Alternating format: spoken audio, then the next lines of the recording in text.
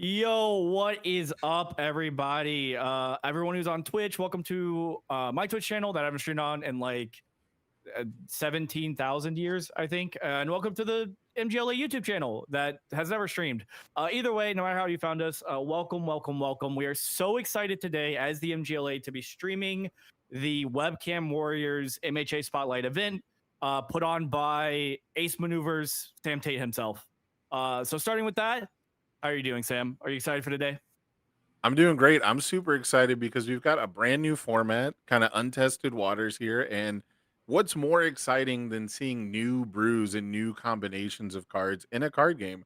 There's absolutely nothing more exciting than that. And that is something that this format promises you all day today because we've got cards from Jetburn, we've got cards from Girl Power. Dare I say, we've even got cards from the Dark Deku Challenger series decks that are going to be mixing it up with some old favorites from set one that you might not have been able to play with in the last year or two. So it's time to dig into that nostalgia, relive the glory days, and play some of our favorite cards that I think a lot of us started playing the game with.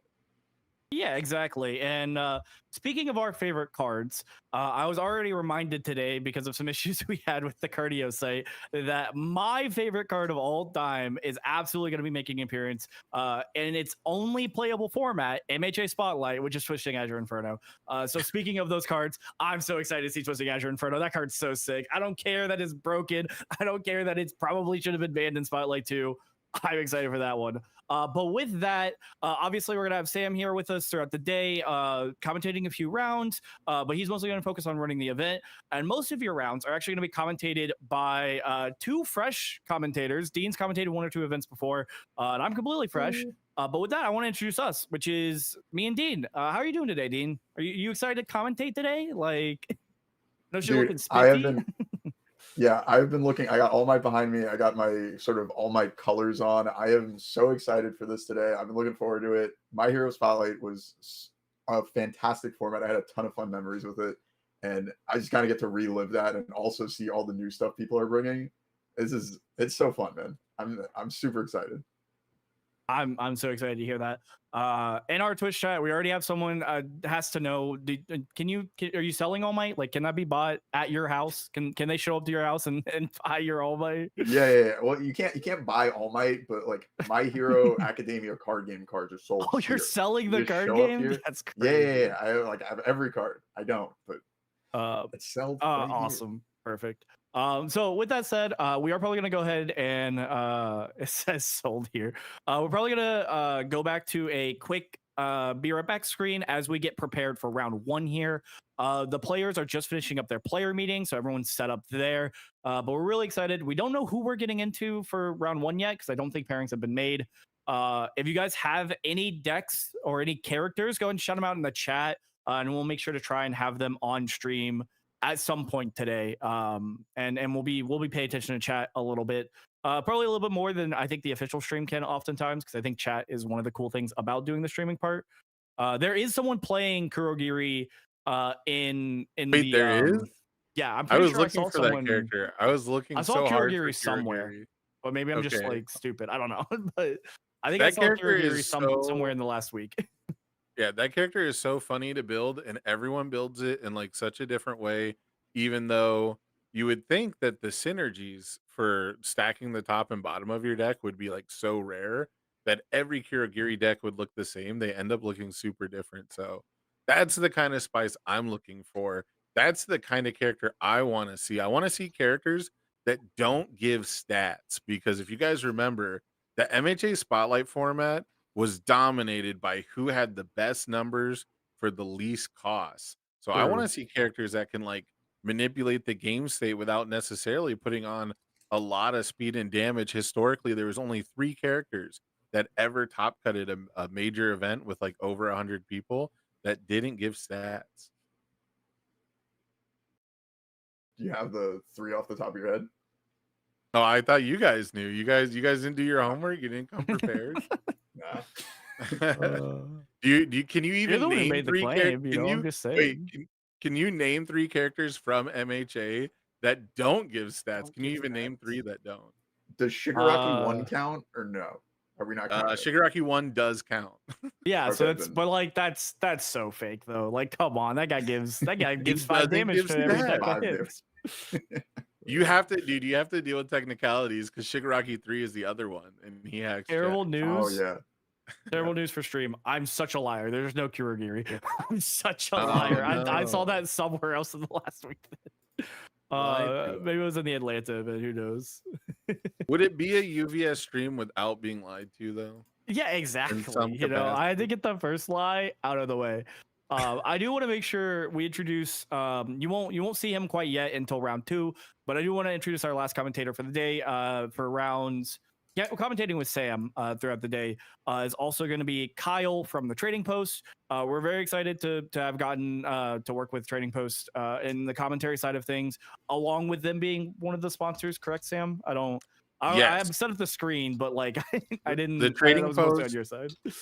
The Trading Post has done some immense support for community events over this whole year. Actually, they've been involved longer than I think people realize. And yeah, Sri and everyone from the Trading Post has just been like so awesome to work with, and they've been so excited to inject some excitement into the community. And these events really they wouldn't pop off and they wouldn't be possible without them. So absolutely, thank you to everyone involved. We've got sponsors throughout the day that we'll mention, but yeah, the Trading Post has definitely stepped up in a big way for a lot of our smaller events. Yeah, exactly. I know I certainly appreciate everything that they've done so far, for sure. But yeah, with that said, unless either of my two guests here with me right this second have anything, I think we're gonna close down for just a second while we get set up for round 1. But like I said, go ahead and stay active in the chat. I'm going to be honest with any of our YouTube viewers. I'm not. I have chat I fish, like, got on my you. primary Don't worry, screen. YouTube viewers. I gotta I'm remember to looking go out for them. to the YouTube one. So it's, but you're loved. You're loved, YouTube viewers. I promise. I promise. But yeah, we'll see you guys in just a moment.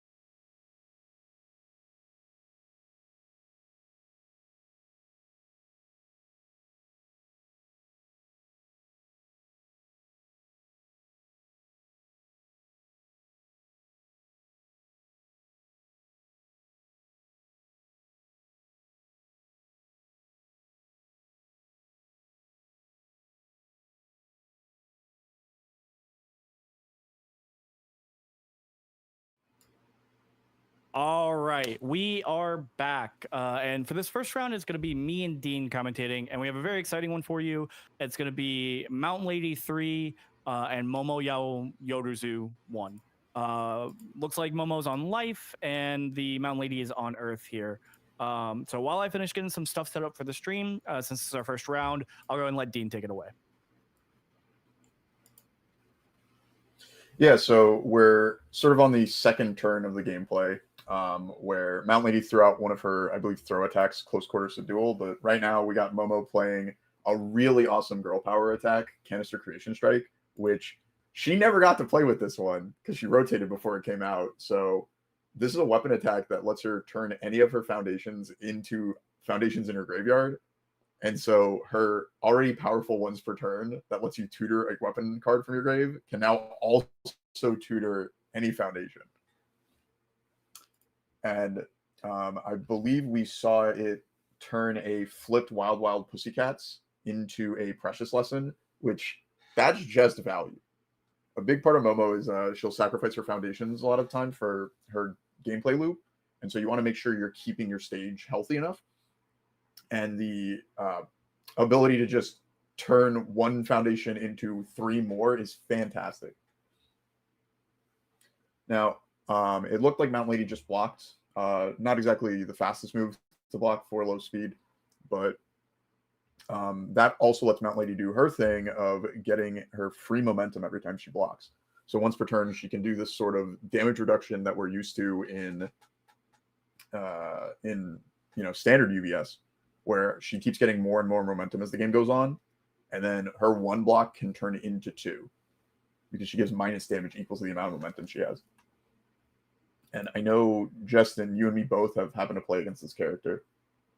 But ended up being the same person, but yeah. And the one thing I do remember from that game that I played was being like, what the hell is this? Like, I did not realize the moves that this character has, right? Like, it's actually insane, some of the cards that this character just to kind of like combo off of, right? Speaking of, it looks like we're actually starting out with it's a little bit blurry on my end, but that looks like it's the Gigantification Swing, just the alt art one. Yes, yeah, alt art Gigantification Swing. Both players have some really great alt arts, as we're seeing on stream. We got Release and Quick Creation from the Momo, and the Canister Creation she played was great as the alt art. You got the Judge Pro Hero Ryugu card in Mount Lady stage. But yeah, Gigantification Swing is a fantastic lead-in for her. She obviously she had momentum from her response block from the previous turn, and now her checks are just going to be that much easier for the rest of the turn. I have to imagine that almost, if not every attack in Mountain Lady gets the benefit from Gigantification Swing.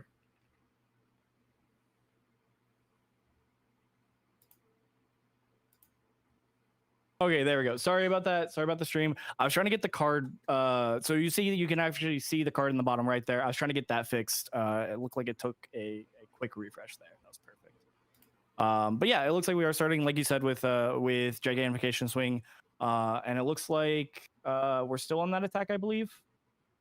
And we have it up to a 5 mid for 5. I don't think we've messed with the damage yet. Mm-hmm.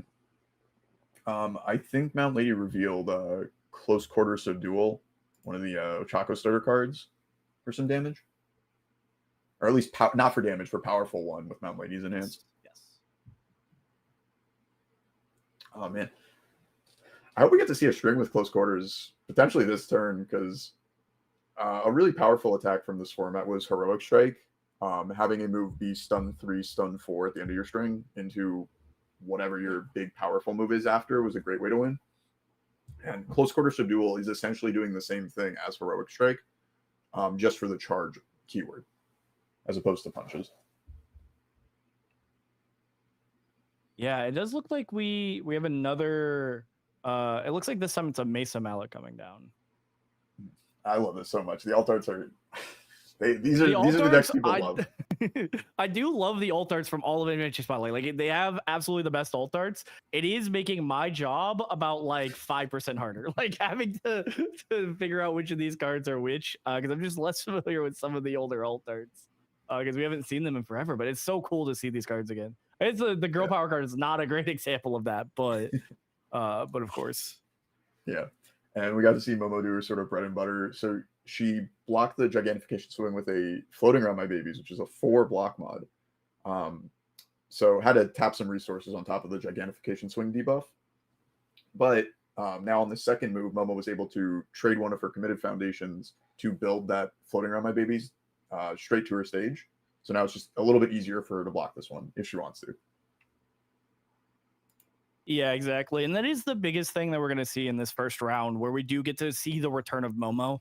Because the one thing that character was always great at, as me and having played plenty of games into Nate, famed Momo 1 enjoyer, that character is going to block incredibly well. And we see that in the first 2 turns, we managed to build a release, which that was one of the game states that I always remember from the early days of MHA, being one of the hardest to play through. Is you see Momo build a release and just get to start her kind of crazy block string shenanigans, and it's it feels detrimental. So it'll be definitely an interesting point to see how the Mountain Lady player specifically combats that this round.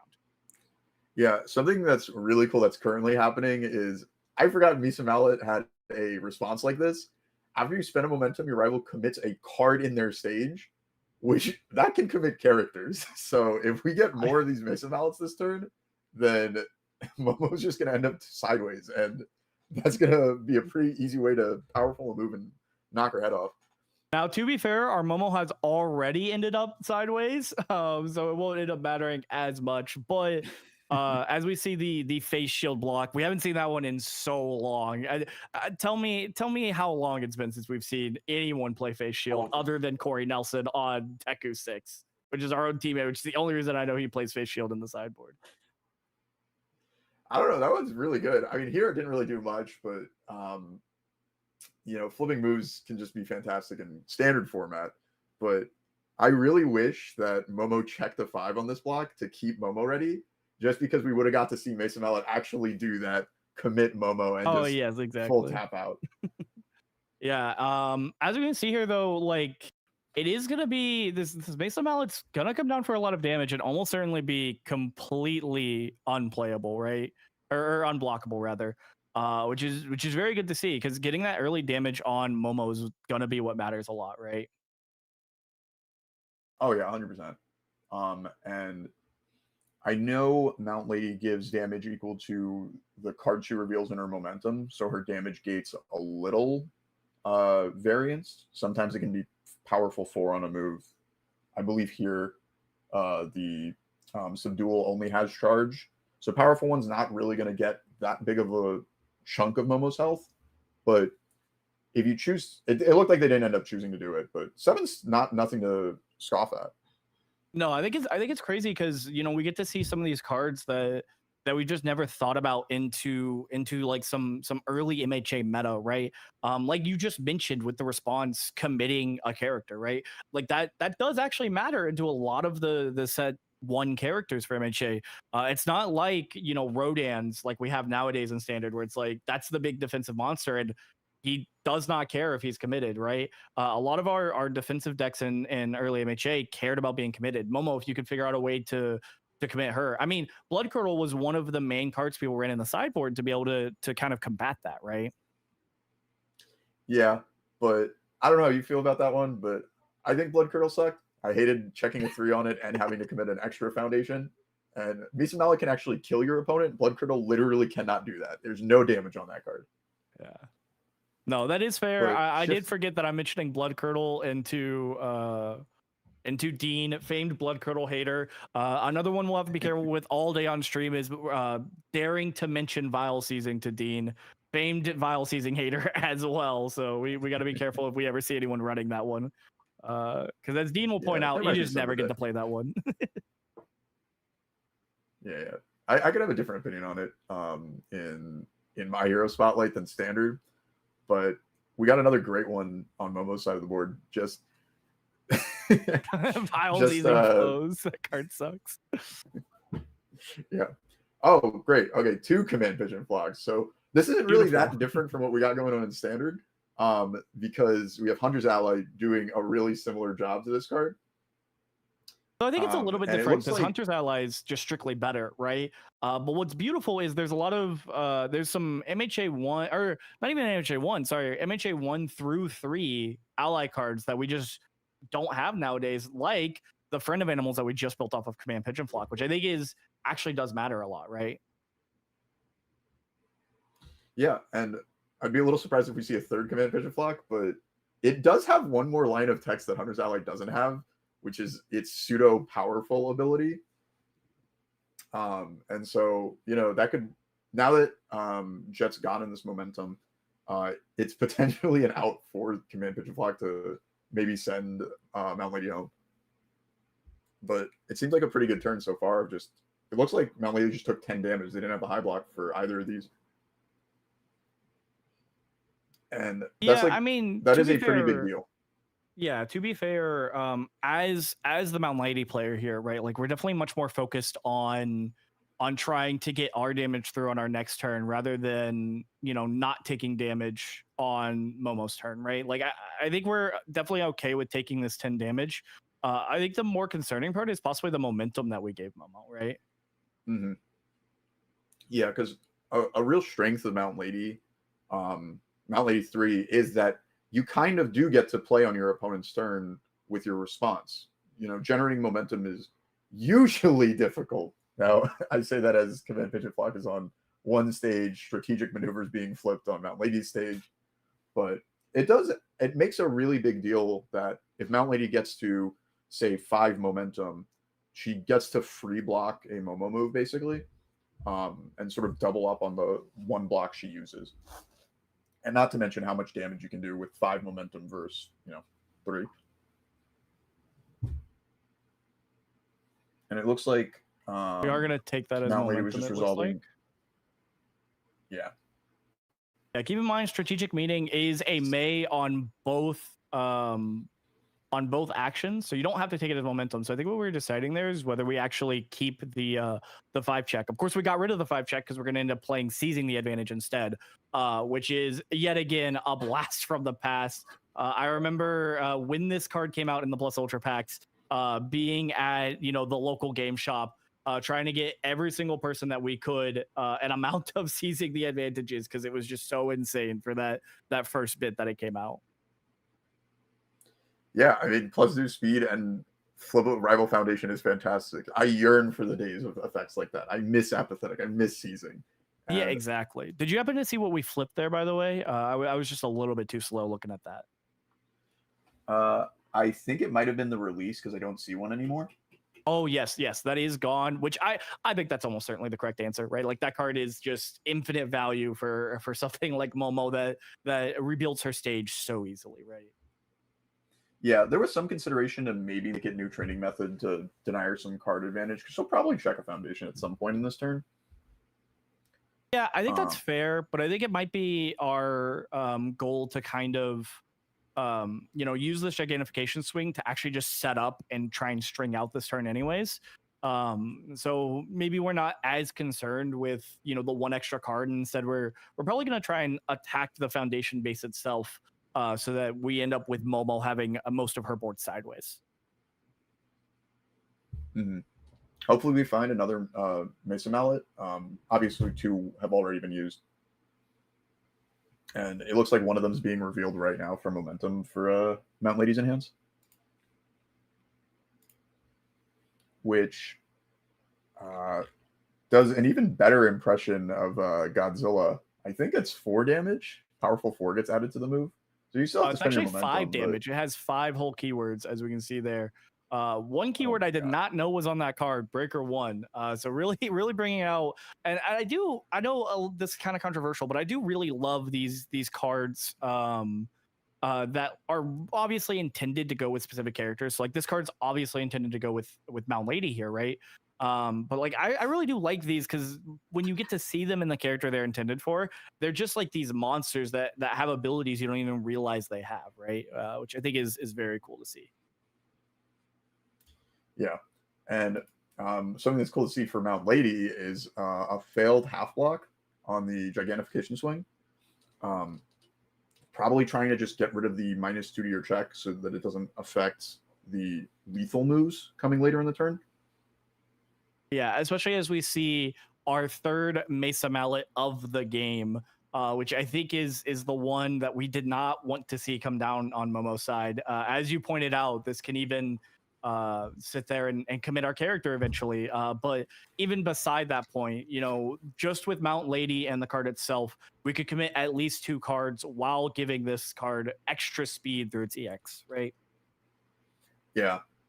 It looks like Momo is not really going to be worried about the committing her character just because of how many resources she has ready.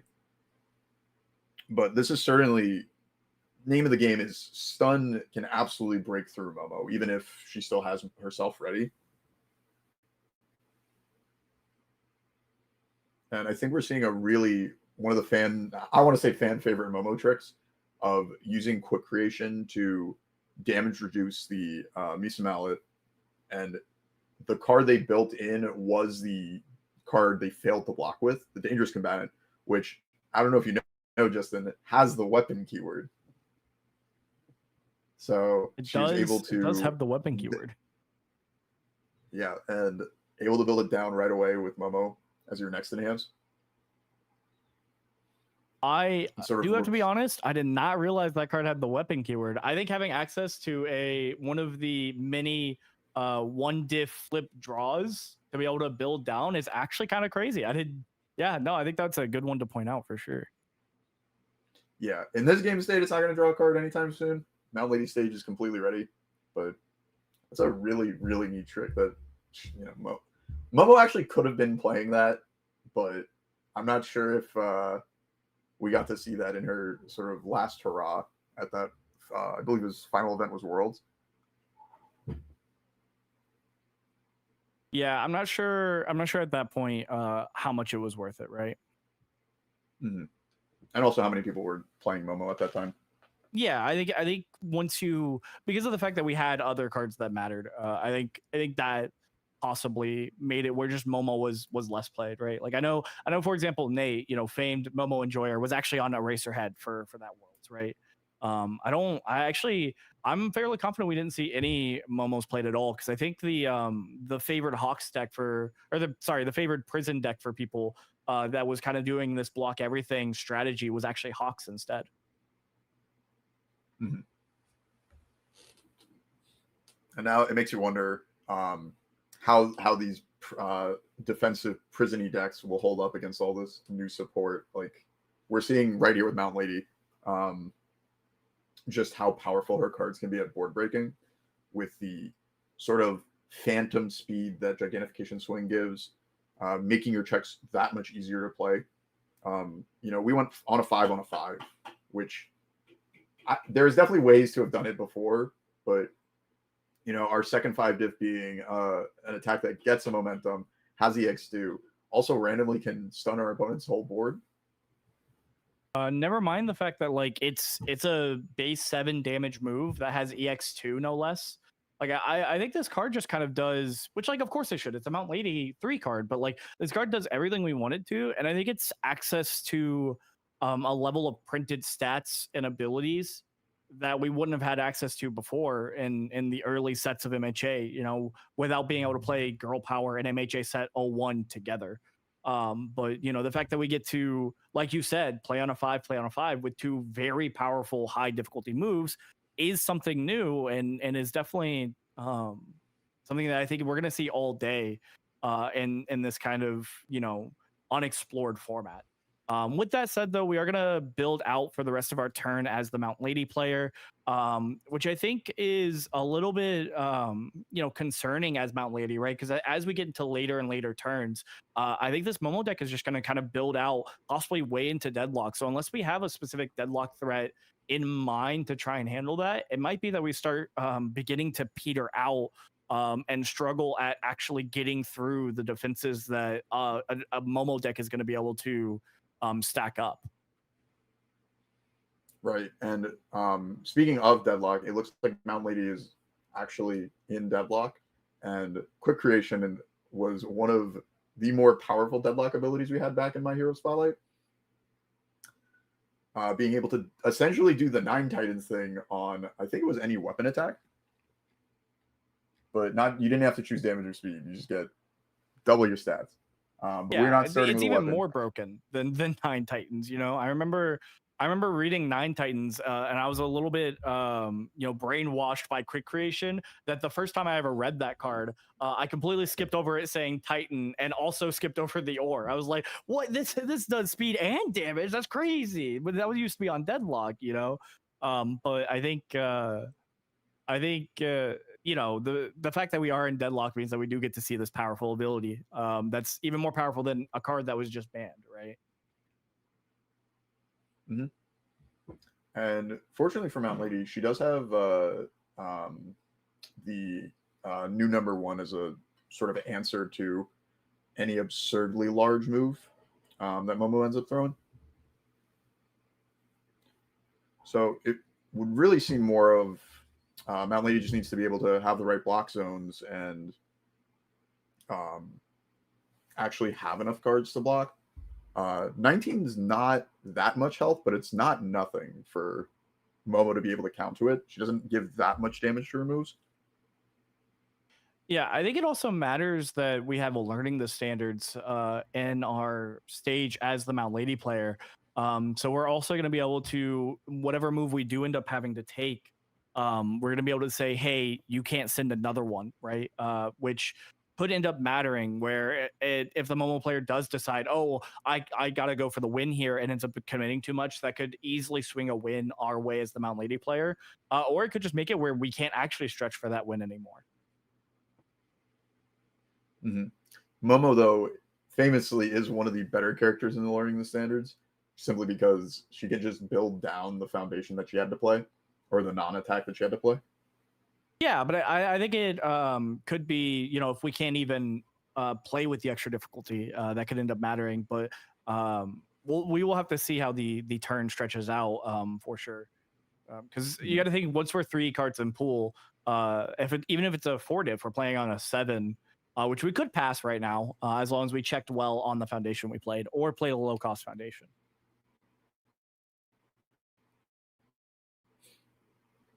Yeah. And speaking of that, obviously very unfortunate for Momo to check a 3 on her 6 diff here, but command is kind of a pseudo 4 diff, so it's not as rough. And Momo's going to want to blow up those foundations anyway for both either speed offensively or defense. Yeah, we are going to get to build in, like you said, and it does look like we're going to build in a Wild Pussycats, which is going to be able to actually fill out our hand even more. So it looks like our main goal here, since we had just used one, that might have been that we didn't have any allies in our discard pile. Obviously, we can't reach over and check Chet's discard pile as we're online here, but it could be that we had no other allies, so we had to destroy that. It could have also been that we actually are trying to fill our hand with foundations, so that we're able to block anything that Mount Lady is able to throw at us.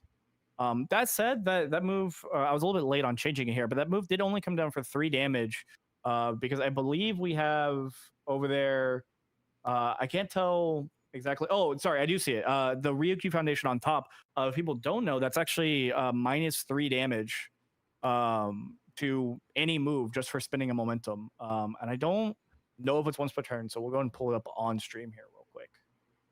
I think we actually used that move and also Mount Lady's damage reduction ability from just committing with a block, because we half blocked the first pigeon flock with rapid punches. Oh yeah, it does look like I actually got the health here wrong. Sorry about that, team. Looks like we're at 16 right now. Mm-hmm. Oh yeah, okay, so really we are great getting turn. these down to 1 damage. Mm-hmm. Yeah, I mean, Mount Lady's staying alive by doing this, but this is also kind of a great turn for Momo, because we're not only are we doing the natural progression of trying to reduce our opponent's life points to win the game, but attacking Mount Lady's momentum is a really huge way to prevent her from actually finding lethal on you. And so each move has received this damage reduction, as well as instant Shining Flash's response, just snapping another momentum out. Yeah, I do think our main win con here as Mount Lady is going to be trying to get whatever last move we play really big. So like you said, the fact that we've attacked the momentum here is going to matter. And as I pointed out earlier in the turn, it looks like that learning to standards response is going to come in. So we're gonna have to see a non-attack card get played. And I believe that also is going to get rid of the minus difficulty on instant shining flash, as it does say the next card you attempt to play, meaning that this is going to be on an 8 itself. Luckily we did check a 5 though, which is very good. Mm-hmm. Even if we check the 3, we did have 2 foundations left to pass the check, but you know, it's looking kind of dire for Nanashi with this home run comet getting at least. So there's at least 2 momentum to give it damage. There's floating around my babies to give it 1 more damage. There's death maneuvers for another, and then there's quick create for another. So without powerful, this is already an 8 damage move. And I have to imagine we're close enough to 13 that Mountain Lady doesn't really. It looks like she doesn't have any cards left to block with. So it doesn't matter how fast or what zone this is. Yeah, I think it might be the end of the game 1 here, because like you said, I think this this home run comment is just going to come in for so much damage that there's nothing we can really do about it. Yeah, I saw Nanashi posturing with their learning the standards. Another neat part about it in this Momo matchup is you can interact with any of the stuff she builds down before she can take advantage of it. Not really going to matter here in this game state, but it's definitely something to think about for game 2 and hopefully game 3. But yeah, it looks like we're selling out on this home run comment because it is looking like it's just count to our opponent's life total, and that's all we really need to do. Yeah, it does look like that is going to be the end of game 1, like you said. Because we even had the extra momentum from home run kind of itself. So, oh yeah, we had 3 momentum to work with. Yeah. So as the players are siding here, shuffling up their decks for game 2, what do you think Mount Lady has to do in this matchup to sort of take it down? Obviously, they're down a game, so this one's even more important for them.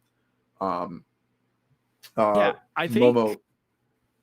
I think we started out really well as Mountain Lady, getting a lot of damage onto Momo, right? Because I think you have to attack Momo before she has too many resources out, right? I think the main issue was that the next attack turn we had, we weren't able to actually extend and get damage in, despite the fact that we played what I think are our 2 most important moves to this matchup, which are going to be Gigantification Swing, and is also going to be Mesa Mallet, right? I think these moves are going to be our board breakers against Momo, and so making sure that we save those for turns that we can really pressure Momo is gonna be the difference maker here.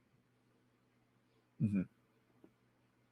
Yeah, and then from Momo's perspective, Jet really knew their lethal line of I'm going to throw out these poke moves to get some more damage in, maybe burn some resources from Mountain Lady.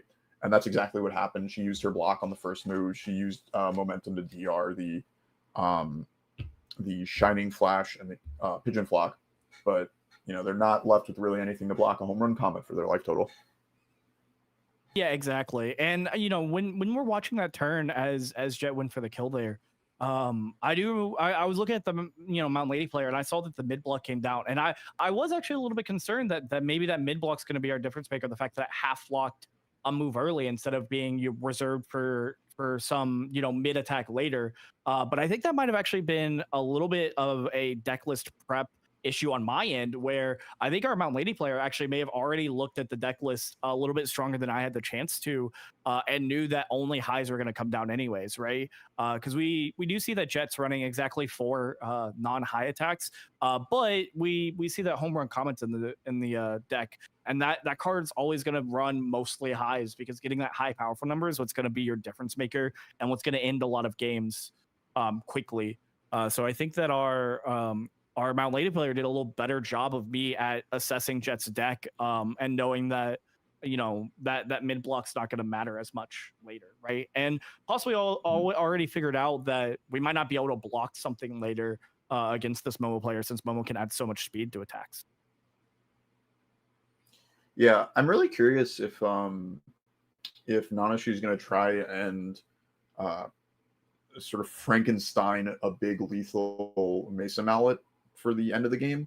I'm not 100% sure if we saw the EX used on it in game 1, but EX2 isn't nothing, and it's really possible that Mount Lady could, over the course of the game, generate a ton of momentum that Mesa Mallet is just too fast to block and lethal with powerful 5 from Mount Lady's in hands. I think that could be a pretty solid way to make your onslaught of attacks translate into a game ender. We saw, as we saw in game 1, there was some strong turns with Giganification swinging a Mesa Mallet, but then they sort of peter out a bit, and maybe you have to take more of a risk, or maybe you just have to hold back a bit. You pointed out the breaker on Mesa Mallet, which that could make the difference, but if I'm in Nanashi's shoes, I'm thinking, I'm not blocking with this one. I'm killing Momo with this. Like, it's death or bust with that one.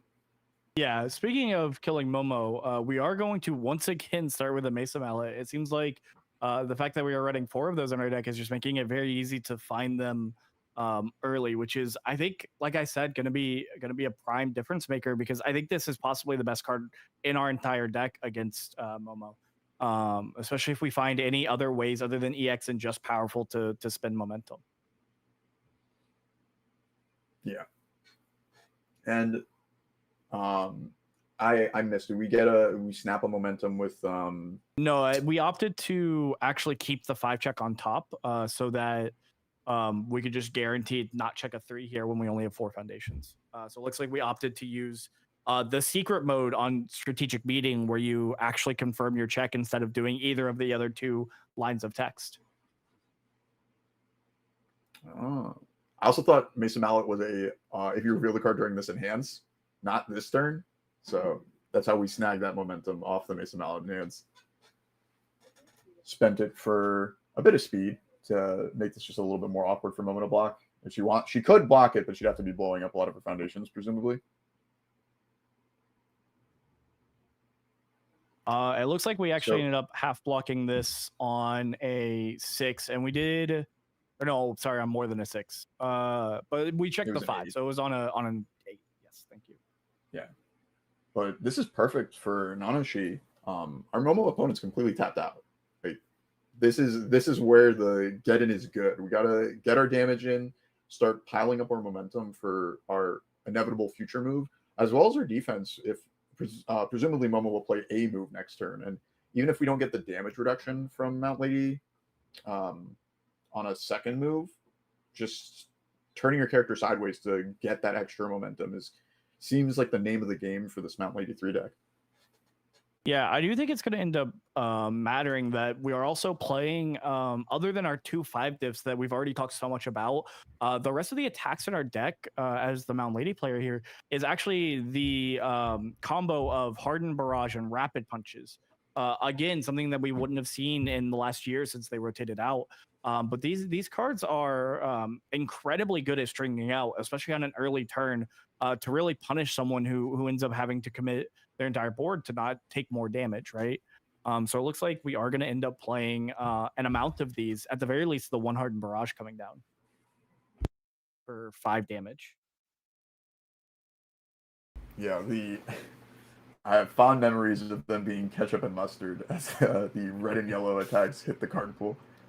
We got to see a really cool combo with the Hardened Barrage too, of it actually hitting for damage and unflipping the. I keep saying the name wrong. Is it Strategic Maneuver? No, that's it's right? Strategy meeting. Sorry, I should have. Strategic meeting. There we go. We both said it wrong on that one. That one's apparently a hard one for us to get right on that. But I've never heard a commentator mess up a card name. Yeah, it's only us, you know. But There is gonna be, like I said, we're gonna start playing these string of rapid punches. You know, like you said, the ketchup and mustard. And our other remaining, other than close quarter subdual, our other remaining fortif is actually hardened jab, which with how many face downs we have here, could actually come down for quite a bit of you know, reusing our foundations very well, right? Even though it's not going to be as Yeah, damaging as we something do end like. up seeing instead. Sorry, go ahead, go ahead, go ahead. No, I was going to say we do end up seeing another Harden barrage, but unfortunately, checked the 3 and we opted to fail it. Sort of walk me through that, Justin. What would you like? Where do you think that thought process is coming from? Yeah, I think we were mainly concerned that we would kind of tap our board sideways and we could easily get punked by the Momo player here, right? Because even though Momo only has 5 foundations, right? You can imagine a line where our Momo player just happens to draw the nuts, right? And goes something crazy like command pigeon flock, 2 instant shining flash, and a home run comment, right? Like that's, I didn't count the damage out immediately, right? But that is a lot of damage, and we don't have a lot of resources to be able to defend with. We don't have, like, for example, the Ryukyu Foundation. We weren't able to build that one. So I think we were really concerned about turning our character sideways. Was the main concern there. If I'm being honest, though, I think I would have taken the 6 damage because I think leaving Momo at 6 is actually a lot of value here. But you know, obviously, the Mount Lady player just valued something different than me, and I can't really say which one was the better decision on that one. Mhm. Yeah, I think personally, I might have just said fuck it and got my 5 damage in, unflip a resource, um, and yeah, get that extra damage in. But also, we still get that extra momentum from the second Hardened Barrage hitting, where Mount Lady can get it just by blocking as well. But there's absolutely some strength to having your opponent at less life totals, make your all your other moves next turn can be lethal with Mount Ladies in hand. So really pressure Momo to have the right block zones and actually hold enough cards to block. Yeah, it does look like the Mountain Lady player here knew a little bit more than us, and it looks like they were holding quite a few high blocks, knowing that they would be able to block an amount of string. So it looks like they just might have had a bit more foresight than we did, and are actually blocking a string that I wouldn't have quite expected a Momo player to be playing on turn 2, but that we know Momo players can do, right?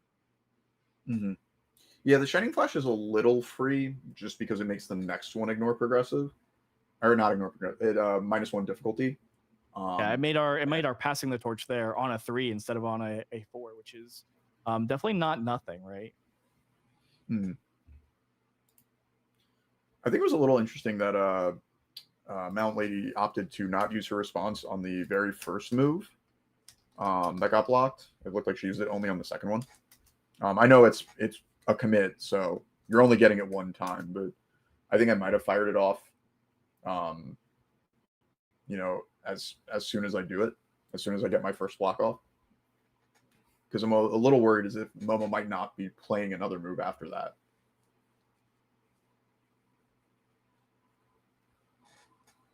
Yeah, I do think that's a concern we could have had, but I think we were okay with not getting the momentum if Momo was playing more moves, and we are much more concerned with not getting hit by a home run comment is I think the concern there. So having that extra resource to be able to make sure that we actually do block, because we had a high value target and 1 foundation up. So even with a 1 high, it would have been on a 5, 6, 7. So if we check a 3, we actually needed all of those resources to be able to block a home run comment exactly.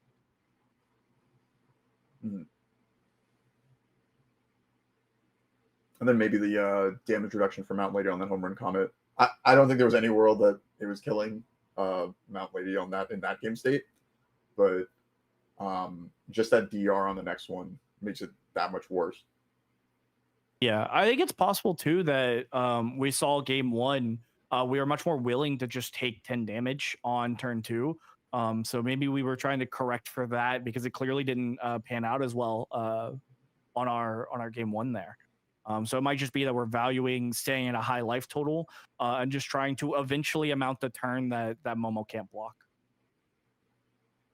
Mm-hmm. And starting out with a great one, as we said before, seizing the advantage, just really powerful opener. Flip your opponent's best foundation, either usually defensively. It could be an offensive one, but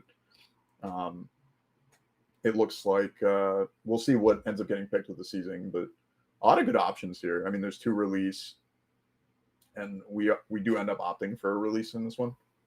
Yeah, I think that's what I would have chosen. But do you think that was probably the correct choice as you see it, or do you think there's anything else concerning on Momo's stage? Simply because it's Momo and she had 2 releases already, I think I might have opted to hit the passing the torch, because I think the game's going to go on long enough that it's going to get some more card advantage. And I think it's actually possible. I think I can't tell exactly, but I think we might actually have 2 passing the torches. No, we have 2 of something else. Never mind. Yeah, I think it's 2 def maneuvers, 2 new training, and it was 2 release. But something that, multiple release obviously makes blocking trivial, but it's not trivial to have to keep blowing up your foundations for it. So if we feel the need that, if Momo felt pressured enough to use multiple release and her character enhance, that actually might just be a good thing for us. She just has less resources to work with on her turn, and as the turn progresses, she would have less for defense. I think I certainly see where you're coming from on that, but it might be that we're just valuing the fact that we're just trying to do 12 this turn exactly. So hitting the release and making it less likely that they're able to do it at all could be the difference maker. Yeah, and then equally so, maybe the passing draw is the difference maker too. Yeah, it does look like, I mean, we did get rid of the passing the torch as the Momo player, so it looks like even here our Jet doesn't actually value the passing torch as much as you or I might. And something interesting, I'm not 100% sure if Nanashi had more attacks in hand, but how do you feel about not playing more moves into both of these characters, honestly, after you play your first one? Simply because in Momo's case, she would have got to build down that dangerous combatant, and then against Mountain Lady, you sort of give her more value on her damage reduction after her first block. I think it really depends. Like we talked about, or like when you asked earlier, right? I think as the Mountain Lady player, we're really trying to amount this with this turn where we eventually make some move unable to be blocked, and we just powerful it to over 12 damage, right? So I think that getting rid of attacks out of our hand is very concerning because we need to play as many as we possibly can. At the same time, I think it was important that we do flip a release if we want to eventually get there on a later turn. So I think I see where the Mountain Lady player was coming from, playing a seizing the advantage into a single attack to flip the release. But I do feel concern over getting rid of attacks out of our hand because I think we're going to end up needing possibly 5 or 6 attacks to be able to end up connecting here against the Momo player. On the other hand, as Momo, I think we value the poke. I think we're perfectly fine with playing 1 passing foundation wise. I think we're perfectly fine playing exactly as slow as we need to, especially because we did get game 1, right? So we're not going to end up needing to get another game here if we don't want to. And I think we also value playing 1 or 2 moves and getting a little bit of value as the Momo player and then going on with our day and having plenty to block with, especially since we can build on our opponent's turn, right? Yeah, 100%. And I want to highlight this about Nanashi's turn previously. They just built 1. They just built a new training method, and they didn't even use the response on it. I think there we were trying to dodge deadlock was our big concern because we do have 2 def maneuvers, which does have a deadlock enhance on it that gives our weapon attacks +1 speed and +1 damage. So if we happen to go into deadlock, I think that's where Momo can actually just have even less attacks needed to be played and just give 2/2 to everything. At the same time, though, I do agree with you. I think I would have tried to get these foundations out of my hand because I do, in my opinion, right, as the Mount Lady player, I think the only way we win is by playing 5 or 6 moves, like I said, right? Mm-hmm. Yeah, and then a great way to beat the stat buff from def maneuvers is more foundations to block the speed. Yeah, I do think Def Maneuvers is one of those cards that does happen to scale very, very well with Deadlock, though. At least in multiples. I think if we just had one, building more foundations is a very good answer. But I think once we have two of them, it actually does start to get concerning. That said, though, we are building a learning the standards here, which both helps us get out of Deadlock by getting rid of foundation out of our stage, and also is just a very good anti-string card. So that if we do start getting hit with some scary moves, we could possibly try and make it harder for Jet to play more. Yeah, I still think that it might be best to hold that learning the standards for a Momo trick where she tries to fast build something. We talked about quick creation being powerful Deadlock in game one, and it's not in her stage right now, but really at any point Momo can just sort of snap that in and do a stage of Deadlock. And so having learning to essentially cancel that huge stat buff would be, I think, a pretty solid defensive trick to keep yourself alive here. I mean, we're still at 29, so. Yeah, I mean, we haven't seen Momo actually use the second enhance on the character card, which is to remove a foundation and go grab any weapon card. So we could even just see that, grab a quick creation to attempt to fast build. So I think you're actually right that the better use for learning the standards might be to not let that happen. I'm not sure if we have a quick creation in the discard pile right now. Like I said earlier, we can't reach into the internet quite as easily, but I guess we can't. If we were in person, we also wouldn't be able to reach over the table. But I like to live in a world where maybe we could. No, I'd get up, and if this was an in-person event, I'd walk over there. I'd be like, "Give me a second, let me look through this." Yeah, let me just double check what's over there. That's crazy.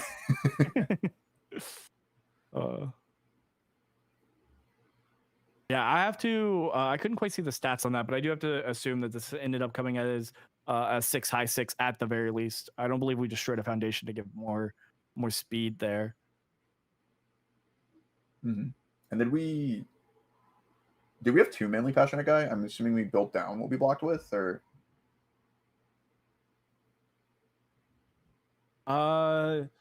yeah, I believe.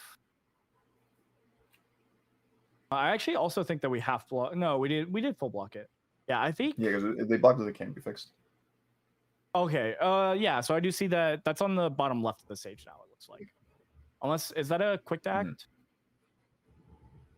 Mm-hmm. I think it's a quick act. I don't think we built it down. I'm not actually positive where it went, to be honest. It can't be fixed. It's gone. It's gone forever. Exactly. We did get to see a really cool trick from Mountain Lady that we haven't seen. We didn't get to see in game one. Of she randomly hit a card pull to work with some of her momentum tricks, and so you just you get that sort of rebuy, and that's really good in the instant shining flash where you don't actually lose the momentum they make you spend.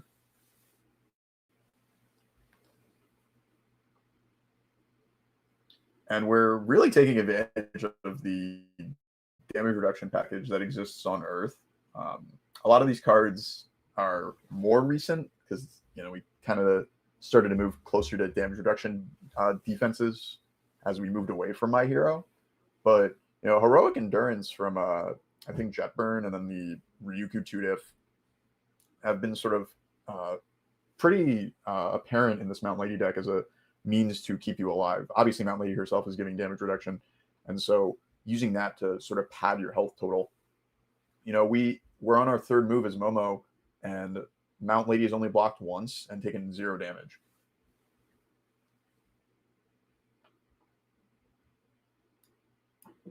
Yeah, I do think it matters a lot that we were able to blank out one of the second instant shining flash there. Especially in the world where we're giving 2/2, because I think Def Maneuvers, what ends up mattering more is actually the speed that it gives, because making things that much harder to block just makes it where like these strings just end up being more threatening, and we're able to eventually have that home run comet come down for a life total, right?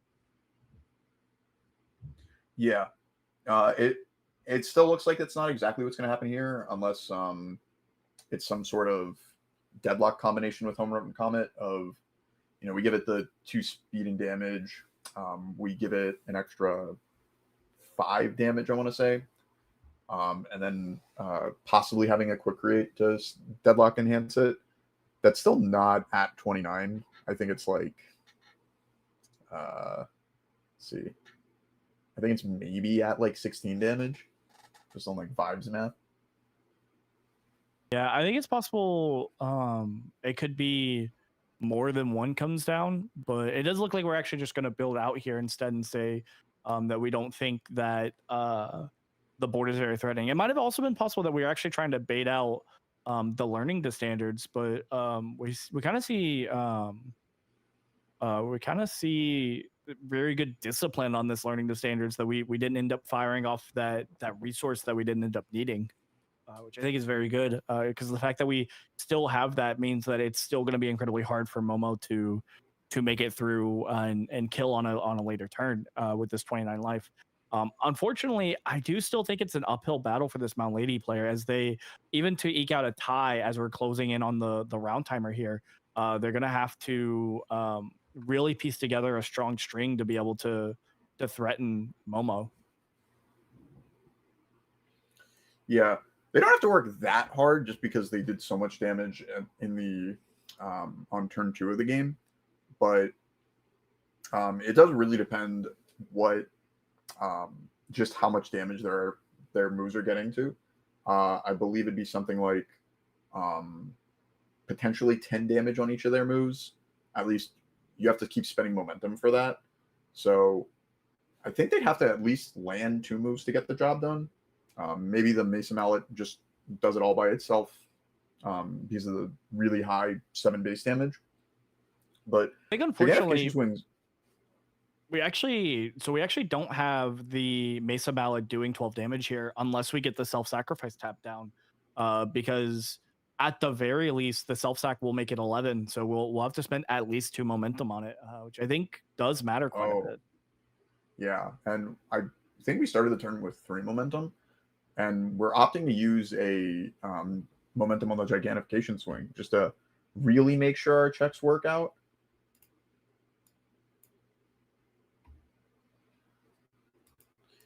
Do you happen to know the 2-diff foundation that Mount Lady is using? It's got her face on it.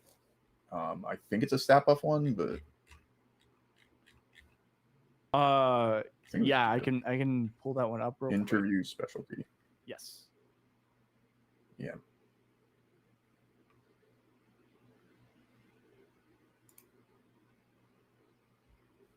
Okay, so interview specialty is like her other. Mount Lady very often Mount has Lady likes giving one speed a lot. Yeah, do her gimmick get +1 specifically. Speed. Yeah. Oh man, I think Young Heroes might be sealing the deal to say that Momo can't die. Essentially discard any card in your hand to negate the powerful ability. But we still have that learning the standards, which we can hopefully use to if it gets built down, then we essentially negate it. Yeah, we are gonna build that asset that we blocked with, which again we already talked about, but this is the gameplay loop that Momo's striving for. So the fact that we were able to take game 1 and just kind of chill here, build, block with something, build in our most needed defensive thing that is harder to build otherwise. Because if we tried to play this on our own turn, it would have been on a 4. And even if we played it after an instant Shining Flash, it would have been on, it still would have been a 3 difficulty. The fact that we get to run this very high costed card just is one of the biggest strengths of Momo, I think. Yeah, absolutely. And it looks like Nanashi opted not to use the learning the standards on it. So they potentially have a different plan regarding when they want to use the card. Perhaps they're concerned about it as a defensive piece more so than the interacting with Momo's gimmick. Yeah, which I think does make sense, right? Mallet. We do still want to try not to die in case we're able to get another attack turn out of here, right? Mm-hmm. And we're seeing Mesa Mallet sort of do its bread and butter, get our momentum, start making our opponents spend some resources.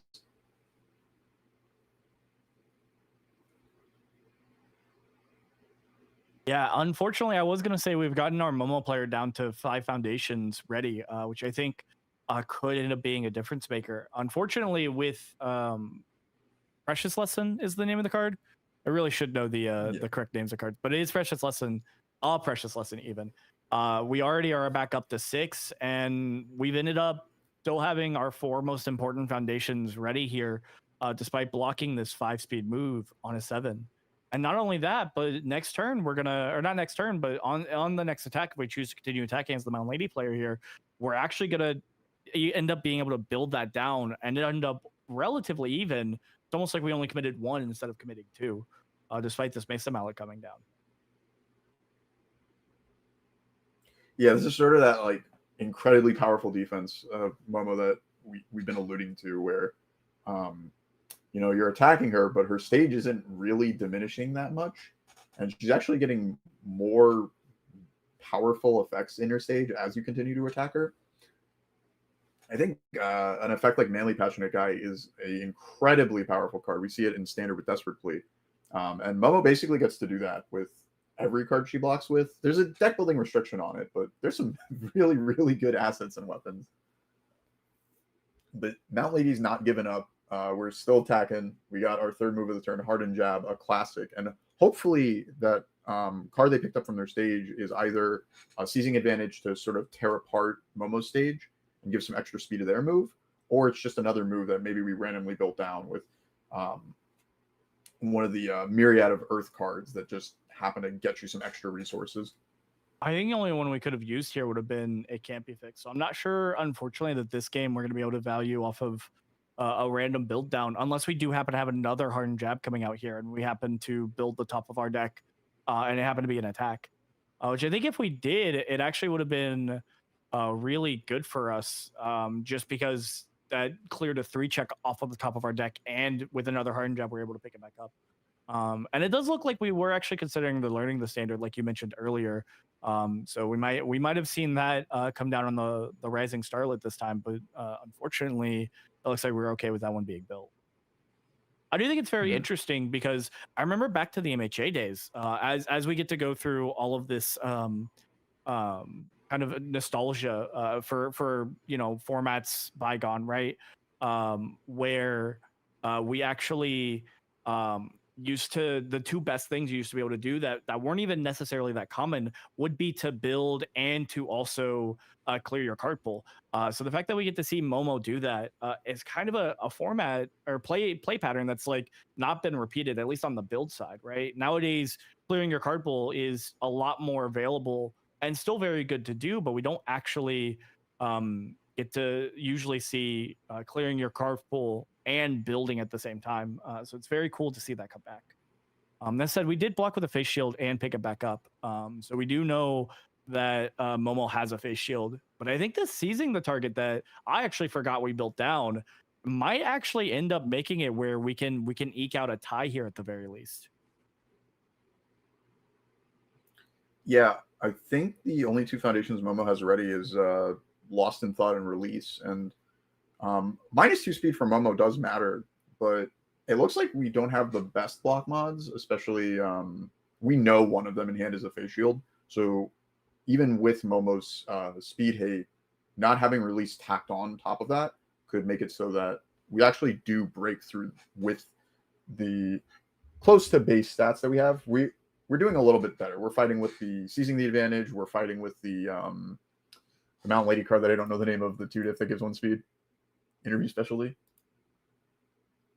Oh yeah, yes, of course. Well, so it should just be giving 1 speed here, but like that still is going to matter a lot here.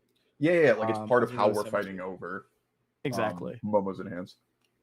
Never mind the fact that seizing the target itself is also just going to make this move in particular quite a bit faster. And if it does happen to hit, we're going to be able to unflip strategic meeting or possibly something else that got flipped earlier in the game that could matter more. But I do think we're going to be looking at unflipping strategic meeting just for that confirming of the check if we need it, if we have more attacks in hand, or we could draw another attack off of it or get that extra momentum if we need that instead. Yeah, I'm really thinking that we'd want the extra momentum just to take advantage of the powerful 5 that we're currently threatening with Mount Lady. Yeah, I'm not sure that I'm really in favor of getting rid of our Mesa Mallet here, which really means that we would want the extra momentum, like you said. Yeah. I will say though, if we do get an extra momentum, we would have gotten to use that Incredibles play that we were just forced to pick up in order to cancel the Young Heroes, which would have been huge for us. Unfortunately, it looks like Jet was able to spot that play before we could get to it on the next attack. Unfortunately, What if we use the Hardened Barrage to just unflip the Incredible display that we could have chose to build down because of the Lost in Thoughts extra ability? as you mentioned that, I do actually think that could be a play that we didn't quite see that ends up mattering a lot. But that also does make it where we can't actually unflip strategic meeting anymore and get that extra momentum that we need. It does look like we're going to try and give this 5 damage and then immediately, unfortunately, see that 5 damage come back down. Yeah, making it so this Hardened Barrage doesn't need to be blocked. We don't need to spend any resource on it. It's not lethal. It puts us in a worse spot, setting us down to 7, but you really do need a momentum for Mount Lady or a Mesa Mallet to seal the deal at 7 with just 1 move. Yeah, I do think that you called it out earlier. We should double check here so that we're not completely clueless commentators that learning the standards is not locked to foundations. So I'm gonna pull that one up real quick.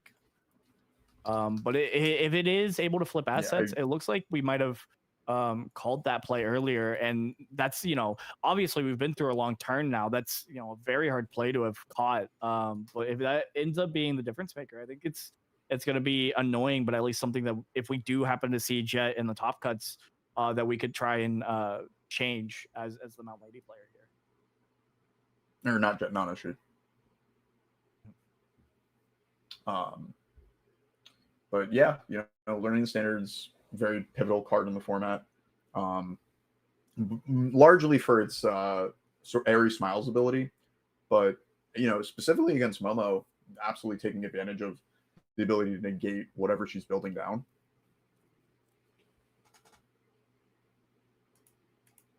Looks like we're going to try and decide whether we want to keep this 4 on top or if we value the momentum instead. Unfortunately, that is not an attack with keywords. So even if we do take it as momentum, it needs to be something that has quite a lot of or has a momentum ability already. But unfortunately, we are going to call it there as Jet took game 1 there. So so that is going to be it for our round 1. We're going to go ahead and get situated here for round 2. Did you have any final thoughts on the match as we move into round 2 here, Dean? I just want to say the decks look super cool. I know Nanashi really likes Mount Lady, and they're constantly talking about the decks in Discord. It's like, asking for advice and sort of trying to make it better and better. And I think they did a really good job with this version of Mount Lady 3, showcasing some of the more powerful stuff she can do with her Mesa Mallet. And then equally so, Jet showing off, she's gone but not forgotten. Momo's defensive tricks are just crazy. Building what you block is just an incredibly powerful ability in the game, and things have not changed. It's still going to be a great way to defend against your opponent's onslaughts. Yeah, I do think this ended up being a round 1 for the ages, as we get to see one of the new characters from Girl Power that we haven't seen with these MHA cards, and one of the very familiar characters that we saw plenty back in the day. But with that said, we're going to be right back and go back to the Be Right Back screen. Again, huge shout out to the sponsors. Their logos will be going through that. We'll do a proper shout out later when Sam is back on the stream as well. But I just want to, shout out that you can go check them out at their various places. But we'll see you guys in round 2.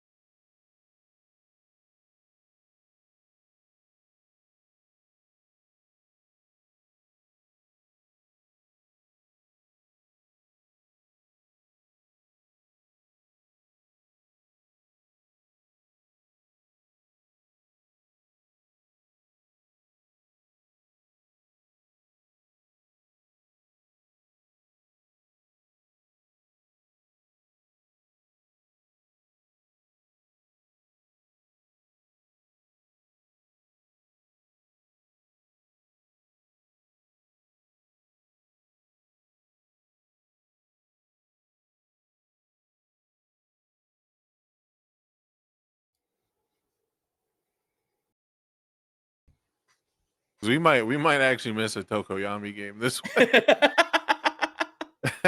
There we go. Oh. All right, welcome back to round two, everybody. I'm Sam Tate, of course, Ace Maneuvers, and we've got a very, very awesome, probably very aggressive round two for you. It's going to be Ochako 2, played by Rebby Lynn, and the infamous Tokoyami 1, played by Gavin Kale. But first, I want to give my co-commentator here an opportunity to get more well acquainted with you guys before we jump into this. Hi, everybody. I'm Kyle. I am part of the Trading Post team that you've probably been hearing about. I am one of the owners of like the whole group and everything like that. We're opening up a store here pretty soon, but I'm just really excited to be actually involved in the community stuff and get to watch these cool old games and a lot of these old cards that I have some experience with. But I will be reading along with some of you. So I hope you bear with me. I'm gonna be excited getting to see what some of these old ones do and things like that. So it's gonna be a fun game to watch. Yeah, for those at home, it's pretty important you mentioned that. There is quite a few people who got into the game, well after MHA, or at the very least even after like MHA set 1 and set 2. And I think the big appeal right now is we've had set 1 rotated for so long, and those cards were such strong staples through their entire lifespan, before the very first rotation from MHA basically, that you're going to see a lot of mixture of, I think, like Jet Burn, Girl Power, and a lot of set 1, set 2, like the two capstones. So it'll be interesting to see these cards that never got played together in unique combinations for the very first time. But what we've got here is our Ochako player going first. Ochako is a 5 hand size character, but they get some pretty strong abilities in this format to compensate for it. First of all, they can give every attack +2 speed with an enhance, which repeatable speed pump was something that MHA characters really yearned for when trying to beat the more defensive decks in the format. And then if Ochako 2 deals damage to you, they can respond to add their attack back to their hand and then play their next card with +2 to their check, meaning they can afford some really powerful dunks if you get touched.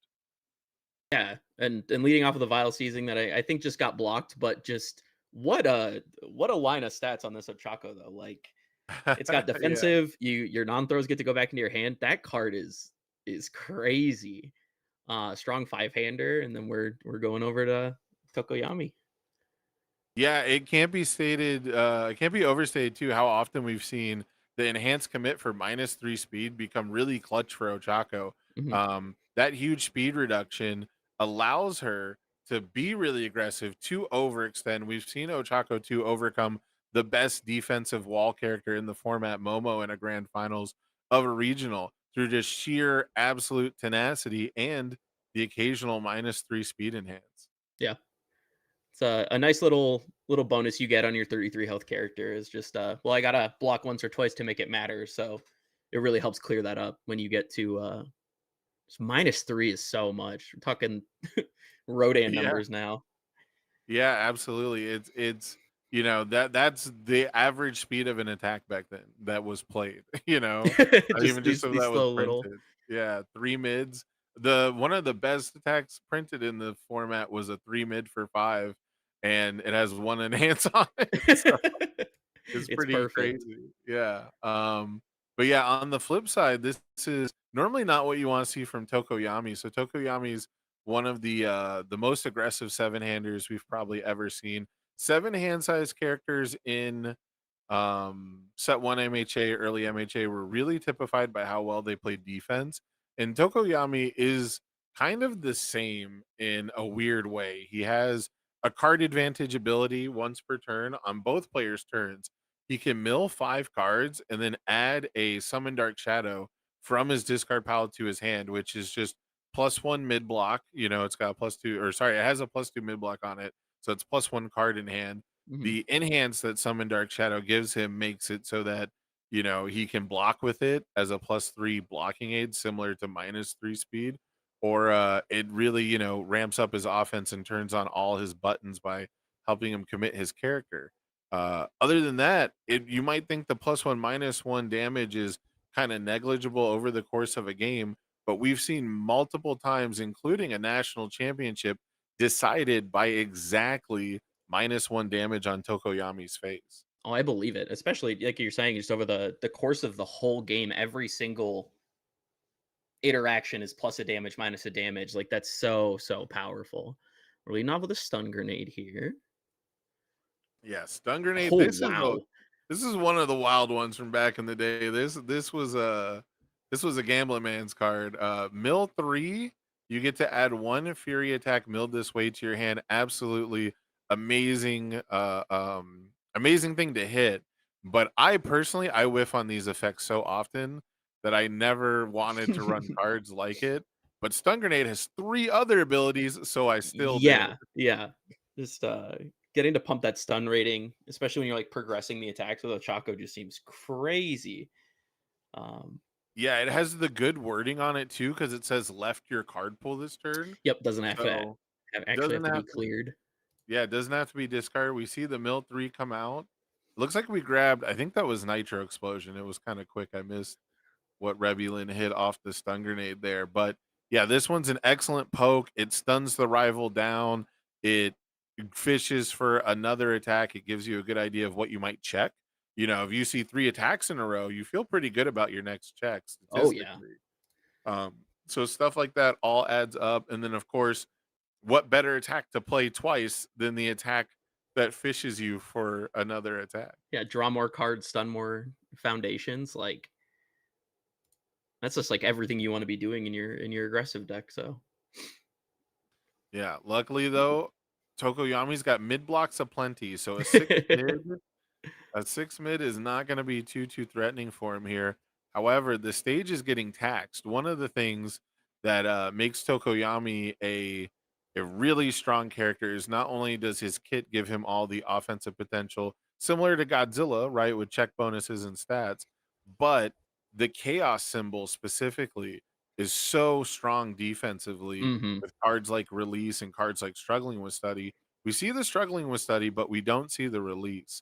So that's going to be the thing that you're really going to want to watch out for. Release can help counteract the +2 speed that Ochako gives, but it's going to be at the cost of a foundation every time you want to use it.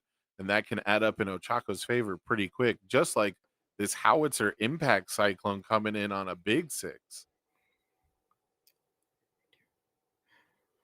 This card has just got a nice combo. I assume we met those conditions with that first attack. Just get extra momentum and draw some extra cards. Yeah, Bakugo's got some cool stuff.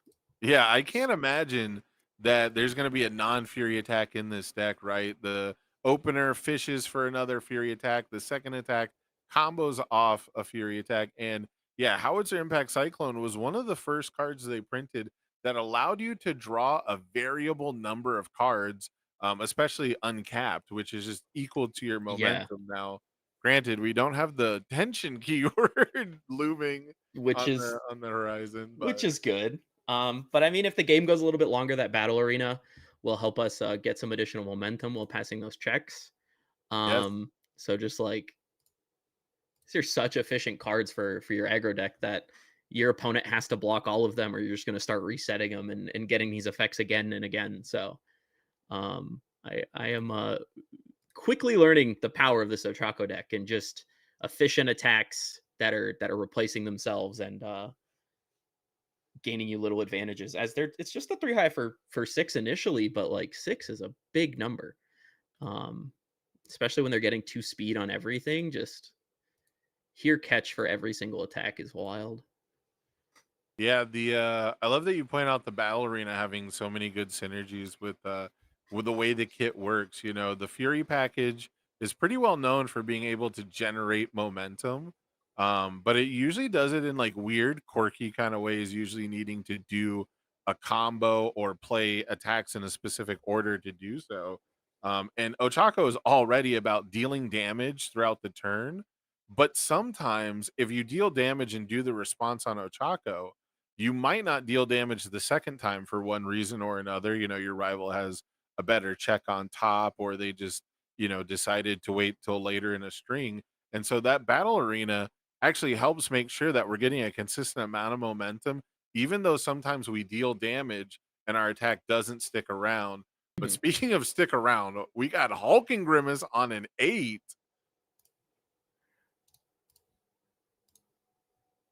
Not even needing the battle arena yet. I think we're going to see Jeez. the Ochako response on this one. Our first 2 attacks got completely blocked, but a Hulking Grimace says, if you block this attack, I get to Wow. draw a card, but you got to block a 7-speed move? Mm-hmm. Yeah. Even though it's just a mid, you still gotta. That's so much for your third thing to try and block. And even if you do, like, yeah, I'll draw a card. Sure, we'll keep going. I haven't used my battle arena, um, so So there is a chance that Tokoyami can block this. We're seeing the petty squabble because if we use Summon Dark Shadow to get +3 to our check, then we're gonna have to commit our character anyways. So okay. this is a really smart play. I was gonna mention if we had committed Tokoyami earlier, we could, do this play with +1 resource essentially. But we have a chance here to use Struggling with Studies to add Summon Dark Shadow to our hand. If we enhance the Summon Dark Shadow, we'll get +3 to our check, and then we'll have 3 foundations ready and effectively +1 to our check to block, probably on a 9. Mm-hmm. So a 6, 7, 8, 9, that would be exact math, but we're not going to risk it. We're instead going to take half our health. Whew. Oh my. Oh no, That we is. did -1. Okay, I thought he's tracking the damage. I thought that was his health. I Oh, apologize. okay. I was too excited. I saw a number move to 9. I thought it was Tokoyami's health. But no, we're fighting over the damage because Tokoyami has +1 or -1, of course. Yep. Okay, here comes the play where we actually try to block this. Okay, I figured he would take an attempt, or at the very least, you want to Struggling with Studies to get the Summon Dark Shadow back because that's going to be really powerful on your backswing. Mm-hmm. But I really think Tokoyami's got an outside shot at least at blocking this. Yeah, it's definitely not unblockable, but it does not feel good to try. Yeah, and Luckily, Rebby seems to be out of resources after this if it does get fully blocked. well, yeah, if it gets fully blocked, absolutely yes. Yeah. Yeah. Now, if it doesn't, No, if it then doesn't, we're in a different ball game. yeah, +4 to your check is pretty potent in every format, I'm Oh pretty yeah, sure. does And not I matter. think that's what we want to see. I think we want to see it deal damage. I think we want to see this response from Otako +2 to the check. Oh, here catch another. Oh, I love that you can also just like have that attack for next turn if that's not your follow up, and that Correct. seems like we're not doing that, but we got that battle arena, so. Oh, we got the pass through walls to cancel the +2 Ooh, to the check on the battle I arena. didn't even think of that, and I know pass through walls. That was I that was was kind of cool. I was kind of waiting for that one. I'm not gonna lie. I didn't want to spoil the fun. No, I appreciate it. Um, Keeps me on yeah, my toes too. I do think that there is some overly explanative commentary, right, that can kind of spoil the fun. But I also you were just it's so funny how commentary works. You were just talking about how great it is to hold that attack, or how great it is sometimes you can just respond and have it ready to go. And I was immediately thinking that is unfortunately the play you have to make right Mhm, now. Because if you check poorly, like we saw, granted, if Rebby checked a 5 there instead of a 3 with the bonus, we don't need to use our asset, to continue the turn. So, but taking that risk, spinning that wheel, it might have been the correct play to just hold the Grimace and say, look, I dealt half your life with one attack. mhm. You're gonna have to deal with it again, right? Especially with just that health pool that you get to work with when your single Right. attack is half of your opponent's life printed. You don't have to do anything special. You don't have to you play another string in a similar vein that we saw to that turn, and that can just end it. Yep. But now we're kind of resource light. We have, it seems like, one foundation to work with. Um, and Tokoyami just has a plethora over here. Yeah, Tokoyami has Titan Cliff in this format. The card that just got banned out of standard for being a little too good at letting you go through your deck quickly. And this is the character that mills 5 once per turn on every turn. So Yeah. yeah, it's super tough. If you told me I got to check a 5 to win the game. I think I'm spinning it every time. My Mhm. deck is built to check 5s. It is statistically likely I will check a 5, and I can't blame anyone for, for being in that position and taking it. In fact, I think on commentary most of the time, we're really, really surprised when people don't take that chance. Mhm. Um, Especially when the odds are so just so in your yeah. favor on that. Yeah, Yeah. it's just, and again, I don't even know. I don't even think it was a question of seeing the pass through walls. I think she just believed, right? Like, I check a 5 here, I win, and Yeah. I don't even have that's to the worry about it if we check correctly. Yeah. that's about the best position you can find yourself in, So it's tough, but yeah, this Titan Cliff should spell a lot of worry for our poor Ochako player, because the amount of consistency you get from being a 7-hander using this card is absolutely insane. If Gavin wants to, he can continue even further by committing his character to use petty squabbles to discard 2 and draw even more. So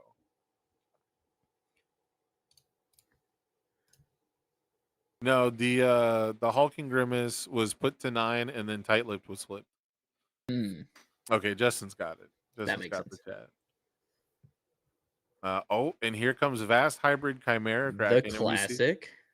we see this. This is definitely one that still gets standard play. This is, if there was a card to worry about on Rebulin's side of the board, it would be gone. Yep. And this is just like the benchmark for attacks. This card is just, don't have to say a lot of words about it. Just does everything. No, and we see part of the power of Tokoyami, because we're almost certainly going to see the Summon Dark Shadow come in here with that nice, beautiful alt art Summon Dark Shadows. Oh, Um, wow. you can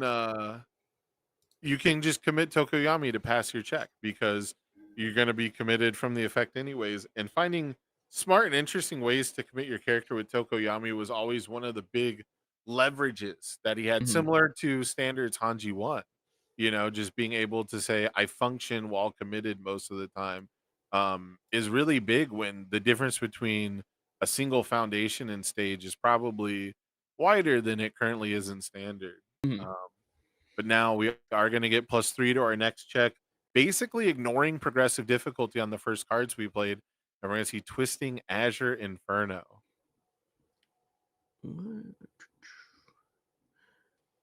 Twisting Azure Inferno, notably banned in every format except Spotlight, and people believing it was a mistake. And I don't know when they looked at the Spotlight ban list, but they have one, so they did make one, and they did not put Twisting on it. And this card is absolutely bonkers. It functions as giving +1 speed to all of your attacks for the turn, and basically ignoring progressive, because if you get it to 7 damage, which was a little bit more difficult to do back in the day, but not much at all. You get +1 to your checks, your opponent gets -1. But every time you play an action card during this Gets attack, 2 damage. it'll get 2 damage. Yeah. And so Wow. Tokoyami gives exactly that much damage. He already wants to be getting check bonuses to everything. He already wants to, this complements, like the -1 to checks to block, complements his +1 damage as another little +1/+1. Yep. And everything just kind of gets out of hand after a bunch of snowball little small bonuses. Death by like 1,000 pokes, but it's all just on the same thing. Yeah, it's 1,000 little What a cuts, card. but on the same attack. Yeah. Mhm. But so now we've got +3 to our check, +4 to our check. So we're ignoring all but one card of progressive, Oh, and we're just gonna play a just Titan throw Cliff. another Titan Cliff. Yeah. Oh, goodness. So I believe we checked a 9 on a 11.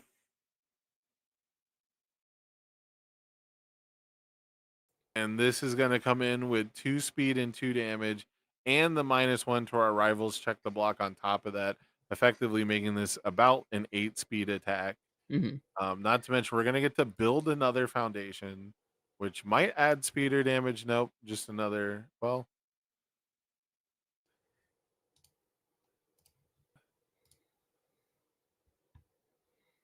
looks like Ochako's down to 14 here, Mhm. so we're trying to eke out every little bit of damage that we can get. It definitely seems like we're still gonna need another attack to end this. Um, so I wonder Yeah. what we've got in store. And League Invitation notably helps you block. It gives +1 to your check to block, but to get an offensive bonus to your check, it has to be a first form. Yep. So we're not actually adding any offensive pressure here, but we can still pass another attack with +4 to our checks. Yeah, we just need a 5. We just need the 5 damage. So, oh, and that's Oh, it. So let's see if we have enough of a defensive wall to not take 10 again. this is We have this one is e card. Hey, we do. Okay. this is exactly Ochako's game plan. Block the one attack, make your opponent string out and have it, and then just rely on I think it's what 33 health in this Yep. format, which is quite a bit to overcome. Even Tokoyami with his repeatable bonus damage and all those little bumps and cuts and scrapes and death of 1,000 cuts couldn't Oh, total up to ooh, 33. still left us with 5.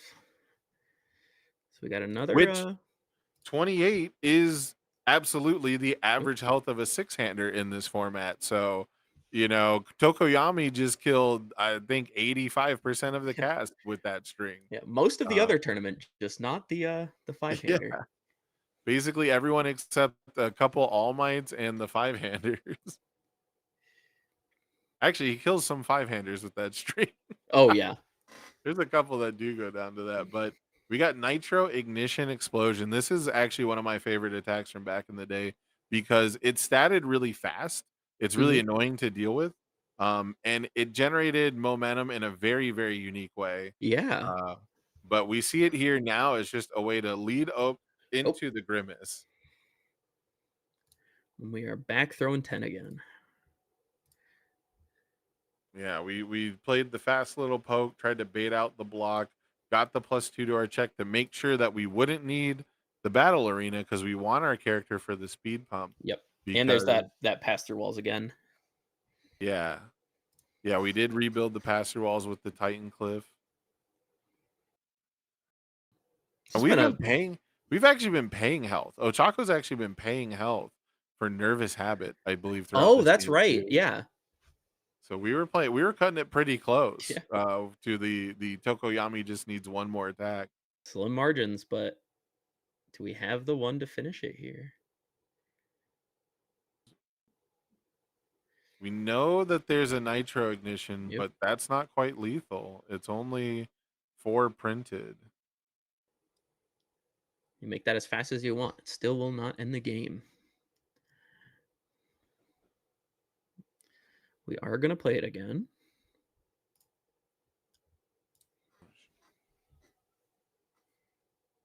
Give me 1 second. All right. Guys are all alone with me now. We are just trying to find that final attack to end the game here. So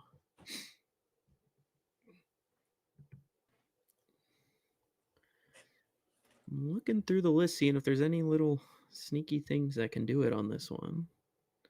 Yeah, there's a lot of powerful fury Oh, attacks that could spend that momentum, but this is not one of them, unfortunately. And this is oh, about as heartbreaking of a backswing as you yeah. can get. I mean, props to Gavin. He held exactly the Yep. one card he needed to hold. He knew the Grimace, is a threat. He had Summon Dark Shadow, Tokoyami's iconic card, there to his best buddy there to bail him out when he needs it the most. One of the coolest characters in My Hero, and getting such just like a cool, unique card. Yes. It comes in clutch right when needed.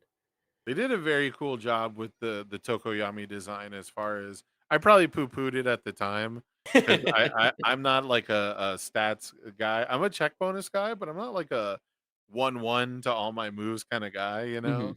Mhm. So I probably was just like, yeah, it's whatever. His moves are just a little better, but the idea that you like have the shadow in your pool and he's actively helping you and you can literally summon him Is is so actually so good. yeah, yeah. I love when card design actually shows through and you get to see it reflected in the characters and stuff like that. Yeah, and that was why when the cards came out, I was like, I have to watch the show because I Mhm. need to be able to fully appreciate some of the more, subtle flavor wins. And I did that with Attack on Titan too. I said, we're getting the manga IP. I'll read the manga, and I kind of sped through it. It's not like it's not like the longest manga, No, no. Um, and yeah, it's really cool when you get to see like um why there's a card called potato. Yep, and it's like actually relevant. We're leading off Yeah, with I believe that's a quick burn here. that sounds correct. Yeah, that should be the one where I believe um You get to name the you card, and if it name the matches with your card. momentum, yeah. Yeah, you name a card type, and if you call it right, you add it to the top, or you add to your momentum. But most of the time, you're just scanning for an attack. You're just saying, you just name attack, and if an attack goes to your momentum, that's cool. If not, then you're checking a 5. You're not checking an attack, yeah. Yeah. Oh, I think Which that is will do it. Yeah, which that's not a card I think Tokoyami was ever legal with, and I don't think I would expect to see it, but it is powerful Yeah. 3, which, that's something Tokoyami decks were really bad at except for when they played Ice Storm on Fire. I guess you could play a Firecast, but Ice Storm was an old powerful 3 attack that they played, but it was pretty rare that they had momentum because they usually just killed you the first time through. Mhm. So we're So going it to didn't. the to our sideboards here. Is there any notable cards that you see coming in on either side of these matchups? Um, if Runaway is available, Runaway is a big one into Ochako Neither of them because have Runaway. They both have plus yeah, ultra. Gavin has 4 concentrate, 2 incredible display, 2 broken psyche, and a cheerful uppercut. And then Rebulin also has a plus ultra, 4 heroes uprising, Mastermind's apprentice, learning the standard, and 2 forcing surrenders. learning the standard is a big one in this matchup. Okay. Learning the standard is similar to Airy Smiles, Oh, sure. but instead you take an unblocked attack, right? So you face tank, and then you force the rival to play a non-attack card. So ideally, you wait for the rival to play Summon Dark Shadow, and then you take that attack, which is easier said than done. Yeah, yeah. But if you can take an unblocked attack after Summon Dark Shadow, they'll have to get the +3 check bonus to play a non-attack Yeah, card. And yeah, you'll pass that anyway. Nice foundation. yeah, and that Um, is no bueno. That's not what you want to see. So that could be a huge one. I concentrate. mm, I don't know. That's it is open deck list, so if they wanted to share deck list, I know it's not been like working throughout the event. So a lot of players have mhm. already said, I'm just here for fun. It's not the biggest deal in the world. But if these players did share deck lists and they are scouting the side decks, Heroes upbringing is pretty interesting because Tokoyami has a powerful once per turn, and then he does also have a powerful repeatable effect. But I Yeah. don't know if Hero's upbringing is really like an answer. I don't think you're trying to fight over that 1 damage that much. Yeah, not to the character ability. However, if you seal all of the Summon Dark Shadows in the card pool, Ooh. they no longer give their bonuses. Yeah. But by the time your rivals played a second one, it's Yeah. maybe too late. So I don't I know. f I feel like you're gonna have that card rot in your hand before it's that life-saving moment. Yeah, I Especially when think Rebby comes off of a game 1 attack short. Uh, yes. I think those, learning the standards are coming in. That card seems very, very good. Yeah, learning the Um standards seems like it's perfect for this matchup. I could maybe see a world where cheerful uppercut was coming in if the mid attack that we're most afraid of wasn't Hulking Grimace, Yeah. because Hulking Grimace it seals the block, and so cheerful uppercut is a bit of a liability when you're not using it for the on block effect. It's Yep. not a very good attack. So without, I mean, it's good against stun grenade as a block. It's good against potentially touch of decay, right? But I think the one we're worried about is the one that seals it anyways. Mhm. Alright, well, let's see if we see some sideboard cards, but none of them seem too standoutish in the matchup outside of learning the standard. And let's True. see if Rebby can get a build and find some attacks this time. That was the you live and die by the five handers. It's one thing I've just been. I don't know if I think I'm more unlucky than I am, but I'm just like, if I play a five hander, I'm just gonna have 5 attacks or 5 foundations and never in between. Um, but It's I'm excited to see this game. it's tough. The only five-hander I ever played was Nomu, and Ooh, it that. was in formats with incredible amounts of card draw, Mhm. and so it did not feel like playing a five-hander very much at all. Um, I played Nomu in retro once, and if you ever seen the card Hellfire Impalement, it's like a mill 10, you might draw 10 effect. And yeah, once you draw We five take cards those. as yeah, once you draw 5 cards as Nomu and you're a 10-hander, it's like never the same again. So Yeah, that sounds awesome. yeah. This battle arena does not let us pass checks on anything that isn't attack. So I guess this is our 3 build is still good though. We've got some foundations to work with. Let's see what Tokoyami's got going on. Yeah, one of the cool things about Battle Arena is you can kind of figure it into your foundations as 2 of them. You know, you have the checking power of 4 foundations, which is pretty much what you can ask for as a 4 or as a Oh yeah. five-hander. You know, getting a build 4 as a five-hander is usually as good as a build 5, right? But we see the passer walls immediately hitting Yep. the table. The Led with the that one. Said we're gonna yeah, let this one sit for a second, then I'll think about the rest. and I really wonder, if we'd be running this many copies of passer walls if it wasn't for Titan Cliff. Yeah, it's hard to have good sixes. I don't know a lot of the old ones, but like pass their walls just check so many boxes. As Yeah. just a generic, like, yeah, I'll build this every time. Why not? Just showing off the power of Titan Cliff and giving us a little glimpse into why it is gone from standard and just showing the power of drawing 3 cards and getting to build and all that. Okay, we are Ooh. back to where we ended last game. Just throwing a Yeah. hulking grimace. And because of the passer walls, we're gonna have to commit our character now. There's a chance that Gavin's not holding a mid, but with 3 cards in hand in a Tokoyami deck, Yeah, it's hard to believe that we don't. yeah. This could just be Typic- like force the pass through walls. Like you have to beat that card at some point. And if you're gonna throw a first attack, why not be a pretty pretty big 5 mid on this one? Because we do not get that speed bonus anymore. yeah, and I believe the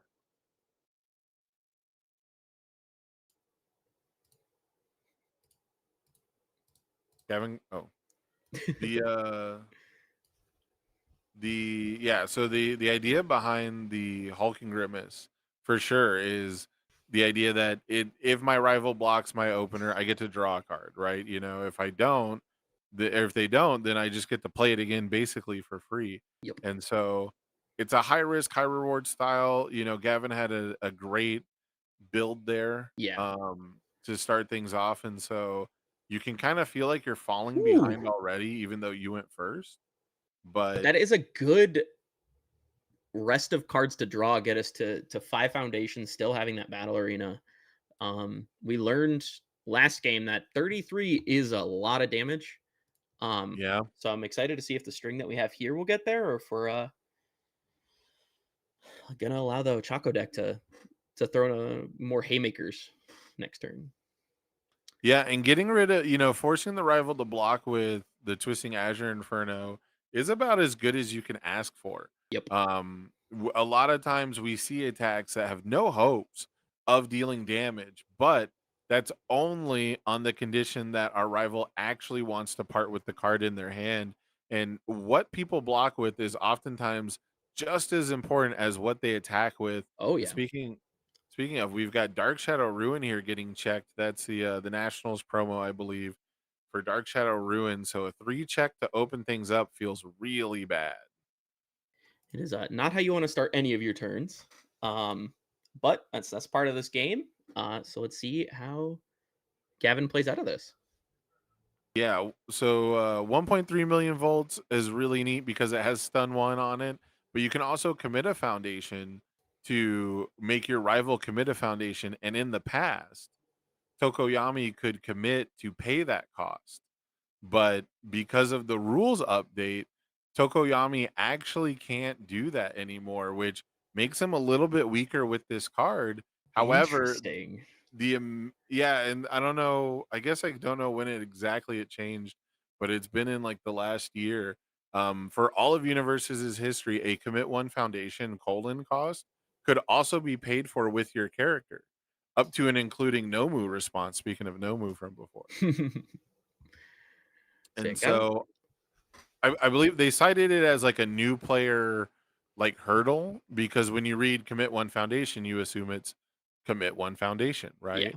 right? And so they finally changed it. It nerfed a lot of older designs that like intentionally wanted you to commit your character in place of a foundation cost. Yeah, and as somebody who's like I'm playing for maybe 4 months, Yeah. it's interesting to delve into the old rules and some of the adjustments and hearing some of those opinions on it, because like a lot of this old stuff is really cool. Um, and it does kind of suck to hear they took away a little bit of the design space from some of the older cards, but maybe there's like a world where we can find the in between depending on each format and things like that. Yeah, I think if there is a noble pursuit, newer player experience is obviously the forefront of every company's mind. So it's just it's awesome to see that these cards still hold weight though, even though Mhm.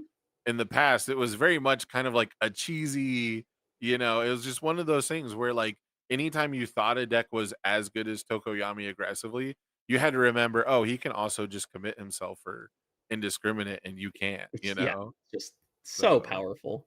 yeah, which he's gonna commit himself here anyway, so he would have loved to get, basically a free stun 1 out of it, but it doesn't seem like it mattered much. Rebulin's entire stage is sideways. Yeah, yeah. Do you know what that the full art card that we've had on tap the whole game is? The foundation in the middle for Gavin? I do know it, just not off the top of my head. I'm Okay. gonna say it's Irrefutable Force of Nature, because it's a Todoroki card, but it might not be. The altars, I'm surprised. I thought I would recognize all the old altars, but they had there's like 1 year where they did like the same style for like 2 different products. Mhm. Um and so I can't remember 100% for sure. It looks like our opponent's asking as well. Okay. It looks like Revi's also saying, "Hey, what And is that's that one ominous card yeah, hanging out it's ready?" it's been ready the whole game, and I was just like, I feel like it's gonna be relevant. So I Yeah. guess that might not be caster curse. That's more of caster like blessing on like getting what kind of information we need. So oh, Okay. It looks like we're being told by production it's frozen.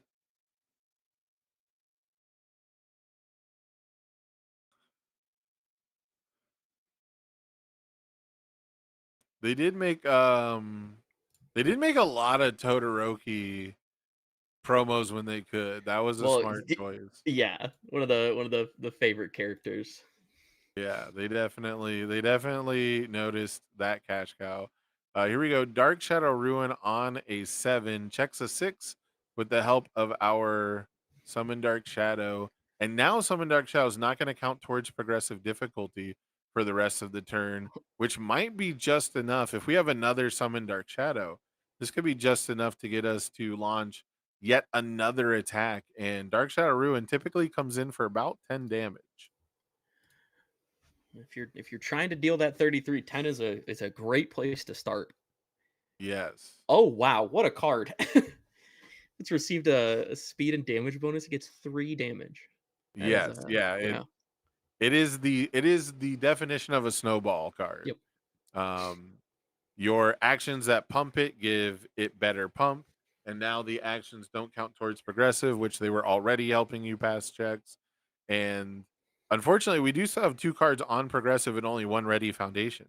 Mhm. So another 5 difficulty here would normally require us to check a 6, but we just used all worked up, which is playable while committed. You can destroy it to get +1 to your next check similar to Ignite, which is a 0 diff now. Hmm. So we do have the runners.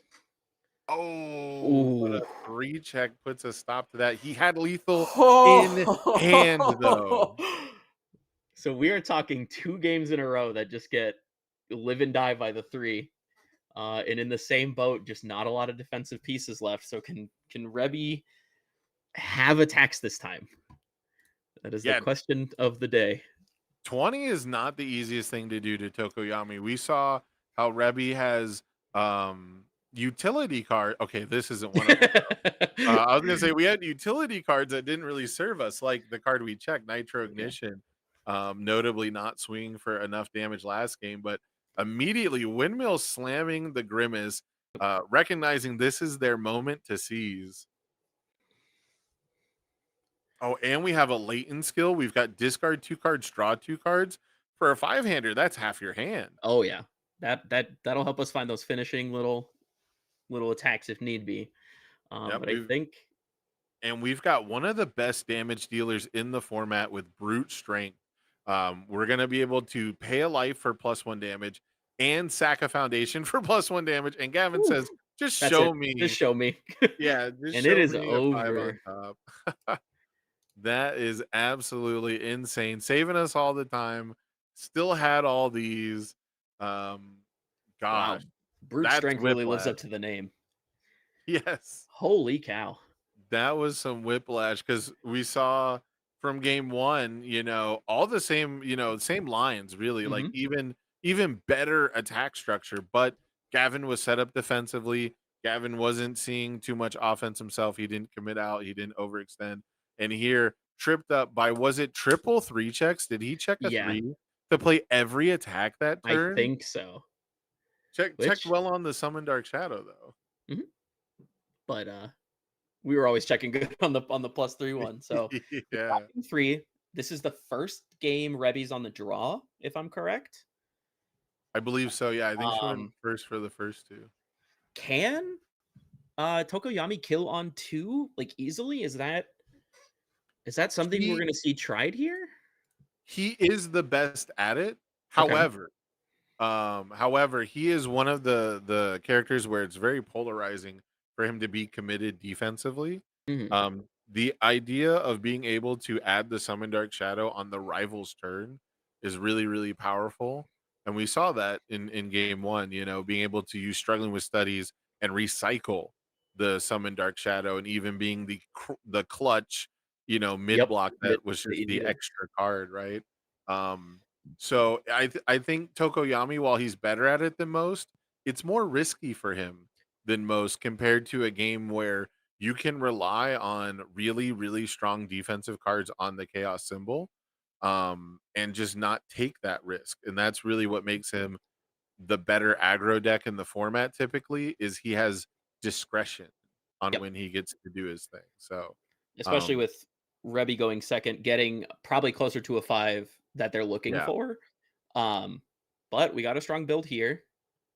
We got one more. So We going for anything else? No? one of the things that also gets modular about how well Tokoyami can turn to you is actually how many foundations you build. The difference between building 2 foundations and building 5 foundations can be the difference of 3 extra damage on indiscriminate shock, for example. And so Oh, we've that's true. we've seen quite a bit in the past. We used to see quite a bit of exact perfect lethal that would not be possible if our If rival had built less foundations. Interesting. We got a good start from Rebby though, but that is a 4 start. So let's see if we just talked that into existence or not. But Yeah. there is the only the one of. Um, Okay. So so reviewing a Titan Cliff is good for Ochako 2 fans out there. yeah, that's That a means Gavin's probably not just gonna try to high roll it all the way down. But what are we looking for discarding Titan Cliff? so on turn 2, checking a 3 here could be pretty drastic. Okay. The foundations that Gavin has access to are really strong, but one of them requires momentum. And then 2 of them are cards that would allow Rebby Lin to draw if he wants card advantage, which it's pretty safe bet on turn 2 that with Chivalrous Competitor down there, it's 2 copies. A lot of players will just say, hey, we'll both draw cards. you are going to go through a review step anyways. This doesn't really matter if I let you draw cards, but Oh I yeah. get to build out more, right? I get to actually have the card advantage because it's my turn, and that's just one of the little nuances of how like the review step and drawing up the hand size works. So if we're not trying to be full on aggressive this turn, then like if we're trying to kill our rival, we don't want to be letting them draw those cards, right? So I think Electric Jolt here is the perfect poke because Hmm. it's pretty much guaranteed to deal damage. And then once it's in momentum, it is where it does all of its magic. It commits a rival foundation. It allows you to ready the struggling with studies that we committed to play it. And overall, it was just like I was talking about earlier, Tokoyami doesn't have to take the Titan Cliff risk turn 2 the way that Ochako 2 wants to take that Hulking Grimace risk turn 2. Definitely. This is a kind of like a premier poke of like, yeah, we'll get momentum. We'll go through our enhanced step. We will Yep. play the custom card, Dark It Shadow. puts pressure on the rival's board with stun 1 immediately. And it's not even like a bad attack to lead with if we draw into better things to follow up with or things like that. Like Right. that indiscriminate that you were whispering at before. Yes, yeah. Because we are Yeah, given our check +3 here. yeah. I assume. I'm a little surprised to see the Summon Dark Shadow here after a Jolt. Just because Jolt is like one of the least committal moves that you'll typically see. So there is a world where Gavin still just rails off like Dark Shadow Ruin into Twisting Azure Infernos, and we see all 7 cards get played.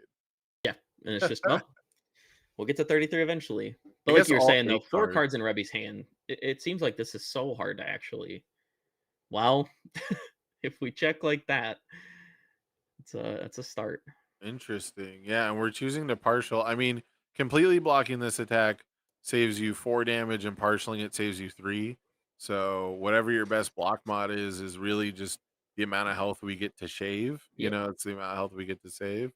But we still have -3 from Ochako, so one more block, not out of the realm of possibility here.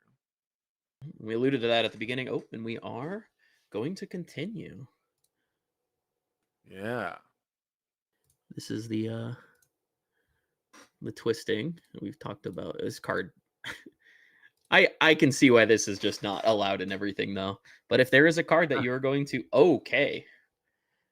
What's what's really crazy about it truly is it's like banned for every which way you use it Mhm. because it's really good at stringing out long attack strings because it basically just doesn't count towards progressive, and decks that could get it to leave the card pool obviously benefit like way more.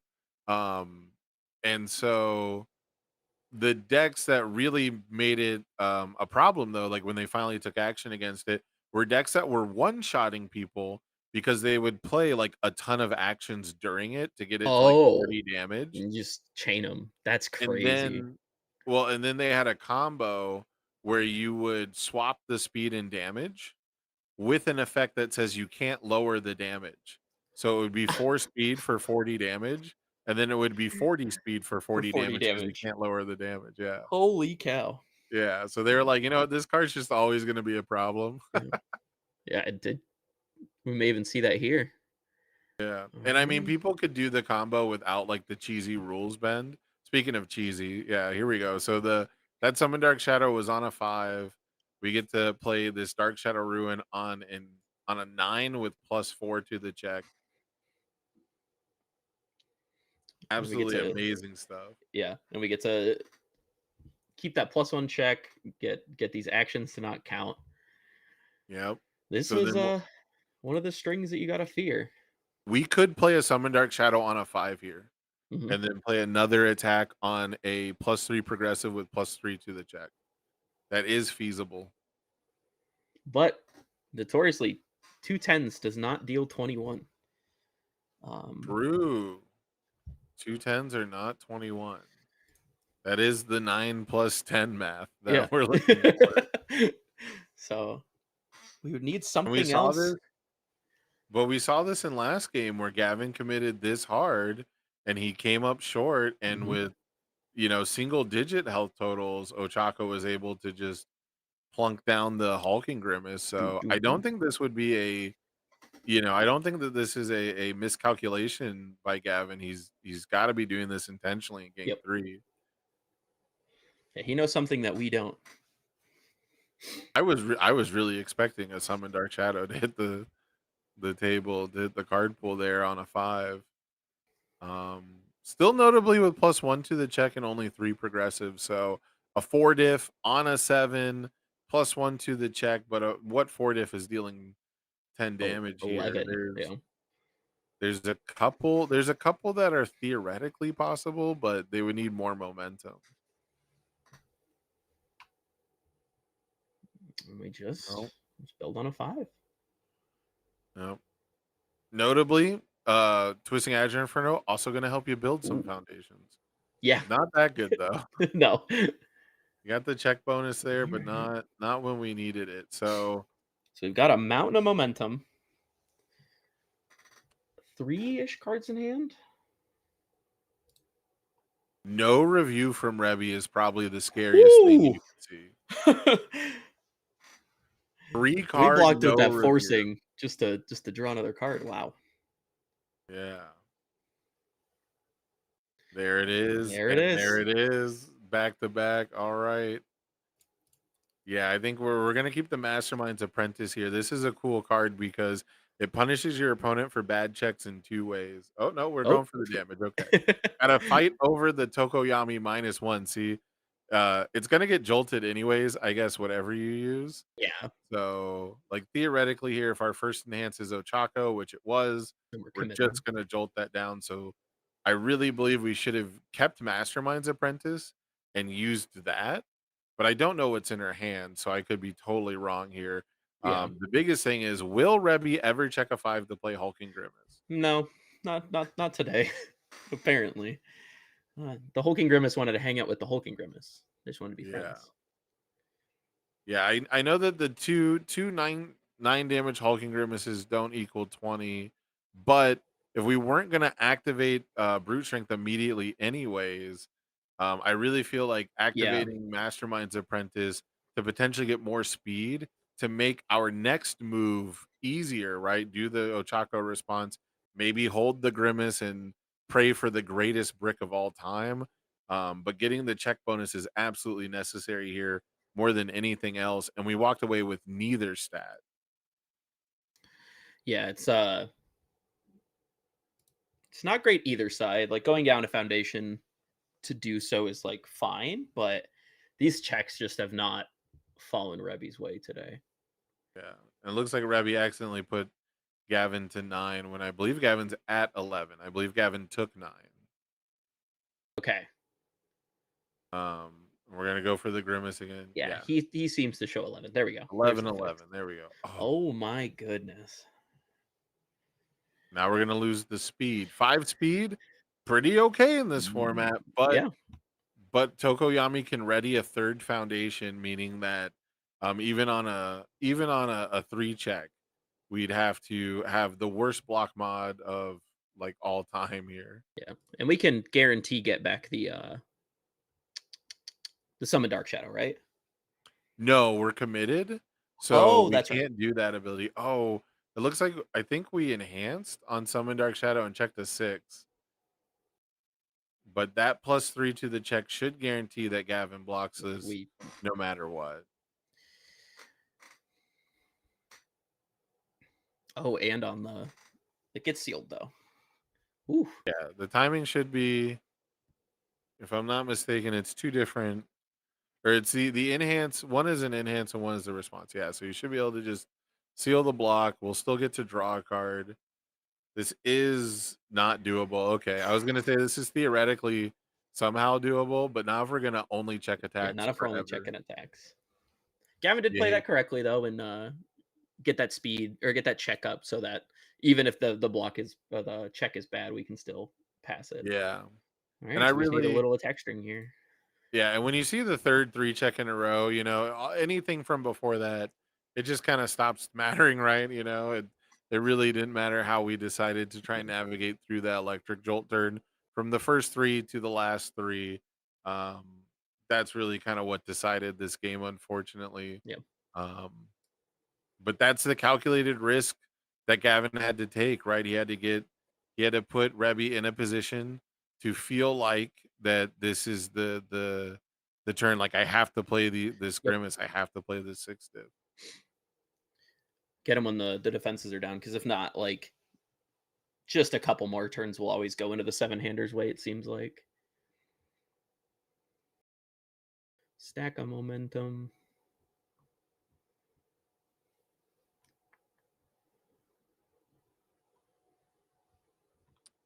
Oh, Oof. yeah, we're just gonna lay it down. That's a rough one. We It's a don't. fun Yeah, match to watch. These decks are so cool. All the cards that they get to play are just are sick. Just seeing big 10 damage attacks getting thrown and thrown and thrown. It was really fun to watch. she had only attacks Yep. against And to check the them. well, and against the attack that says it cannot be blocked by attacks. Ooh, She had actually drawn 5 attacks, that's which could crazy. be the greatest hand of all time for a 5-hander. She But needed that game unfortunately, 1. yeah. But But unfortunately, the control checks plus the text on Ice Storm means that that's actually the worst hand Rebby could have drawn. Unfortunately, yeah.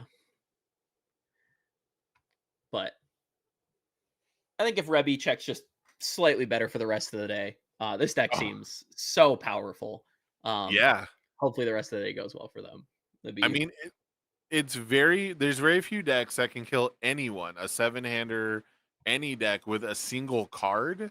And by playing it twice, Rebulin actually did that with Hulking Grimace. yep, So yep. you definitely got a puncher's chance. Never out of it.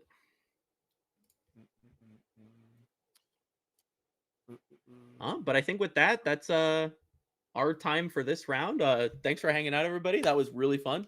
I think we are back for round 4. But besides Yep. that, or you'll at least see me in round 4.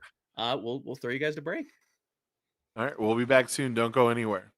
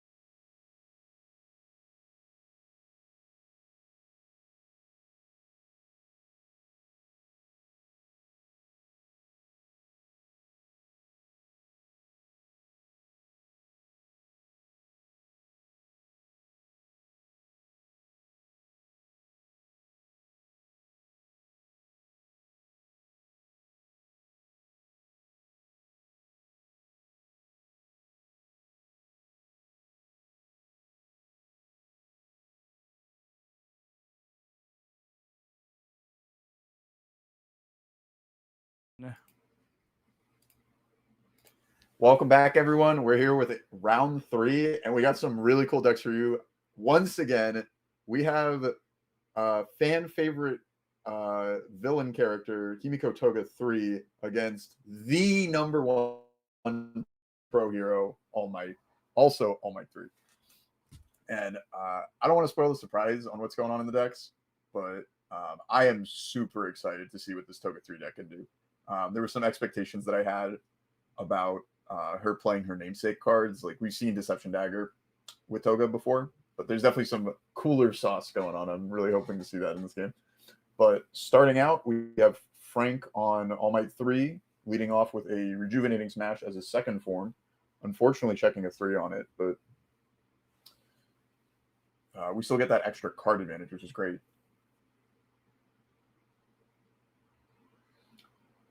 Now, one thing that's definitely going to suck with that 3 check is Toga really, really pressures your stage with her responsibility to make you commit a foundation every time she plays a weapon.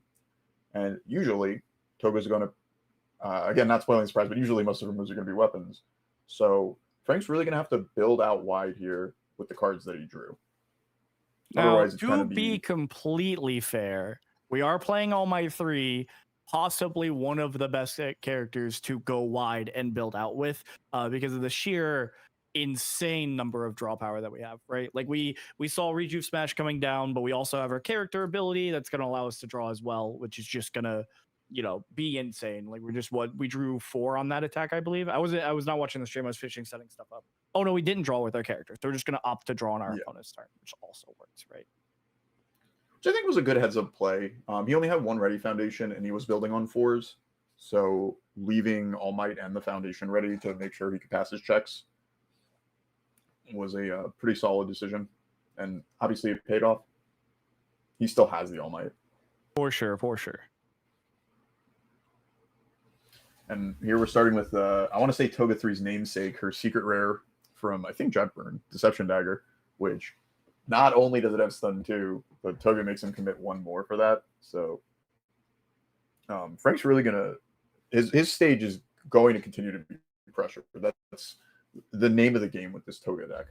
Yeah, I think our hope as Frank here is just that we block enough stuff that matters, that like we don't allow Toga to completely set up and have a bunch of momentum stuff on the first turn we're attacking. That said, our plan as Bill is to hit at least once this turn, because we have one of my favorite foundations that is of a bygone era now, Excited for Blood, and we built 2 of them. So the second we hit here, we're going to become an 8-hander. I think that's so cool for the low price of 4 health. Like, and I think that's fine. Like, 4 health is like, you know, we don't even need that where we're going, right? And you can just buy that health back with one of the Excited for Bloods. Yeah, it does look like we're gonna get 3 speed off of the remove ability here. And then I am gonna go ahead and put the first attack stats that we get. So that's gonna be 3 speed and 2 damage on the stream here. Though I'm not sure if we've actually called that yet or not. It's a little hard to see the phone screen there, unfortunately.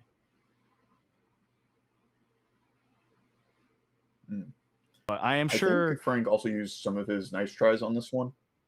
Oh yeah, you are right. So I believe we did probably -4 speed. So I have a feeling this one's coming down as a 4 mid, because that's probably what makes sense. And I don't think we have anything else that would have committed Frank's stage any more than the nice tries already did. Yeah, great. So see here. Unfortunately, we don't get the Rejuve response because it's the first card we played. But as you were saying, yeah, very important for Toga to be actually hitting her opponent on her turns, more so because of her response. Exactly. And Frank making the correct decision to try and block her first move. Of course. And as you say that, do we know it's the correct decision? Because we still have an attack coming down here in the form of Staff Strike. And what a beautiful way to play a Staff Strike. Are you kidding me right now? In Toga 3? Toga 3. I alluded to this one. I asked for it. I was hopeful we would see it soon, and we're seeing it on turn 2, baby. I was so excited. I saw the Staff Strike in the deck list of scrolling through it. I was like, this is awesome. So for those that don't know, Staff Strike is a incredibly powerful combo attack, quite literally with the combo enhance. And obviously Toga's going to take advantage of the weapon part of the combo. She wants to play weapons. And then the rest of it is just play a foundation, which very easy, right? We played the bonds on it too. And now Toga's going to be able to not only draw an extra card off the Staff Strike, but her next 2 weapons ignored progressive. Which So I she think could this is follow just that up like with anything. exactly, and I think this is just such a cool card to play in Toga specifically, because like we just get to play more moves in a game state where it like seems like we're not going to play anymore. Never mind if we 2 just Staff play Strike? another Staff Strike. Are you kidding me? Oh my god, Phil, you're too good to me, man. I This just wanted is to see a crazy. Staff Strike, and we got 2. Like we see Frank checking 5s luckily, but also playing to the 1 mid block on rejuvenating smash, and like it just looks like it's not even gonna matter. We could see 2 more attacks come down here, right? Because we're gonna draw 2 off of this. Surely this Staff Strike will actually hit, meaning that we could actually put something from our discard pile into our momentum. I don't looks like we are playing Black Abyss, so if we put a Black Abyss in there, that's gonna be +1/+1 on our next move, which is gonna be just like so pivotal. We could literally, and we're gonna draw another one off of Excited for Blood too. Like, oh my god, this is an insane turn too, Dean. How do they do it?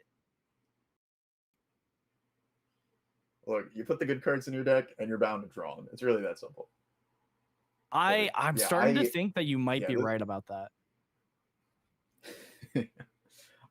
So the Staff Strike does hit because our opponent's stage is tapped, and we'd be blocking on 6s. But yeah, I think Staff Strike is a like hallmark card of My Hero Spotlight. It never really you can't be doing this to me, Bill. 3 in the same turn. No. We did Unfortunately, happen to check the 3, but I think it's so correct there to try and play every Staff Strike that we draw. And unfortunately, we eventually have to check poorly, which is just so sad. Yeah, I mean, we still got to sort of see that gameplay loop. But as I was saying, like Staff Strike pivotal to My Hero Spotlight, and sort of largely it was a very cool card that I think I would call a fan favorite. It wasn't necessarily showing up in that many decks. There was a good Jiro combo deck that would abuse it, but it's certainly a powerful card to just ignore progressive on 2 attacks, as well as the card draw you get from it. And we see Frank spending his turn just building out, which that's sort of the name of the game for All Might. We really thrive in the later stages of the games. It's very easy for us to block with a lot of the good foundations that we no longer have. And All Might does just make you an 8-hander at a pretty low cost once your stage is wide enough. Yeah, I do think that's going to end up mattering, because I think that's going to be our main win con, is making sure that we just aren't able to get our entire stage committed by Toga here. And I'm so terrified, Dean, because I don't know how much you know about Serum Bullets, but Serum Bullets does happen to have a very interesting keyword on it. And it doesn't look like it's going to matter, but I was very concerned that we were going to see Weapon Foundation, and the 4th Staff Strike. Sorry, I'm giddy with excitement at these Staff Strikes. I think that card's the coolest card they printed in the MHA era. I say that about a lot of cards, but I'm so giddy with excitement. Unfortunately, that was not the case. It does look like we are just trying to play another Momo bread and butter attack, which is going to be create capture next. Yeah, and this one kind of does a Deception Dagger impression as well, where a real strength of Deception Dagger is its stun 3, and then Capture Net with its combo enhance and Toga is the same thing. And we already have a Deception Dagger from last turn, or we do not have that yet. Yeah, our Deception Dagger unfortunately did not stun hit. 3 is still... But we do have one that went to momentum, to our discard pile. The second we do hit with an attack, we're just going to be able to hopefully commit down as much of Frank's stage as possible and make it really, really punishing to hit these attacks. I also think it's interesting to see specifically create capture net. One of the biggest flaws of it as an attack that is solved by Jiro when Jiro happens to run it is the fact that it is a too low for 4 damage move, right? And the way that Jiro solves that is by giving it +1/+1 for every attack. So at the very least, if you're comboing with it, it'll be a 4 low for 6. I really love that it also is a really great opener in Toga because we do make up for that that lack of speed and damage stats on the card itself by giving it +3/+2, making it not the most threatening, right? Obviously, something like Deception Dagger is much more threatening, but it does get sort of threatening more than it would in any other deck. Yeah, and it also has the my favorite benefit of Momo's cards is the bait and switch that your opponent will think that you're done with your turn as you start building foundations, and then surprise, I'm still attacking you. Yeah. I do think it's absolutely amazing, you know, how you just kind of you get a little bit of mental damage onto your opponent because they'll sit there and they'll start packing up their stage like they're about to ready it, and it's like, I didn't say I was done, you know, which is just wonderful. And I keep getting baited by it. Bills started with the 0 diff, and I was like, oh, okay, he's building, and like, nope, we're still attacking, and then same with the 1 diff after capture net, like, no, we're still going. See, unfortunately, even though we already played 3 staff strikes, I keep getting baited that we're just gonna play a 5th, 6th, and 7th staff strike from somewhere inside our deck as we play these weapon foundations into our card pool. Yeah, so far it doesn't look like there's anything in the stage that could maybe pick up staff strike or get it back somehow. Well, I do believe we have ambush thrust in the deck, right? Which means that we could hit with Toga, put it into momentum, and then play an ambush thrust to actually pick it back up from our momentum. Never mind the fact that we actually hit with staff strike last turn, so we already have one in our momentum. That said, I do think we would have started with an ambush thrust if we were going to do that.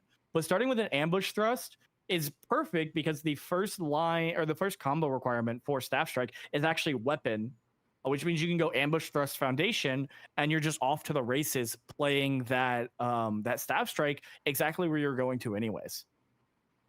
Truly, I think this deck is so cool. Yeah, I kind of wish you didn't point out the ambush thrust line and it just happened. I would have lost my mind about it because I didn't realize that sequencing for it. And if it happens live, I start losing my mind. I'm like, this is the cook. This is what we should be doing. This is the staff strike deck. Yeah, it's very unfortunate that I happened to see that line when we put an ambush thrust into our momentum, and I was thinking about the fact that we could ambush thrust, pick up ambush thrust, and also just kind of go off of the ambush thrust and create this crazy string out of our momentum, which is one of my favorite things to do. I think if I was playing in this event, I think I would have tried to play Coda, but there's also a part of me that would have tried to play Mr. Compress, and also a part of me that wants to play him before he comes out of standard, but unfortunately a little bit too chicken. Well, there's definitely more time to play with these cool decks, especially like Compress, but there's still some time with Toga, obviously not doing this stuff, but I see Bill took a kind of risky line. I'm assuming he drew that Deception Dagger off of his preparing for battle commit draws.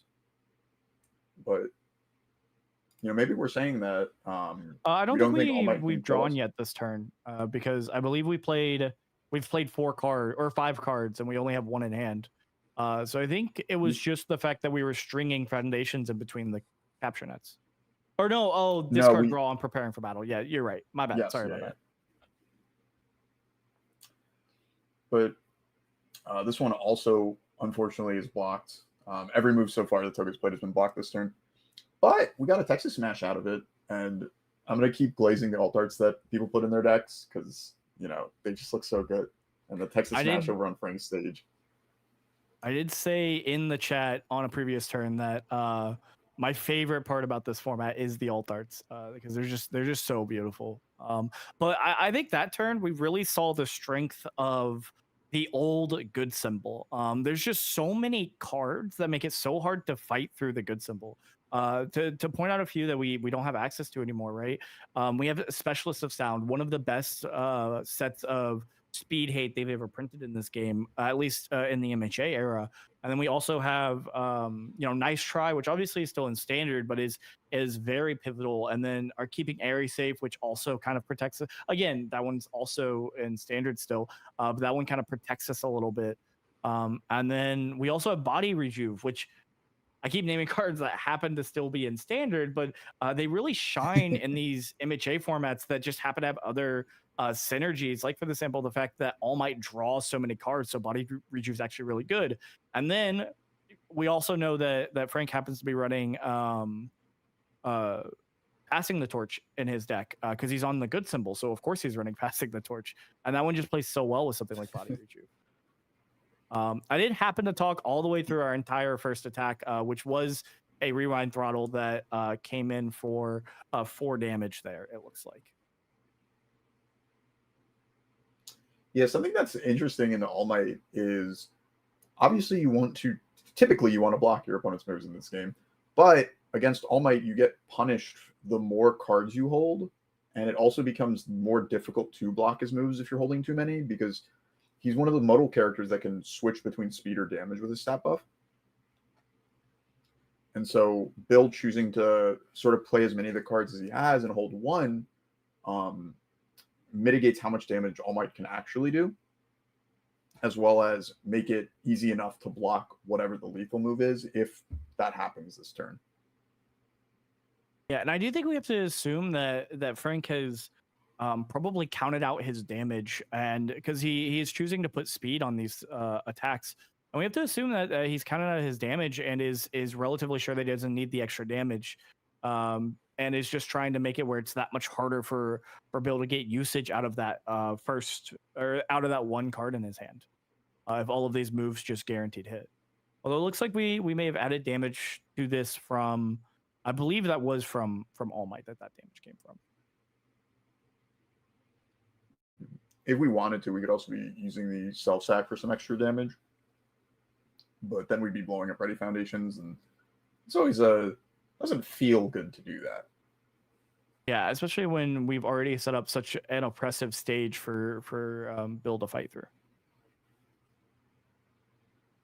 Yeah, and important to note with these Valiant Assaults is that each one of them has been able to scout or check, so a lot of the risk we could have been taking isn't really there anymore. We know what we're checking.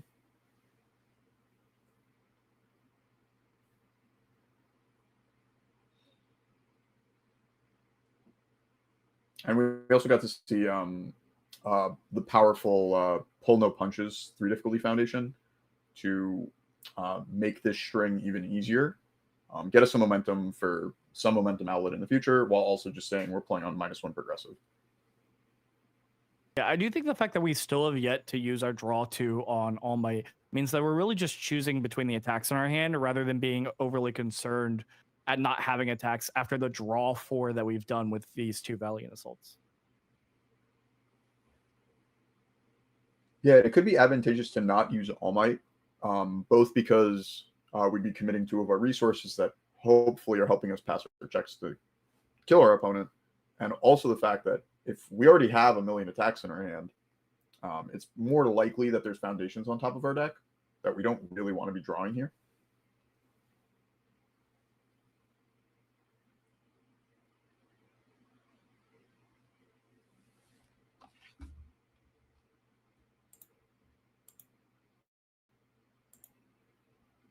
It does look like we're going to end our string, but as we end our string And I here, see I think we have just an incredible set of defenses set up for building our cheerleader here. And then we also have our Nice Tries and our Specialist of Sound still going to be ready on our opponent's turn.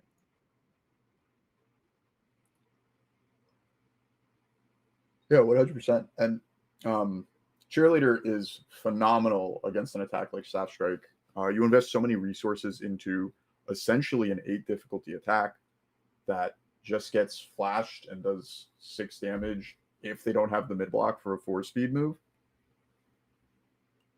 But we have a lot of options as to what we want to flash. I think Staff Strike's probably what we want to save it for, because we might not care so much about the stun from the other moves we've seen.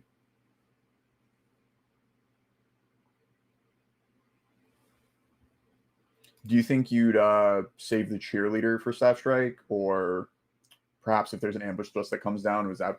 Oh, yes. I think if we see ambush thrust come down, I think we do immediately flash it.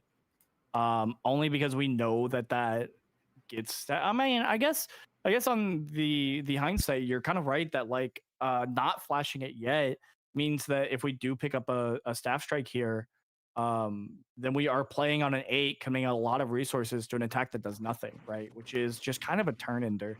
But I also don't think it's the worst decision to just go ahead and flash the ambush thrust either, especially since we saw 3 Staff Strikes. And I haven't been able to pay as much attention to the cards that Bill has checked, but we may have even seen the 4th one. Yeah, I did not pay enough attention to see if we checked the 4th Staff Strike. But with regard to this ambush thrust, I believe that one's a mid attack, and we half block it with an Airy Smiles. Yeah, so we did opt to take 2 damage to force Bill to play a foundation here, which I think is actually not too terrible, given the fact that, again, we're relatively sure that Staff Strike's not going to be in our hand as much as it would be somewhere else in the wherever that 4th Staff Strike does happen to be. Yeah, and I believe Bill was asking Frank what deadlock he has in his discard pile. So that might... We have to play a non-attack here anyway if we want to continue our turn, but that might be just giving away that we're not really planning on going too deep if we're concerned about deadlock. Yeah, I do think it makes sense not to go too deep this early. I think it's a good thing to go for it now, just because All Might doesn't have his deadlock pieces in his stage. A lot of the foundations that Frank was thumbing through, a lot of the cards he was thumbing through in his discard pile that had deadlock were just foundations. So you sort of get a reprieve before you have to worry about that deadlock. Yeah, I think because a lot of times in these good lists, the card that we're actually most concerned about for deadlock is actually going to be pull no punches. And looking through Frank's list, that is the main one offensively that we're worried about. I think the 2 that could come down, and Bill may or may not know this because it depends on whether they looked at their list. But the 2 that could come down from kind of like as a hand trap is going to be Plummeting Punch, which is kind of a classic good card that people played. And then also, I believe Bad Guy Roundup has a deadlock. No, I don't think it does. Never mind. I think I hallucinated Bad Guy Roundup having a deadlock. It's got a lot of text. I can imagine it. Exactly. That said, we are actually going to see a Hardened Chop come down, which is also just going to be one of your classics from set 1. The first Kirishima, and we're just gonna get to fix our check here that we happen to check a 3 on. And then we're also going to really punish our opponent for blocking with the fact that they held 4 cards while giving this a lot of stacks. Because again, Bill held 4 cards, which we have to imagine is Bill trying to hold some attacks for next turn. Or perhaps it could just be some more foundations if he was afraid of going into deadlock. I think it's somewhat interesting that Hardened Chop has the downside of, for the defending player, if you block it, you have to discard an extra card. But it's possible that we're happy about that. Just a little bit less stats from All Might that we have to worry about. Because I know sometimes against All Might, it might be worth just throwing away blocks in your hand without ever intending to actually pass them. Just to make the heads up play that you save 1 health, 2 health, 3 health on the future attacks that come out that turn. I think that makes sense, but at the same time, especially once we get to one or two cards in hand, it makes the decision on All Might's side a bit easier, in my opinion, because of the fact that once we have like one or two in hand, the likelihood that we're going to block things is much lower. Just because once we block something, we're out of blocks entirely, unless our opponent has like any type of like quick draw, especially on low hand size. So the fact that we're looking at that, we don't see that in the Toga deck, means that we just get to slam damage on everything once we get to the point that we have no cards in hand, or sorry, our opponent has low cards in hand. So instead of becoming a decision on the All Might's point, it's just guaranteed extra damage, which I think does matter quite a lot. Yeah, it's interesting that we've been seeing this a little bit more than I kind of expected today with to that point of damage buff from All Might. A lot of damage reduction still exists in the My Hero format. I know when I think of current standard, I think of decks that actually never interact with blocking and just use this damage reduction to stay alive. And we're kind of seeing that here defensively against All Might. Bonds of Friendship from Toga flipping for -3 damage. And we still have a quick create that says we have +2 more health to work with. And as I move off from that spiel, Frank is sort of becoming the stunner in this matchup with a heroic strike as his third move. He's sick and tired of Toga saying commit one, commit one, commit one. He's like, no, you're committing 3 now. And this has always been a really powerful card from My Hero Spotlight. I think I talked about it earlier too in one of the round 1. But yeah, this is kind of like in wrestling, when like someone takes your special move or like your finisher move or whatever, like The Rock just starts doing a stunner instead of Stone Cold Steve Austin. My God, All Might's coming in with the Deception Dagger. Watch out. Exactly. I do think it's interesting here. I think we have an interesting decision. It looks like we did opt for 2 speed for our All Might enhance, and then to destroy with self sack for damage. Unfortunately, we're going to see -2 damage come out from the quick creation, which is kind of rough if we don't have another attack in hand. Unfortunately, it does look like Frank has another attack in hand, this time coming in with a 4 high for 6, I believe that card is. And in a even back in the day, little played card, but when it was played, it was one of the very good cards in a lot of people's decks. Usually they had it as like a 1 or 2 of, but like built around it to be able to, the one time that they do have it, play it to great success. Yeah, and at least here in this situation, really the strength of it is it's just a move that counts to my opponent's life total. It didn't matter if it hit, because if it hit, then Toga dies, so the commit doesn't matter. And I don't believe Frank used the discard draw 3 effect. Yeah, I could not see if we discarded our hand. We did play an Airy Smiles, so I think it's possible that we actually stacked an attack on top of our deck and did use that, but it was not immediately clear to me. That said, like you pointed out, this move really just needed to come down to the 6 damage, and that's what mattered most. So it is going to come out here and give our first win to Team MGLA's own Frank Gargiulo. Yeah, he really knew what he was doing with his string of, I can throw out these moves that are going to generate me advantage, and so long as my stage is healthy, I can block most of what Toga's throwing at me, and I shouldn't really be in any danger at the at her offensive turns. We have Airy Smiles to keep us topped off, or Airy Smiles to sort of stem the bleeding a bit as well. I think the difference maker on that or at that game rather ended up being just the fact that unfortunately on Bill's side we happened to see staff strikes really early, which did 2 things for us that I think were really unfortunate in the game. The first thing being that we kind of started too soon with our main strategy of stringing out these staff strikes and playing on no progressive before we really had a stage that could support playing a 6 diff multiple times, right? Because even though we're playing on no progressive, staff strike is a 6 difficulty, which means that the first time we play it's on an 8, and every subsequent one after that's on a 6, which is hard, right?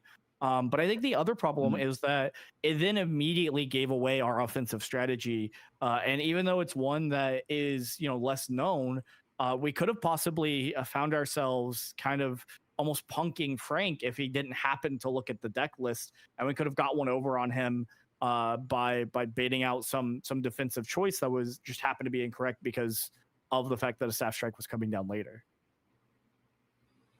Yeah, I don't think it would have happened in that game state, but something maybe like we throw a deception dagger and that gets flashed by cheerleader when really we just wanted to pave the way for our staff strike and bait those sort of effects.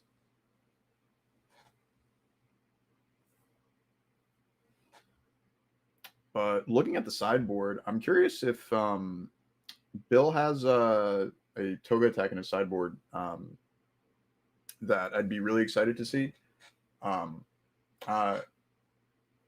Just see if the wants the extra stats from Twirling Needle, possibly. I think that could be a really big deal to sort of push through All Might's defense. And then on Frank's side, I see he's got some evading copies in his sideboard, and I don't know how many people have played that one against Toga specifically, but that card, I mean, that says you can do whatever you want with your Deception Dagger. I am blocking it. I'm blocking it on, I think, a 5. So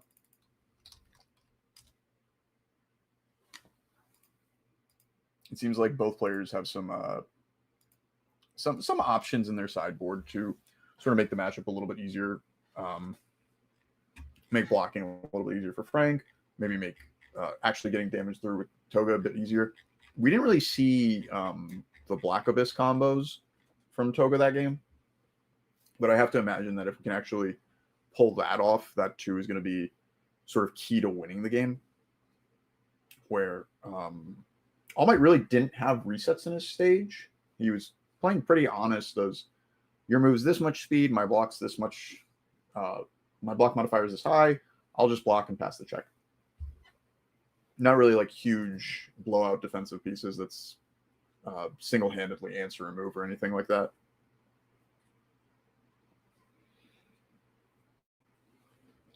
And Frank starting with some really primo alt arts on his build turn. Yeah, we do see that alt art determined to come down. Yeah, I couldn't remember the exact one for the All Might one, but yeah. Luckily, they both have All Might on them, which is not guaranteed for every single alt art that exists, which I think is very funny.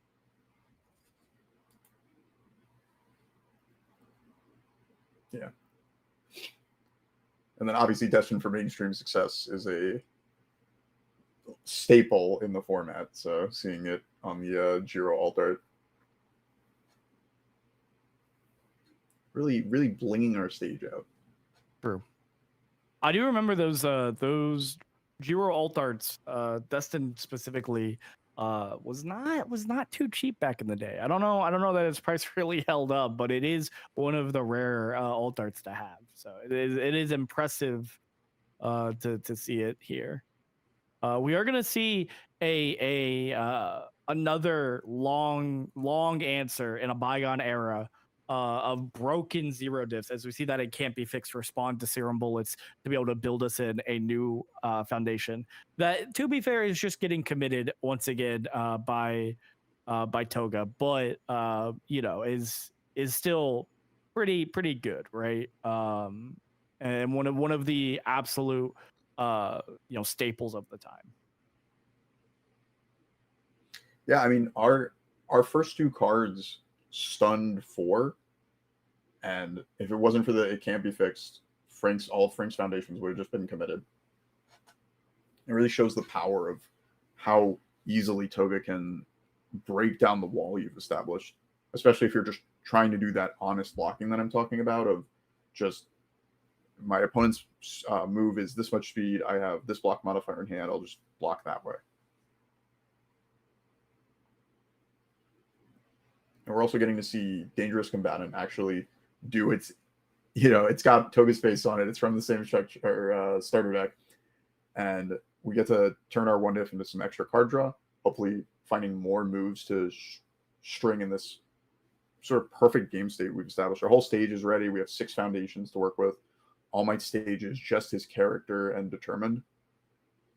Yeah, So, and this is really where Toga shines, right? Like this is, I think for a perfect Toga game state, we're applying some serious damage and pressure on turn 2, and we're seeing, you know, by the first attack, our opponent's stage mostly committed, so that we can try and pressure with just 2 or 3 attacks instead of having to string out a bunch. I think what's so awesome about this version of Toga that we have built for ourselves, that Bill has built for himself, right? Is the fact that we get to, on those later turns, string out even more because of the fact that and string out more significantly because of the fact that we have staff strikes, which I think really shine once we have about 6 to 10 foundations. Although we are already at 6 foundations due to the help of Create Capture Net here. yeah, and we also have Rising Starlit in our stage to help keep our stage healthy. We can use that enhance in the middle of Staff Strike to make sure we get all the value that we want. But right now, we just have another Deception Dagger coming down, making sure that Frank's stage is completely tapped. Is there any sort of graveyard synergies that we're happy to remove with Deception Dagger? I believe we just removed a Rewind Throttle, which it's got a 3 block mod on it, but I'm not entirely sure that there's any graveyard synergies coming from the All Might deck. I think for the most part, we're just trying to remove anything that has a high block mod and anything that, if we do happen to go long to a late game where we've, you know, cycled back through our deck, that we don't really want to see come back, right? But other than that, I don't believe, looking through now, we definitely don't have anything that directly synergizes while in the discard pile. So like I said, I think it's mainly if we happen to play a long game and end up cycling, there are just certain cards we don't want to see. Yeah, that makes sense. And we saw a really cool play from Frank just now. I'm pretty sure he just used the enhance on Airy Smiles to stack a 5 on top of his deck to make this Deception Dagger blockable, like guaranteed, no issue.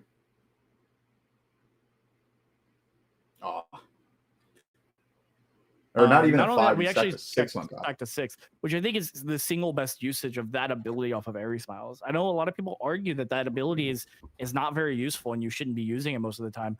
But I think this is one of the few times that it actually is useful because 6 checks are hard to come by.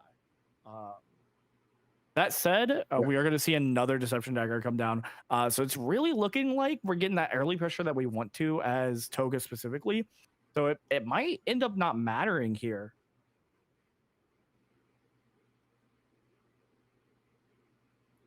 Yeah, the string is a little awkward. You know, obviously, usually we want to start with our 5 diffs, but paving the way for our more well-statted moves, I think, makes sense. Deception Dagger is 5 damage to Capture Net's 4.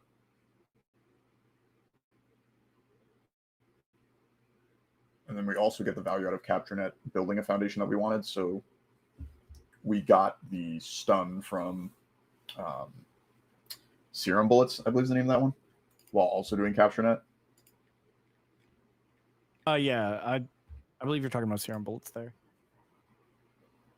Yeah. Oh, also, there's the advantage of starting with the Capture Net to theoretically have baited a block from Frank so that the Deception Daggers can go into our momentum.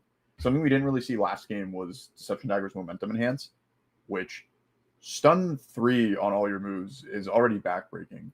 But what if they were stun 5? Yeah, exactly. Deception Dagger is definitely one of the cards that it feels really bad to let go through, which is why I think we ended up holding that mid block specifically on Frank's side. But it just didn't end up mattering because of the fact that we had 2 come down there. I will say I'm not sure the Capture Net was trying to bait out a block, mainly because like if we waste a mid block on that, then the Deception Dagger, and if we don't have a mid block, the Deception Dagger is going to momentum either way. And if we wasted a mid block on capture, I think that's would have been misplay. So I guess he could have baited a misplay, but I think for the most part, if we're trusting Frank not to misplay in that sense, I think it's possible that the way the numbers work, it just doesn't really matter whether you start with Deception Dagger or Capture Net, because if you play Capture Net second, you're still playing on like a 6, right? Capture Net's kind of like this weird thing because you have to play a Foundation first. That it's like it's kind of a 5 diff, but then it builds, so it's kind of a 4 diff. And it also has the number 4. I'm not sure what the some mathematician might need to work out exactly what the real difficulty of Great Capture Net is, right? Yeah, that's definitely a problem for a different day, because the current problem is that Frank has slammed this Rejuvenating Smash, drawn his 2 cards, gained his 2 lives, and presumably he's going to get a wide build thanks to that extra card advantage. He's not going to have to use All Might's Commit for it. Yeah, which I think that's why we run 4 of these Rejuvenating Smash. Beyond the fact that I think it's also just one of Frank's favorite cards, but it truly is just happens to be a really efficient card for what we're trying to do. Yeah, and we see that build-out plan continued here. And I think this is the first time we're seeing a powerful reset in his stage, with You're So Obvious being a fantastic answer to any large stat buff that Toga can manage. Maybe some powerful ability with the momentum she has, or some of the Black Abysses that she might end up finding, perhaps on this turn or in future turns. But I really think that I really would say Toga's in the driving seat right now. She's sort of established some of her game plan last turn, generated her momentum, has a Deception Dagger in her face up in her momentum. And all Frank has on his All Might is 6 ready foundations, which one move can essentially tap almost the entire stage. Yeah, I do think it's very scary here. That said, it does look like we're going to see the card that just is so exciting for both of us here, as we did start with a Weapon Foundation into a Foundation, and we are going to play a Staff Strike on an 8 here, and we check the 6. I think every person who plays Staff Strike just stays winning. It's crazy what this card's able to do. Yeah, you couldn't write it up better. And then hopefully, yeah, I'm not gonna spoil it. I'm gonna let the beauty pan out. I don't want to spoil the fun that could happen with the rest of the turn. But this is obviously a great start. We're about to stun 4 foundations. We've stunned the 1 off Serum Bullets, the 1 from Toga. If we want to, we have Deception Dagger to get 2 more stun in Frank's 4 ready foundations. Yeah, and this attack that's also drawing 2 cards. So replacing all but itself, replacing the 2 foundations that we had to play from hand, which just build out our stage anyways. And this attack that's going to get +3 speed and +2 damage, which is just insane. I mean, a 7 mid for 8 is just about as threatening as you can be on the first attack you play for the turn. Yeah, and Frank agrees with you as he blows You're So Obvious to make sure that this Staff Strike is blockable, setting it back to its printed 4 speed. And we've already seen a lot of 1 mid blocks from the All Might deck, so maybe that's something that's we could expect to see coming down. I think even on a 2 mid here, we're relatively confident that we're going to block this. I do, however, think that blocking this is important because it makes it where Bill has to go deeper into the card pool and play more attacks to actually get value off of Toga by netting a momentum. So I'm pretty sure we almost certainly have something very scary here in the discard pile that we're attempting to disregard or to not let Bill get. That said, I did misspeak. A 2 mid is actually not very safe to block with here, as we see the stun 2 from Deception Dagger come through. Yeah, really just taxing his stage. We saw Bill use Preparing for Battle to presumably dig for some more attacks, possibly. I saw he was sort of taking a sec sort of like slapping his hand against the table. It's like, which thing do I discard? So we see that he discarded number 10 Pro Hero, so perhaps he really wanted that one high block. I think it's actually possible that we have another Staff Strike in hand and are mulling over the safe foundations to discard, because we could have kept that 0 diff in case we don't see a weapon foundation for it to ignore progressive, so that we could play on a 3 and make sure that we don't fail before the next Staff Strike comes down. But that could just be me reading into my dreams and hopes that we have a second Staff Strike here. Well, they always have the second Staff Strike. That one, I've learned the error of my ways. It's from game 1. Like, they always have it. There's no question that we're going to see some Staff Strike action. It does look like that one mid block ended up coming through here, just as you predicted. And we did check a 3, meaning that it was the only way that we were blocking this attack.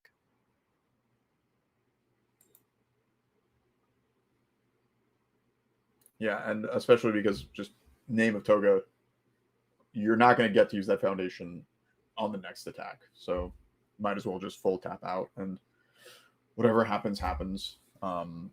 Yeah, there's still some hope to be able to block. Exactly. I think ideally we were hoping that we we happened to check a foundation, and then we could have picked it up off of training methods, since it was going to get tapped anyways. I think that was about the only thing we could have been hoping for, but that would have also only mattered if we found a foundation with a really low block mod.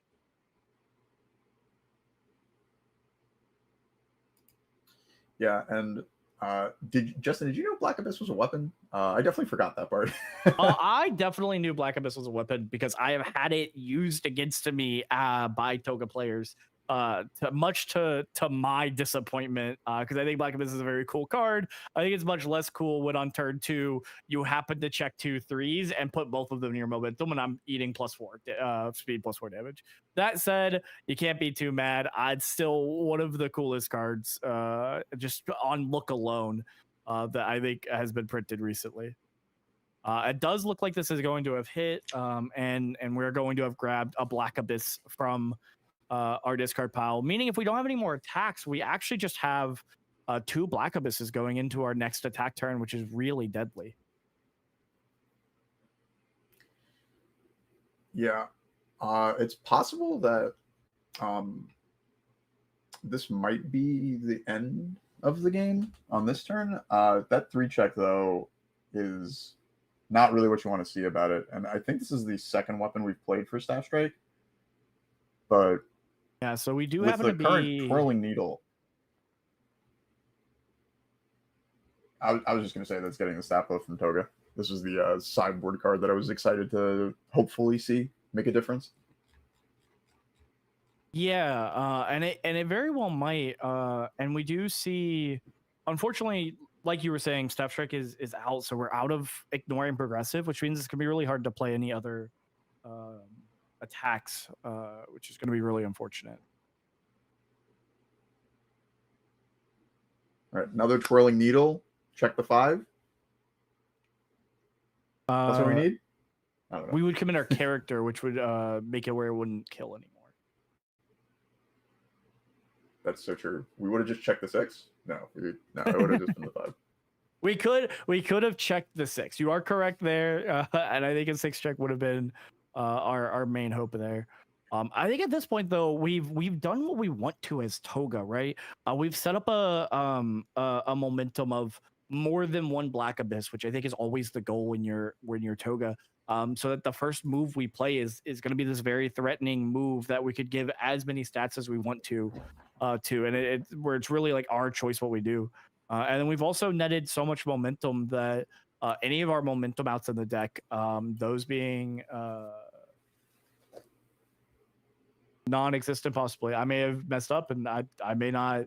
Yeah, Deception Dagger doesn't have anything. No, I'm dude, not sure come on. The answer's right in front of you. Is it Staff Strike? Does Staff Strike have a momentum ability? Staff Strike is powerful too. Oh, it does have powerful too. So our momentum out in powerful too specifically on Staff Strike, which matters a little bit less when they're have only 7 life, but could end up bad, right?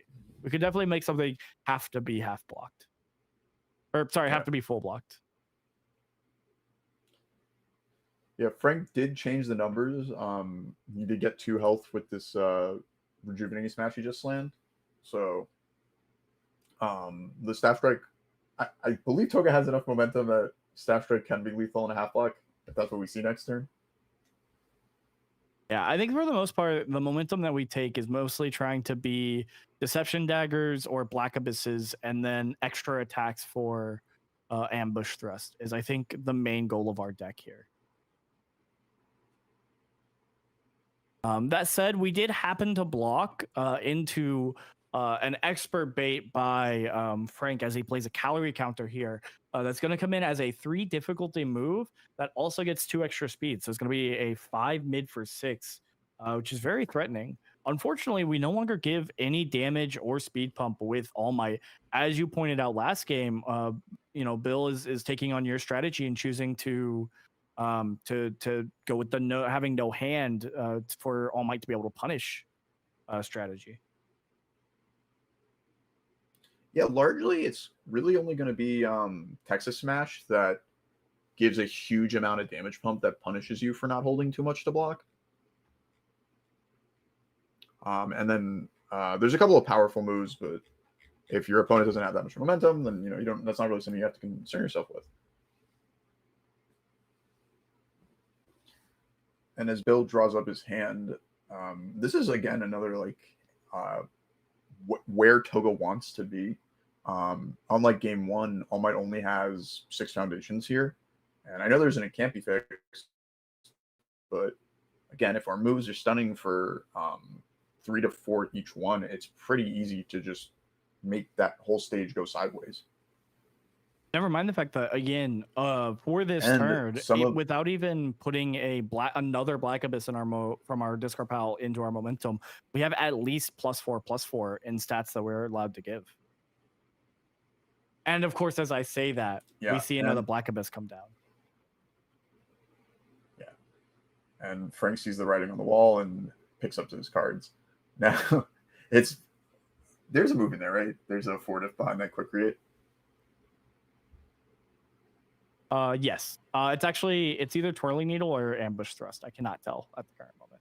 But if it's ambush or either one, I think spells the writing on the wall, right? Like Twirling Needle is gonna be a 6/6 printed, which is very threatening. Yeah. It would have been very funny if the Deception Dagger was the only move and it just couldn't get there. But I think Frank was at 9 and no, I think Frank was mostly picking up his cards, seeing that he was going to commit 3 cards into what would have been a 9/12 speed move. I think Frank knew that he did not have an answer to a 12 speed move. Otherwise, I don't think he would have picked up his cards, luckily. Yeah, I haven't been paying enough attention to the cards he's checked, but it would have been so cool anime moment if he commits All Might to draw 2 during the enhanced step, draws into evading copy, and is like, I got this, dude. You're not getting me. And obviously that depends on what the rest of Toga's offense looks like to keep you alive at 9 health, but sometimes you got to go for those risks. It's possible that we didn't side in the invaded copy, right? We may have assumed that You're So Obvious is enough to side in, and that we didn't need the evaded copy. Me personally, I would have stretched for the evaded copy just because I never want Deception Daggers to ever hit me. But that's mostly because I've been scarred by Deception Dagger. You know, that's not necessarily a value that all players have to have, right? Yeah, Toga is definitely a beating of a deck that if you haven't sat across from enough, like it'll just feel real powerful, and you might not see all the possible defensive lines that you could have against it.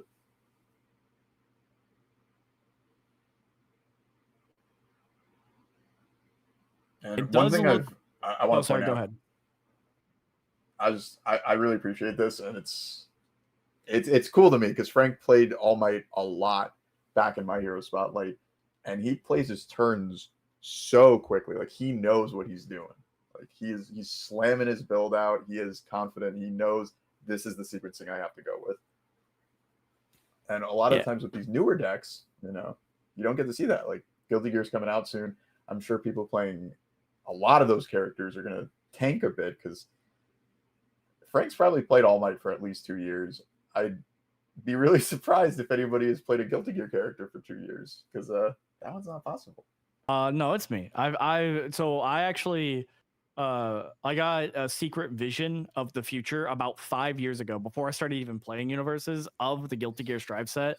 I've been playing Bridget since about then, making me the foremost Bridget expert.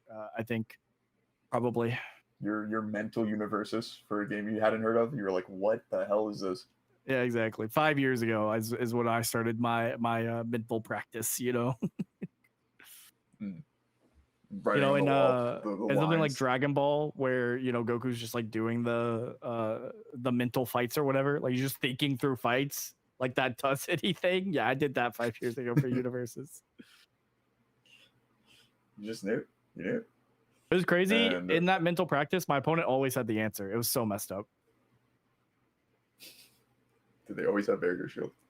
Yeah, every time. It was crazy. Or evading top speed. But yeah, to that sort of speed I alluded to, like Frank knew what he wanted to do. He looked at his opening hand or his hand for this turn and just full build. Use new training method to get an extra card. Speaking to that, I think we also, from Fink's position, decided that our opponent doesn't seem to have significant deadlock that we're concerned about. So we just blitzed straight into 11 Foundations, ready to build even more the second Toga responds with both a Campy fix. I think what we've done is we've actually put Toga into a really rough spot unless we can actually guarantee that we I mean, I guess we can't even guarantee that we send a lot of attacks and end up ending the game here because of the fact that All Might is still there. So we actually have 3 cards in hand on in our stage on Frank's side. So I think we've just made kind of an impossible task for Toga, but looks like we're gonna play Staff Strike anyways and see what comes of it. Listen, Justin. Through Staff Strike, all things are possible, okay? I don't know how we're counting to our opponent's life total. I haven't done the math, but I do know 4 Staff Strikes in card pool. Even if you don't win the game, you're winning the game. You understand? You feel me? The vibes that come with that, the power you feel with each Staff Strike in hands, it just gives you so much dopamine. As someone who played Rushing Stab Sero before it rotated, I understand the value in C card, play card, have dopamine. Like I do get that value. At the same time, as someone watching this game, I do wonder if how dire we feel and how much that's affecting the dopamine that has hit our brain after we've played Staff Strike and not checked the 3. Yeah, I mean, what's interesting for both of the players is that this is game 3, and I don't know how much time we have left on the clock. But I definitely would rather walk away from a round with a win than a tie. So really just trying to go for that risks of what this Staff Strike can do for me, what cards I can draw off of it, the string that I can make happen. Seems like a pretty reasonable decision from Bill's side. Yeah, and I think that definitely makes sense. And I definitely think it's a situation where, I think we can, it does look like we're going to end up half blocking this and committing quite a few resources to it. But I think it's also a situation where, from Bill's perspective, we're not going to win the game by not playing cards, right? Like we have built this deck to play Staff Strike and to string out as much as we can and to kind of see where our turns end up afterwards, right? So we don't gain anything by not playing the game. So I think it's definitely a situation where we're gonna play the game. Speaking of playing the game, we're gonna see Black Abyss come down.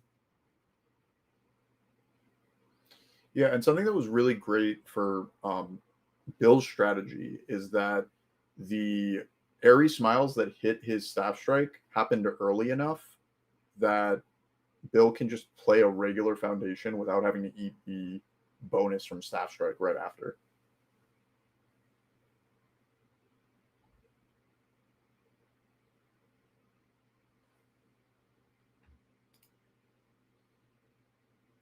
Do you think putting that extra And card into our opponent's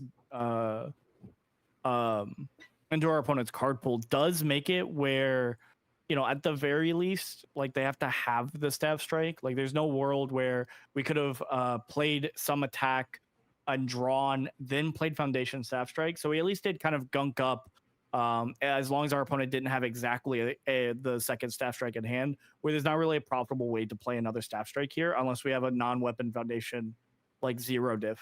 Like if we have a 2 diff, it's now very, very gunked up. Yeah, it definitely still disrupts the string, but at the very least, staff strike sort of mitigates it, and it was early enough that you didn't lose out on the staff strike value if you don't want to.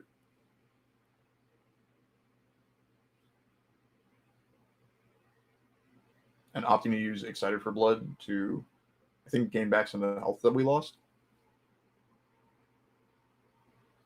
And a 3 check on our second Black Abyss is not what you want to see, but actually I think it was a 4, right? Because of the previous Black Abyss modifying it.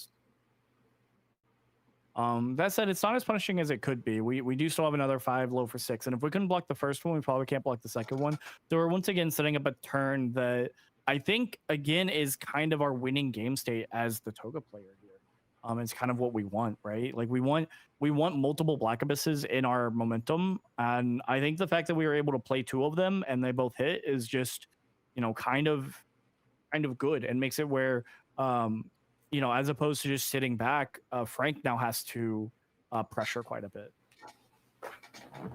Justin, you absolute fool! I think that's on We're a not 10. stopping with just 2 Black Abyss. And we just check a 7. Crazy. That's a little insane. I think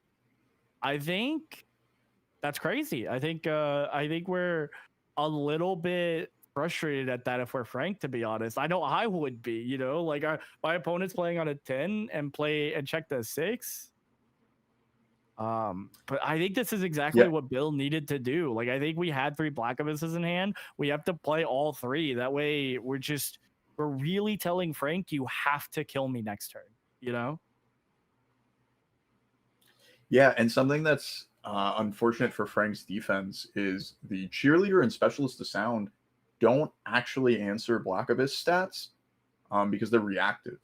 Or rather, you pull the trigger first on them, and so the Black Abysses are still menacing for whatever lethal move. Yeah, it does look like I missed one of our biggest momentum outs, which is actually a Toga card itself, which is Weapon of Choice. That's going to be able to put, I believe, 3 damage onto any weapon attack.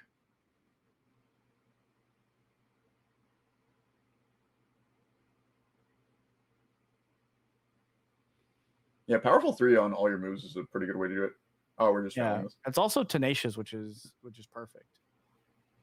Mm-hmm. I think we may have forgotten that it was Tenacious and left it up because since we didn't commit to be able to draw it, or to be able to draw an extra card.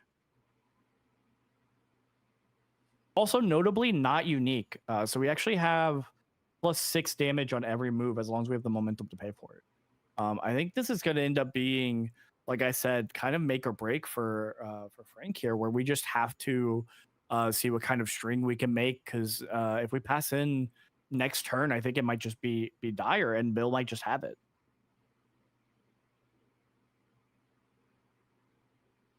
Yeah, and I believe we're somewhat close to the end of the round, so really putting the pressure on Frank if he wants to walk away with the win. Like you only have so much time left to work with, where this might be where you have to go for it, but you know, it's pretty difficult, especially with Bad Guy Roundup not being a punch. That means that we can't slam a Texas Smash right after to get our stat buff. It's fine, because I think our main goal here was to draw a card. And the fact that we just drew 3 cards does mean that, like, hopefully we're drawing at least 2 more attacks to be able to get another draw off of the big 3. That said, we have hit overtime. So that is actually going to make this the last turn. Our players are playing it out, but very technically they could actually wrap it up here. And unfortunately, oh no, sorry. I misspoke. I forgot Bill won last game. So Bill's turn will actually be the last turn of the game. So the pressure is actually fully on. And very unfortunately, we see that 3 check, but we're still going to try and get there with the damage, it looks like. Yeah, and so, for Frank, his decisions here are, how can I kill my opponent now? Because the best outcome for him is obviously winning right here, right now. But Frank can see the cards in his hand. Frank can do the math and sort of envision it. He's played this deck. He knows the lines as he slams another hardened jab down at the speed of light. And if he can't count to Toga's life total, then he might just be in a really bad spot against the triple Black Abyss, especially if he didn't side in any of the hand traps that we were talking about, like evading copy, or I don't remember if he had a plus ultra in his deck. Yeah, I do think.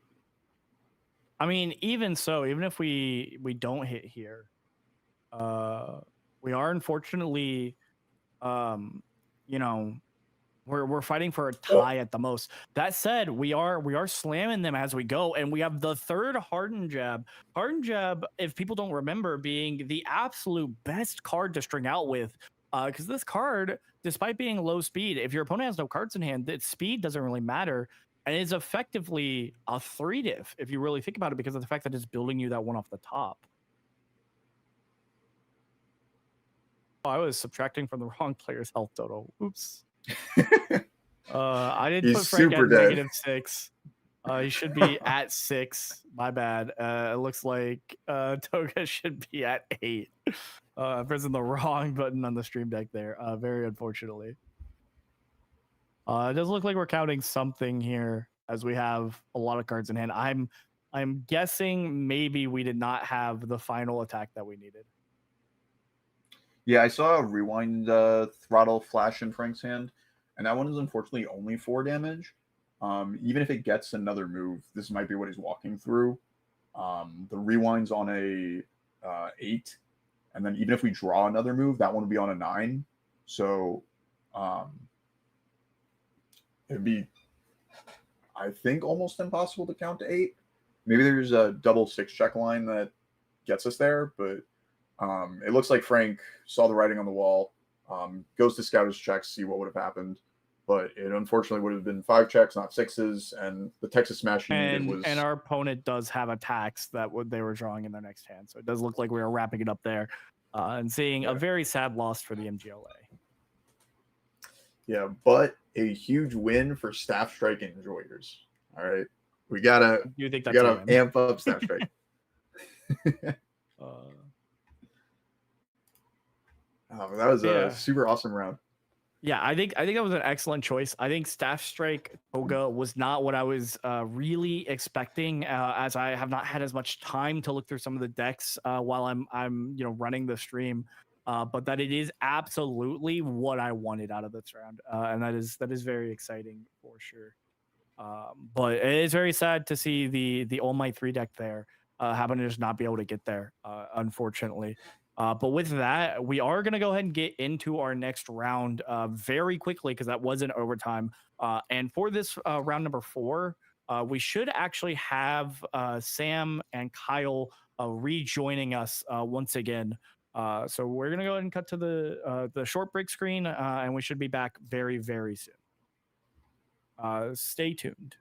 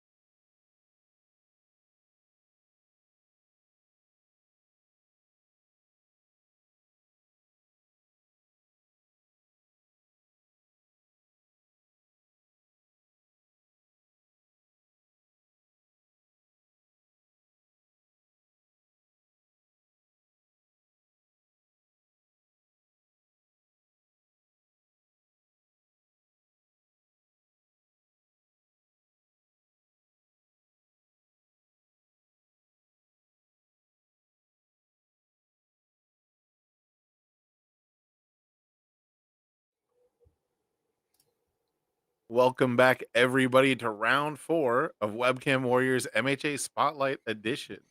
I, of course, am Santate. I'm joined by Kyle from the Trading Post. Thank you guys again for very graciously sponsoring this event. Yeah, yeah.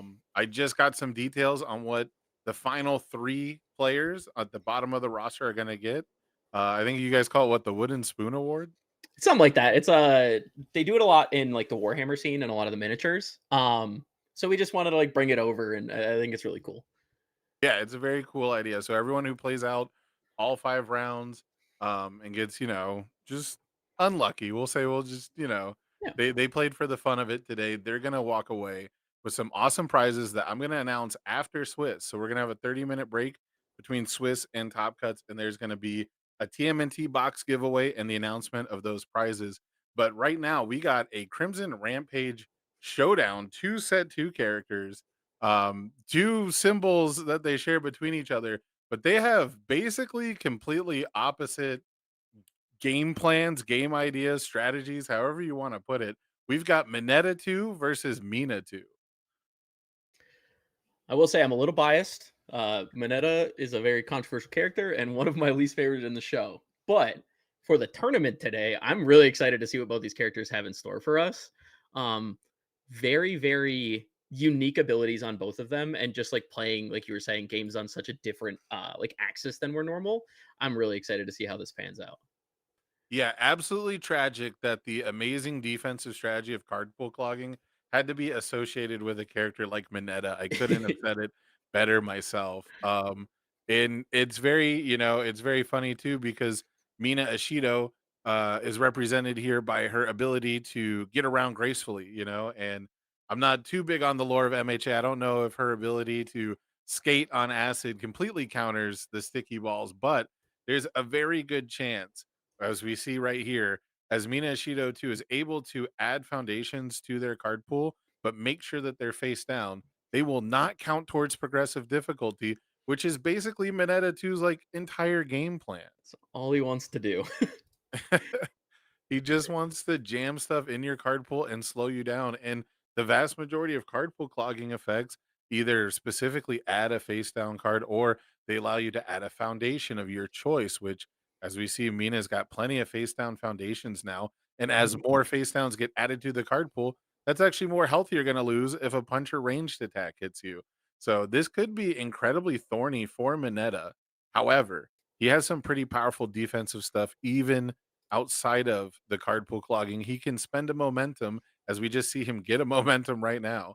He can spend a momentum to reduce any attack speed to 0 and draw a card, which is super important for a Wow. five-hander to have Yeah. access to. So easy blocks, but they're gonna matter if they're complete or not because of the life loss that Mina Ishido gets on a partial. I'm trying to figure out what card we have in the card pool. Is that Acid Man? I believe so. It's definitely Okay. gonna have acid in the name, right? That's the gimmick. They gotta all have Yeah, acid. Yeah, yeah. that's Acid Man for sure. Yeah. Which, that's gonna let us flip a foundation, get +2 damage, so it's a 3 high for 6, and after it resolves, we'll flip it, You flip so it it. won't count towards progressive.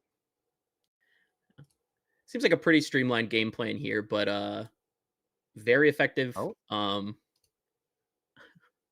This glare is brutal, but Yeah, that's another Acid Man. Unfortunately, we don't have the foundations to flip to make this really go crazy, but at the same time, these are 5 damage against a five-hander who's got basically no recourse, and because Mineta's offense is basically not present, he's got no damage pump, he's got no real offensive card draw. I mean, he does play with throws that want him to reduce speed to allow him that avenue, so he's got very much like an opposite strategy to most decks. mhm. Excuse me. But being able to play your whole hand out and say, look, this five-hander with no damage pump cannot possibly deal 27 damage is a risk that most people are gonna take. Oh yeah. It's interesting at the start of the stream we were talking about characters that don't have damage and speed changes, and these two are pretty close on covering that. Mineta obviously changing the rules a little bit to set something to 0, but it's it's cool to see a lot of the other design space that these games have used. And these two characters just scream the uniqueness of the ability that you have to build cards in this game. Seems like we just got another build turn. We are back to Mina.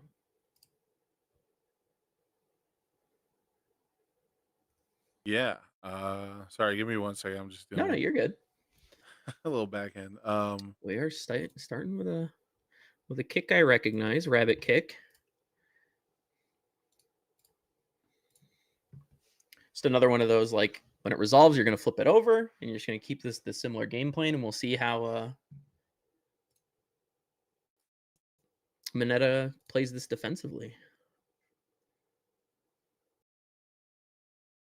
Yeah, Mineta, most notably, we've got the die there to help us track the momentum. That's essentially the number of free blocks that Mineta is going to have access to.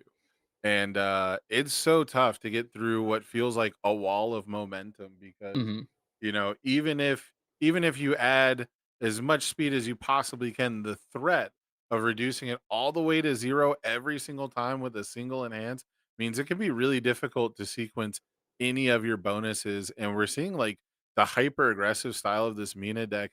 We're just going to keep playing as much orange as we can. We're going to keep flipping all of our foundations. We'll rebuild them out if we have to. As long as we have a face down to add to our card pool, that's going to make it so Mineta's not really that interested in using the once per turn. Now, and free is even being nice, like just the ability that it's 0 speed and you get that card. We do have an acid corrosion breach going up next. Yep. This What? is a huge part of Mina's game plan. So this card is going to allow us to Ooh. clog our own card pool with our momentum. Kind of a unique way to spend momentum instead of going to discard pile. It's going to end up in our card pool. We'll get some decent stats for that.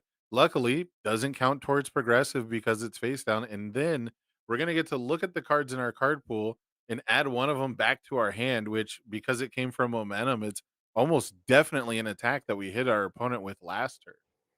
You just get to keep looping that, and just these attacks are so efficient, and like you're saying, just like your stuff in the card pool, but actually no detriment. So we're just gonna be playing on 1 to 0 progressive for all these attacks that like Mineta will have to be blocking.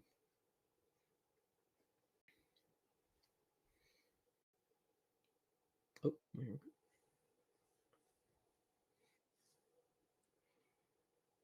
Yeah, there's some really dorky math you can do on partial blocking and life loss because it's not damage.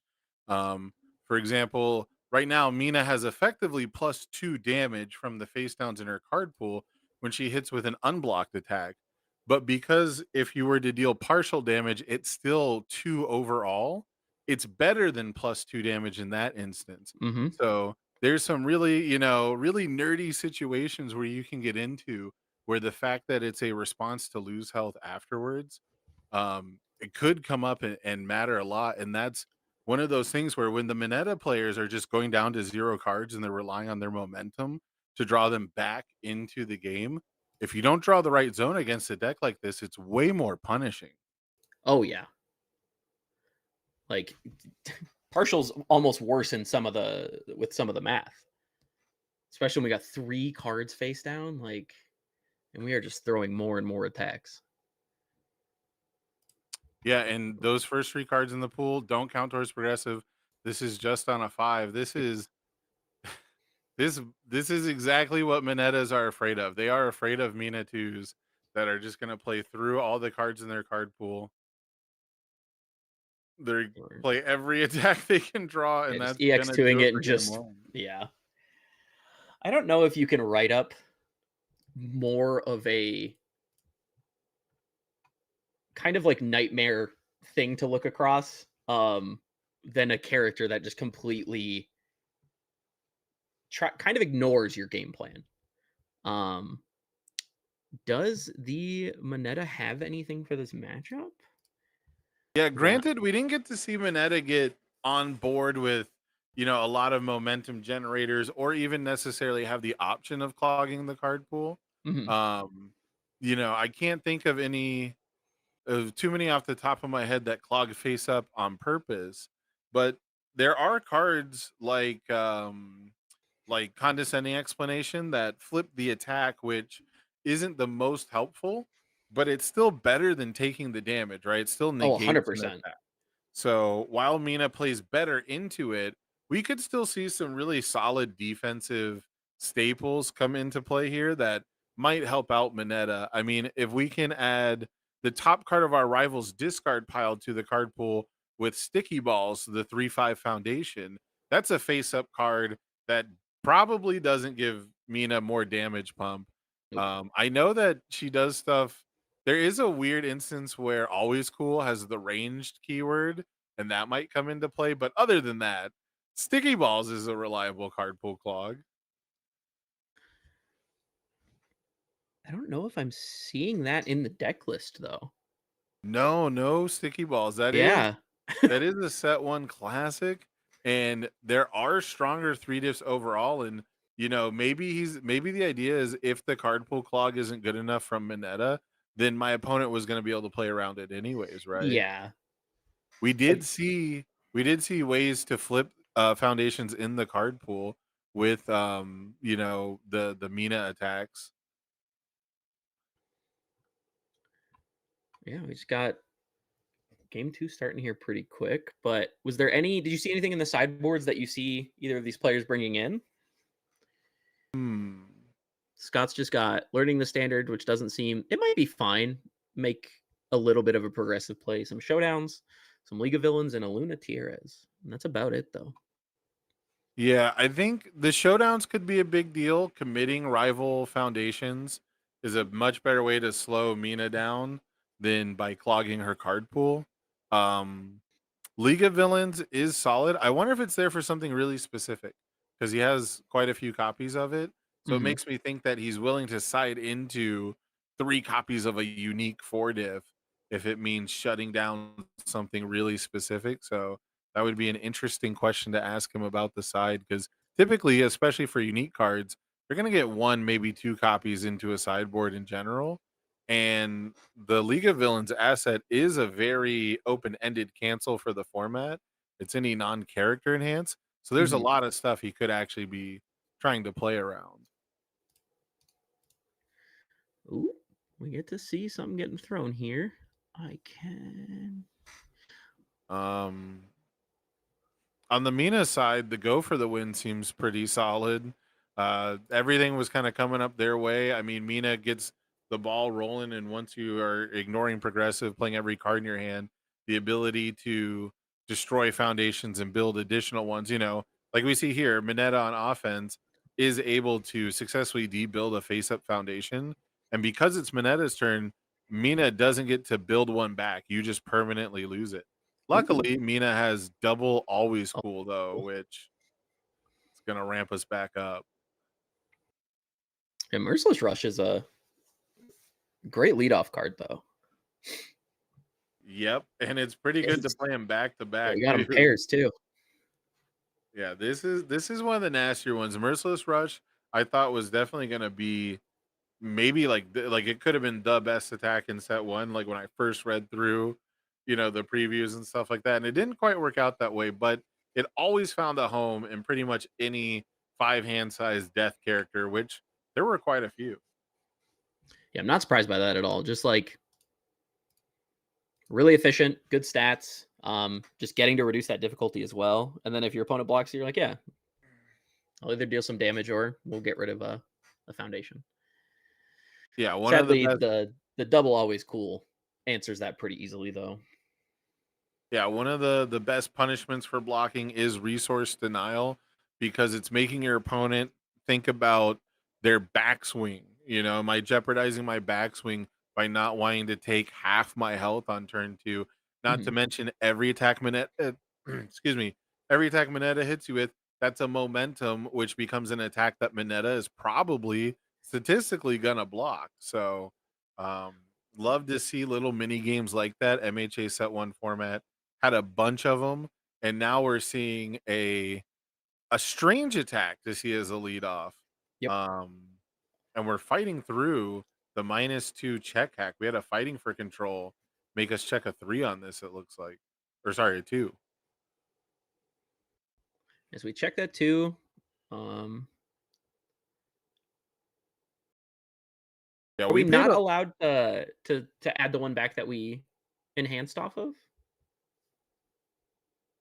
Or what stuff um this additional card? the additional card is from Acid Corrosion Breach. Mhm. It says enhance, add the top card of your deck to your card pool face down. Look at the face down cards in your card pool. You may add one of them to your hand. And so what he did was he added it to his card pool and he decided not to add it to his hand Oh, because okay. this is +1 burn damage for the rest of the turn. That makes sense. See, and these are the little numbers and stuff like that that Yeah. I think if you're playing this deck, you were just fully aware of. Yeah, this acid corrosion And breach. The second copy of it is very good. And we talked about the go for the win coming in while going second. We now Mhm. see it playing out perfectly because Mineta debuilt us on the Merciless Rush, and because we checked poorly earlier in the turn, we now get to destroy one of our committed face downs.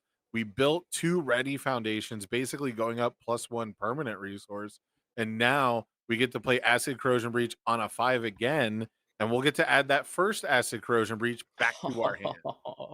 Wow, that is so powerful.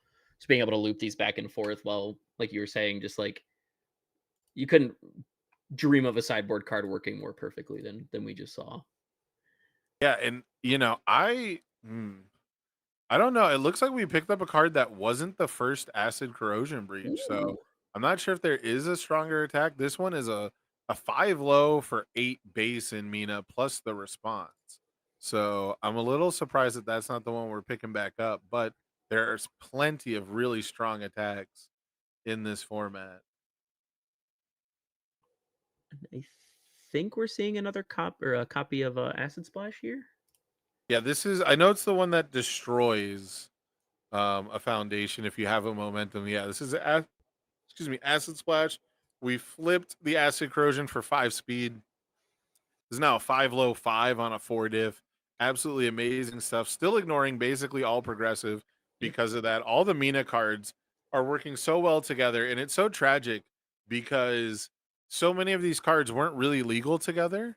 They came in and out like with rotation or had such a small avenue of time together. And MHA Spotlight is really the only place where I think a deck like this will ever get its time to shine. Mina too has had the occasional splash in the pan, like a nice feature match, but this could really be her format. Yeah, it is nice to see all the cards working in tandem that they designed over the years. And I think that's like a big highlight of this format is just getting to see these two cards that have never really, like you were saying, coexisted together, get to just shine. Like that turn, two foundations ended up being tapped. Like just was able to play another foundation on the final part of that string. Just super, super efficient. Ooh, we have a showdown coming down. That is Jeez, yeah. brutal. Absolutely incredible stuff. I mean, this is everything Mina, right? Our opponent plays their legally required throw attack. You know, Minez got to get the chip damage in. This Yep. is a grindy deck. It wants to slowly whittle you down while building up this massive wall of momentum based defense and card pool clog and resource denial. It's coming at you from every possible control angle the game can give you. And he's getting punished at every turn because Showdown is a free block into a 2-speed move, and that Hmm. means we're gonna lose Desperate Struggle and Defying Fate. It's going to really open up the floodgates for another string of attacks here too. If Kyle was able to draw those, two very good defensive pieces that I'm aware of in Yeah. Desperate Struggle, like that card is very, very powerful. Yeah, Desperate Struggle is huge, especially with a character that can generate value from nothing, right? Going from 0 cards to 1 card is nice, but going from 1 card to 2 card is doubling your value. And Desperate Struggles and Mineta can let you play really risky defense like that, which is Mhm. usually, that's where Mineta players really shine is when they can thread that needle between leaving the door open just enough while being greedy enough to actually get a foothold in the game. But this Mina player has been on top of it, man. I mean, We as are a corrosion almost, breach once again. yeah, almost through the set of them. Like Such a good card. And like getting that Defying Fate too. Just like another way to at least draw a card and try and get out of this. That showdown was pretty crazy. Yeah, it's been. I mean, this is a deck that was pitched as a well-oiled machine, and I've never seen it really come together the way it is here. I Yeah. mean, again, flashes in the pan every now and then, but every deck can have a good turn. This is looking like just a steam engine, plowing through the relics of old. Yeah. It's just like, yeah. We can add more words to just how smooth this is going, but Yeah.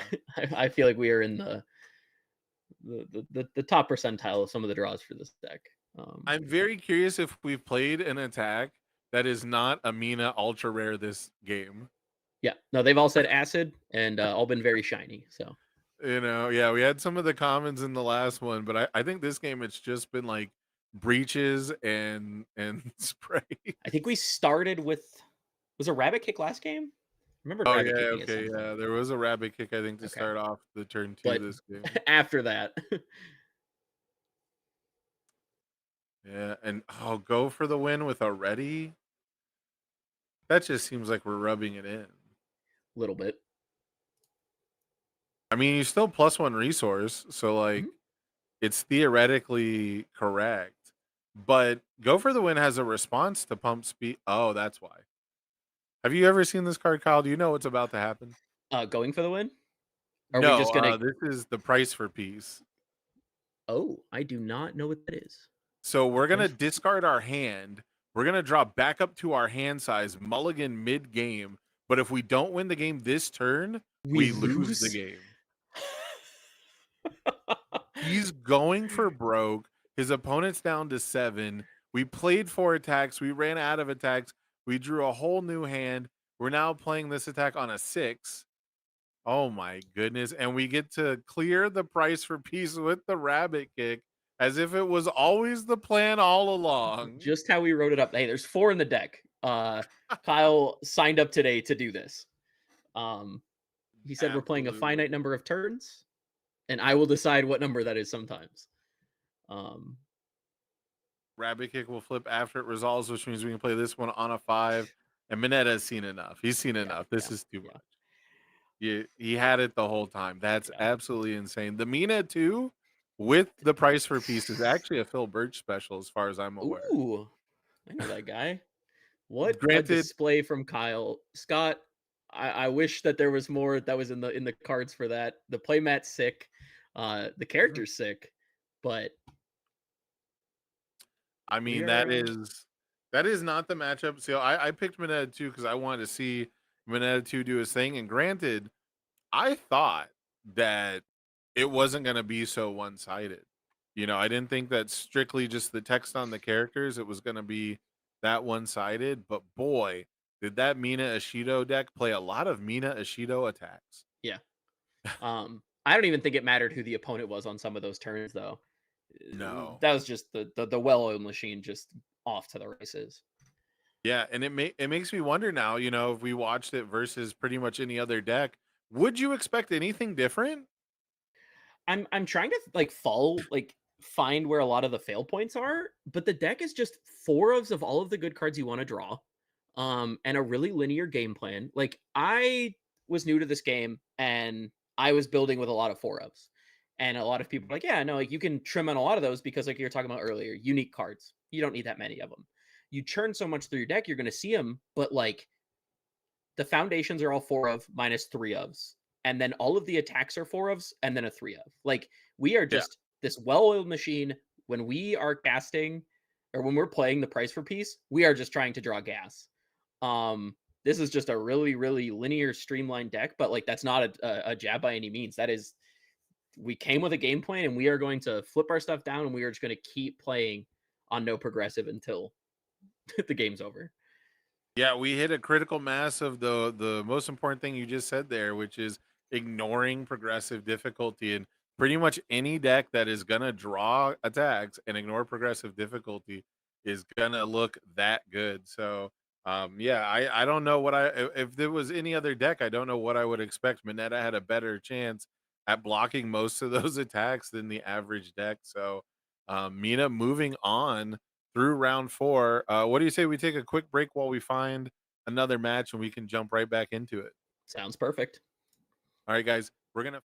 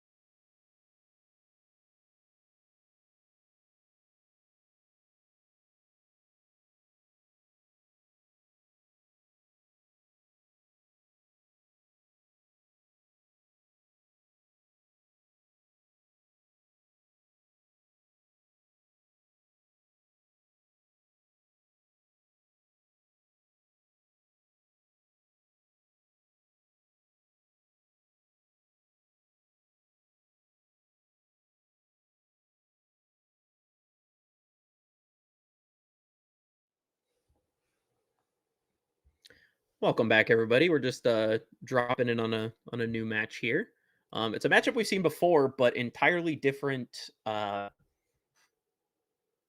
elements for all of them. So Yeah, we we've can got two different symbols. First, we symbol. watched Chaos Tokoyami versus Death Ochako. Now we've got Fire Tokoyami as denoted. Well, I guess Frigid Heatwave also is Chaos, but Mhm. we've got some fire cards here for Tokoyami, and we've got an all air lineup for Ochako too. So we'll get to see a couple different symbols here. Our stream team is getting all the information updated. We know that's not Mineta 2 still on screen, so give us a couple minutes to get everything set up.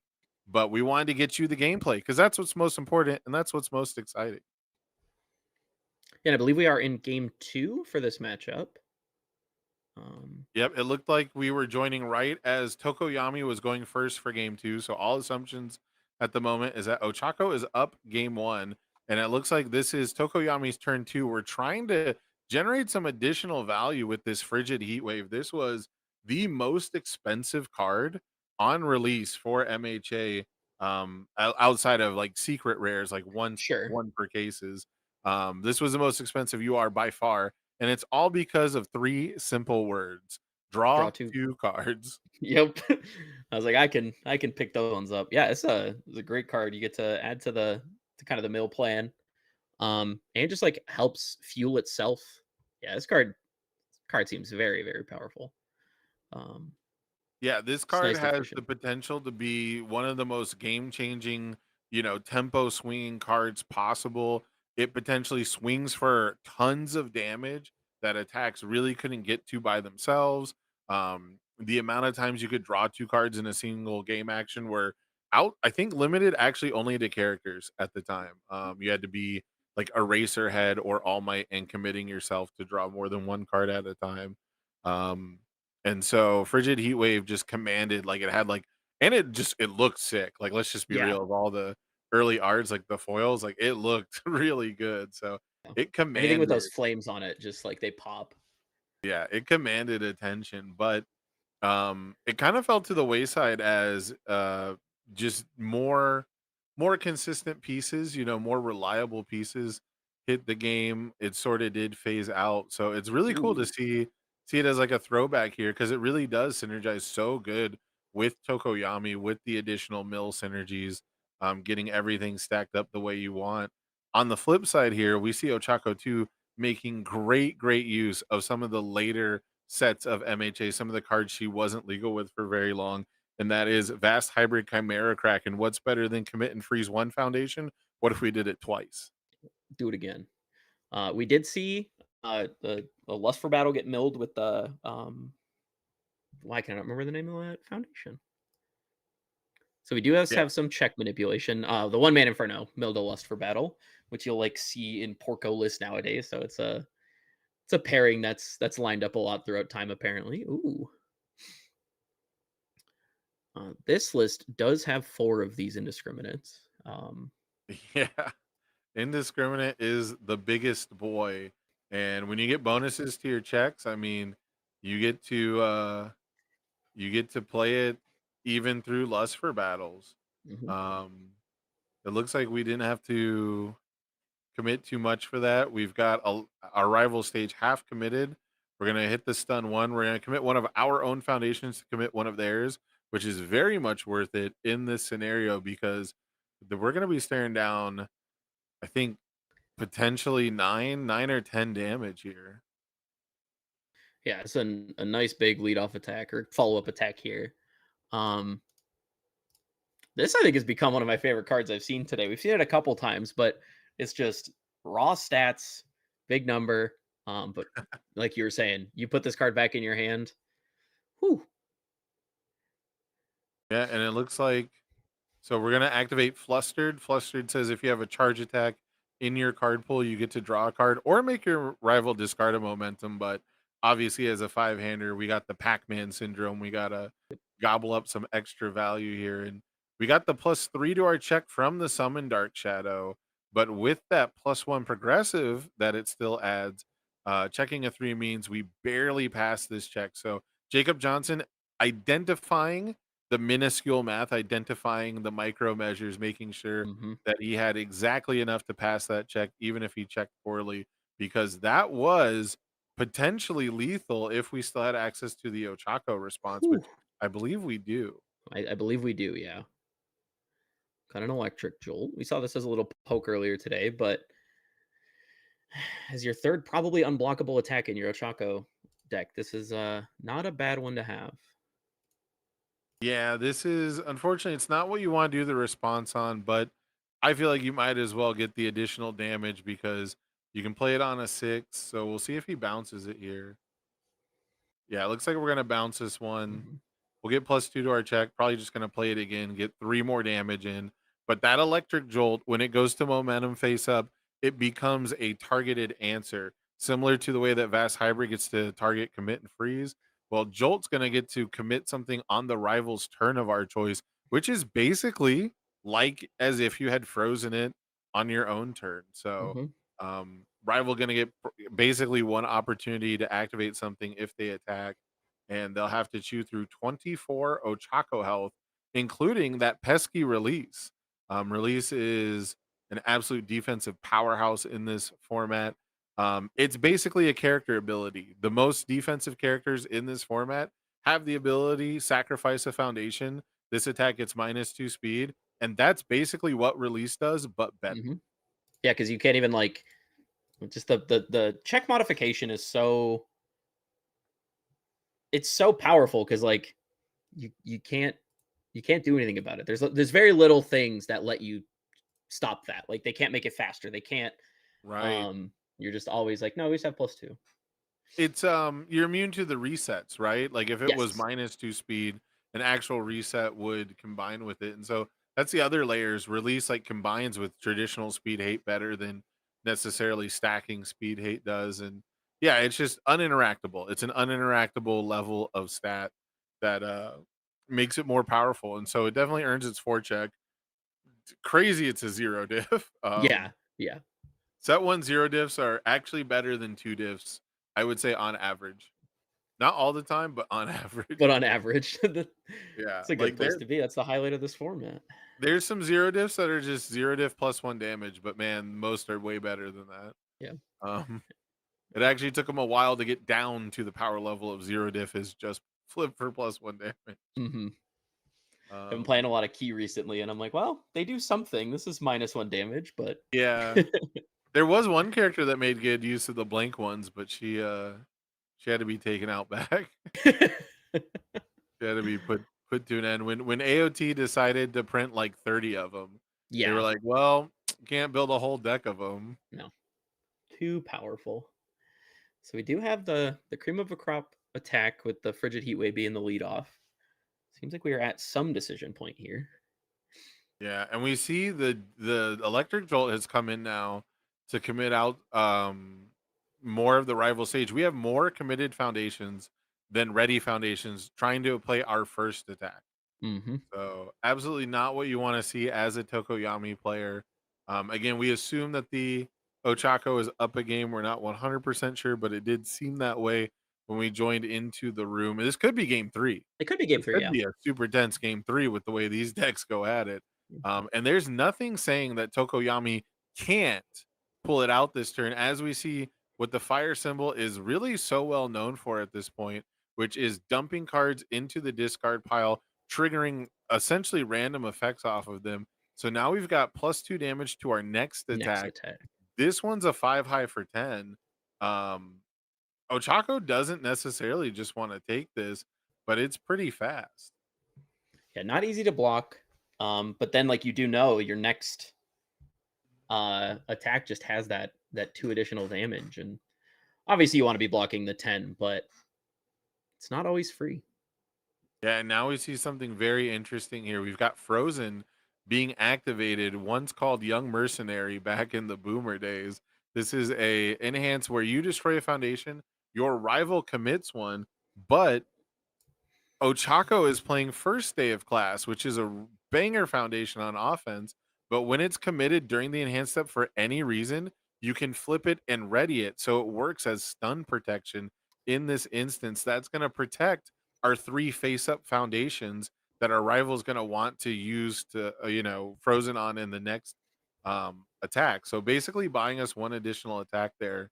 We also do have the Ochako Enhance come in for -3 speed, and we're going to, I guess, release. It looks like we just destroyed a foundation for release. So we're well stocked to block this attack. Yeah, but what are we? Is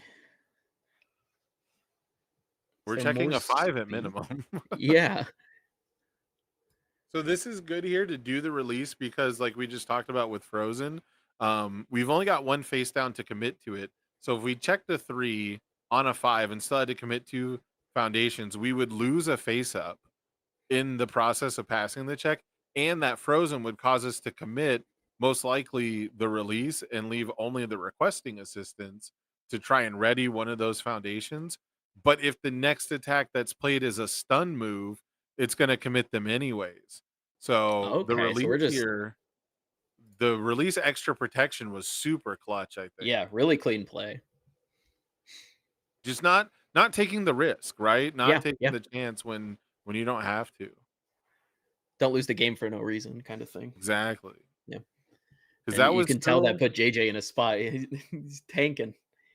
yeah, and it turns out, and it looked like we were blocking that on a 4 anyways, and so you can just tell that Malcolm could really tell that with the activation of the committal effects, keeping his speed reset, his ability to ready a foundation that gets committed anyways, and the release, which we just saw give that extra level of insurance. It's really causing JJ to second guess this. Mhm. Typically, if you're willing to destroy foundations for Frozen, you're willing to throw it into maximum overdrive, and he's pausing now. Yep. He's got a lot of options. Got to draw 2 off that attack. Um, my brain would just be like, all right, let's build and try and live. Um, but I don't know. Like these decks are so powerful. Especially when you look at Ochako with 1 card in hand. We've used the commit on her. But yeah, we're just gonna do a little building. Yeah, so we've got Heroic Lineage, which is really nice. It's -3 speed in response to the rival's attack getting a damage bonus. So all those indiscriminate shocks, all those powerful attacks that you could be spending momentum on, now gonna have to potentially face down -3 speed. We see triple calling for backup. Looks like we failed one, but that's not a great defensive foundation. Mhm. It's got to be the first enhanced plate if you want actual card advantage. So we did not improve our defensive position too well, but we've got -1 damage to everything now. So little tiny electric jolts don't really threaten us if the rival plays it twice. We're really only concerned about the big meaty dunks. Yep.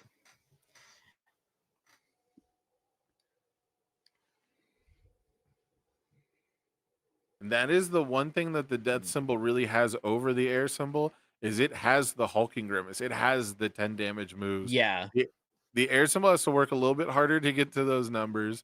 But what I love about the air symbol is right here, Vast Hybrid Chimera Kraken, the absolute problem solver. If you got a problem, this attack will fix it. Doesn't matter if it's gray, if it's green, if it's this turn, if it's next turn, if it's up, if it's down, if it's closed, if it's frozen. It's gonna solve the problem. And we see the Heroic Lineage, pretty much the only defensive foundation left, getting committed and frozen there. And we hyped it up a little bit just for Vast Hybrid to bring it back down to earth, but It shows you it's the target, right? It shows you how Mhm. good it is. Mhm. If it's the best foundation left, I mean, Vast Hybrid is gonna take it out. And yeah, it's the cleaner, man. The Vast Hybrid is just the cleaner. Yeah. Like it's such a strong attack for just clearing the way for your actual kill conditions to get in there. Such a And like simple effect.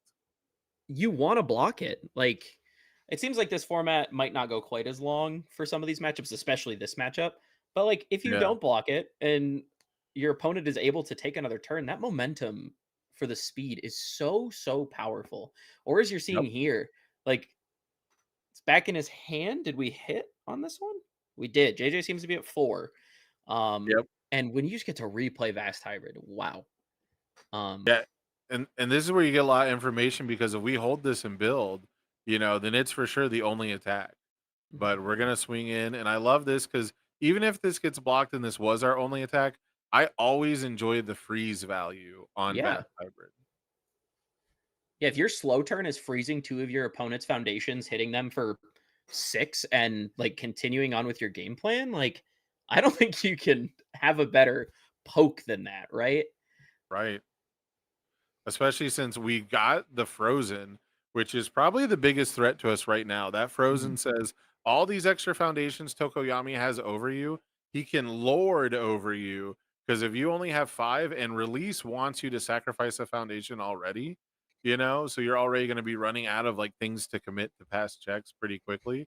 But once you get down to only 1 or 2 foundations, Frozen just, taps them down and you don't have access to them at all. So being able to kind of bridge that resource gap in like an interesting way. Five handers, they we kind of see them a lot with like discard game plans, like Metalhead and like Potemkin coming out soon, where instead of trying to catch up to you, they want to slow you down with them. And I think freeze is a great mechanic for that.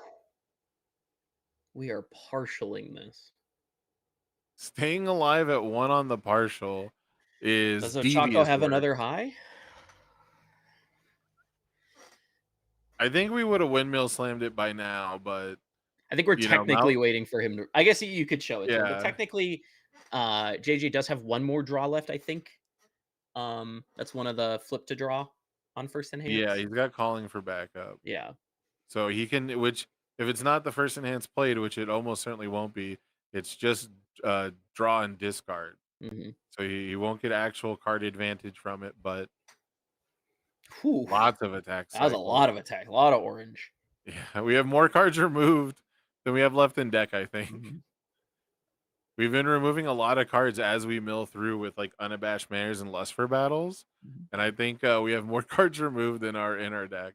It is pretty close. Oh, he got him with the That's jolt at 1. crazy. He It waited for doesn't him to even matter. cycle? The That's slow so roll's wild. BM. That's so BM. He Oof. actually waited for him to cycle just to put down the jolt? Oh, dude. That's a Oh, crazy win. the poke, but the That's a most important one. crazy way to win. Yeah. But I think that just shows just like this Ochako character itself. We've seen 2 different symbols that it's been on. Uh just a bunch of stats and replaying the same attack is pretty good. Yeah, and we saw how sometimes it's not even the big bad, highest value per card attack. Sometimes it's the tricky little 4 diff that deals Mhm. 1 damage, even if you can block it with 6 cards in his hand. Uh, He had a whole hand of mid blocks, and it yeah. doesn't matter because we let ourselves get whittled down to just a single health point. Yeah. Absolutely clutch electric jolt in the hands. Yeah, yeah. Just not have to worry about anything else, like you're saying. Probably could have showed it before the cycle, but no. That was Yeah. a fun match to get to also witness the end of. A lot of aggressive decks, it seems like, in this format. The defensive decks seem to kind of just I don't want to say get outclassed, but the aggressive decks in this format just seem very, very strong. Yeah, I think a part of that is players have gotten better as time goes on. Throughout MHA, especially early, it felt like they really, really wanted to make sure that the game was proactive. And Mm, proactive typically means aggressive. People want you to be making threats, playing cards. We want to attack each other, fight each other. And that was really omnipresent. But I think the best decks overall from those formats did end up being defensive because when the slant is so strong towards offense, anyone who can play defense can now also play offense, right? If the offensive that's cards are fair. so good that's kind of how that ended up for a lot of time. I think you don't see it as much right now. Like Rodan struggles to find an offense, and things are a little more archetypal. But back in the day, the best defensive character in the game can play indiscriminate shock and stun you out, and And and just just do it add the a old fashioned way. bazillion Yeah. damage. That's Yeah, cool. so I think that's a big part of it is just wanting to make sure that the game doesn't end up in those deadlock states where it gets really stagnant really quickly. Mhm. the character most likely to do that for us was Mineta too, and he Yeah, did not establish a could lot not. at all. Yeah, sadly. So, but yeah, that was a ton of fun. I think we got a little bit of time left in the round, so I'm gonna take this opportunity to grab a drink, take a quick break. I think you guys should too, because we're gonna come back with the MGLA guys, and they're gonna have your final round of Swiss, and Oh then yeah. it's top cuts, then it's Turtles box giveaway, it's prizing announcements, it's all the good stuff, basically. So Yeah. we'll be right back. You're not gonna want to miss it. Yeah, thanks for having me.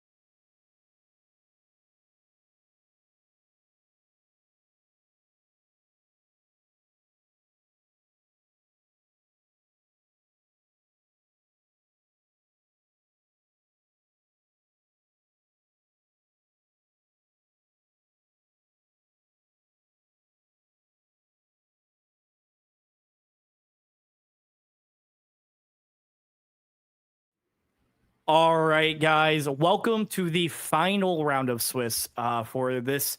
What has been, in my opinion, an amazing Webcam Warriors to watch. As someone who is legally obligated to watch every match because I am running the stream and doing all this stuff behind the scenes, it has been an absolute blast to watch all of these stream matches. That said, I got to be honest. This last match, I think, is the most pivotal, the most important match of the day, and the one that I am most excited about. I don't think any top cut match is going to match it.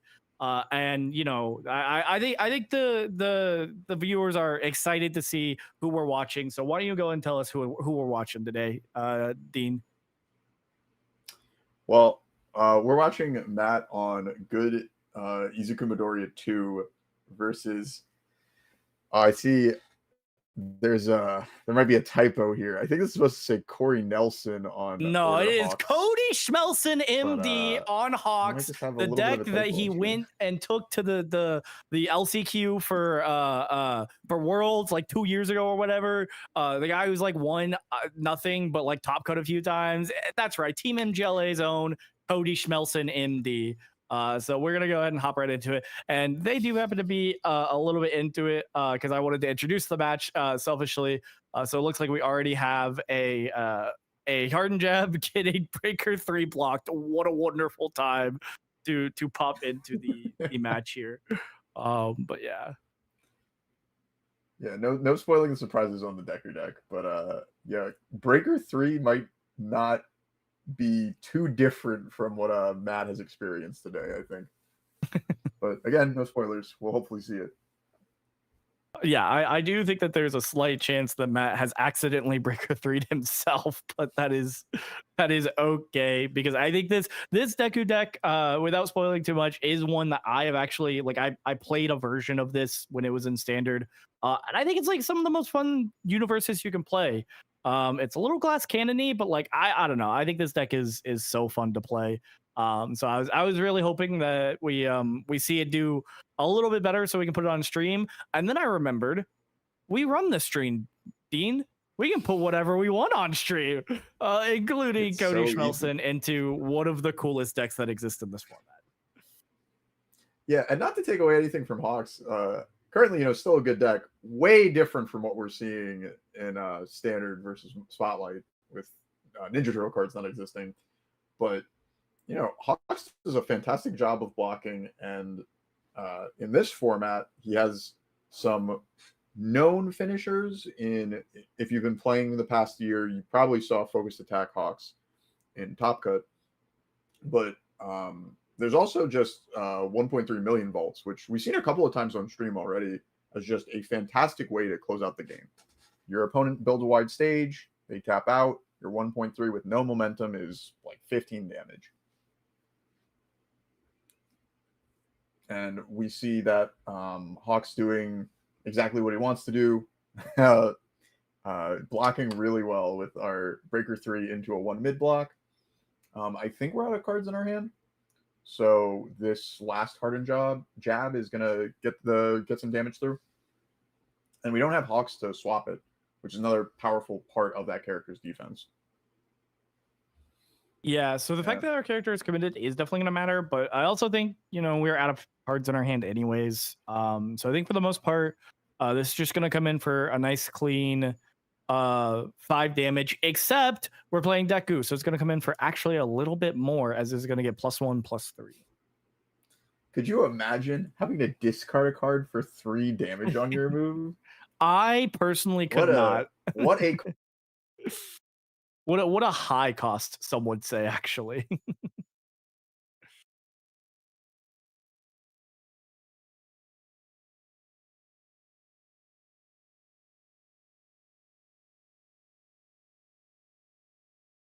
Give me a moment. I believe something happened with my co-commentator here. All right, I think he's back. I think production. Can we get a fix on that?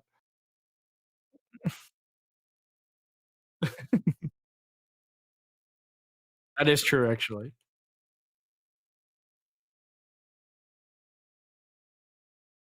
I do think it is very pivotal that we hit Hawks for 8 damage here.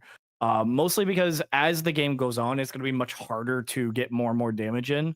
But does look like we're going to choose to throw some attacks here. I kind of would have expected something like Hawks to kind of build out here, but it might be a situation where we're just trying to get some damage in when we can, especially with this Patrick baby coming down for what is easily going to be 5 damage by the end of it.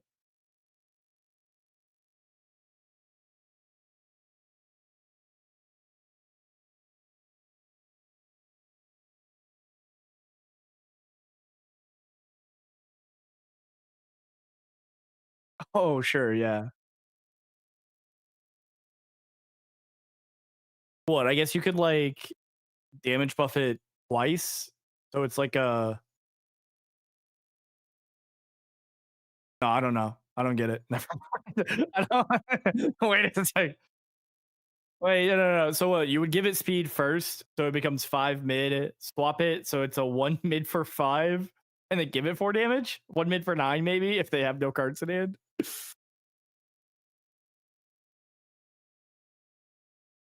Oh, sure. We'd also make it like super fast for 3 damage. Oh.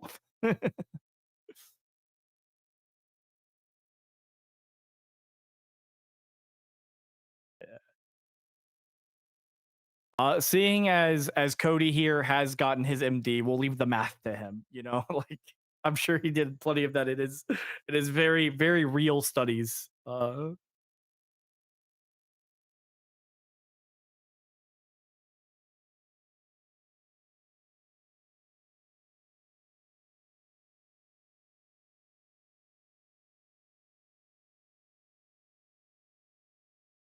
Yeah, yeah, and knowing the way that like Corey plays specifically, I have a feeling that we're gonna end up trying to double dip on things like passing the torch, which we also happen to build here. And then we're also gonna double dip on as we get smoke screened here, and we're also gonna double dip on ice gliding, which makes a lot of sense for the way that Corey plays the game as well.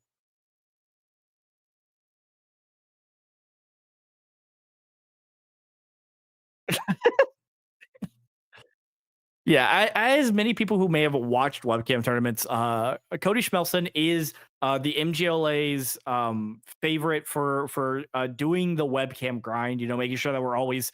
He's kind of the one on our team who will always play these webcam events no matter what. He just really loves playing webcam, and I also think it's because he does have the winning strategy of smoke screening his opponent by blowing out, you know, a little bit of vapor from something the world may never know onto his board, so they can't see his board as well. I think I don't know. I've not talked to him too extensively about his strategy, but it seems to work sometimes. He's won at least one webcam event, so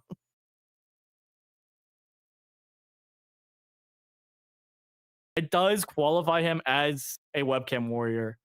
Um, Unfortunately, he cares more about his MD. Otherwise, that would be the title that he has under his name.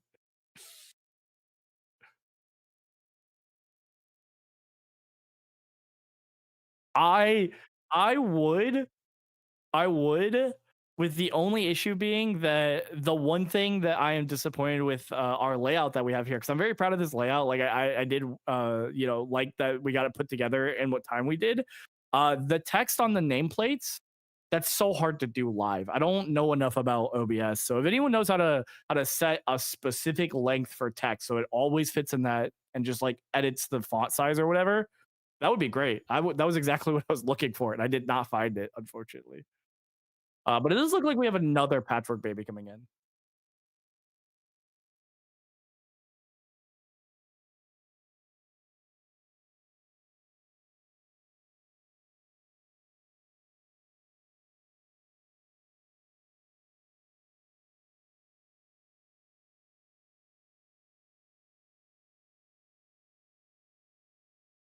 Oh, you're so smart. Give me 1 second. I didn't even think about that. Wait.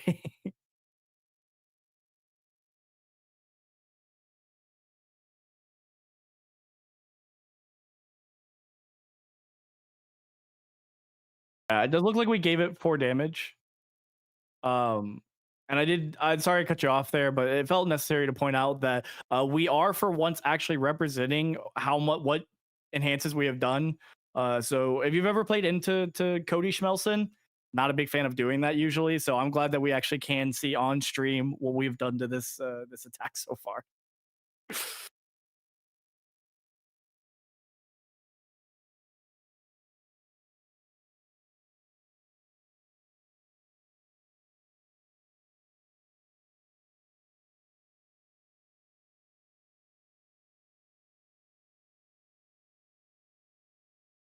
Yeah, and it actually looks like we might be grabbing oh, that might have been, we'll see if this goes to hand or okay, this is going to hand. So that might also be just grabbing something to build next turn, or we're just expecting that this has gone high, or knowing Corey, this might have already gone to high. It's unfortunately a little bit too early to tell.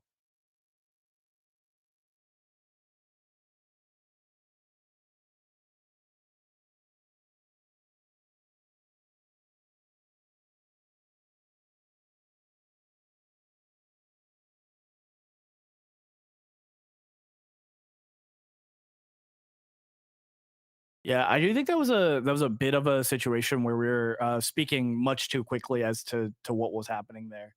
So it's nice to see that was the eventual plan. There was to actually just go ahead and draw R2, gain R2, and keep a very nice life total here. I do think the specific choice we went for was the fact that we do probably expect Cody Schmelson, MD, the webcam warrior, to actually go and build into deadlock here, as he's kind of playing this like prison strategy where he's just going to block everything.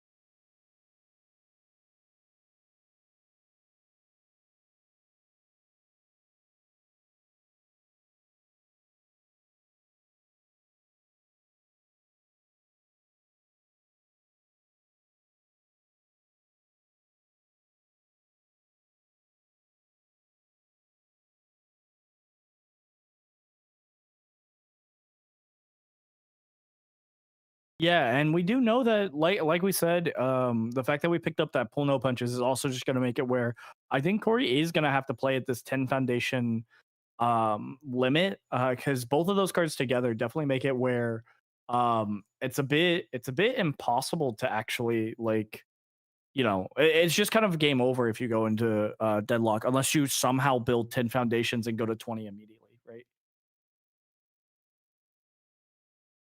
I have just realized, by the way, that I have been talking to myself this whole time. When we had connection issues, I don't believe Dean got added back into the stream. So sorry for the confusion on that, viewers, that I've just been talking to myself for Aw. about the last 5 minutes or so. But we've gotten that Oh fixed now. no. Are you sure? They can hear me? Yeah, yeah. You are on stream now. This last round is a little Oh bit my scuffed, but what else do you expect? We have been smoke screened by the Cody Schmelson, MD, the webcam warrior. So it's just kind of what you have to deal with when he is on stream, unfortunately.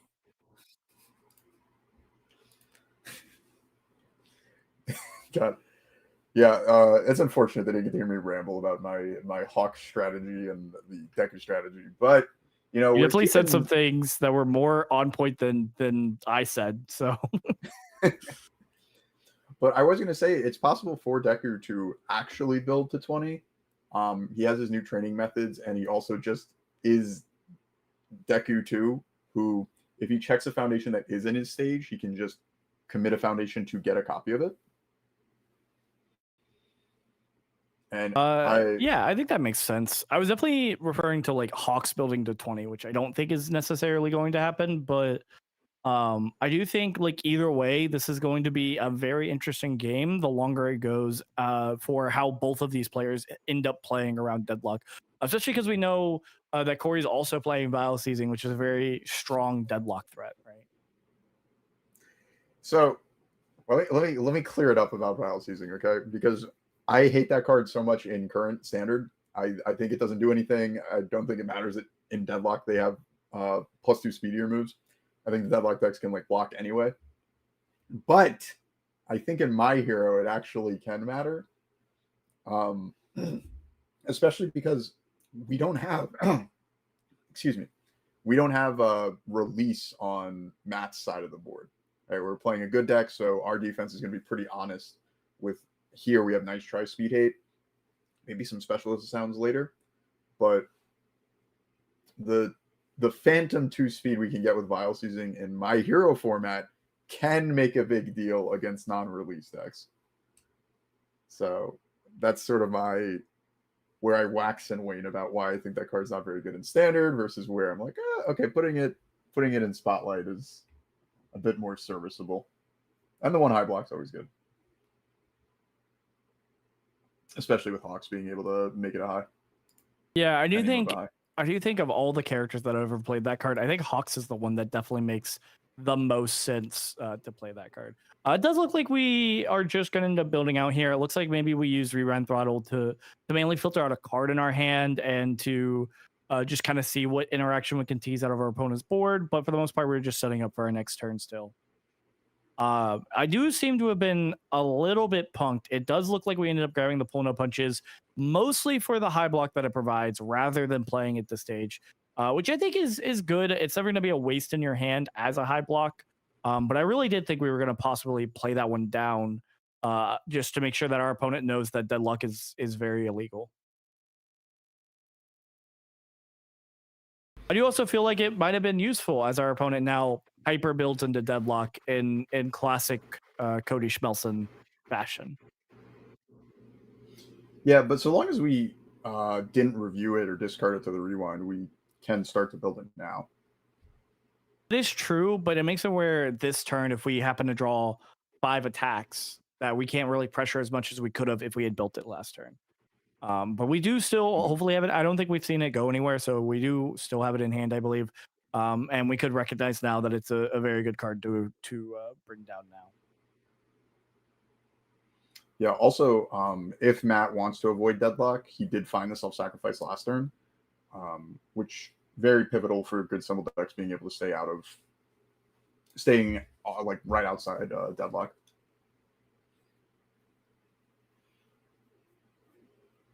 And it looks like Corey's gotten, I think you're finished as a additional Deadlock piece, which in combination with requesting assistance is pretty messed up. We can sort of slowly start to strip away at our opponent's board, sort of doing a Toga impression like we saw in previous rounds, just stunning all of our opponent's relevant resources.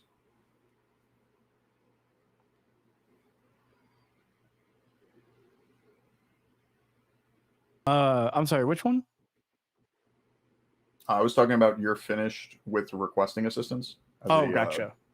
Yeah, if Matt dares actually build into Deadlock, which is like very threatening. It's basically the same as the fact that Matt has 2 you're finished in his own stage. You know, I think each requesting being an extra you're finished when we end up needing it is something that matters a lot. Yeah, and something to take note of is we're actually at 10 foundations right now. So if we have to play moves if we want to skirt Deadlock, because otherwise Corey's going to be able to use Fruit of Our Labors to just snipe a card right away, because it is a form Deadlock on that one.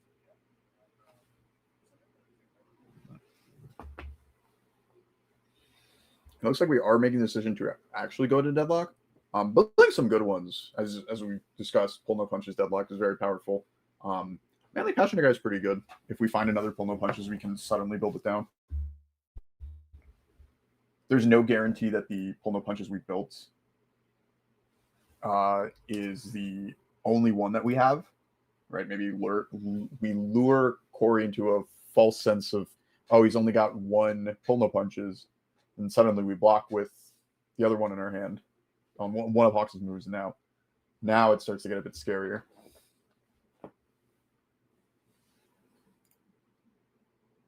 Never mind the fact that we could also just happen to check another Pull No Punches, and then just commit something to build it out. That said, I don't know what we expected here. The build turn coming out from from Cody as he just tries to go to as many foundations as he can build.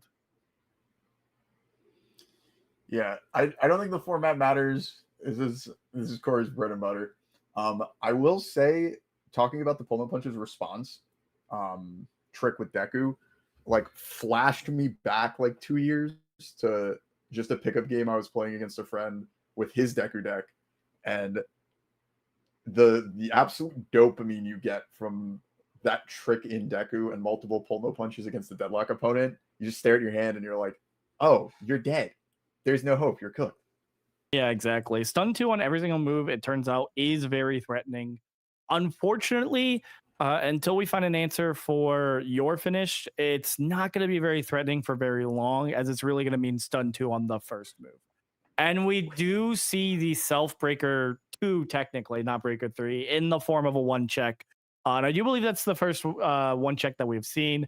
It does turn out that Matt is playing 2 copies of One for All Unleashed, which I think that is the single coolest card that is so hard to play that they've ever printed for Deku 2. And we are running 2 of them main board.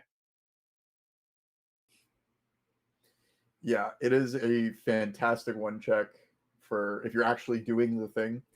Every card you discard gets to I can't remember if the card you discard is the one that gets built down or you build the top card of your deck face down, but it is essentially turning your discard into fast resources, allowing you to do what Deku wants to do, which is discard your hand and play attacks. And all while playing an incredibly cool one check. Yeah, I do like the other one check that we do happen to have on in our sideboard, which is double front beatdown. So we do happen to have that in our sideboard. I do like that one a little bit more as a main board option than the one that we happen to run. But I'm not going to question, as I didn't think about this build for MJ Spotlight, so I wouldn't dare question Matt's choice here. I'm sure that this one is going to prove extremely useful. Never mind the fact that it's also just a much more threatening stat line than double front beatdown is. Yeah. Also, I completely forgot that card has an absurd deadlock enhance, where if we actually find it, just draw 4 cards.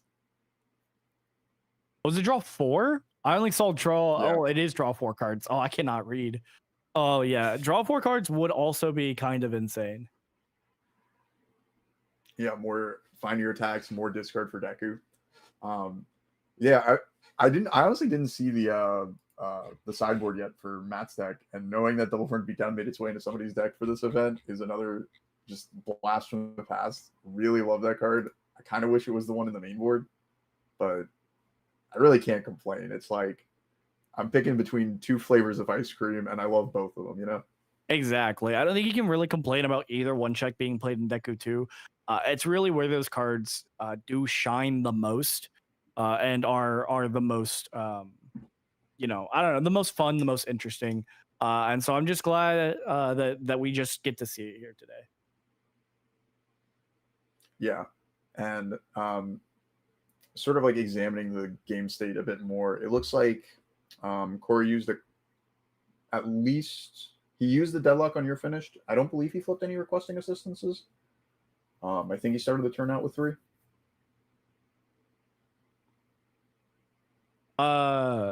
Yeah. So he just used one here, it looks like.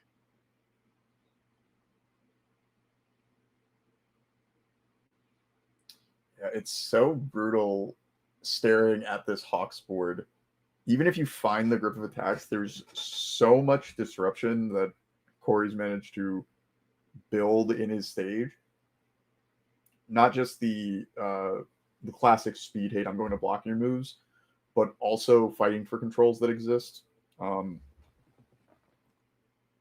think there's a sticky balls near a shock treatment, maybe. Yes, he did build a sticky balls as well as a shock treatment.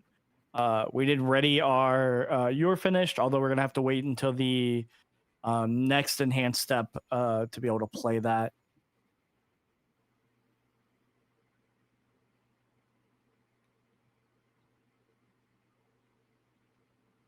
So, if you're Matt in this situation, Justin, what's going through your head as to like, how to win this game state? What are you? What's the string you're looking for? What are you trying to have happen?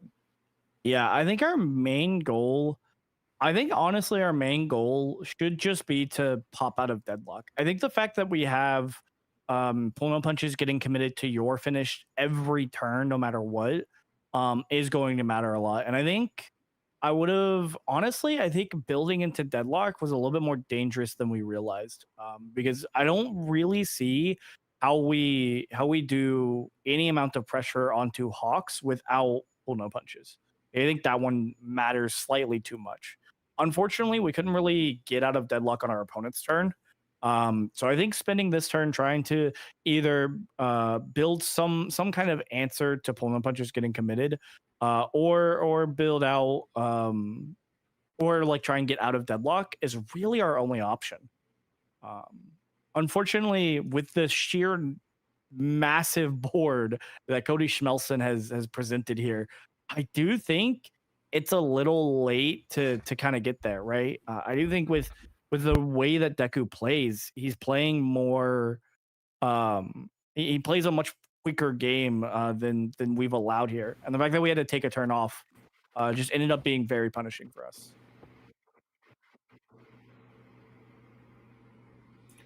Yeah, so it definitely looks like a real uphill battle for Deku at this point. I mean, we played our first move, and through a combination of a bad check as well as some of the defensive tricks that Corey has, we've tapped 7 foundations to start our turn with, and it's not for some big Titan move. This is just a fortive. And Corey's posturing that he's going to block it, so. Yeah, I do think we're definitely because we can see. So it's a little bit hard to read the numbers on those dice with the size that we had to stream, unfortunately. But we do see 2 dice, which means we have at least -7 speed, right?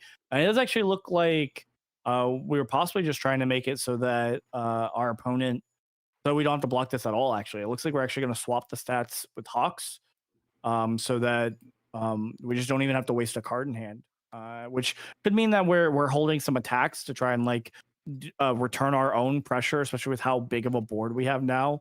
That we could actually do that on our opponent's turn, or it could just be we just are gonna block the next few, and didn't really feel like sending it otherwise.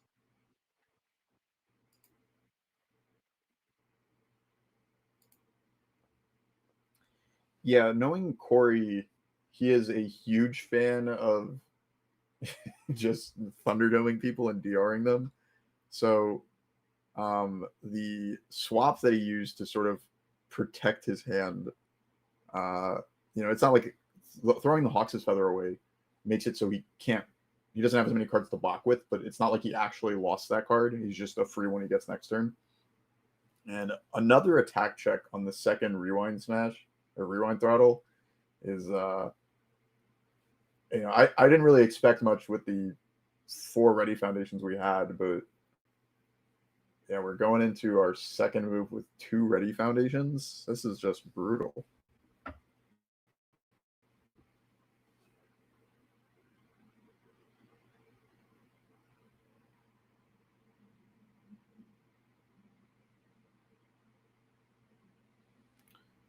How much do you Yeah, think you would risk this turn? Like we keep talking about it being a little doom and gloom for Deku, but how hard would you go in on this turn? Like would you play more attacks here and just be like, you know what? I just have to go for risks and hope Corey doesn't find it next turn? yeah, I think it's a bit Or of a situation where once we are 6 committed on the first attack, right? I think at that point, 4 foundations and 2 foundations doesn't really matter, right? And by the same vein, I think 2 foundations and 0 foundations still doesn't really matter, right? Like I think it's a situation where Corey's going to find the win either way, just because of how committed we ended up being so early. That we could kind of just try and see if we can do any damage this turn, or if we could at the very least bait out some of these pivotal uh foundation that foundations that really make it where we can't do much, to actually pressure the board, right? If we could get Corey to use more fighting in controls, or get Corey to have to burn, some of these flip effects, like requesting assistance or in control, then I think that could matter and make the difference in the game. Yeah, and we've accomplished it quite a bit. Some of the more as we see some of the requesting assistance, we started this turn with 3 face up, and we only have the 1 left over. Cheating a little bit in that chipping away, even getting some damage in here. But as this is kind of the strength of Hawks, where the only cards we've really used are sort of permanent, because those Hawks' feathers are just going to come back to us. Yeah, as we see Corey here, Now, we not did even get, as bother you said, clearing those his flip card pool, foundations. as they're just going to go back to his hand anyways. But as you pointed out, like we have quite a few flip foundations. Unfortunately for us, I do think that Corey was gearing up to and using those flip foundations to try and go for the win on this turn. As we see Dean's favorite card, Vile Seizing, get played. Look, okay, it's just a different world. All right, Vile Seizing in standard, like I sleep. Okay, do not like this one. Not good enough. But in My Hero Spotlight, like, this is pretty good. This is a 5/5 for 6 that's going to draw a card. And our opponent only has 5 resources to block with. I know the nice tries kind of double up your speed 8, but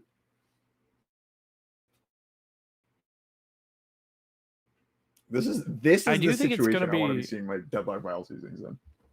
And I just don't think the I situation do think comes it's up going to as be much. rough, though, that we have to use those nice tries on I was just an gonna say early standard. turn, especially if we recognize that in Corey's deck specifically, the really threatening attacks that could come down are stuff like Patchwork Baby, which is already going to stun 2 of our board anyways, or Indiscriminate Shock, which is going to do the same thing but also be very damaging, right?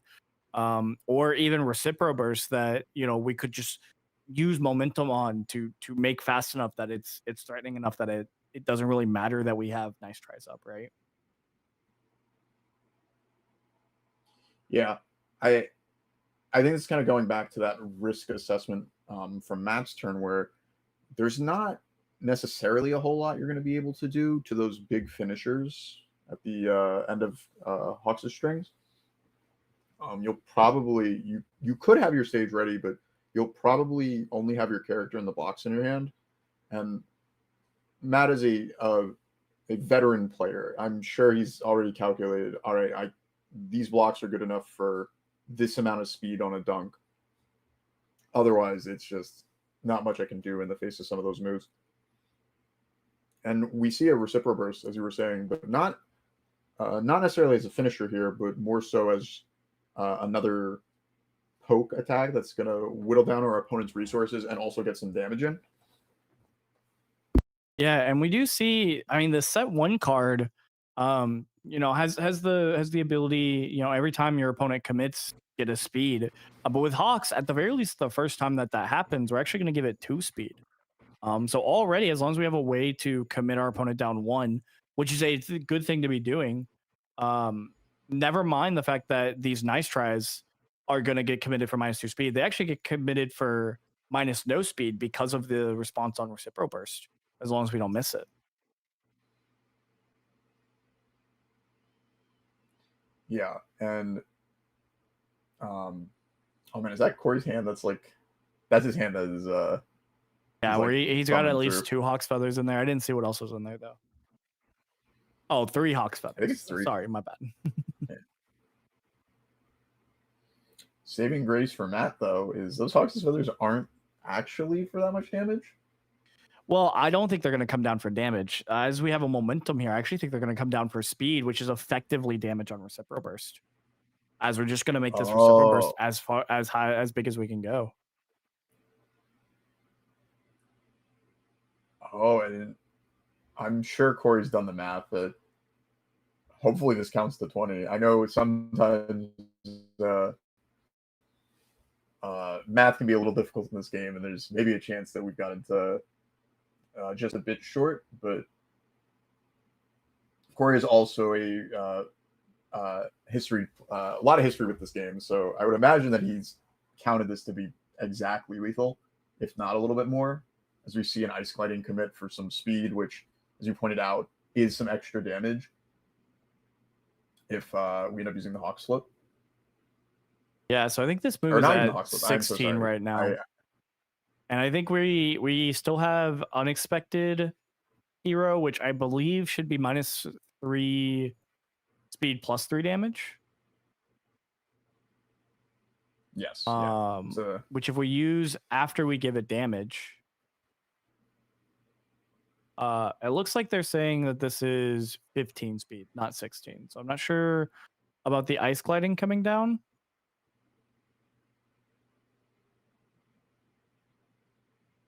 But this should be 17 damage. Yeah, and it does look like it's going to be exact lethal because we're going to go -3 speed and +3 damage so that it's a 12 low for 20, which I think is a little bit outside of the range at which Matt could comfortably block. We are going to show that we had one the mid, Justin. Anything could happen. And unfortunately, we're going to check the pull no punches. And I think in any situation where we could block that, the fact that we could commit that and have an extra pull no punches next turn would matter a lot. Unfortunately, that is going to be it for game 1.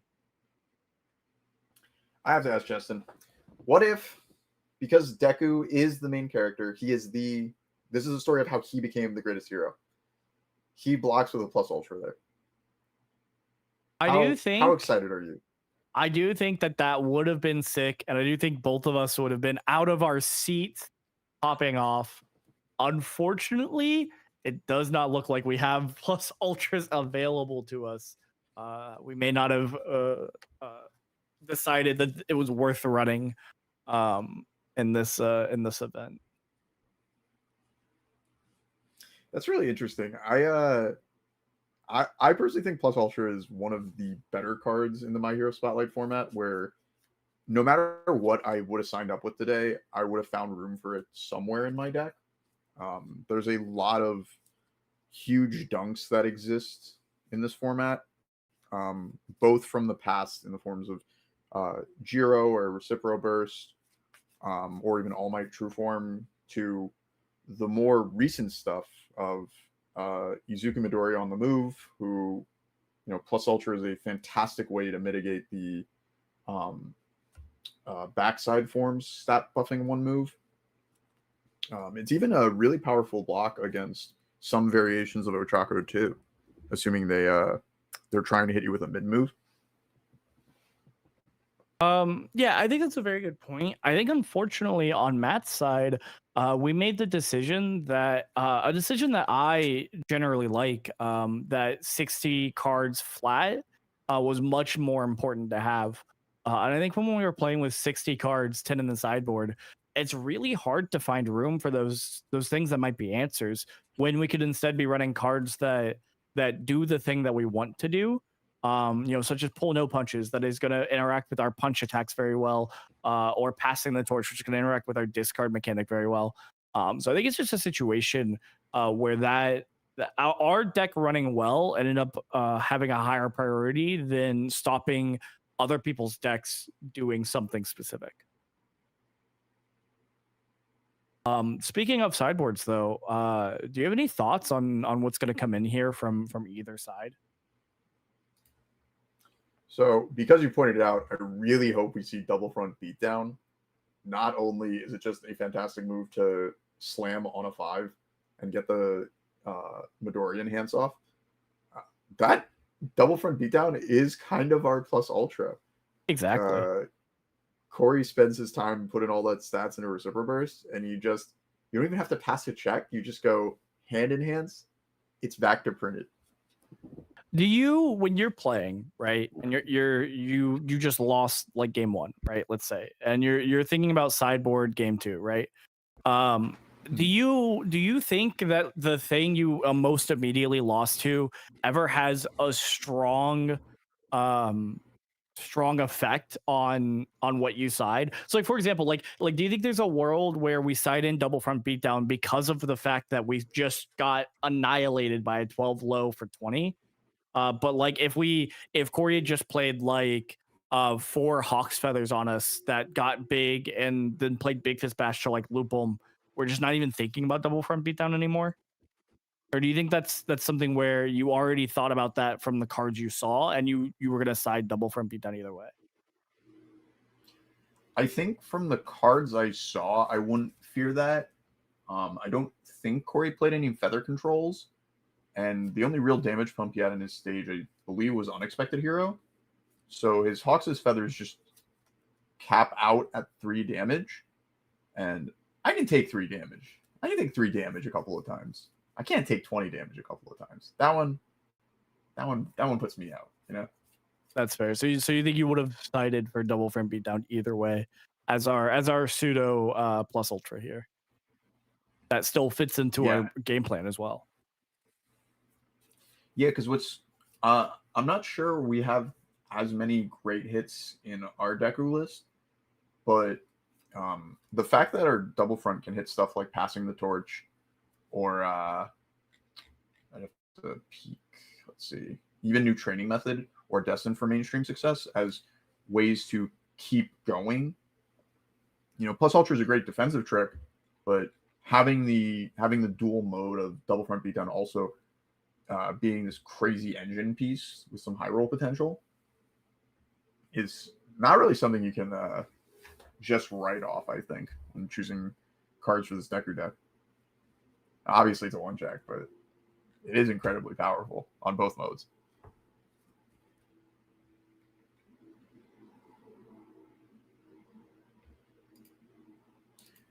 And Deku's starting off with a classic Hardened Jab. We've seen this one a lot today. No surprise, as it was probably one of the most registered cards back in My Hero Spotlight. A lot of people played Good Punches. This is just a classic one. I think we saw it in round 1 today. We saw it in round 3. And now we're seeing it in round 5. Yeah, I do think, unfortunately, top. I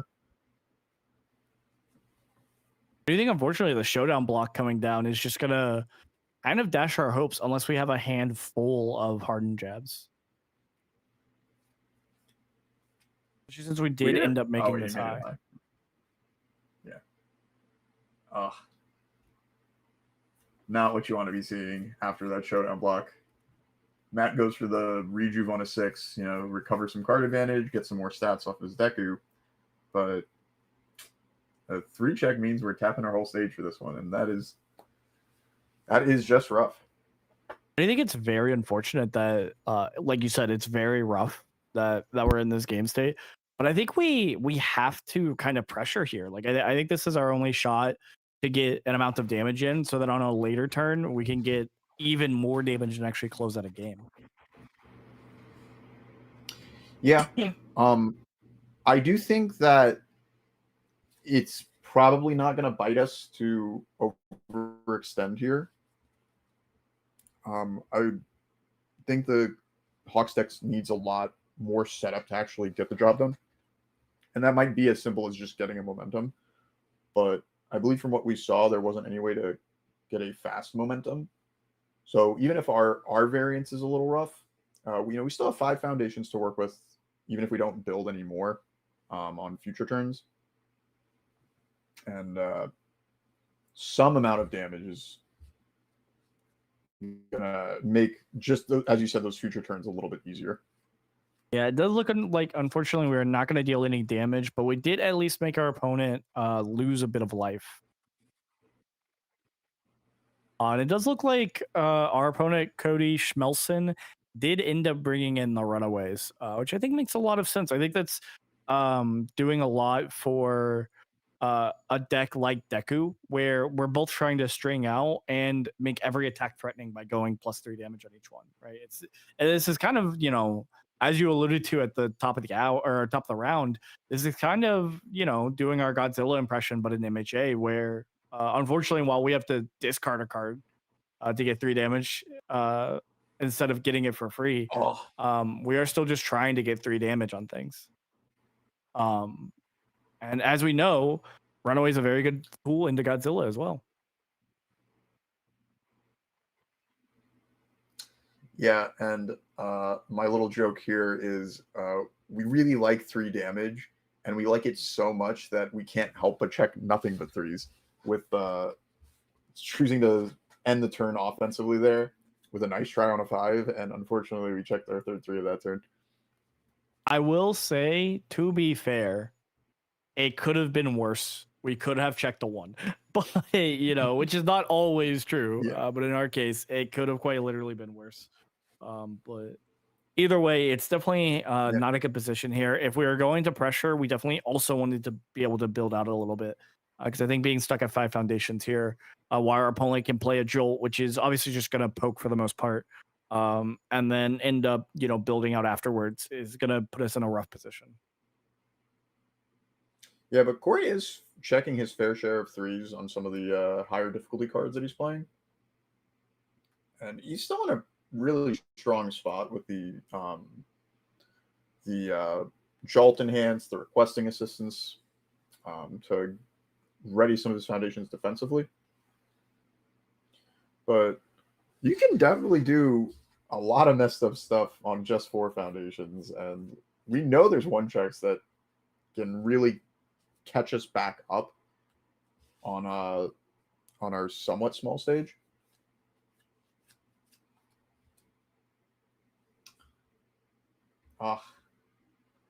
At least luckily here, this 3 check doesn't really one, matter, fortunately. Yeah, this is where you want to check the 3 is on the hardened jab, because you get the most value. I do think, unfortunately, that fighting for control actually ends up mattering a lot more than the 3 check does, because it makes us check a 1 here, which, as we know all too well, can be turn ending. And I think it's going to make it where we really have to decide if this is something we want to go through here. That said, we did see in the hand there that going further on this turn might not be too terrible. Actually, we might have exactly what we need to kind of extend the resources here.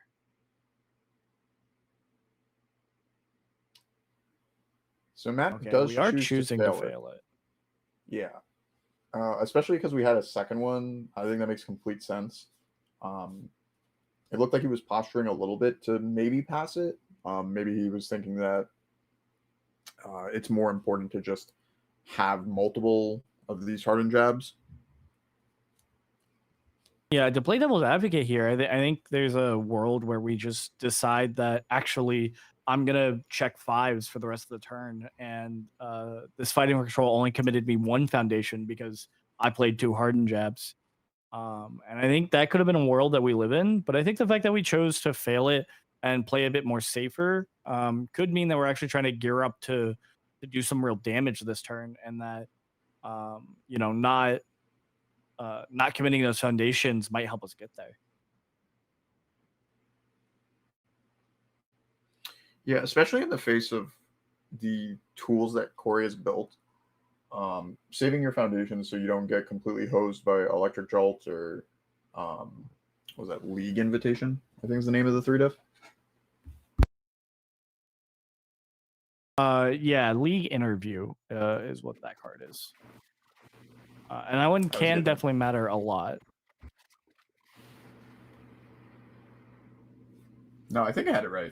But that one always gets me tripped up with the 2 diff. Oh, wait, no, I said it's League Invitation. You said League. Wait, did I say Interview or Invitation? Wait a second. I think you said Interview. I don't know.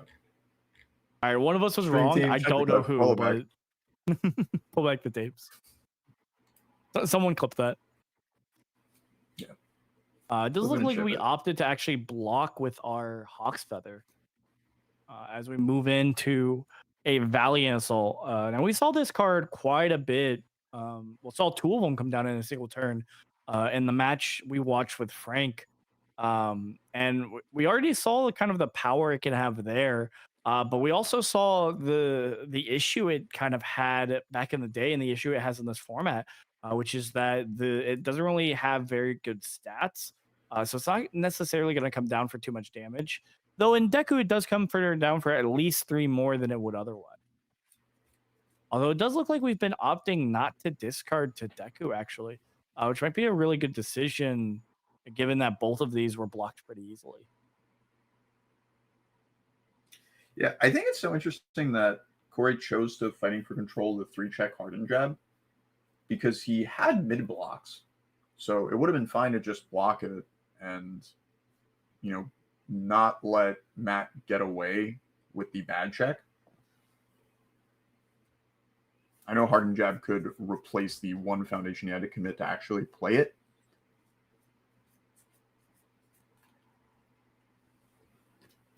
But sort of let him get out of jail for free on that one, when maybe we could have used it on this Valiant Assault. Yeah, it does look like we're choosing to back out here, though. Which I don't think is the worst decision. I think building out is certainly decent here, but my concern from Matt's position would be that Corey can just outbuild me by just spending another turn building at least 4 foundations next turn.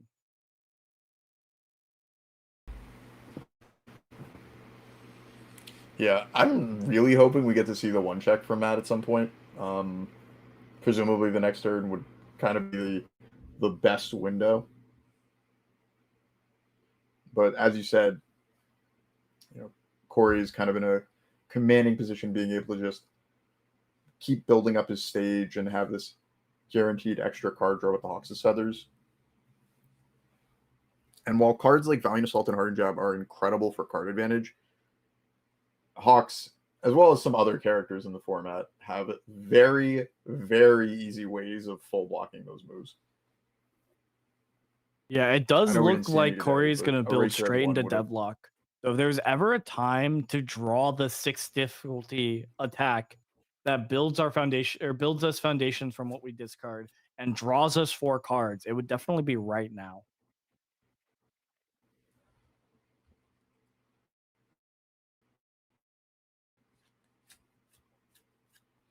Yeah.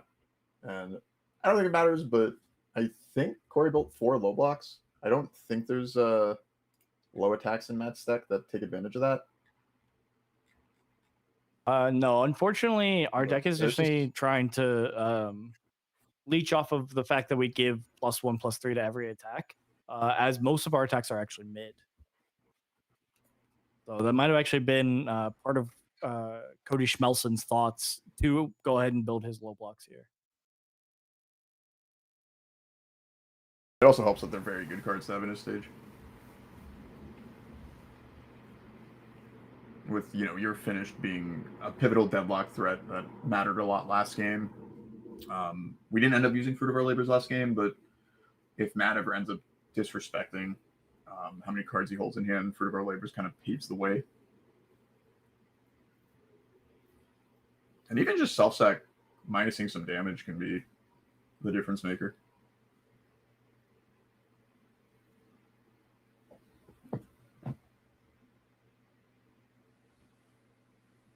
Yeah, I really enjoy watching Corey play these essentially Sophidia decks, right? That's the retro character that he really likes. Yeah, this is essentially doing his best impression of that, but in a non-retro format. We're just trying to block enough things to make our opponent commit enough things to play exactly indiscriminate shock and kill them on their next turn or on his next turn, right? And that really Hold is. on. We saw Recipro Burst. Okay, we got a couple of options. We have a did couple see the of, 1x angles. Recipro Burst instead of the indiscriminate shock come down.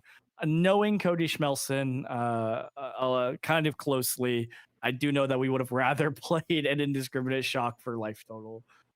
If there's ever a game, I think Cody Schmelson would play a lot of other card games more if he could play indiscriminate shock and kill his opponent with it in those card games as well.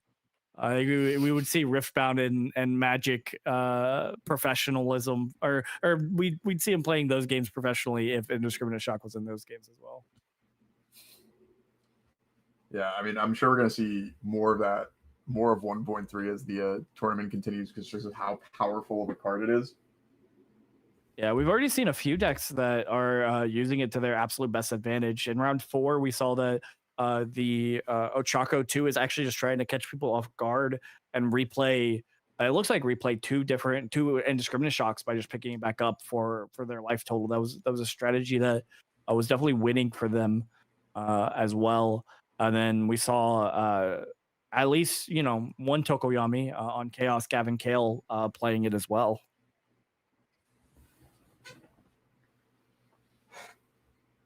Yeah, just a really solid finisher.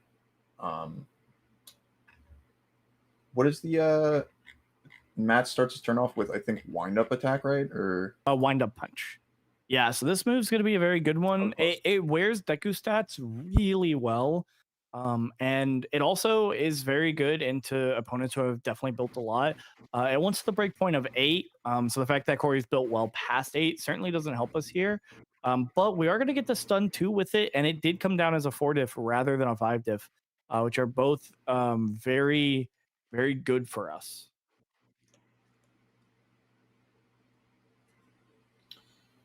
Yeah. I've It not is been. a How real did we shame. get 3 committed foundations here? Do we know by chance? Let's see. Electric Jolt was used this turn. Did we check a 5 or a 3 on this think- attack? That one I'm not sure of, but I know there was a Electric Jolt and I believe a League Invitation used. Okay.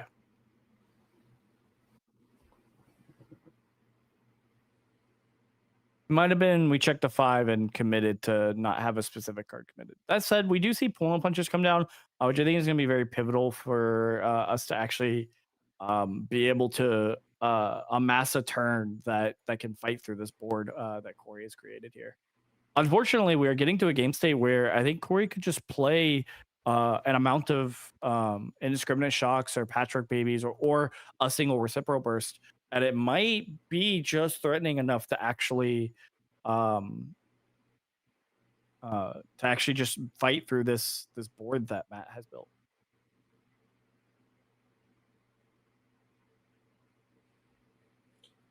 Yeah, we don't really have great tools for defense in our stage. Pretty much just stun 1 and our foundations are mostly vanilla. Mainly Passionate Guy might be able to give us some sort of trick in the middle of the turn, which could be powerful. Yeah, I think unfortunately we definitely built our deck to just kind of try and kill our opponent.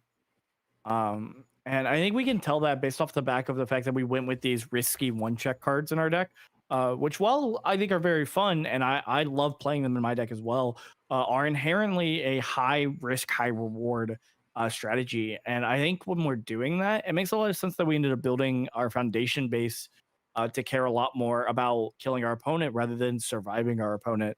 But it does make it where in these game states where our opponent has amassed a board that is very difficult to break, that we're left in this very unfortunate situation.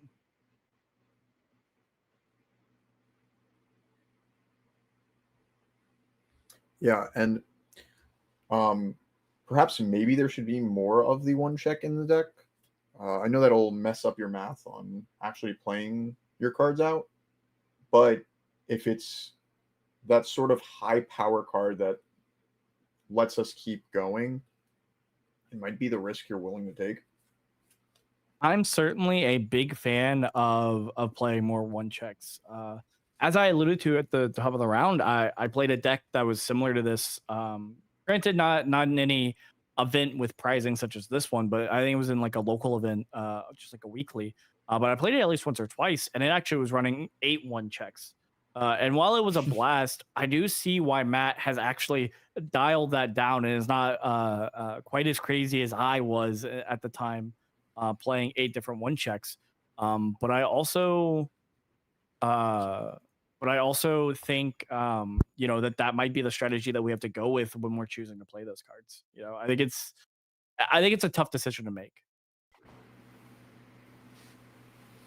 Yeah, I at least hope he's gotten to slam it on some people today and get like the dopamine fun value out of it.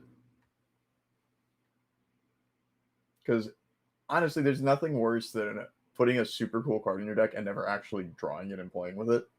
Then it's just like, what are we doing here? Why did I sleeve this up? Yeah, I do. That is always the problem, and that is why I tend to choose to go a little bit crazier with my choices whenever I run like a one check deck or a two check deck. But I do understand wanting to try and like actually win the game and think about the probability and the numbers and try and find the right number of those cards to play rather than just slamming them. Listen, man, probability, schmobability. Okay, just play the fun ones. Play the super cool ones on a 5, checks to 5. It's that simple. On a 4 in this case. Yeah, as chat has reminded me, by the way, because we happen to be at the lower tables, table 10, there is actually a chance that these players are playing for some prizing. If I'm to understand what they were saying earlier correctly, because I believe the bottom 3 people who played all of Swiss will actually get a little bit of extra prizing sponsored by the Trading Post. So we could actually be playing for prizing here.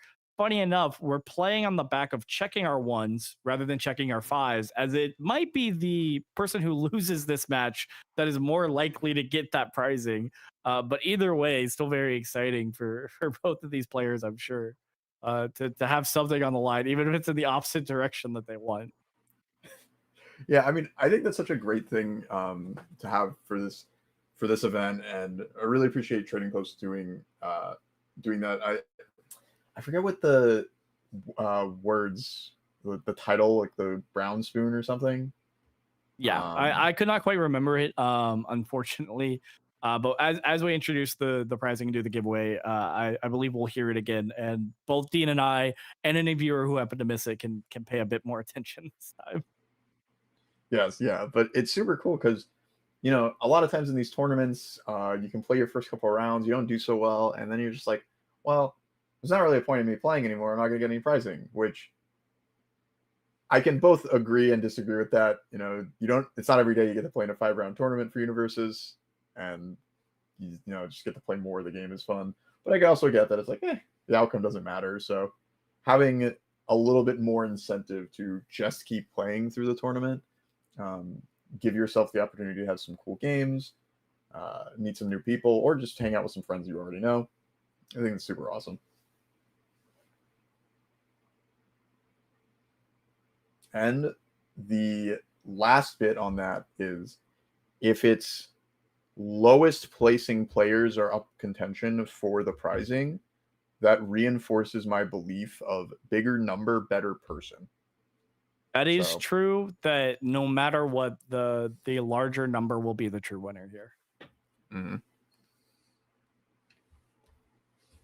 You think about it. First place, that's 1. And 1 is less than, I don't know how many people are still playing.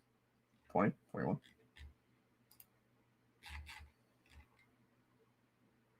That said, we do see what I think is a truly devastating Breaker 3 block come through here. I really think that, unfortunately, when you let these decks that do just want to build out and use a bit of card advantage to make these giant stages, I think it feels very dire once you're facing down a stage that big, especially when they have options to be able to commit you down. What do you think is the solution here, or what do you think? How do you usually feel or get around the fact that it does feel very daunting to try and break through these boards? So my answer is a little pessimistic. My answer is go back to the drawing board on my deck construction, which we can't really do here. So it's definitely the punch package is certainly incredibly powerful. We got a lot of attacks that generate card advantage and also generate you resources in your stage, like Hardened Jab. But jokingly, but also seriously, all the attacks are mostly mid, and so you fall prey to a lot of different defensive tricks, as we're seeing in this match. The essentially free blocks of Hawks' Feather in front of these moves. The high block from Showdown is always going to be active. The Even if Breaker Hawks 3 from Big doesn't Fist Bash. change the zone. Yeah. And the Breaker 3 from Big Fist Bash is always going to be active no matter the zone of your attack, but it's that much worse that you didn't get any chip damage in or a momentum for your EX moves or your powerful moves in the future.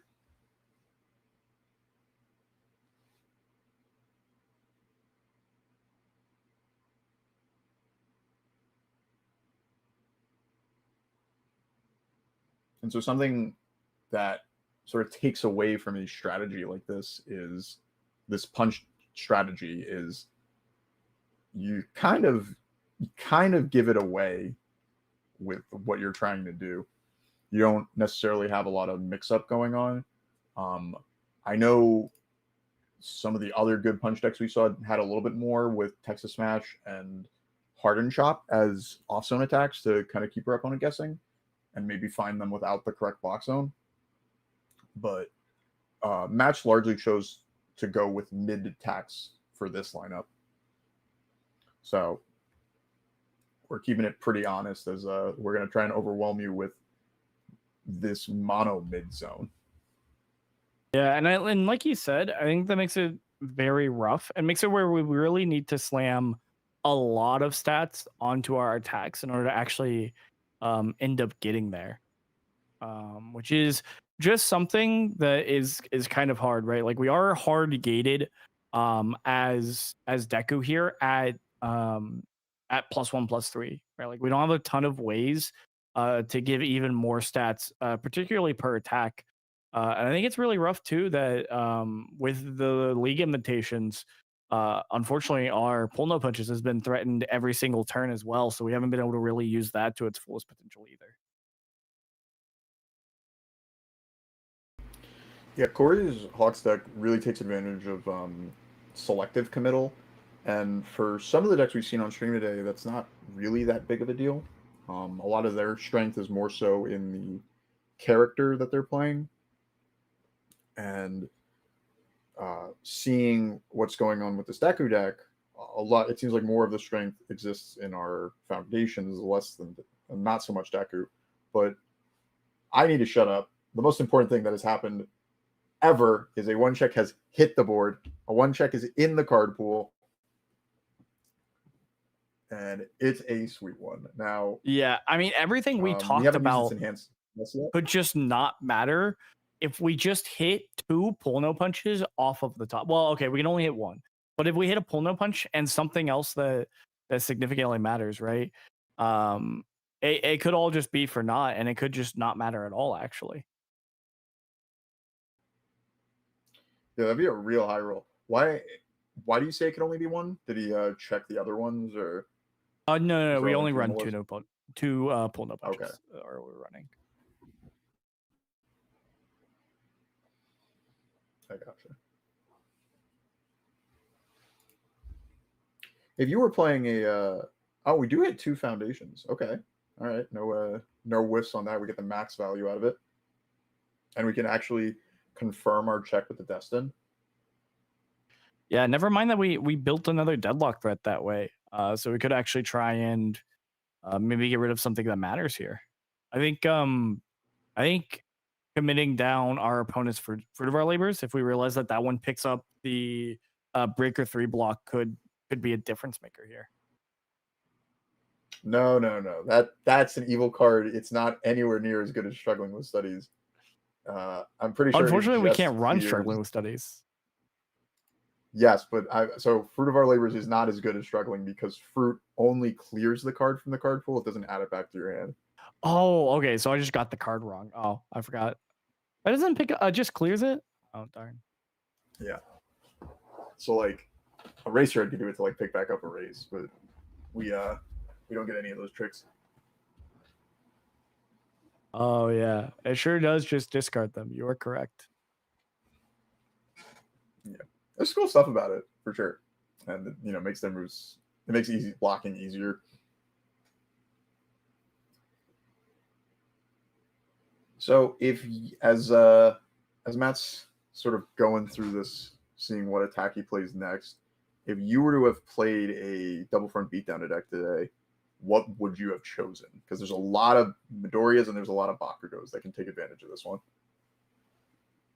Honestly, I think there's a solid because back when I played it in standard or in MHA standard, before we even had non MHA sets, I chose to play it as Deku 2, which I think makes a lot of sense.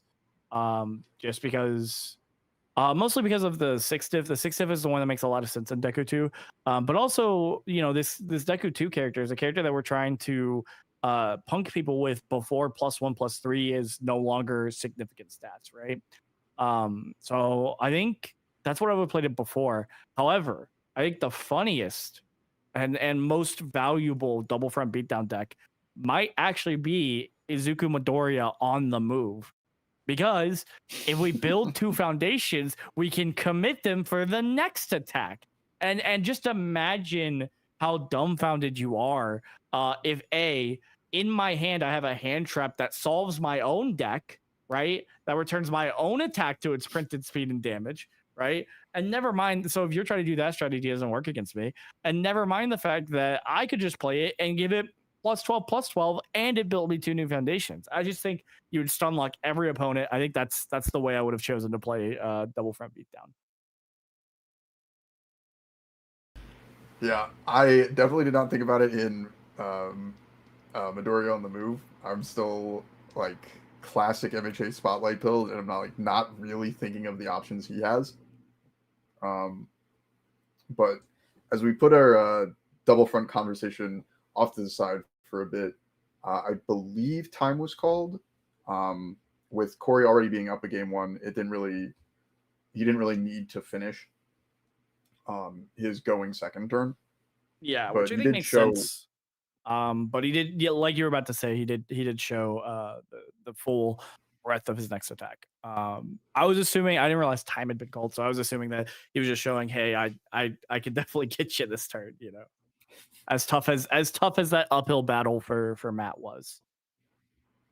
Yeah, I'm just glad that we saw the one check at least one time, sort of, in line with the numeric value. You know what I mean? Like we see a one check one time, we see a three check three times. Yeah, I think that one makes Gotta be sense. consistent with them. Unfortunately, we did see it technically twice, because we also saw one get checked. But we saw it once get checked. We saw it once get played. So I think that one makes a lot of sense and ends up coming down just about as you expect it to. With that said, that is going to close out our Swiss rounds. Very exciting last match, at least for me and Dean. I hope the viewers also enjoyed that last round as well. Watching Cody 20 Foundations, Schmelson, the webcam, or MD, the webcam warrior, Nelson happening to take it in two there. But with that, we're gonna go ahead and take it'll probably be a short break here, and we're gonna come back with I don't know quite who yet. I know at the very least Sam will be back with us as we're going to kind of introduce our upcoming top cuts, and I believe we also have some giveaways and some announcements as well. But with that, we'll see you guys in the next round. And just so people know what to expect, top cuts will actually be entirely commentated by Dean and I, as Sam needs to handle more stuff behind the scenes during top cuts for the event. So you'll get to see our beautiful faces even more during top cuts. So we'll see you guys then. Yeah, make sure to stay close to your computers and see you soon.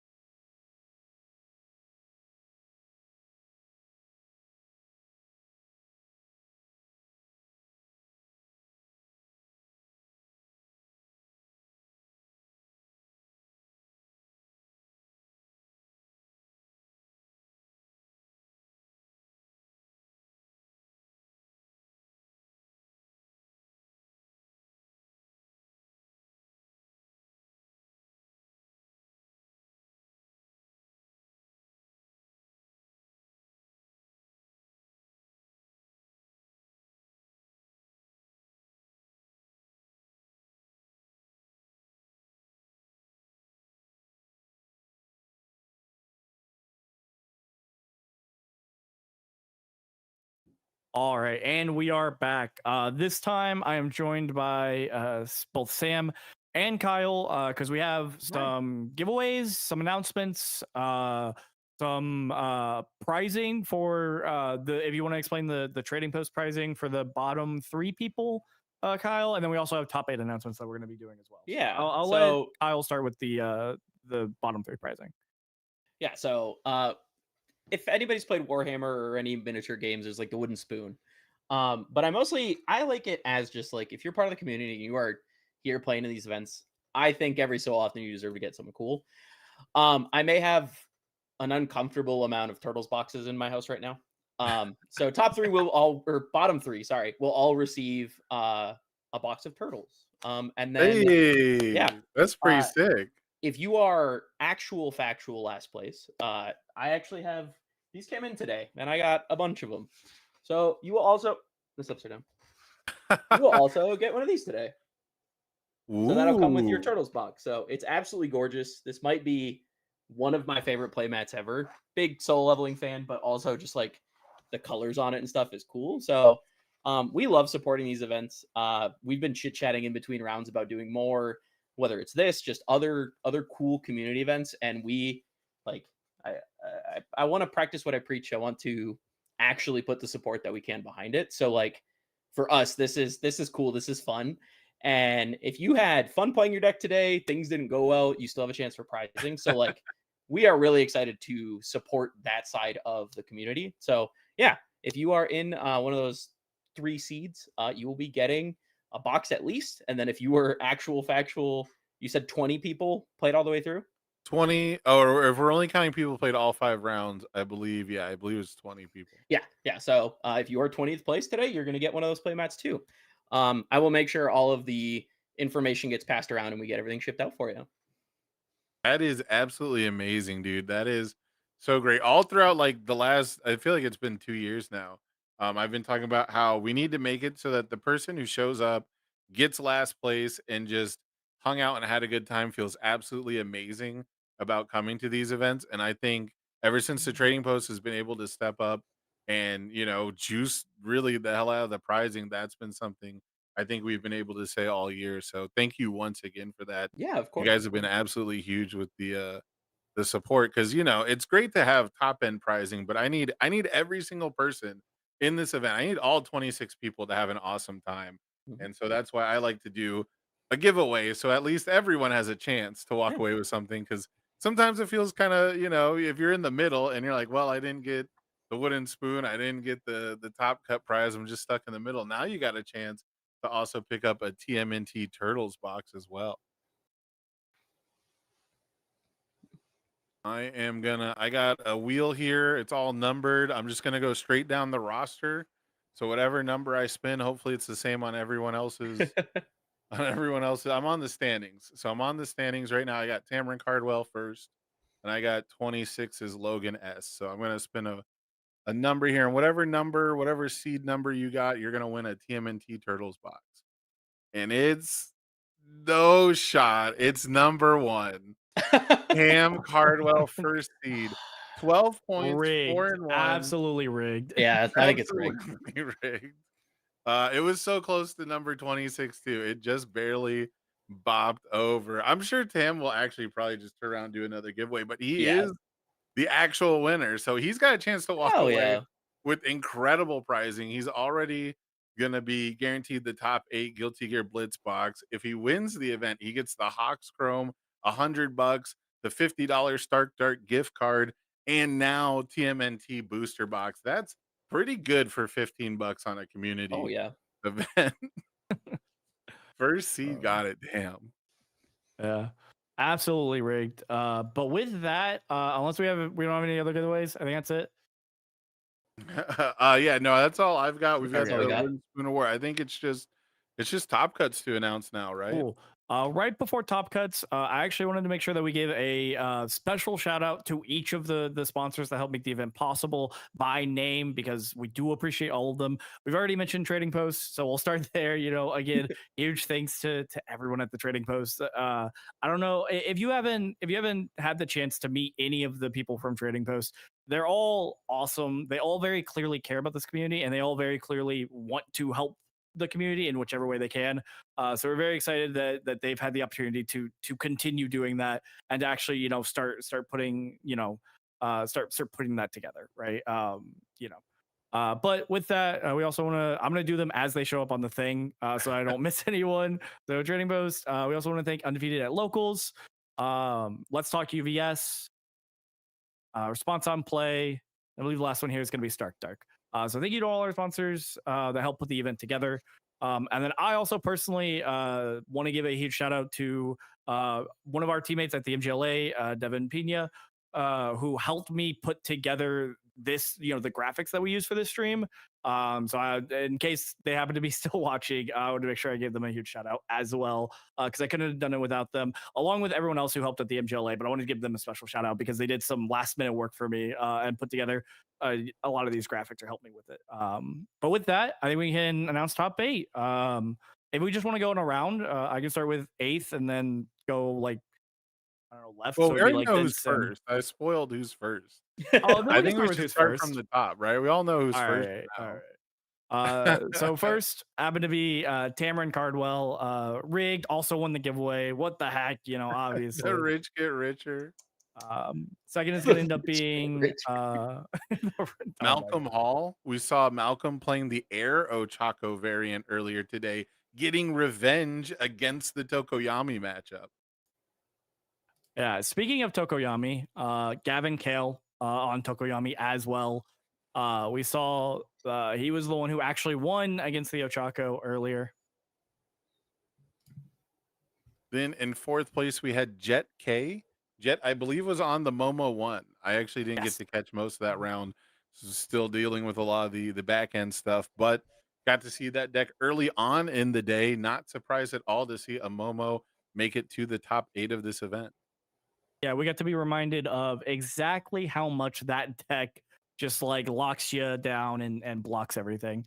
And then in 5th place, we had Kyle, who we did also see. I'm currently blanking on what they played. He was the Mineta 2 player who had the unfortunate that was Scott, luck. wasn't it? Huh? Was that not? I thought that was Kyle Gogwin. Was the Mineta 2? Am I wrong? It blends together after. No, it was the Mina 2.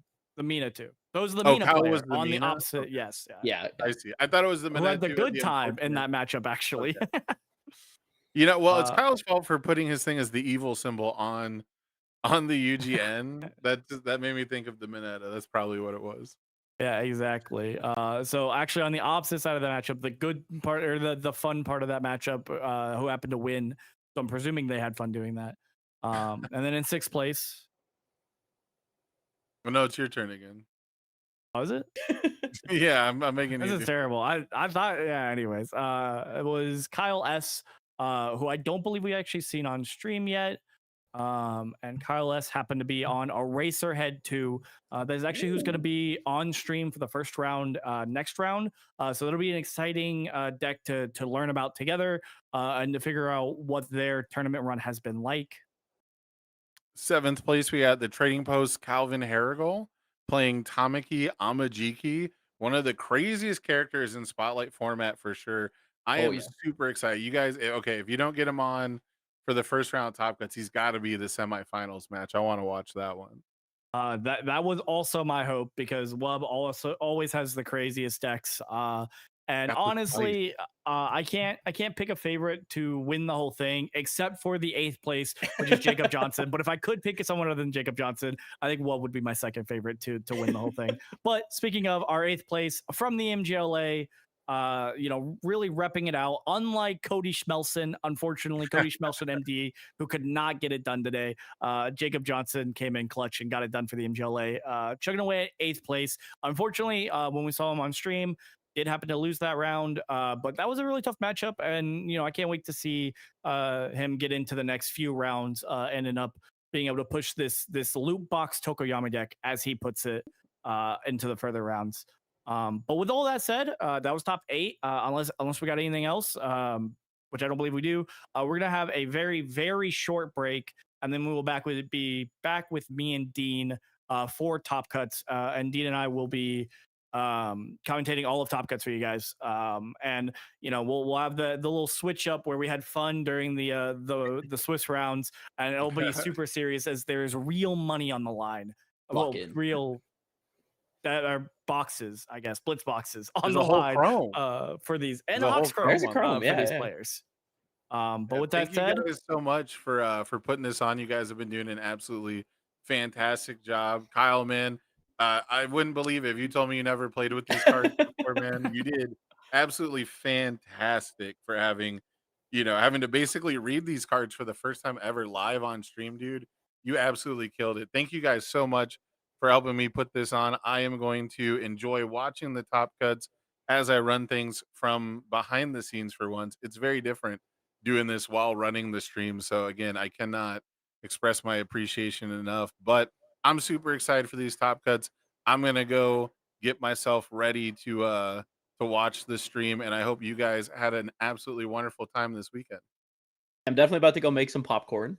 I just want to thank everybody for having me. Like you were saying, like this first time I've seen a lot of these cards. This is the first time I've cast anything in like 10 years.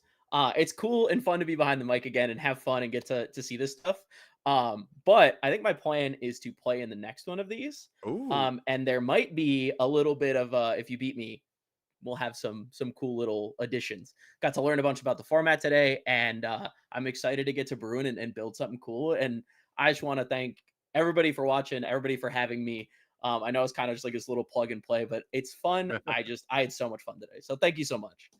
Yeah, I'll be honest, I wanted to have an announcement for the next event, but I know that there's other event organizers who are talking about doing like something like heroic or doing an MHA spotlight themselves. So I'm just trying to coordinate with everybody because there's a lot of great people in the community who want to put on these awesome events. And the truth is, we got to give each other some space, some room. Oh So yeah. I am absolutely 100% planning to have more spotlight events in the future. And I'm very much interested in running heroic format, which is currently the fan made modern format. We just got to work out the logistics and make sure that what we're doing works for everyone in the community who's interested. Because if we put on one of these every single weekend, we're just going to spread ourselves too thin, right? So probably look early January, I think, is where we're going to say, because holidays are coming up. I've got a regional I got to fly out to, but I'm absolutely super interested in doing more spotlight. yeah. So with that, we'll go ahead and cut to, like I said, a very short break, and then we'll be right back right before round 1 is going to start. And one last big thank you to the players as well. Thank you for actually supporting these community events. Without people willing to play in these events, nothing can happen. And this community's had a rough go at it with community events every once in a while. Sometimes there's been a lot of events that weren't able to fire, unfortunately. The fact that everyone's been supporting the Webcam Warriors events and is willing to support other people's events going forward is going to matter a lot. So thank you all for that as well. In addition to the viewers and the sponsors and everyone else who helped put this together. But yeah, we will be right back.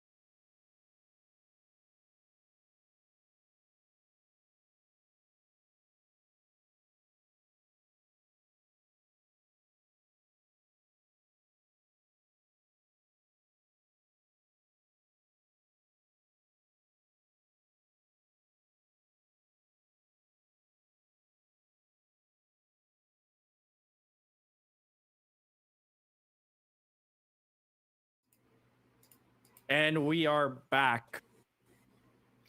Hello, everybody. For every hero and every villain that is tuned into this chat, we are finally coming to almost a close. We still got 3 matches, but we're starting with top 8.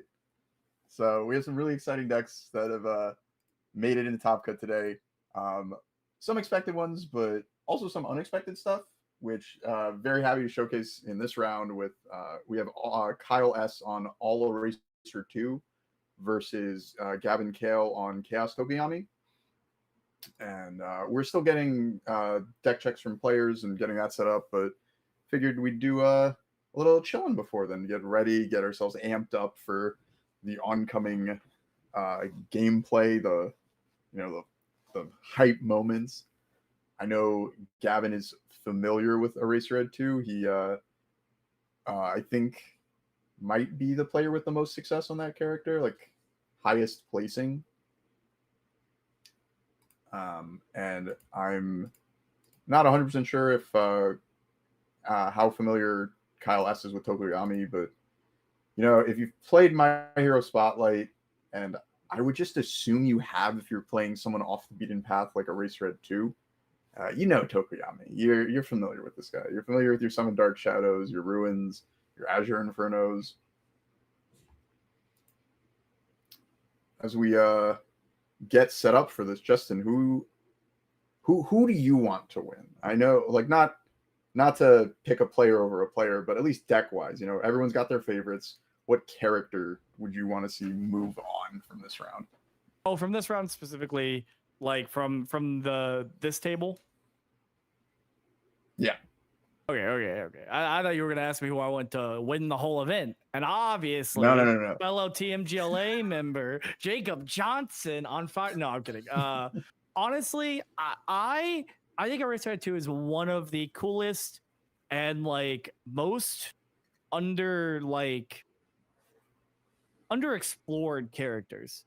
So I really want to see what this Eraserhead 2 list can see. We've seen things on the all symbol. So like back in the MHA days, the fact that Ketchup and Mustard themselves share the all symbol, right?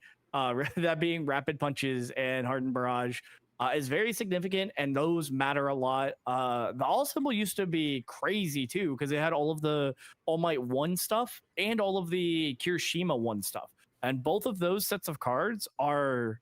They're very threatening attacks. One of my favorite decks to play was All Eraserhead 1, and this is going to be running a very similar attack package. So if I'm being honest, we've seen Tokuyami win like a Nats or 2. We've seen Tokuyama win other events, I'm sure.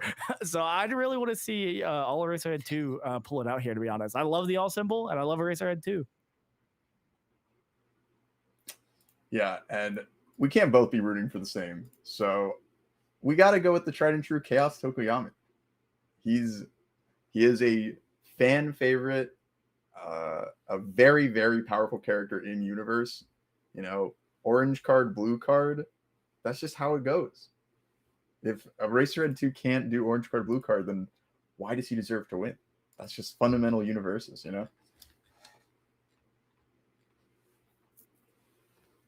And also, Tokuyami is playing more ban cards.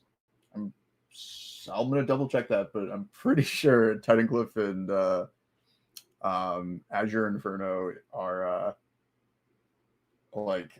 there has to be more ban cards in Gavin's deck than Kyle's deck. That's how it is. And I'm scrolling through to make sure. Yeah, dude, there's no ban cards in the Eraserhead 2 deck. How could it possibly win? Ban cards are powerful. And are we still on the do we still got webcam set up right now on us? Justin? I cannot hear you. That's not good. Sorry, I was muted. I apologize. Give me 1 second. I'm fixing something on the production end of things. So, fill for time, dude. You got this. Yeah. I just want to make sure that it's on us, because if it's on us, I want to make sure to shout out everybody that has shown up today, everyone that's been in chat, everyone that's talking somewhat regularly. because universes means a lot to me. I've met a lot of really cool people through this game. I've had a lot of amazing experiences just coming out to events and hanging out with people. And, that's really what today has been about. We have so many people involved playing in the game, working on this event, all the sponsors. We had multiple people commentating today with us from MGLA, obviously Sam, who was doing commentary and set up the event, and then Kyle from Trading Post. And I really just want to celebrate everyone that kind of came together today. They chose to spend their Saturday. We chose to spend our Saturday together, just celebrating the game that we love, and sort of taking a walk down memory lane for the people that have experienced My Hero Spotlight, and also bringing some new friends along. I know, at least in Top Cut, I believe Jet didn't start playing the game until after My Hero Spotlight was over. And so, they got to make it to top 8 in their first My Hero event.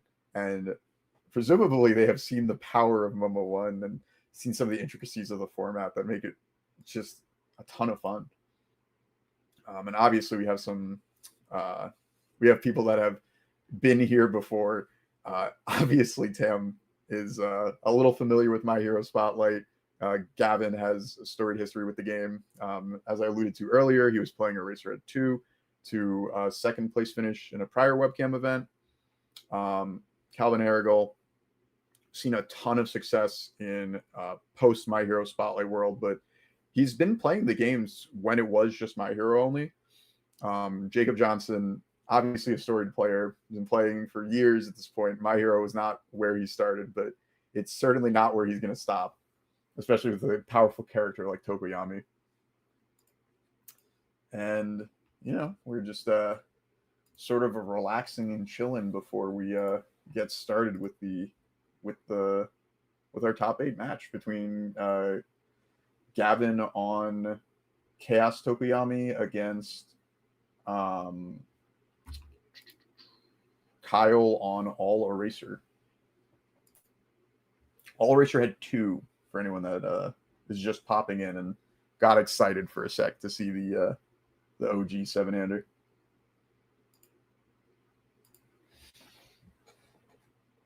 And, all right, apologies there, chat. We had some production things. I think this is why most professional streams hire an actual production team instead of just the MGLA. So maybe that's not so great for us, but it's whatever. We'll hire a whole production team next time. At least 10 people on production for sure. We can afford that, right, Dean? I haven't looked at the financials of the team lately, but for sure, I got $10 on my desk. I got $10. That's $1 per person. That'll work. Right? So thank you very much for the preamble there. Sorry, go ahead. Yeah. I was just gonna say I got to get my speech out. I really wanted to shout everybody out. It's been a blast, and there's still more. Yeah, exactly, and we do love and appreciate that. I'm sure we'll have even more shout outs because I'm allergic to not shouting things out about 13 times, and then we also will have some more from Dean.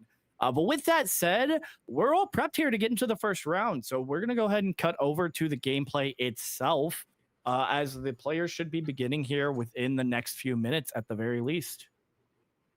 As soon as I find the transition button, that's also hard to find apparently. But I don't know. Since I was busy handling stuff, I don't know how much you talked about the matchup itself. But what are you expecting the game plan to look like for both of these players? So, at the very least, in the downtime, I was thinking about what Eraserhead's cancel can do in this matchup, because that's a really potent part of Eraserhead 2. Being able to commit your character at response speed to remove ability from your opponent's attack. And some of the stuff that I imagine would be fantastic is cutting off the enhance from Azure Inferno, cutting off the actions don't count toward progressive enhance on Dark Shadow Ruin. And so your character, at the cost of committing him, can almost break or one your opponent for the turn, possibly more. Obviously, Tokoyami tries to put multiple Some Dark Shadows in his pool. And so I feel like the name of the game for Eraserhead is use your character to defend well enough against Tokoyami's onslaught, and get find a way to leverage that extra time you've bought to take Tokoyami down. And then, for Gavin's role in this matchup, I'm sure he's played Eraserhead too. He knows what the cancel can do. I'm sure he's going to try and play lines that don't necessarily lose to the response cancel from Eraserhead. Or he'll maybe try to bait it out with some interesting sequencing, possibly. He could also take advantage of the fact that knowing that if he thinks that Eraserhead's going to cancel the text that I've just mentioned, he can leverage that for other enhances that can be powerful, like maybe the powerful enhance on I think he's playing Ice Storm for that, or Quick Burn, or even leveraging it for a Titan Cliff enhance to filter his hand. Yeah, I mean, I think so. I think the enhance you mentioned the Dark Shadow Ruin enhance, right? Or was there a different one that you Yes. mentioned? Okay. Yeah, I think it's very the interesting that we have actions. multiple enhances that could matter a lot, right? So like I think canceling Dark Shadow Ruin makes a lot of sense to me. But it equally makes sense to me that we would cancel something like Twisting Azure Inferno as well, because that's just such an enabler in the Tokoyami deck. So I think the fact that we have so many threatening attacks with threatening abilities means that I think this cancel is going to be pivotal, and how we use it is going to be pivotal. I think it's also going to be our hardest decision, possibly in the entire match. Yeah. And I tend to agree with There's you. I definitely think the decision points and like I think a lot of the skill definition on the match is actually going to end up coming down to how Eraserhead 2 defends. Because I think for Gavin, I think we're just playing every attack in our hand, right? Like I think there's some lines that we could bait out the cancel with to get it early. Like starting with Titan Cliff, right? It could be that we already have 5 attacks in our hand. So starting with a Titan Cliff that we don't need could matter a lot. But I think at the same time, that's going to end up on Kyle to make sure when that happens, not to use it on a Titan Cliff that doesn't end up mattering, right? Yeah, that's sort of the poker element of our game, where it's so difficult to know if that's what matters or not.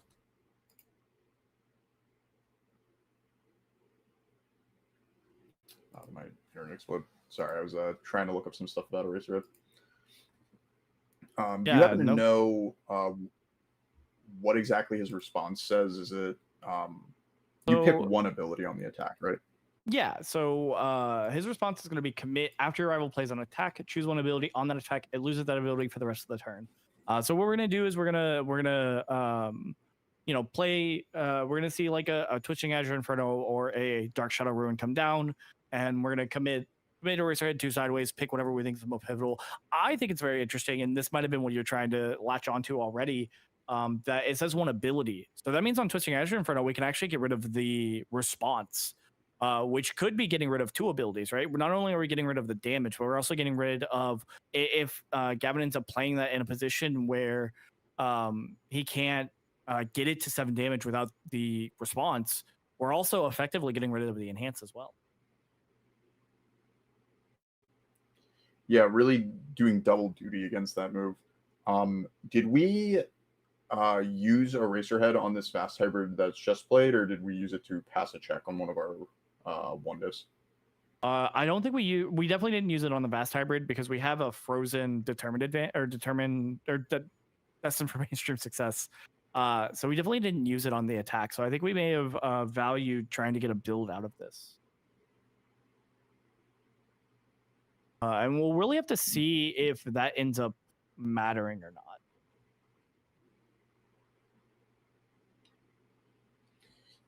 Yeah, like one downside of the asset that Eraserhead chose to build, the I think Air Force Gloves is the name of it, is while it has a powerful responsibility to give all your moves stun, we've kind of been talking about putting stun on all your moves a lot today. It's not a foundation. So, we have this powerful effect, but it doesn't help us block, and we only have 3 resources to use, both on defense and our turn. And we see that sort of coming back to bite us, where we try to block this fast hybrid, and are 3 high blocks not good enough, especially in the face of checking a 3? Yeah, I think that comes down to the fact that it was very unfortunate that in order to get a third card built, um, we had to commit our character. I think I really would have considered trying to play the foundations, and then instead of having to commit my character, I would have just tried the Air Force gloves on a 5. Like that's definitely a line that we could have seen. But the fact that we didn't do that to me says that Kyle knows that this Air Force gloves is possibly pivotal to the offensive plan. And that maybe our game plan is actually just to have 2 build turns anyways. And in that case, the freeze and the low foundation count's not going to matter. But it seems I was wrong, and just Kyle's just going to show me what's up, and instead go ahead and immediately throw a cap punch.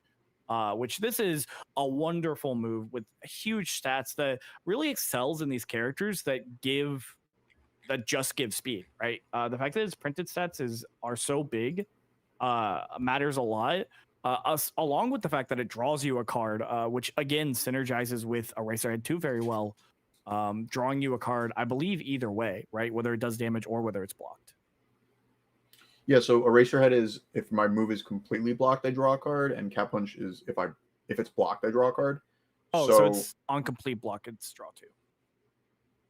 Yeah, but that's what happened here, where Gavin opting to block with Summon Dark Shadow. He knows he can get it back with Tokoyami. Really values keeping his life total high, so just choosing to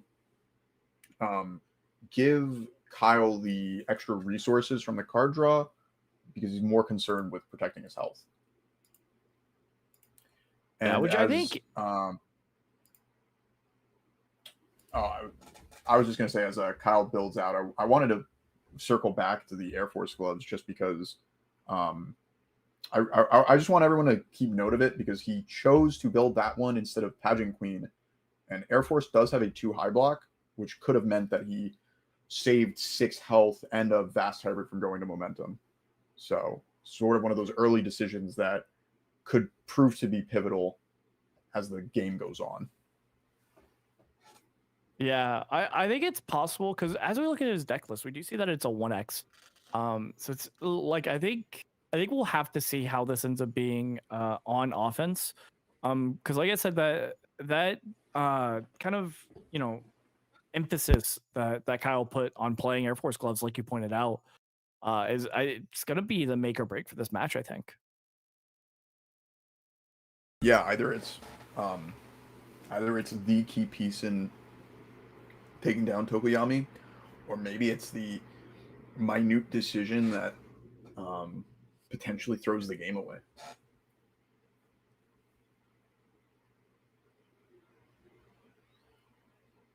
As we move into Gavin's turn, we see a line that is just out of the Tokoyami handbook. We see starting off with a Dark Shadow Ruin. And I love this line so much because we immediately get the value out of the fact that actions are not going to count towards progressive. But not only that, but it's also kind of a double-edged sword, because it also means that we are going to have to play. We either need to figure out a way to get this a speed and damage pump in order to get that value out of it, out of its second enhance, or we're going to end up having to start off with an early summon Dark Shadow.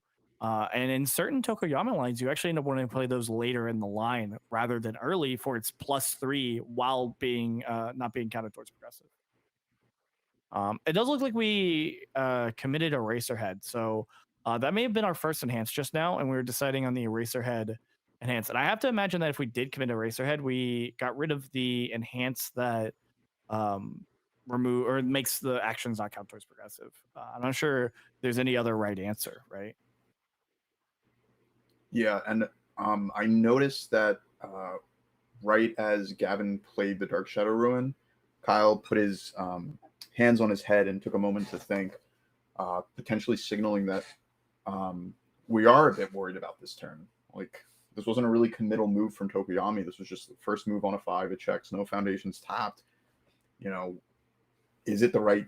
I'm imagining what's going through Kyle's head is it the right move to cancel the Ruin here? I know that's something that we were talking about is like, oh yeah, that sounds powerful. Make him play on +1 progressive. But in top 8, when your tournament life is on the line, there's got to be that hesitation of, should I save this for a theoretical dunk at the end of this string, or? I mean, even then, I think we have the easy jobs, right? Like we're just talking about the game and contemplating the right or correct decisions. But these players have to actually make the right or correct decision, or the right or wrong decision. And I even pointed out earlier that maybe it's actually saving it for the Twisting Azure in front of that makes the moves harder to block. It's essentially +1 speed and makes it where it's easier for Gavin to play more attacks. Or it could be that the indiscriminate shock one of comes down and is for lethal. But if we had gotten rid of the damage enhance, then we could have survived that turn. Or the Titan Cliff that allows us to redraw. There's so many good targets. Like I said, I think I don't really envy Kyle here, right? Like I don't want to be in his position where he has to figure out the right one, right? Oh yeah, absolutely not. Some of the most stressful universes is sitting across from a deck that can blow your head off. It is these minute decisions where you're fighting over like micro percentage points of like, oh man, is this gonna be the decision that puts me in my grave? Should I have held it? Should I have played a little bit greedier? Or is this how I win the game? Yeah, luckily for us, we are gonna have the 0 high block. That also continues to make our next block even easier by giving the next attack -2 speed. So we are at least setting ourselves up for an amount of successful chain blocking, but this is still a very scary position, I think.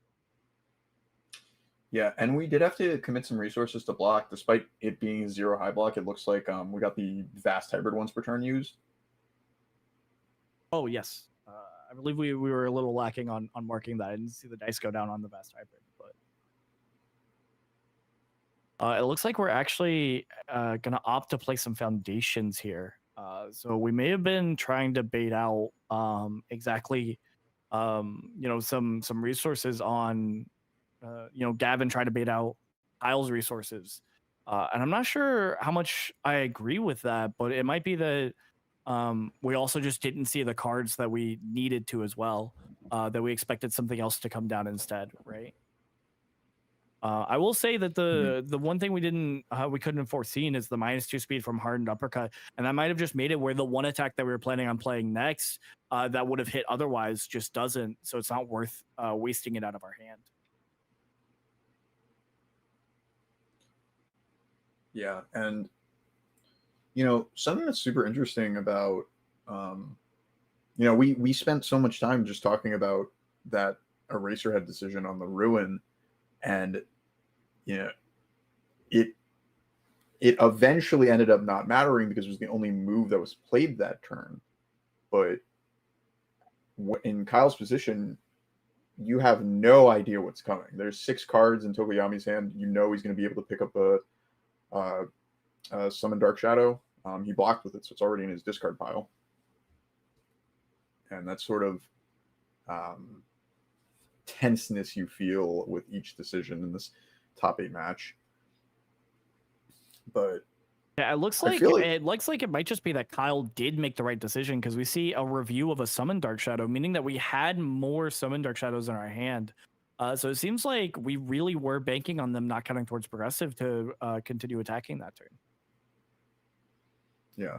Also, what's great for Kyle in this spot is you have to feel way more comfortable in this game state. Your stage is wider. You still have you have access to more card draw with Chivalrous and Destined for Mainstream. You have some stun hate in Prona Drives and All Worked Up.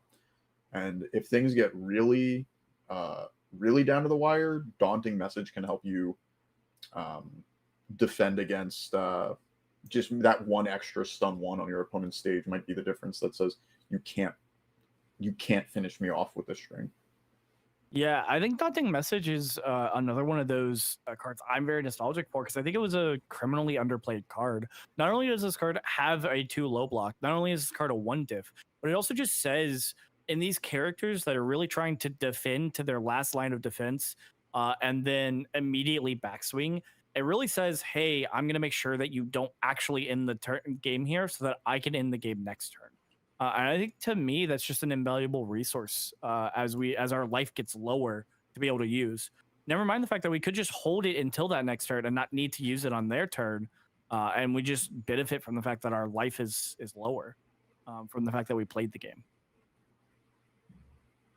Yeah, it's always interesting with the sort of desperation cards that we get of weighing the risk and reward of face tanking more moves just to get those effects online.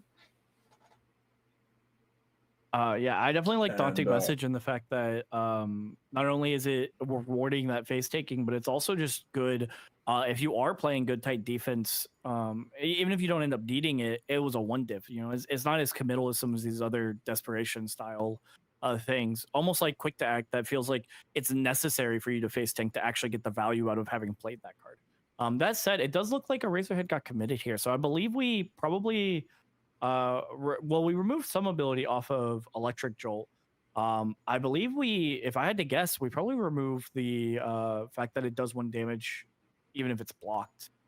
Feels like the decision there. yeah, that's kind of the as you were saying with Azure Inferno, getting rid of one of the enhances on it, or what the response hits the enhance. Similarly, it's same with Jolt. If Jolt doesn't guarantee do a damage on complete block, you completely lose out on the momentum abilities on it. Yeah, it looks like, honestly, I think Kyle was making a read there that we weren't planning on playing any more attacks anyways, because of the fact that Gavin used both basic trainings on an Electric Jolt that more than likely is going to be complete blocked and only do 1 damage. So I think that just may have been a flat out read on Kyle's part, and it looks like it's one that, if so, proves very successful here. Yeah, and so something that's great for Kyle is we've bought a lot of time. This is, I believe, his. Let's see. I think this is his 4th turn of the game. And you know, not everyone is going to be able to say they got that much time against the Tokoyami, but you do have to. I'm curious what the game plan we're looking for is, because as these stages get wider, we'll eventually hit deadlock or sort of lock our hand away. And Tokoyami has 3 basic trainings in their stage, which is a absurd deadlock threat on a 0 to sort of gas up the My Hero format, as zeros are the way to go. I do miss good 0 diffs. I think that is the single biggest difference between something like the current format of Standard and something like MHA Spotlight, where we just had some of the absolute most broken 0 diffs. Oh, 100, yeah. I'm talking about a 0 diff being a huge deadlock threat. Like, that's crazy. And it has other text too. Like, it's Exactly. just That's 3 not extra his damage where you only want it. text. Speaking of deadlock threats, we also have now. Granted, we have to get through 2 turns with it because of the pass-through walls that is on Gavin's board. But we do have a massive deadlock threat in Air Force Gloves that is just going to draw us a ton of cards if we end up being able to break down those pass-through walls and make it where they're not able to be used. Yeah, and you know, just where we keep coming back to that turn 1 decision where how big of a deal is this Air Force Gloves going to be? Like, we're getting that extra card advantage, we're getting that stun,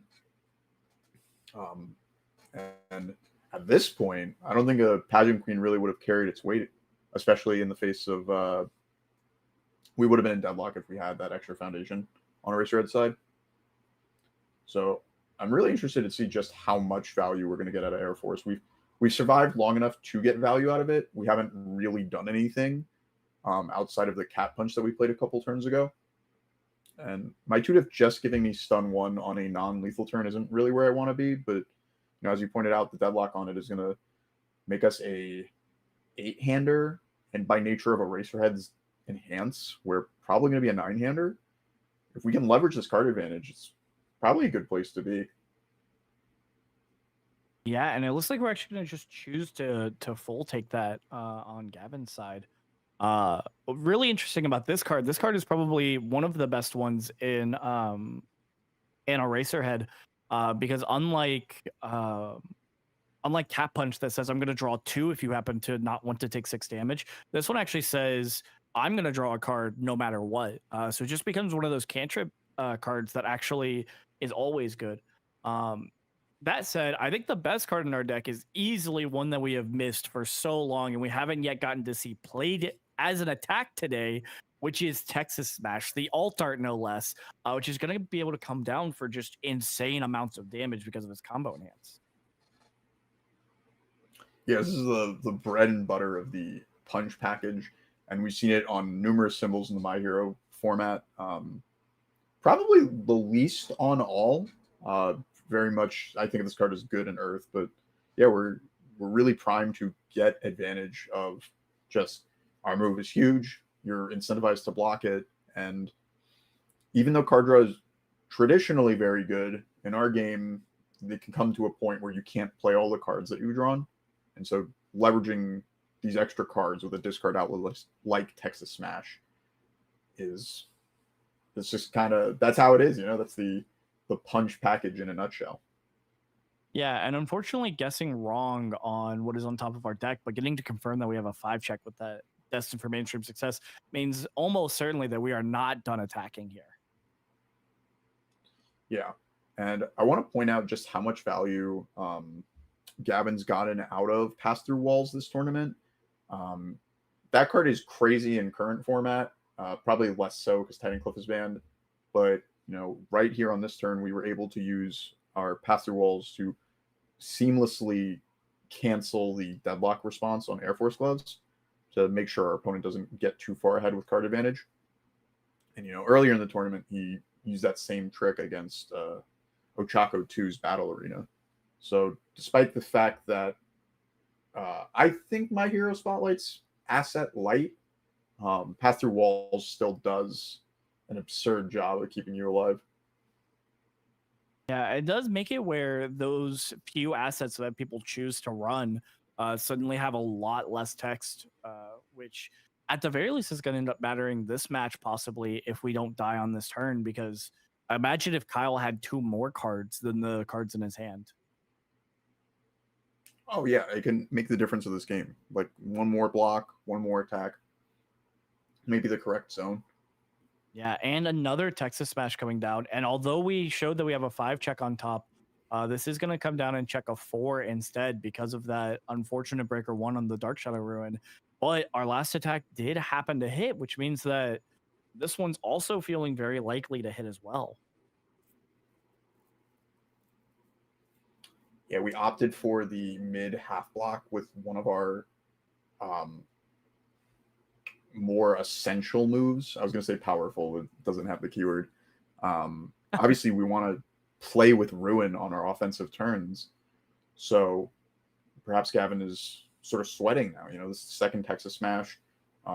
We are only a 20 health character, so we can only afford to face tank so many of Eraserhead moves. I mean, yeah, this is already a 7i7. We might have also been making the play because we were hoping that the breaker 1 matters, and we were relatively sure that this was going to end up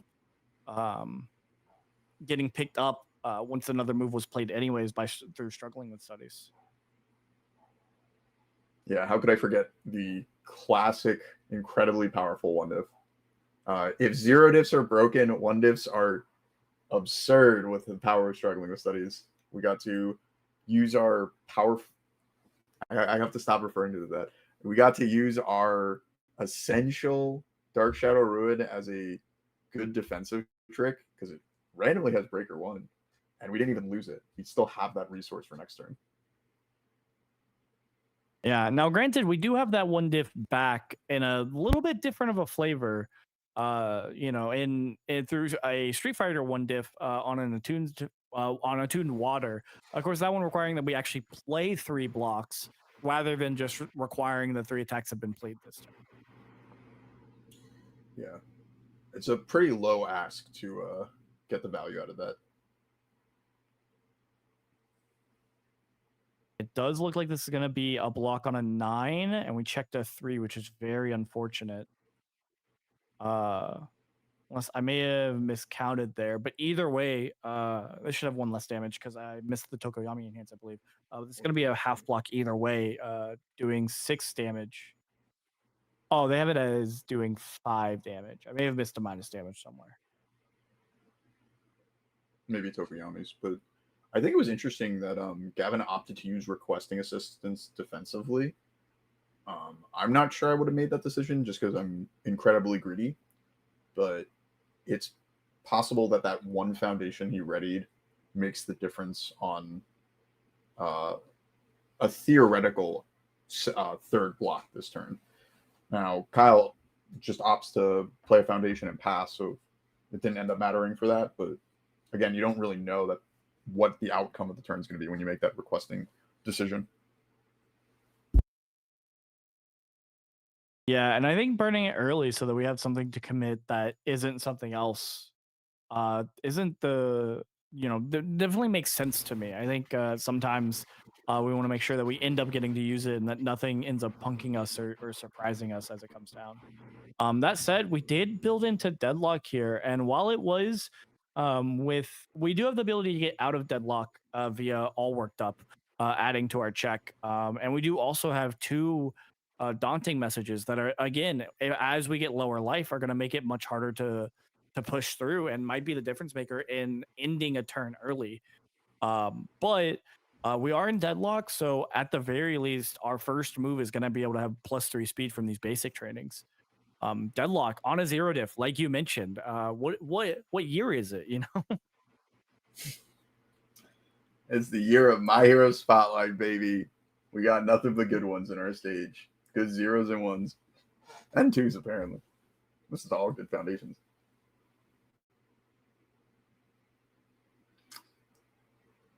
it does look like we're going to immediately have to commit 2 foundations for this vast hybrid chimera Kraken. Ideally, this could be worth it though, because this could be selective committal unless we decide to use the Eraserhead response. It's an interesting one because I think you would just hold. At this point, you don't really care as much if you have -1 foundation next turn, I think.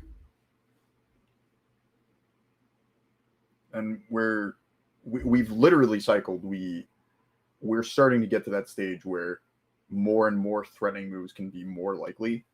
I didn't do a good enough job of paying attention to the cards that Gavin checked throughout the game, but 1.3 is absolutely a card that could kill at the end of the Tokoyami string. And maybe that's something we want to maybe that's something we'd be worried about. But we do have a fresh deck because like we just cycled, and luckily I don't think I remember seeing an indiscriminate end up being in the remove from game pile from that cycle. So we certainly could see it here. Also, Kyle did opt to cancel presumably Vast Hybrid's commit and freeze. Yeah, it does look like we removed that enhance. Oh.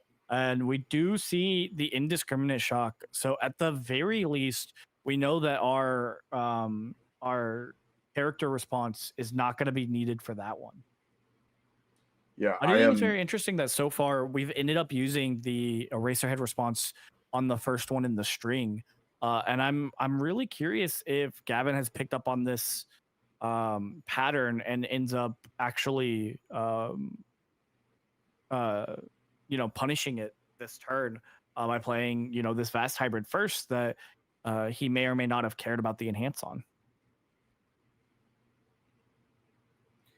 Yeah, I mean, I don't know if how much the players have looked at their opponent's deck, because I believe it's open deck list. But if I know that the 1.3 is a one of, and I see them mill it off some Tokoyami's mill 5, I am so happy. Like, that is not something I even have to consider worrying about anymore.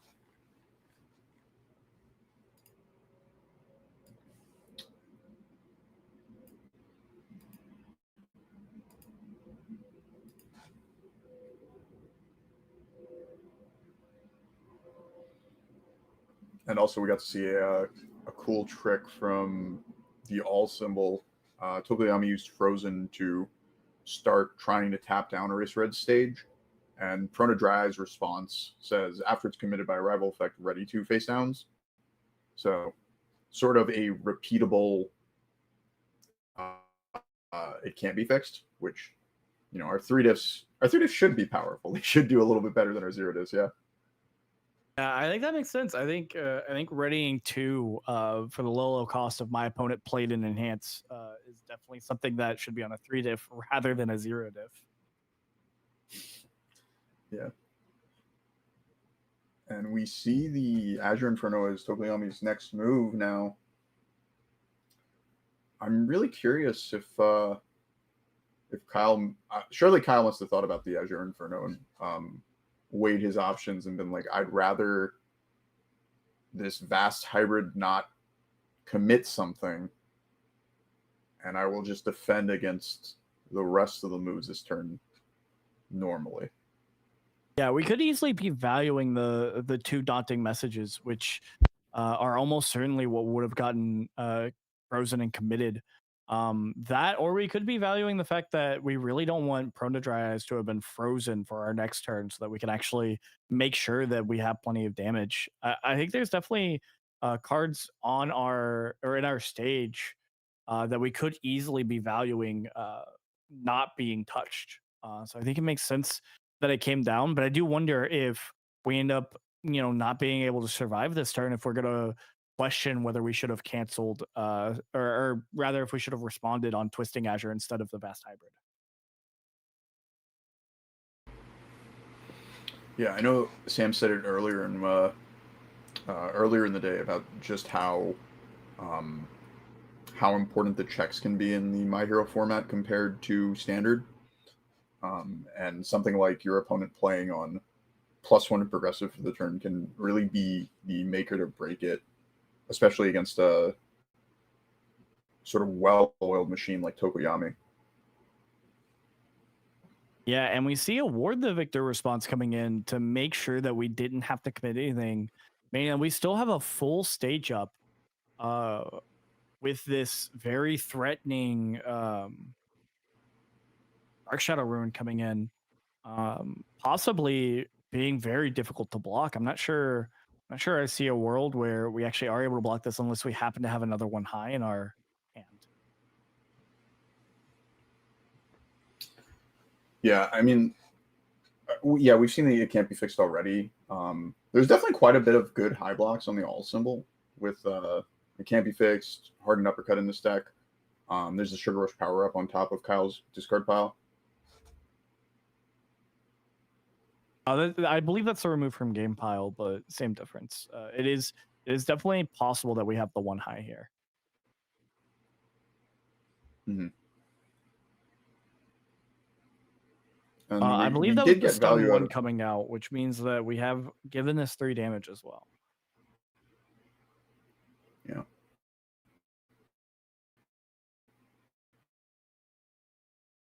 And we are getting value out of the times I played against Tokoyami. It is night and day what his offense can do when all of his moves stun 1 at a pretty low cost. You are going to have foundations you're going to want to blow up. And we're seeing that with Eraser Red stage. This was a full ready stage this was almost a full ready stage. I think there was 6 ready foundations at the start of the turn. And slowly but surely, we've stripped away at the resources that Eraser Red has to use. Are we alive at 1? Yeah, it does look like we ended up being alive at exactly 1 for now. We'll have to see, because just 1 bad check here could be the difference maker. As we see, Gavin only had 1 more card or 2 more cards in hand. So we could just be trying to bank on the fact that we hope that Gavin doesn't have 2 more attacks exactly.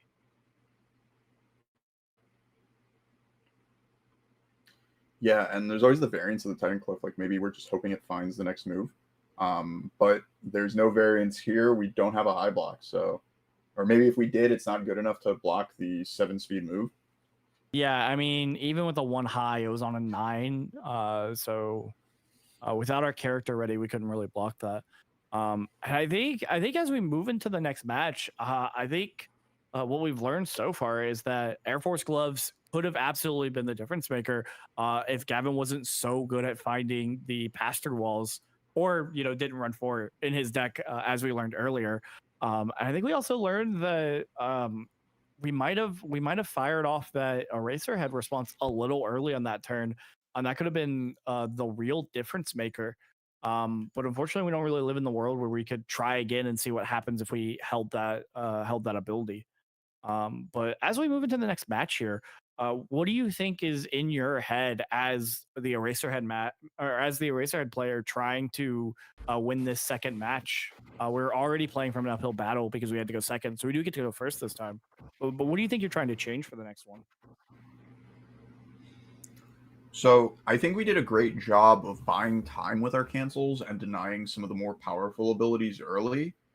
Not having to worry about an electric jolt in that game in momentum meant that we could actually use our defensive resources a bit more.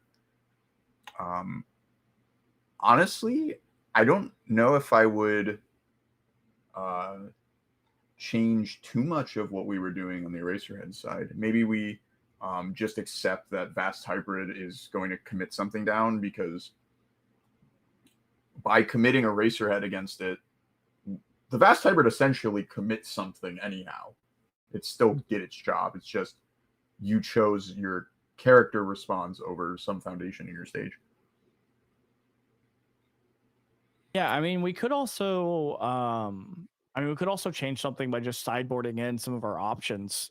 So like, which of those do you think could end up mattering in this match? So we have some cool options. We are Eraserhead, so we could play a race if we want to try and seal Tokoyami so he can't pick up a Summon Dark Shadow.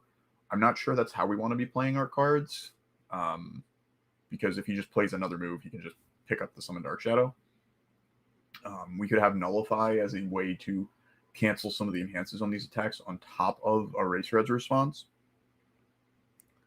And it's possibly something I'd be interested in. I'm not convinced that I actually want Air Force gloves. It's a nice 6-check, but we really didn't see it pull its weight, I think, in that game. And even if we had even if pass through walls didn't cancel it, which is a concern that you have to take in consideration in this matchup specifically, I don't think the issue there was that we didn't have enough cards to block, or that we didn't have enough cards to play. I think it was more of a we will eventually die to a Tokoyami offense if we don't have answers to some of his stage disruption. Like Frozen was a really big deal. Maybe a race sealing that could be an interesting line. What are some of the ideas running through your head for this, for Eraserhead as your I think the character you main wanna one see? that I saw, I think actually the one that's going to end up mattering the most that we could easily bring in here is going to be a hardened uppercut. I think that's going to make chain blocking these high attack strings out of the Tokoyami the most effective. You mentioned a lot of the actions, and I kind of agree with you. I think a lot of them aren't going to end up being the difference maker. So I'm just not sure those are what come in, unfortunately. I do think we're not going to end up siding into All Might 3, which I also think is probably the correct decision. I think Eraserhead 2 probably makes it a bit harder than All Might 3 for Tokoyami to get through that 6-hander life. Yeah, also, the Eraserhead response kept us alive. We saw more turns than we otherwise would have, presumably, because Eraserhead canceling a Dark Shadow Ruin on turn 2 with a pretty simple build from Tokoyami. I think it was like 2 or 3 foundations. And then again, canceling a Jolt on the follow-up turn. Like those cancels make your defense just better. Right? All Might just has the advantage of cards, and eventually you could have 6 cards in your hand, but you can't block with them. It doesn't really matter. Yeah, it does look like we're finishing up mulligans here. And while we finish up and get ready for this game number 2, as poor streamer commentator man forgets to mark the win here for David Kale. But as we get into this game 2, I did want to shout out. We have our first report for round 1 of Top Cuts. It does look like Jet on Momo 1 ended up taking it in table 2. So we will be seeing Jet in round 2 of Top Cuts in top 4. So congratulations Oh to them, my and goodness. you know, we'll have to see who we end up watching for round 2. Yeah, so I mean, this is just an unfortunate issue that happened for Jet. I'm sure all of us have made this mistake. We're sleeving up our deck and we're putting it in on Ultra or something, and we unfortunately make a misstep. I know I've personally had decklist errors myself in some of the tournaments that I've played in. Jet accidentally didn't register canister creations in their decklist, I believe. And so they got a game 1 loss for their round right now. So they were actually able to claw back with the game 1 loss and just get that 2-0, which, you know, it's a shame to lose out in top in that situation, but you got to feel real good if you're the player that you know, made a little hiccup. Yeah, and then being able to actually like make it out is definitely definitely good. That said, in this turn 1, we see coming out the gate a very unfortunate build turn for Kyle on a Racerhead. As we see that we only got to build 2 foundations here, which I think is very unfortunate, actually. Oh, 100%. I have to imagine her hand is like chock load with attacks. But at the very least, we have the ability to have a second build turn because we went first. Yeah, and we are also coming out the gate with what I think is a very good attack to have in our hand when we do have unfortunate build turns like this one. Not only is this only a 4-diff, but it is a threatening enough move that this just might make it where we draw 2 right off the gate, unless Tokoyami wants to take the chance and just take 6 here. Both from the Eraserhead Enhance and the Cap Punch. Unfortunately, I spoke far too soon and applied a bit of the commentator curse there, as we see what is maybe the most unfortunate block to see from our opponent in the form of Cheerful Uppercut that is going to stuff the top card of our deck into our card pool. Yeah, you really manifested.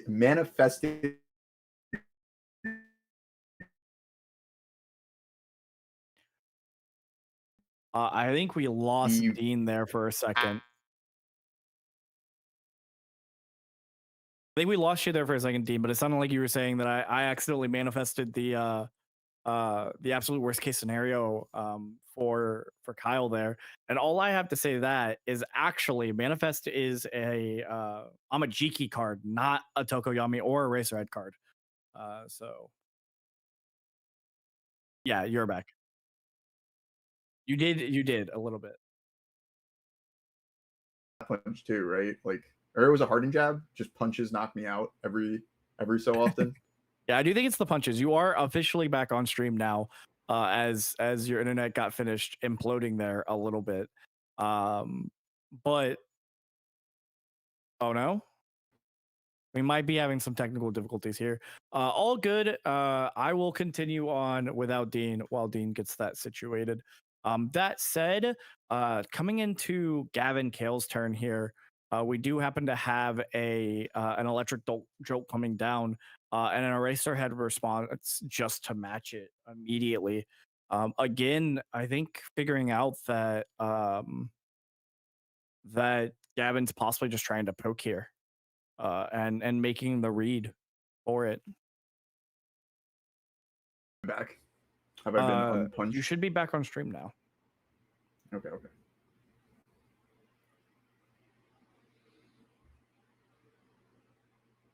But as I was saying, it looks like we are making the read by Kyle here. And we'll have to see if Gavin's really able to punish this at all. That this is just going to be a poke turn, getting rid of the it'll still deal 1 no matter what. Enhance off of Electric Jolt, so that we actually don't have to deal with this Electric Jolt on a later turn. Yeah, and Tokiyami's stage is both innocuous. It's only 4 foundations, so things can absolutely go wrong, and we can survive this turn. But there's also a Frozen, which has been incredibly powerful in winning games for Tokoyami. I said it before. I truly think it just drastically changes the outcome, like what Tokoyami is capable of pushing through. Stun 1 is just such a powerful ability. Combo that with more stun moves, and you can just get rid of that Pageant Queen, even if there's any Can't Be Fixed blocking the way. I want to point out how cool it this looks is. like I may have misspoke. It looks like our character may have already been committed for something else, because this attack did indeed actually do 1. So I may have, while you were exploding, happened to be wrong as well. Look, we got to block with a alt art erase in our Eraserhead 2. The Breaker 1 didn't matter. the abilities on the card didn't matter. But look how cool it is. And yeah, that is very true. It's in the guy that's not the normal Eraserhead doing it, as opposed to Eraserhead 1 just picking it up. Yeah, I have to assume as well that not only did we commit our character on our build turn, but that we were also pretty clearly signaling that we weren't really planning on ending the game that turn or pressuring anymore on Gavin's side, because we actually didn't stun Kyle at all. And I think we were doing that to read off of the fact that we didn't want to trigger the It Can't Be Fixed and just build Kyle an extra foundation in this game state where Kyle's having enough trouble with foundations. Yeah, and Gavin knows what's in his hand. He knows what the rest of his turn is going to look like. So that calculation of, I don't need to use the stun here, and I can probably push through the It Can't Be Fixed at another point. Right now, the concern is that, as you said, we don't want Eraser to have more resources to play the game with.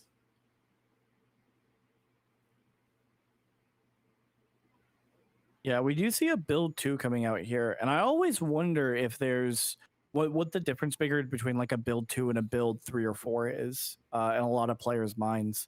It always makes me, if I see it across from me, it always makes me wonder, what could be going through their head, whether they have a hand of like 2 attacks, 2 actions, or an amount of hand traps that I have to worry about, or if they just are really that concerned with my offense. And trying to get into your opponent's head is sometimes kind of a futile effort.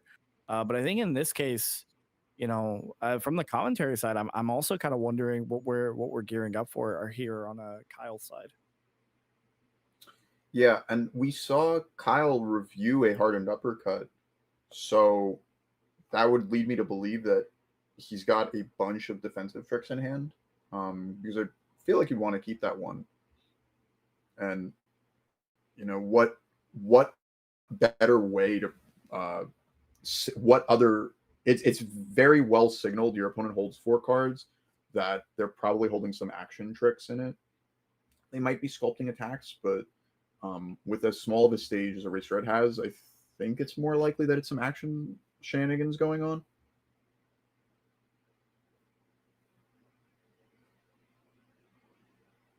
Yeah, and we definitely know that Kyle sideboarded in at least 1 action in the form of a race. But we have to be assuming that Kyle may have opted for some other defensive actions as well. Yeah, like the nullify cancel could be a big deal. It could cancel some Dark Shadows enhance. It could cancel Ruin or Inferno. Really sort of doubling up on our Eraserhead response. Yeah, and we see And another build turn just coming noticed. out as these players are, really building up their stages, not seeming to want to attack with whatever attacks they happen to be drawing. Did we only build one? Yeah, From we only built Kyle's one. side? Oh wow. Yeah, we must be staring at just like 17 blue cards. Like, because even you'd have to be fine to play some of your attacks because you either get damage in or you get an extra card draw. And a lot of the attacks we've seen from Eraserhead are mid blocks, and there's some value to that, but a lot of Tokoyami's moves are off zone. There's I think Azure Inferno and the other Dabi attack are the mid moves, and Jolp, but I don't think those are the ones we're really worried about. Yeah, I have to wonder if because we reviewed a foundation. I have to wonder if we could have built 3 last turn in order to begin trying to pressure this massive board that has been built by Gavin. I think it's somewhat clear on Gavin's side that we're just not drawing the number of attacks that we need to see. But I have to wonder if we're now doubting the fact that we played so few of the foundations in our hand earlier in the past 2-3 turns on Kyle's side, and wishing that we had actually tried to build out more of a stage.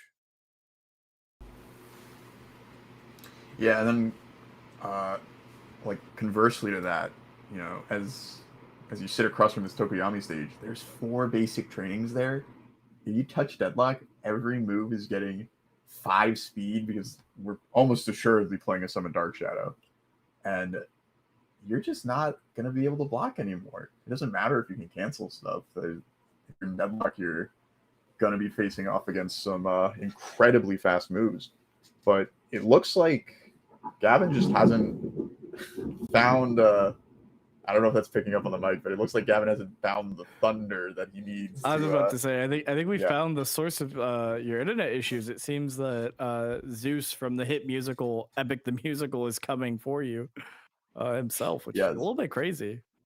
I do think the decision point on Gavin's side ended up being, I can build one foundation here, and now my opponent must either build into Deadlock, especially if I happen to commit anything on Kyle's side. Like, he's just gonna do it with a campy fix at the point. So either Kyle has to now build into Deadlock in a game state where I'm giving 4 speed to all of my moves, which just feels unwinnable at that point, or my opponent has to play attacks.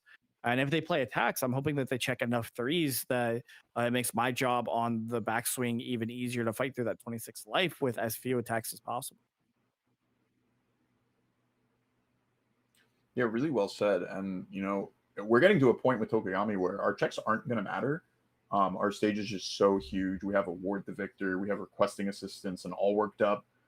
We have so much doubled up on our stage size that really the name of the game is if we can find that critical mass to actually count to Eraserhead's health total through, whatever blocks we can have to worry about. Yeah, but honestly, I know I just said it, but I really like this position that Gavin put Kyle, where it's no longer, I have to try and count to 26. It's now I have told my opponent that they need to decide to play the game more by either joining me in Deadlock or attacking me. And I don't really have to do anything. I'm already up a game and I can just sit here and relax and just hope that 20 life can't be put together through Tokoyami's -1 every attack and through the various foundations that surely I can block at least a few moves with. That said, it does look like Kyle has recognized that there's no staying out of Deadlock, and we have just joined Gavin in Deadlock. 1, 2, 3, 4, 5, 6, 7, 8, 10. Was there from the It Can't Be Fixes getting foundations? Yes. Or yeah, I wanted to give the heads up play on sort of seamlessly obviously using a Can't Be Fix to get us more resources, but then oh no, I may have misspoke here. It looks like we might have destroyed them to something. Yeah, we destroyed them to Hardened Uppercut, which has another powerful, not literally powerful ability, but an enhanced. Gotcha. turns our 2 face downs from our can be fixed into an additional 4 damage. Gotcha. So that is the one that I missed there. And it does look like it's going to end up mattering because we're going for a half block here.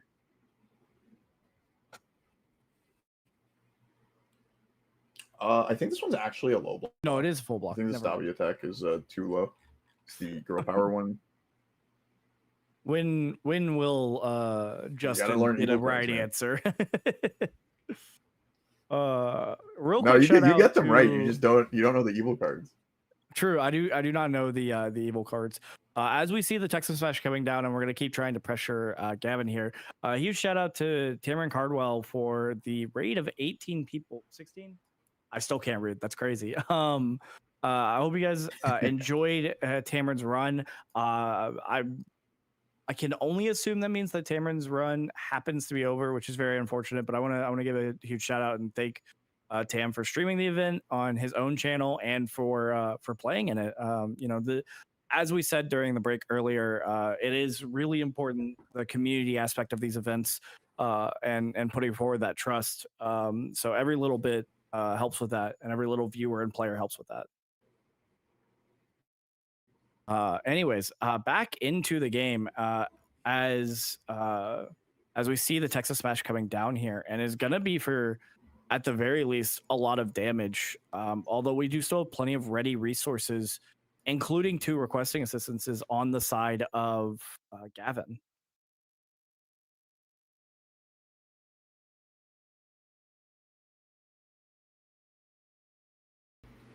I wanted to make a reference to that, epic bit you talked about when you heard the thunder on my mic. The Thunderbringer was here in Tam and Jacob's match, with Jacob bringing the thunder, advancing on, despite the fact that I don't think he has any Denki cards in his deck because he's on the fire symbol. But Jacob Johnson, Thunderbringer, you heard it here first. And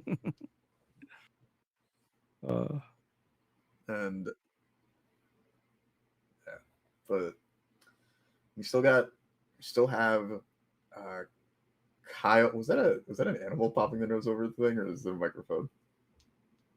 I'm not sure. I missed it. I am too focused on this nail-biting match as we see full blocks coming out of the aggro Tokoyami deck. Who knew that Tokoyami, when building a stage of 15 foundations or so, can also block in addition to the -1 damage that he naturally provides?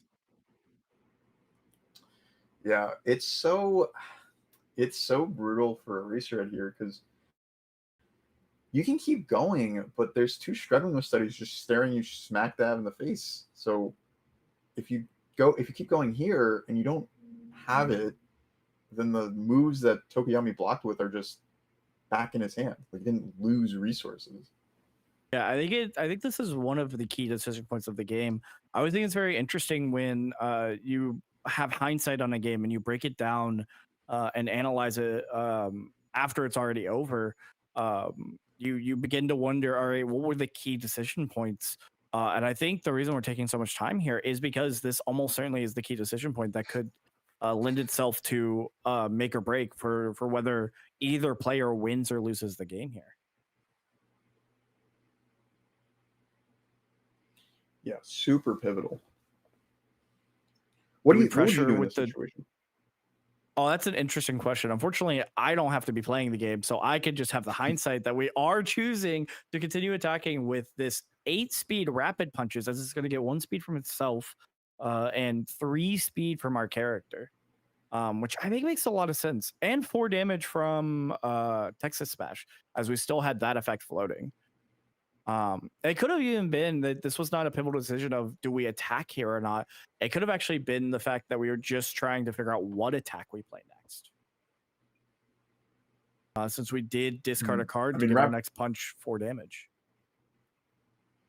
Yeah, I mean, Rapid Punches is fantastic. As we spoke about before, it's guaranteeing it's replacing itself no matter what happens here. Tokoyami blocks it, we get a card. Tokoyami doesn't block it, we get a card. Half block it, we get a card. So we're at least going to keep our options available to us with this move. But it's got to sting so much. I'm so happy I don't have to sit across from struggling studies anymore. At least if I'm playing standard. But like he picked up the Gavin picked up the low block for this rapid punches, and he just picked up another move. The vast hybrid that we used on the Texas Smash. Yeah, it does look like that ended up being on a 10, but we are just committing for it. As you said, we were going to pick up that low block. That said, are we really that upset about... Oh, I am talking to a wall again. I forgot to add you back to the scene. Very much apologies for that stream. Oh These my internet God, he issues hates me. are not unfortunately very great for what we're using on the back end here. Danny ate my internet. Justin ate my Wi-Fi. It's just the worst. Yeah, apologies about the technical difficulties. Those are very hard to solve here, but I'm curious if Kyle's gonna slam another. I would love to see another Texas Smash here.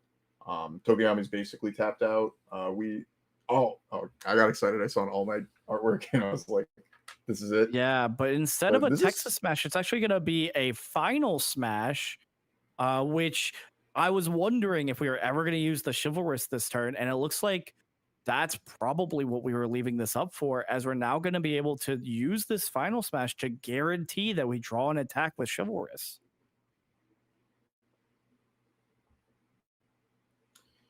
Yeah, and we get to hand pick which one it is. I don't know all the attacks we have in our Discord pile, but I'm thinking about Texas Smash as just a huge move to play at the end of the string that is pretty damn difficult to block. We're going to be giving it, if we play another move here, we're going to be giving it 5 speed. Did you happen to see what move got stacked on top, or was it just a 5 check? I thought it might have been a Texas Smash, but unfortunately, that might have also been me seeing the All Might sleeve there. Every move is Texas Smash when all of our sleeves are Texas Smash. It's so genius. I think that is very unfortunately the reality of the situation. That said, we did end up drawing, so I have to assume that it was an attack, because I'm not sure why else we would go ahead and fire off that draw otherwise. We do have to keep in mind, though, that Gavin does have more foundations than he is currently presenting in his stage alone, because he does have 2 requesting assistances that could come out here in order to make something barely blockable. And League Interview also provides a +1 to our check to block. So it's all very possible that we still are able to block exactly 1 more move. Yeah, and we at least know about the 2 high block in Gavin's hand from the struggling with studies earlier in the turn.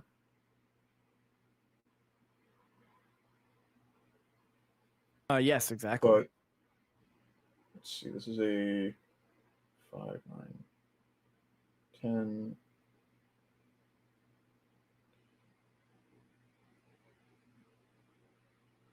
Yeah, I mean, Race Red is slamming more and more speed on each of these moves. So while we do have access to 6 foundations to pass our blocks, 1 3 check at the wrong time on this block can just spell doom, and we just face tank damage that we were hoping to block.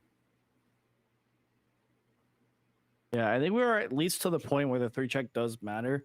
And I don't know if I finished this thought earlier, but it is very significant that we made the Tokuyami player cycle here. As that means that we're not necessarily guaranteed to see some Dark Shadow when we do our Tokuyami enhance on our attack turn coming up. It does look like this ended up coming in for 5 damage, which is what it should come in for after the -1 with Tokuyami. And it looks like we're now just counting out, trying to figure out, all right, what are our options here? Can I actually end the game here, or how dire is the situation that I'm currently in? Yeah, something I'm sure we've seen a lot from this format today is a lot of offenses are somewhat honest. There a lot of decks just kind of play a bunch of 4 diffs that get stats on them. obviously we are commentating over Tokoyami, who is less honest in his action ways of giving bonuses to his checks. Possibly But the for a least deck like honest, Eraserhead, if you believe some people's opinions on the format. But you can go ahead about Eraserhead. yeah. With the Eraserhead offense we've been seeing, without a card like Capture Evildoers anymore, our offense pretty much is tied to, all right, well, I'm gonna play on progressive difficulty on a 4, on a 5, on a 6, on a 7, on an 8, and when you start getting to that 8 and 9, it's just unlikely that you're going to be able to pass those moves. Even if your checks are really good, you start to pitter out. You really need to get this early damage to make your life easier as the game progresses. Yeah, I also think it's very interesting as we, because we're always going to be, because standards is the most played format in our game, obviously. And we're always going to be comparing the current standard format to the format we're currently playing here. And I think it's always very interesting because, we don't really have these play on progressive, honest offense decks anymore.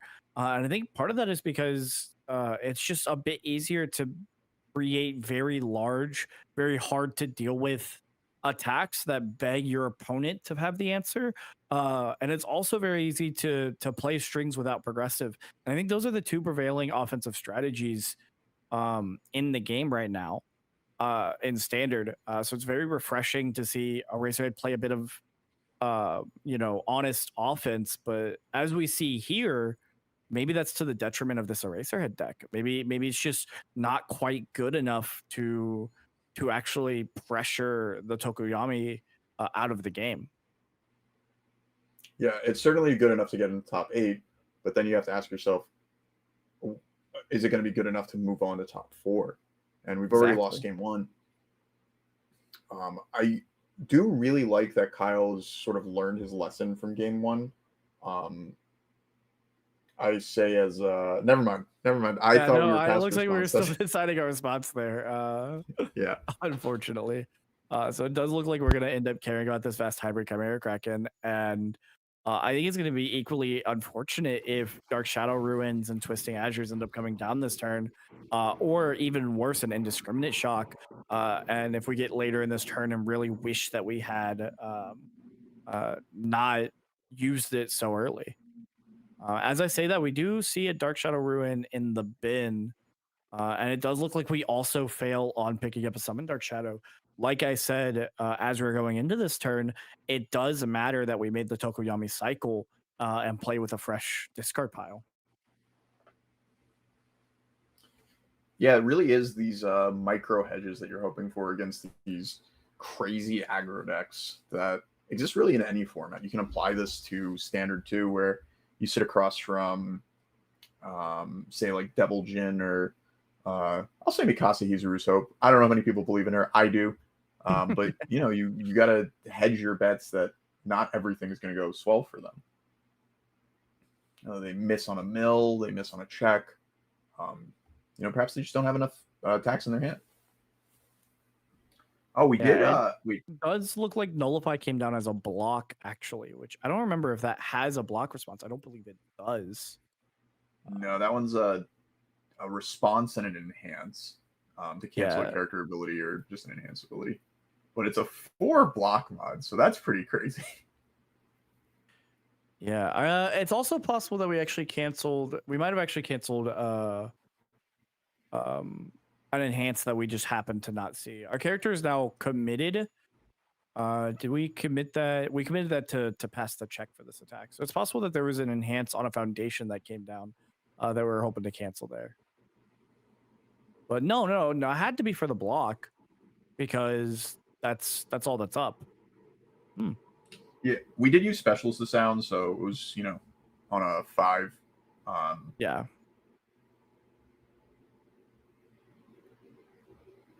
So we did at least have one Summon Dark Shadow in hand. We'll see if we found more off of we had just had more in our hand or not. Yeah, I have to assume that we had an amount of cards that are going to end up mattering here, just based off the fact that we had 8 in hand, that we were holding all throughout the last turn, even deciding to take one of the attacks that were thrown by Kyle instead of blocking. Yeah, I want to see real quick on Specialist of Sound because we got to use the check response on it.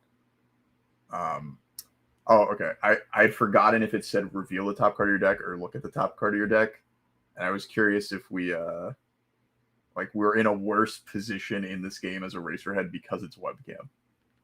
Because I know some of Jiro's stuff got errated for webcam play. It does happen to be specifically reveal it, so we're not in any worse position, luckily. It does look like that Twisting Azure Inferno was eventually going to come down here. And every time I see this one played in this string, like I said, I have to wonder if Kyle is also wondering if we should have saved, the response on our character for this attack instead. Yeah, we're definitely using our blocks pretty aggressively. It's possible we could have been saving some of our resources for the lethal moves that Tokoyami presents, because now our Racerhead is just in this position where, unless they have a hand trap trick, maybe in the form of another Nullify or maybe another zero high block with Hardened Uppercut, they're kind of at the mercy of what's in Tokoyami's hands, because Tokoyami has like 15 foundations. The checks aren't going to be the thing that stops them from playing out this turn. Yeah, interestingly enough, it does look like this ended up coming down for 8 damage, and we had to actually use basic trainings to ensure that it got to the 7 damage mark, as we didn't end up playing Summon Dark Shadow from our hand. And I feel like unless we have another Twisting Azure Inferno in our hand, we would have played another Summon Dark Shadow to get the extra 2 damage on that Twisting. So you have to wonder if we are just trying to play the attacks of our hand and hoping that our foundations are enough to make it there.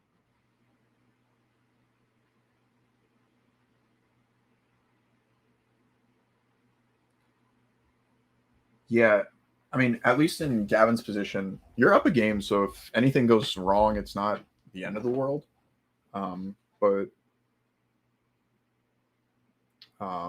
Yeah, I would assume if Gavin's going for it at the start of this turn that he's prepared, and he plays the Azure Inferno, but shows that there's 2 more attacks coming.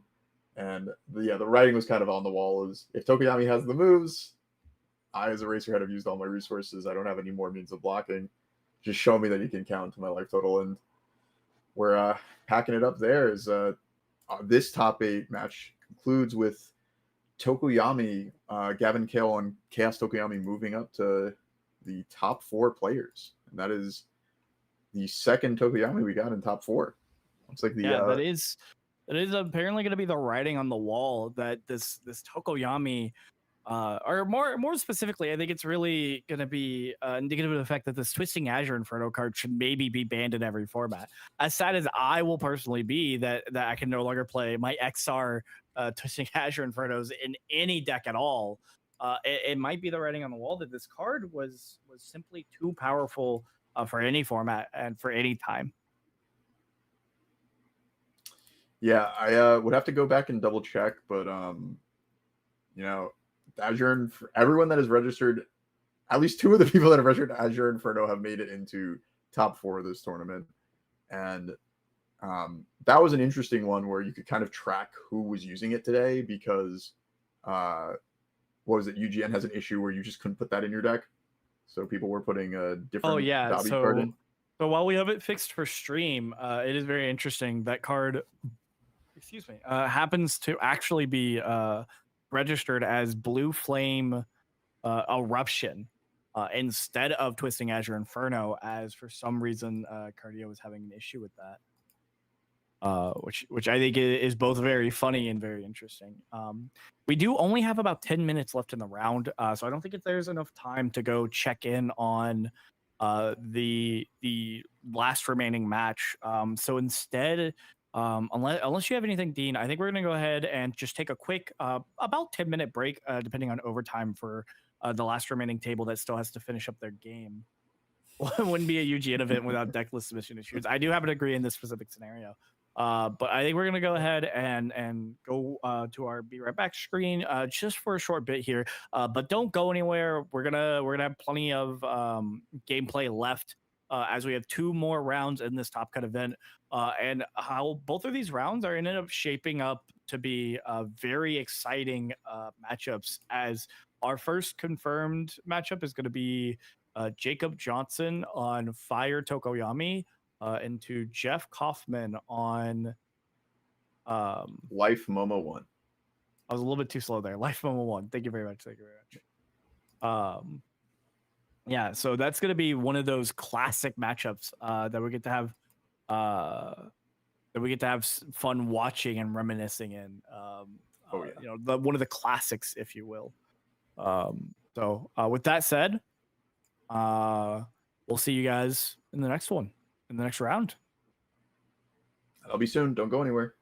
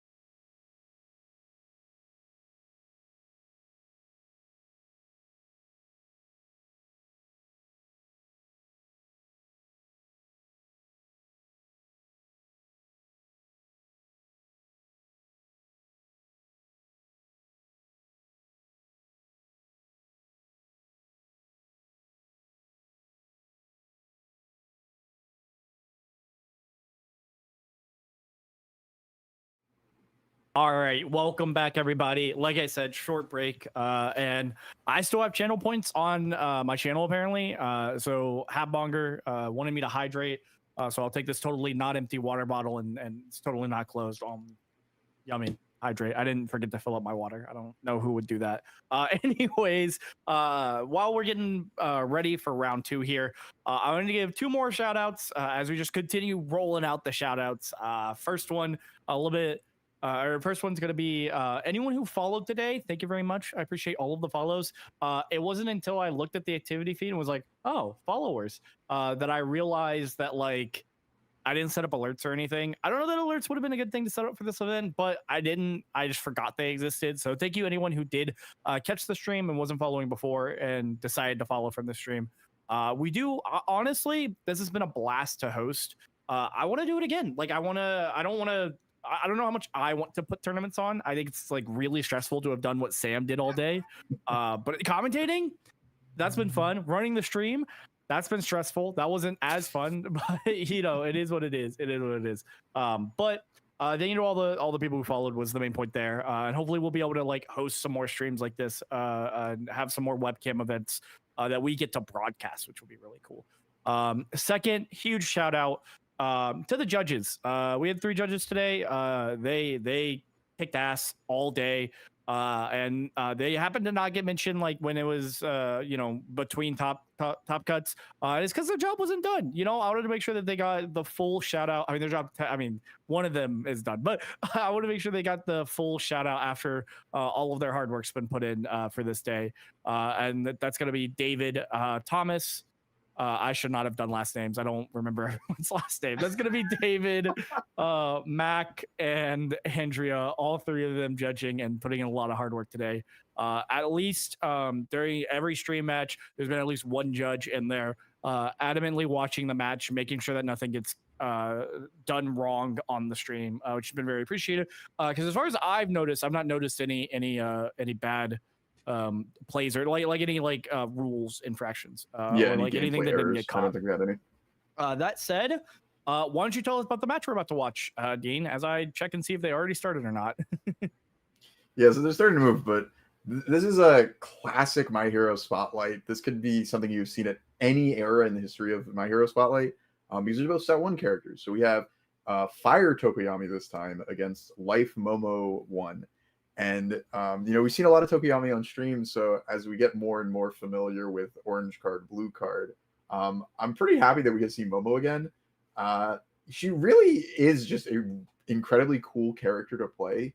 Both the +2, -2 speed is fantastic at all stages of the game, but I love characters that get to tutor their graveyard. Big fan of Mimic, big fan of Elder Jigoro. And with Momo 1, you can't play her anywhere else. She's not legal in standard. She's banned in retro. I don't know all the stupid things she can do in retro, but it's probably messed up. They have broken assets over there. She sure can infinitely block, but as you pointed out, it is just a classic matchup here. And both of our players have gotten through their first build turn successfully. So we're going to go ahead and hop in and take a look at what this game state's looking like. Yeah, real great opener for Jacob on Tokoyami with a 6 build going second. And a lot of card draw, and you know, name of the game, you're playing Tokoyami, you want Frozen in your stage. Stun on every move is just crazy. Yeah, and we're gonna see the first 2 forms not even be attacks or cards that we're gonna play, but instead it's gonna be the 2 wild pussycats that we happen to build turn 1 into actually playing a creative bow staff, it looks like. Oh, that's awesome. I don't think we got to see this one when Jet was on stream at the start of the day. Obviously, it was in the deck, but I don't think it actually made its way into the card pool. And so this is another, like, it's got Momo's face on it. So unsurprisingly, bread and butter for her. But you get to tutor, I believe it's a asset or weapon foundation from your graveyard. Yeah, and it goes to your card pool or your hand, right? Which synergizes very well with the fact that we could just immediately build it in with Momo, or we could just have it in our hand. It does look like we went to hand on this because we're already blocking, and the block's going to come down and be an Ice Storm for a Breaker 2 block, which is just going to be one of Tokoyami's favorite blocks in the entire deck. It looks like it's not going to have mattered here, but you know, obviously, you know, we didn't want, you know, Jet to be able to attack anymore here, so. And it looks like it did change up our build a little bit just to play around checking a 3 there on the Breaker 2.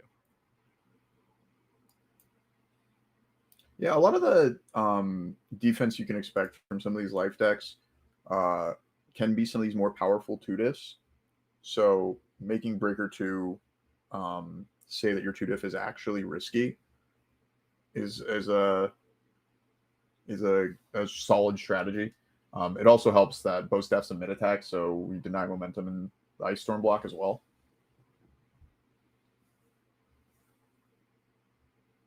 Yeah, and it looks like on Jacob's side here, we just didn't end up seeing, with 4 foundations, we have to assume that we just didn't end up seeing the necessary number of attacks to pressure Momo. So we're going to opt to build out our stage with 2 latent skills, no less, possibly trying to make sure that when we do decide to attack, that we're actually able to get the maximum value out of that attack turn. On Jet's end here, we're going to see a card that got played at least 13 times when Jet was on stream earlier. Command Pigeon Flock coming down. And that's going to build us another foundation. It looks like it's going to build us another Friend of Animals. And just all around be a really good, you know, low cost, relatively attack that just kind of can be thrown out here as a poke. It looks like it's even going to catch a block on the side of Jacob here. Do you think that the fact that this Command Pigeon Flock has the victory stamp on it is a sort of foreshadowing, a Chekhov's gun of what is to come in this match? Or am I just overhyping it? And I'm reading too much into it. I think you're reading a bit much into it, but I think if I was Jacob Johnson from Team MGLA, to which we have absolutely no like what's the word? You know, I can't even think of the word. That's how much we don't harbor it towards, you know, no benefit towards him as fellow team member. I think I am worried. That's what I was gonna get at. You know, I think I am worried as Jacob Johnson. You know, I see the victory and I'm like, I don't know about that one, Chief. You know, I'm just concerned. You know, it's in my mind for sure. Unfortunately, that's if I was Jacob Johnson. But if Jacob Johnson was Jacob Johnson, we are just slamming a frigid heat wave here and trying to see nepotism. That's not the word I'm looking for, but nepotism is what I was trying to describe. All right. I mean, we have no nepotism here. Anyways, but we're gonna see the frigid heat wave come down with no fear whatsoever in the mind or body of Jacob Johnson here. And looks like we're gonna try and draw off it as well. Or I don't know if that was draw off it. We drew off something, but it's probably the calling for backup, just as a first enhance. Makes way too much sense.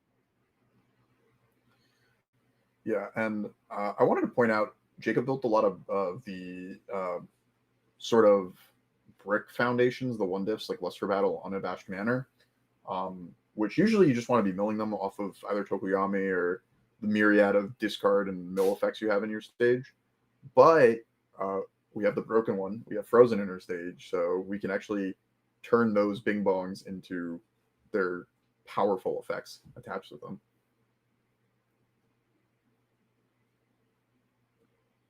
Yeah.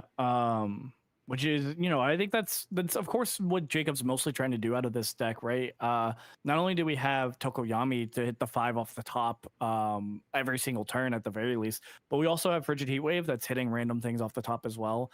And then, like you pointed out, the fact that we're going to discard them as well is just makes a lot of sense. Like it's definitely getting as much value out of every single card in our deck as we can. Yeah, you know, as I look through Jacob's deck, I don't know if you recall playing. I don't know if you actually played against this list back at the Gen Con 2023, but I sure did, and it just slaughtered me. And it's really funny to see how similar it is after all this time. There's obviously new cards, like Unabashed Banner was not a card legal, then that's a girl power edition. But it's just funny to see how like tried and true this Fire Tokoyami is. Or after all this time, is all reliable, doing the classic stuff with Heatwave being a powerful draw engine alongside Latent Skill, and just abusing all the when this touches discard effects to get more value out of your cards. So like Yeah, I think it's a testament to the awesome. fact that this character is just very powerful. Also, the fact that the Chaos deck didn't end up needing much to change from Girl Power either. Yeah, it's also just like a fun walk down memory lane. You know, we've been yapping about the format the whole day, and it's just cool to like see this game state where some new ones, but you know, it's just classic. It's this classic My Hero Spotlight, Momo versus Tokoyami, and this is a game state that's probably, I'll say it's been played hundreds of times. I have to imagine Momos have sat across from Tokoyami's doing this quite At least often. 100 times for sure. Yeah. It brings me back to just now or just getting into the game, happening to have won my Frigid Heat Waves in a local tournament, where the game store decided to put 4 Frigid Heat Waves up for grab, and finally getting to play this Tokoyami deck that at the time I just couldn't afford the cards for, because I was brand new getting into the card game, and I didn't happen to open any. And wondering whether I actually was supposed to play 4 Frigid Heat Waves. Glad to see that Jacob Johnson here, with all of the MHA cards and all of the hindsight of that format, has decided to actually play 4 Frigid Heat Wave. In addition to 4 Frigid Heat Wave, we see 4 Dark Shadow Ruin, and that one feels like a little bit more obvious than Frigid Heat Wave, but we are going to see that one come down here as our second attack. Yeah, as a wise duelist player once said, it's got your face on it. You got to play that one. I don't remember which wise duelist that was, but I know I've heard that. Yeah, I think I might be butchering it, but at its core, card with face on it, good. Rising Starlet for Momo, fantastic high block trick that she used on the Frigid, built it down to also give some speed hate and keep our stage ready and healthy in the face of another high attack. And you know, maybe we see another Rising Starlet on this Ruin. Momo definitely has a lot of fantastic high blocks to use against Tokoyami's mostly high strings. Yeah, I mean, honestly, you have to wonder how these decks that have been played for so long have such predictable attack strings that we don't really have to wonder what zones we need to hold, right? Like they're absolutely solved machines, end up still doing so well, and you have to wonder if that's just a testament to the immense amount of power these decks hold. And you know, obviously with hindsight, we can, you know, in top 4 no less of this MHA Spotlight event, we can absolutely say that it's a testament to the power. But I think it's very interesting, and poses an interesting question to the person being faced with it, or faced against it. You know, what am I supposed to do here? Like, how do you actually fight against that, right? Mm-hmm. We might be getting a more recent applicable lesson of just block, as we see Momo put another Rising Starlet in front of another high attack from Tokoyami. Yeah, but we do at least know that we played a Summon Dark Shadow. We're not going to be done here, and we see the fruits of that as we see Twisting Azure Inferno come down. Yeah, and our stage is going to give us damage on it, but even if it didn't, 2 Summon Dark Shadows and Tokoyami says we are at the sweet spot. We are at the 7 damage we need to be to get our ignore progressive ability and our +1 speed for the rest of the turn.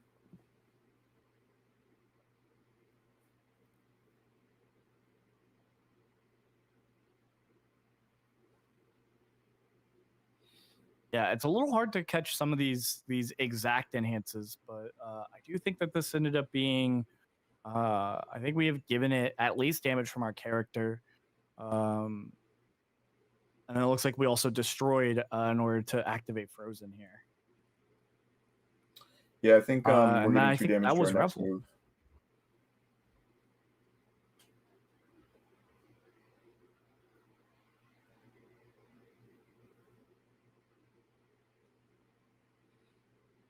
I think this is Jacob's third turn of the game, right? And we've already cycled, which makes sense. Every card we've been, we mill 5 with Tokoyami. All of our attacks have been milling at least 3 cards with the checks and the Revel and 1-Man Inferno on our stage. Yeah, I think it's very Jacob interesting. We were watching earlier, the Chaos deck ended up cycling. And even though that seemed like a very quick cycle for that deck, we see an even quicker cycle here out of Jacob Johnson on Fire, just showing how much more this deck really cares about, like we said earlier, utilizing every single card to its fullest capacity.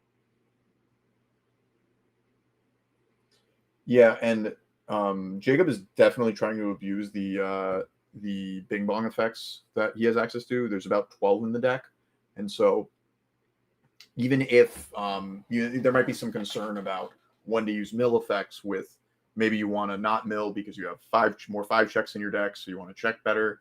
What Jacob presumably is concerned with is, I am milling these cards because I need to hit Lust for Battles, Unabashed Manners, and Aggressive Tempers.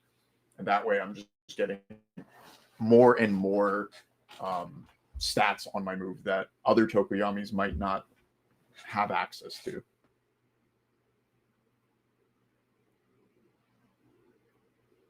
And I gotta say, we have some like perfect gameplay going on. The double Rising Starlet block at the start of the turn for the 2 high attacks from Tokoyami into a Young Heroes on the Azure Inferno, and we can build the Young Heroes down, and no matter what our Tokoyami's next big move is, we could potentially discard the final card in our hand to Young Heroes. So I was gonna say if it was a 1.3, but we're not in Chaos Land anymore, so that's not really a concern. But yeah, I think our bigger concern is just another Twisting Azure or a Dark Shadow coming down. Yeah. Assuming you have a good enough block mod, I would assume you're not using the Young Heroes to stop 3 damage on a Ruin, but I don't have the health totals in front of me. Maybe the 3 damage is what keeps you alive. And I'm sure Jet will keep track of that as the best way for them to play defense.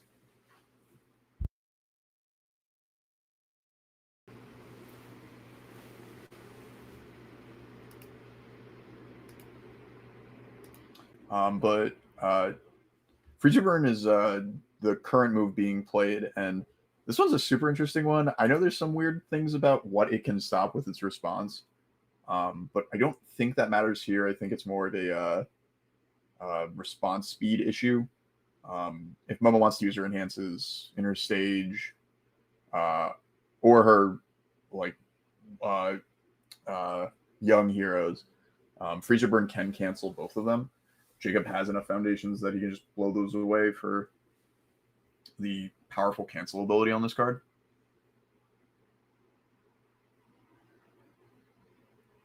It looks like that ended up coming in for 12 damage total. So it looks like I actually did end up missing some damage there. I think we may have removed something that we destroyed for an amount of damage. So we're going to go ahead and fix that up here so that we get that life total correct. Yeah, it's definitely difficult for you with the amount of Bing Bong effects that are randomly happening, and keeping track of the, where and when the Unabashed Manners are actually giving stats, because they're like. I once again applaud our judges who have to follow the game state as well, and these players as well. But of course, they do have the advantage of being able to hear each other. But unfortunately, we do see that we're gonna have another ice storm come down here, which I have to wonder how we're getting this to 14 damage. I'm not sure I currently see with what's down there, unless we're using some of our face downs, how we get this to high enough damage. What did we cancel with the Young Heroes? I'm feeling, if anything, we canceled Bing Bong amount of damage. It looks like this ended up coming in for looks like 7 damage is what it came in for. Mm-hmm. And fortunately for Jet, they've survived the absolute onslaught of 1, 2, 3, 4, 5 attacks and 3 summon Dark Shadows played. You know what? We canceled the Tokoyami enhance that added damage because we weren't gonna be able to block with the card anyways, and we weren't gonna need it. And very clearly, you know, Jacob was not gonna be able to play more attacks that turn. So I think at this point, it's just how many attacks can we hopefully play as Jet here, since we had to cannibalize our stage so much. You know, but we also had to cannibalize our stage as Jacob as well in order to actually end up connecting for the last 2 attacks there. But because we have to connect for so much less damage, I think it's just going to end up being one on you know, who played the better game on their tight resources. Yeah, it could also matter for Jet that they have the right block mods. I know we said that the Tokoyami deck was largely high attacks, but you have your sprinkle of low attacks. We saw last turn there was 2 at the end of the string. Well, And then that's also what's interesting is the Chaos deck is mostly high attacks. This deck, however, sprinkles a lot more low attacks. Whereas the other one, it was pretty predictable that it was all going to be highs. We actually have a whole 7 low attacks here that are all very threatening and have to be considered. 2 of those being Giant Ice Wall, which is going to come in for 5 printed damage and be able to possibly board break a lot here, being worth up to stun 4. And then Freezer Burn, being able to apply some pivotal cancels, string out and ready some of our stage, and hit Bing Bongs off the top. And then the final one being Ice Storm, which just has its powerful ability, and also the fact that it can't be blocked by attack cards. So I think it's even more stressful for Jet in this against this Tokoyami deck specifically. yeah, but fortunately, you don't have to stress when your opponent starts building foundations as Tokoyami, because that means Yeah. they're not going to kill you. We are not Staff Strike Tokoyami. We're not Capture Net Tokoyami. I don't think you can even do that. So, no, I'm not getting hoodwinked when our opponents start with foundations as Tokoyami. Yeah, exactly. And it's a little scary for Jacob because, we've blitzed through a lot of our deck. We've already cycled. A lot of the Bing Bong effects we've used remove themselves. So I'm assuming we have at least 14 cards removed. And I think Jacob's playing a tight 60 deck. So we're slowly running out of resources. It's entirely possible we could see a mill win condition from Momo. Yeah, I definitely do think it comes down more to making sure that we don't lose that last 5 life. And I think, fortunately, like you said, we have the other win condition. So making sure that we don't lose that last 5 life may not necessarily have to be pressuring on our turn to do some damage back. It could actually be just surviving long enough that our opponent mills themselves out. Yeah, and this is always a neat trick about Momo that didn't really matter too much in the round 1 we saw her, but she could start looping Rising Starlets with Quick Create. Oh my god, there's a Staff Strike in this deck. I have completely... This is the famed Staff Strike, the one of Staff Strike coming down saying, no, we're not done yet. We are actually going to try and make this attack turn as threatening as possible. I'm not going to wait for you to mill yourself out. I'm going to end this game on my own terms. I'm going to kill you. I'm going to play 2 weapons ignoring progressive. Dude, I don't need to look at deck lists, man. I get surprises like this where the one of Staff Strike comes out of nowhere and I'm like, I didn't see that one round 1. Oh my god. Yes.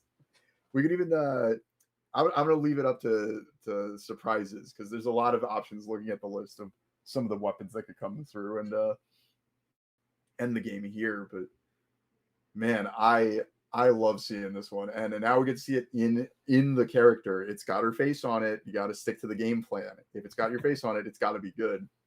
That is pretty true. And Momo, famed player of many cards with her face on it. Playing. Well, I don't want to spoil it for you, but that is typically in her game plan to play most of the cards that happen to have her face on it.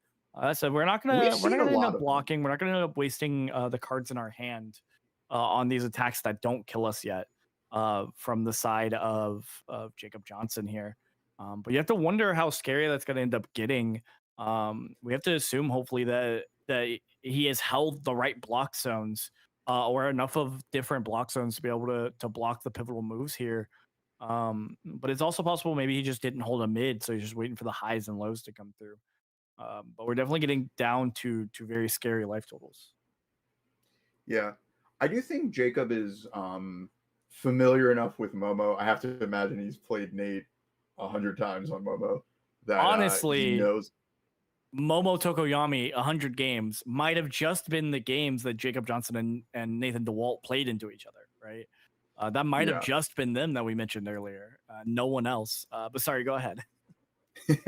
No, I just imagine that it's possible Jacob knows he really only needs to block the lethal moves, and Momo's not really pumping that much damage or stats on multiple moves, or at least that much damage on multiple. So, we can take these 4 or 5 damage moves that Momo's been stringing, so long as we save our blocks for the home run comet that actually counts to our life total. Yeah, as we wonder here if the home run comet's going to come now or if we're going to play another high attack into a home run comet. It does look like it's going to come now, this being a powerful 3 move currently after we play the enhance. Yeah, but I'd be shocked if Jacob doesn't have a high block for this, but that's sort of the name of the game we're playing with here, because right now it doesn't look like this is too difficult to block on speed. Looks like Momo's going to be giving it 2 speed, but 5 speed is not a lot when you have like 8 ready foundations as Jacob does. I think it actually might be 9. It does look like you're right. We absolutely had that high block, and it's a foundation that we weren't going to want to use next turn anyways. We're going to go ahead and see that block come out. Yeah, and you have to be happy as Tokoyami. Your Momo opponent played for the cards in her hand offensively, didn't really build her stage up that much more. She played 1 foundation but blew up 1 to build it down. So this is definitely a stage that Tokoyami could tear apart with the giant ice wall you mentioned earlier. And Frozen hasn't gone anywhere. That card's still there, still says Olamu's got stun 1. And again, fantastic way to break Momo's defenses.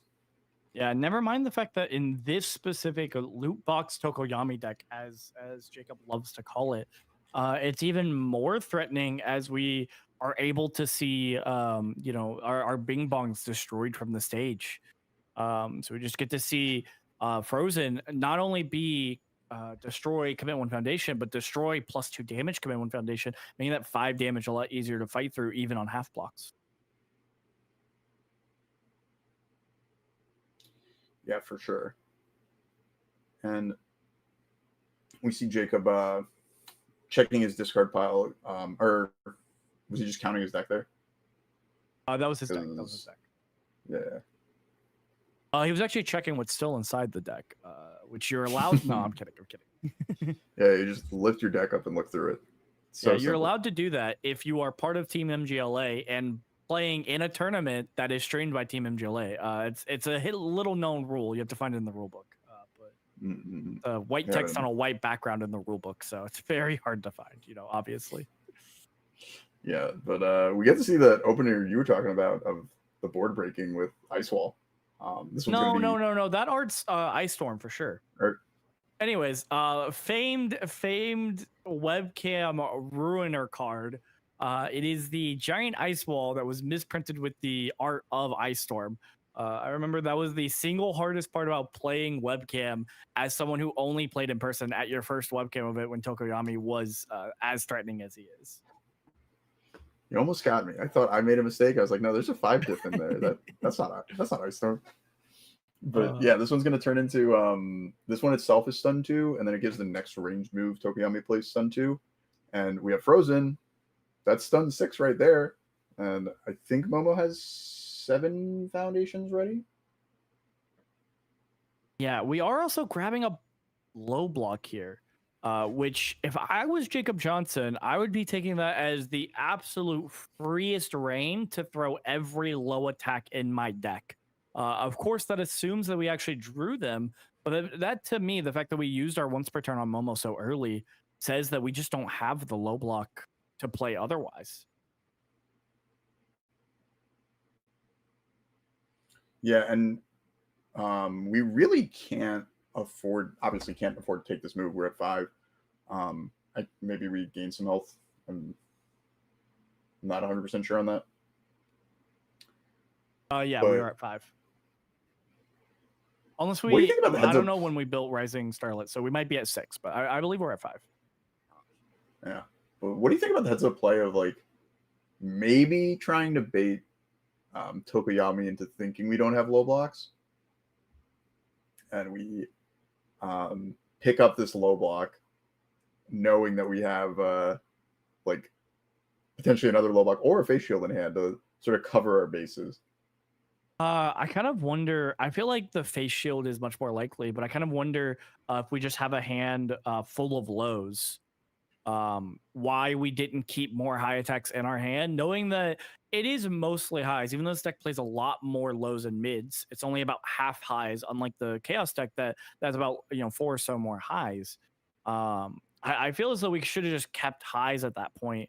And never mind the fact that we could have also just grabbed a high block too if Jacob Johnson ended up playing lows. So I think I see what you're saying, but I think leaving the Momo once per turn to a bait like that is actually very, very dangerous to do. And I would not have the courage to do so, but that certainly has no bearing on whether Jet is more courageous than I. Ancient adage, Justin: cowards can't block warriors, and Jet's not a coward, so we are blocking this ice storm. Kind of have to. That is true. But the breaker one could possibly matter on the outcome of this turn. And it looks like I missed the -2 speed there, or we did a release. Either way, I think we did a release because there was a dice on top of the discard pile. I did talk about how this signals that we have free reign to play lows, but I didn't think about the incredible display. So it actually kind of more gives us free reign to play anything but a low, because we know that at the very least there is a low block in Jet's hand. That said, I really think that this Dark Shadow Rune is coming down because it is a stun 3 move that also makes it easier to play more moves later. There's even more, dude. It's stun 4. We have Frozen, the hit Disney movie. It destroys stages. Oh yeah, it is stun 4. You are absolutely correct, and it's gonna give this Dark Shadow Ruin 2 more damage if we need it. I think what we're seeing here is kind of the revenge of Jacob Johnson from his earlier match on stream. As we see him in this Tokoyami deck showing much more in top form than when it faced Chaco 2 earlier. And I do have to say, it's always a pleasure. It's always a pleasure to watch Jacob Johnson play this game, but especially on a deck that he truly enjoys. It's a different person than when he's playing on some other deck. I don't know. I think it's been a while since I think for the past year or so, he's mostly cared about playing the decks he enjoys over just like trying to play the absolute best deck in the room. And I just think it's better for it. I think the game's better for it because it's just a joy to watch. Yeah, it does help that the deck he enjoys might be the best deck in the room. That always adds to the fun factor. I can't help but think about Gen Con 2023 because like a lot of my hero memories from that one, and I just remember how much it was a blast playing against Jacob on Fire Tokoyami, and he was definitely having a blast ripping people's heads off with his deck. Exactly. He does thoroughly enjoy building somewhere between 5 and 10 foundations, and then with a bit of flourish playing every single attack in his hand. I think that's his true happy space, if I had to guess there, or happy place, I should say. That said, this block isn't going to come in, but we are fully committed down. And I didn't keep the damage quite accurate, but this was coming through for well over 10 damage. As we see, Summon Dark Shadow, Tokoyami, and the card itself got it to 10 very easily. Yeah, and a little notice of Jacob's physical behavior of he didn't slam this heat wave down. So I'm a little curious if what his other options were. I almost assuredly slams the heat wave down if it's the only attack in his hand. So I would assume there might be another one coming if this heat wave is somehow blockable. Yeah, I mean, I think our main concern is that a lot of things are usually blockable with Momo around. And we do also, oh, this should be 5 damage already, so it should already be lethal. But a lot of things Yeah, are blockable because we get to build down here. And then this health gain is actually going to matter because, you know, there are some game states where it makes it a little bit harder to make sure that this is a lethal amount of damage. Yeah, but thankfully something like Frozen coming in to make this just a little bit harder. It has got into a slower speed stat because of Momo, and we don't have to worry about progressive difficulty for blocking, but we only have Momo as a ready resource. Yeah, I do have concern though, because I was thinking about, I think we're going to use that Frozen no matter what, just to get 2 damage on this if we need it, but we don't really have that option anymore. But I think this is going to end up getting to enough damage either way. But I do wonder about, you know, if Young Pro Heroes is going to make a clutch appearance once again. I think almost certainly we are just looking to block this instead, as this is just 4 speed. And we do have a clear card pool, as is the classic with Momo. But it does also look like we opted to go for damage there, getting an amount of it. Oh, and then we checked the 3. So it looks like we did end up going for the block there, but we need to check the 5. We have to check the 3. And Jacob Johnson showing that he had a freeze burn. And I'm sure he counted it as discard pile. I'm sure he knows that he had enough cards to cycle exactly once. But either way, what a wonderful game to watch. I feel like that was the biggest game of tightrope ever. Both decks playing to their exact perfect strengths and showing us why these decks, the first year of MHA, were 2 of the best decks in the room, if not the 2 best decks in the room. yeah, and what's so cool about this tournament is, you know, we can absolutely gas up these decks. Momo and Tokoyami are incredibly powerful, but there's plenty of characters we didn't see anyone register today. There wasn't a Jiro 1 in this tournament. There wasn't a Eraserhead 1 in this tournament. Nobody was playing Overhaul. That guy's the coolest. He won nationals in 2023, right? I was a little bit shocked at, especially as people were talking about the format leading up to this event, right? I was a little bit shocked at the amount of characters that we just seem to be discounting from the nationals right before rotation. And I didn't think that a lot of girl power ended up mattering for some of these decks that people felt were the best in the room. That seemed to lose to other significant decks. Like, for example, the fact that our nationals right before rotation in finals was a Shoto Todoroki 1 into an Overhaul, right? Which is crazy because that tournament was not missing Fire Tokoyami or Chaos Tokoyamis. That both of them showed up in force, and I know that it's probably one of the better decks in the room, but a lot of people were concerned about it, and I felt like it discounted, you know, that national tournament specifically. That said, I think it's also interesting that Momo wasn't in that format, but we do see Momo return for MHA Spotlight, and I do kind of end up wondering if this has to do with, you know, the fact that people just miss playing Momo, or the fact that Momo truly got some new tools to like actually be threatening again. I do think it's a little bit of both, but I'm curious to hear your thoughts on that, as both of our players are sideboarding here. I did want to at least point out that they have a really cool, I think, gentleman's agreement going on of instead of pulling up UGN or deck lists, they're just showing each other the sideboards so they can like think about that stuff. But I think largely with Momo back in that format, you know, I think a lot of us were pretty new to the game, and I think Momo is a pretty difficult character to play well. And so I think that kind of scared people off of playing her, because she definitely saw success on both the good and life symbol in her span in that format. But a lot of people were way more comfortable with the punch attack package of, I'm going to draw as much cards as I can, play Texas Smash, give damage. I'm going to play some Capture Evildoers to clear my card pool.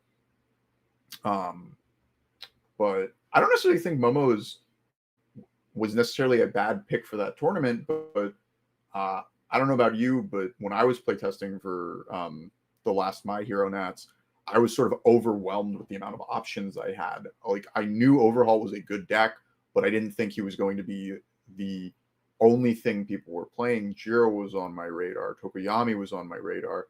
Amajiku was on my radar. Like, so a Racerhead as well. Like, there's so many powerful characters in the format that I don't think you can just discount someone like Momo simply because people weren't putting as much time into her. Nathan DeWalt, Momo super fan, was he was playing a Racerhead at that event, and he could have just been pushing Momo to like the absolute brink if he wanted to, and I just don't think enough people in the format were playing at the time really wanted to do that.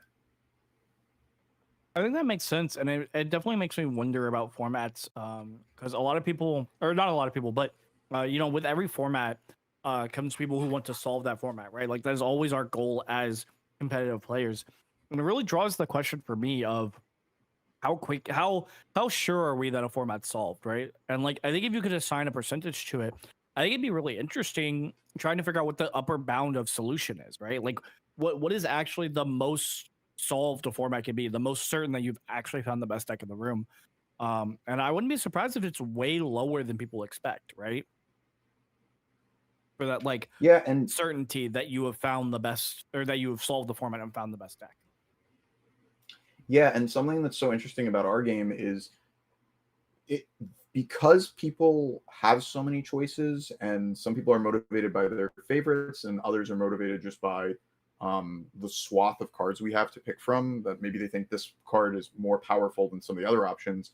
You can end up with I want to reference an earlier stream round where it was a Moneta 2 versus Mina 2, and maybe you think Moneta 2 is a powerful character that can fight against some of these top decks, but then you play against stuff like the Mina 2s in the room, or maybe even the Momo, who can build the foundation she's putting into her stage down.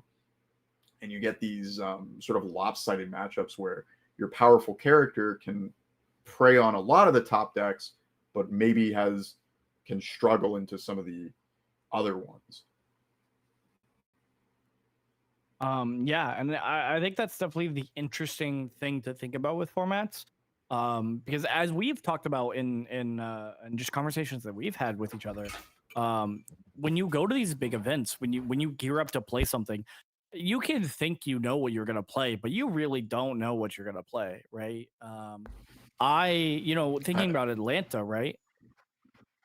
I forgot Porco existed, to be honest. I never once thought about the Porco matchup. It happened that the main board that I had set up for Zeke was relatively decent into Porco, as long as I find the answers. But that's accidentally missing on that mark is certainly possible, and that is the interesting part to formats and to thinking about these alternative formats and metas.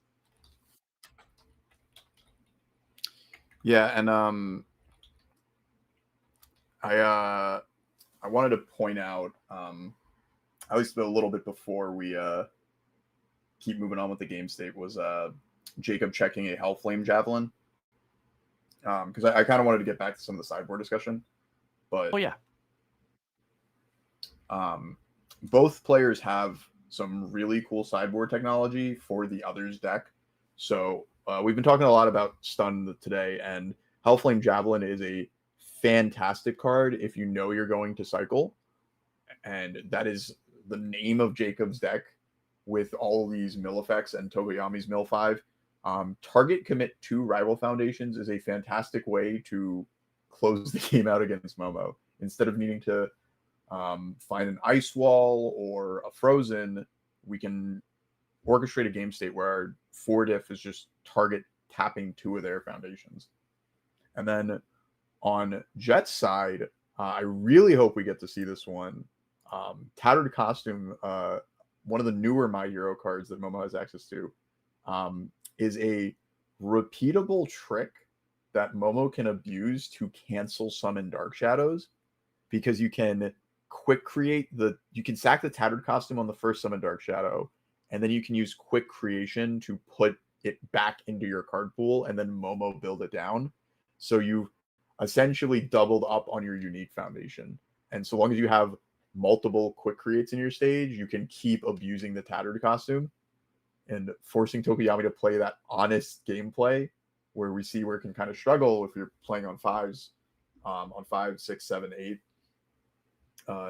Sounds like a fantastic way for her to stem his offense long enough that she can get a chokehold on the game. Yeah, I definitely think, as you pointed out, Tattered Costume is, like we talked about with new tools, an actual new tool that you have access to.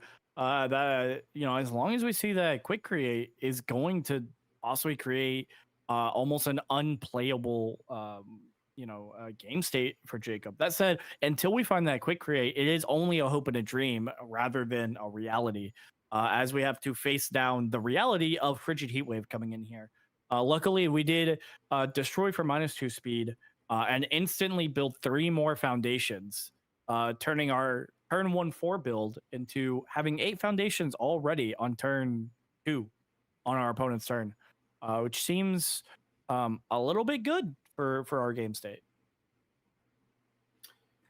Yeah, a precious lesson as we continue to learn that you should play the cards with your character's face on them, especially the ones that have the same 3 symbols as your character.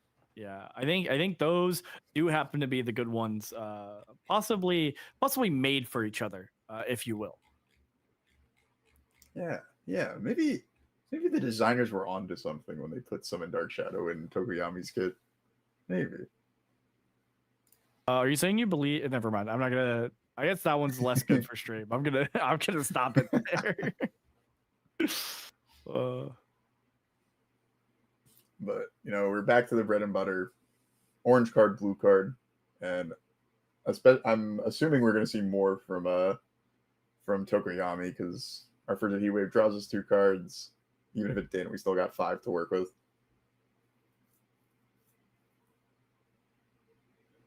Yeah, I mean, not to mention the fact that we're playing, our Rising Harlot, our Rising Starlet, where I think that is the single biggest strength of this Momo deck into Tokoyami, is that our high blocks are so good and matter so much. And I think that may end up being the difference maker in a matchup like this, which is why we instead see a low attack coming in here. Yeah, and I want to gas up the design team. I think a lot of the people I don't know how many people that design My Hero cards are still on the design team. I know people have been moving around as the years go by and the game progresses. But I'm getting kind of giddy as we see Rising Starlet into Tokoyami again in this game too, because there's so many levers and numbers that you can move around on these cards, and I think that we got a core gameplay loop here of we got our aggressive deck trying to slam attacks into our opponent, and our defensive deck playing their reasonable block tricks, but their characters taking advantage of it and getting to do their gameplay loop as well. So even though Jacob is sending an onslaught of attacks, Jet is able to play the game alongside him with Momo's Enhance. We're continuing to build our stage, moving pieces around, making blocking easier. It's really, I'm just reminiscing, but it's so sweet. These are largely set 1 cards that we're looking at, and I'm thinking back to that contained time period of, a lot of decisions were made on the 180 cards in that set, and the game, to this day, the gameplay's pretty fucking good.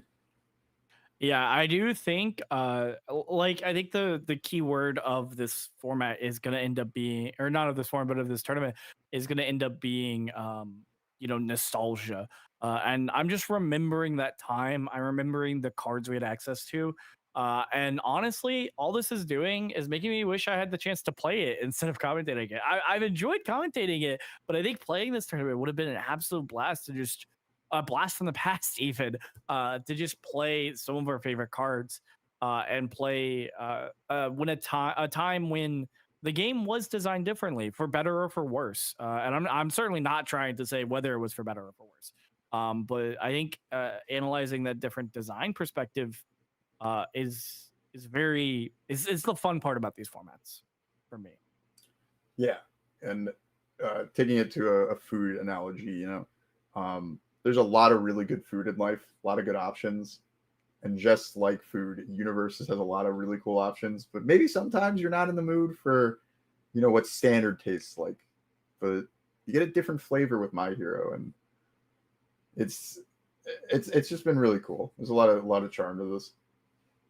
Yeah, it does look like we ended up checking our 1-up Frozen, so it's not going to come in as pivotably this match for us. It kind of makes me wonder if we ever considered running more than just one of it. Yeah, I'm always curious what the rationale for the 1-of Frozen and the Tokoyami decks is. I know that's sort of just what people have done, but I'll continue to say how I think that card is just absurd when Tokoyami has it in his stage. And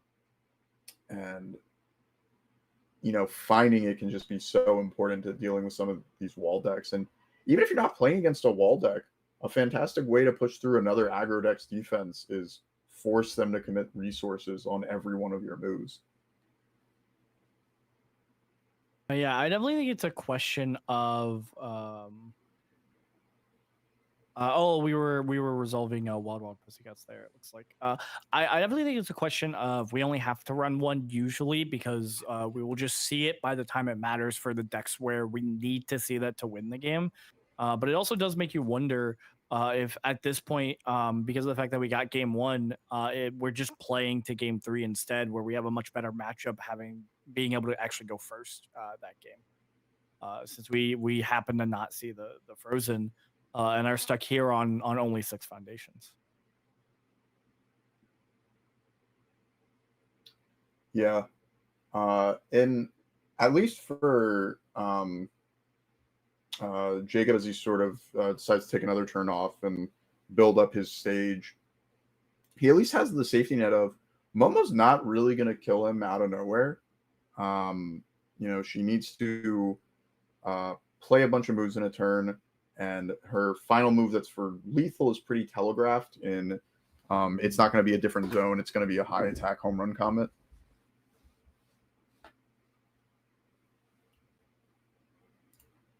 And there's not really a low attack that's going to kill him or a mid attack that's going to do it. I definitely think what's going to end up mattering here is the fact that we're just going to end up seeing Jet build out a stage and a hand that's very hard to deal with. And the question is definitely going to become, how do I break through this rather than, how does this Momo deck accidentally kill me?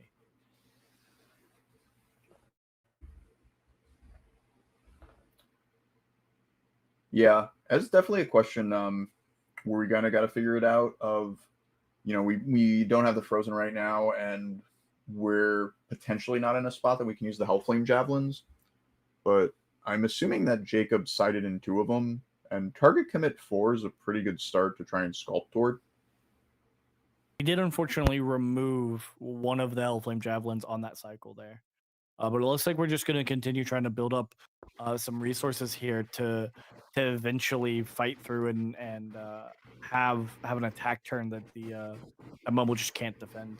I do think every turn that passes, it's going to end up getting harder and harder as we've now built not only a deadlock threat on offense, but we've also built a vast hybrid, or not vast hybrid. Strength, best strength. Vast strength. Thank you. A vast strength that's going to make it where if we have any pivotal move that we need to see resolve, we're going to have to resolve it through 2 of them. That said, we did end up just building here again, making me think that maybe we're just not drawing the attacks, which is the unfortunate reality of the situation sometimes when you are just playing these games. It looks like both players are not drawing attacks, but I do like how Jacob on Tokoyami is just kind of playing out a hand of foundations every turn, so we're at least refilling our hand much more consistently. Yeah, Jacob's definitely not going to get caught in the trap of um, being afraid of deadlock of when when he shouldn't be, or holding too many cards to block with and essentially reducing your hand size for the rest of the game. Yeah, and speaking of that game plan to cycle, we see Flash Fire Fist Hell Spider coming out here, which gets a benefit if you have actually cycled this game. So it could be that we were just trying to build up a hand of attacks like these. We run an entire two of them.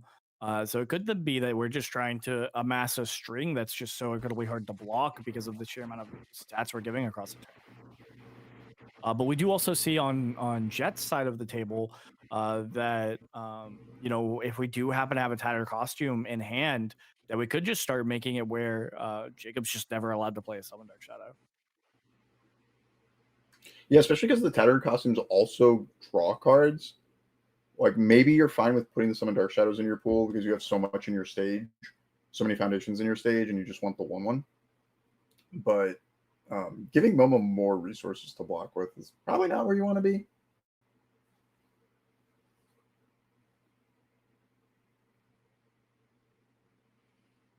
Also, it dawned on me that My Hero Spotlight staple Tongue Whip wasn't probably not registered in any of the decks. I don't believe there was an Evil or Water deck today, and I think Jet might be the only life deck, and there's no Tongue Whip in it. But It might have been in the Jacob Mineta 2 deck. That one was actually a death deck, so It is not in the Mineta 2 deck. Yeah, it's not in it. But Hell Spider is when that card got revealed, people pointed out how quickly this is a card that is incredibly close to Tongue Whip. It is a well-statted 4-diff on damage, and it gives +1 speed to all your moves this turn. Now, granted, it's not as good as Tongue Whip in that +1 speed is slightly worse than a card in your rival's card pool. But we're in the game state now that Hell Spider is giving 1 damage to all of his moves this turn as well. So, the cards are close, but Hell Spider is definitely carrying its weight. And I just wanted to point out that sort of reminisce about that powerful card we didn't get to see yet today. Yeah, speaking of sideboard, by the way, forcing Surrender coming out and forcing the Quick Create to get used if we want to dare build this Quick Create back down into our stage. Instead of trying to clear progressive on our turn by discarding a non-attack card, instead actually discarding the block from Momo's card pool, a mode on forcing surrender that was used heavily back in the day when these cards were played, but not used since Momo rotated, really. Except outside of it is an answer to Equipment Heist, and people were doing that, but we didn't end up being able to see that on stream in Atlanta, I think, unfortunately. Yeah. Do you know how well do you know the artwork on Forcing Surrender? Like, without looking at the picture on stream, would you know what's happening in it? Terrible news. I'm staring at the picture on stream. That said, what was going to be your question about it? No, so like I always envision Forcing Surrender. I know the original artwork because it's so flavorful. Of this card was a tech piece in set 2, presumably to help deal with Summon Dark Shadow, and they opted to show us that both in its ability to discard Dark Shadow from your card pool, alongside the artwork of Bakugo making Tokoyami very sad and killing him, exploding him, whatever. Exploding. Definitely not killing. I don't think the children killed each other in the show.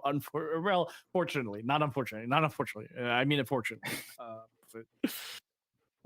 Yeah, let's get you off that. But he was, I think his name is King Explosion Murder Die King something. So if there was someone to kill somebody, it would definitely be Bakugo.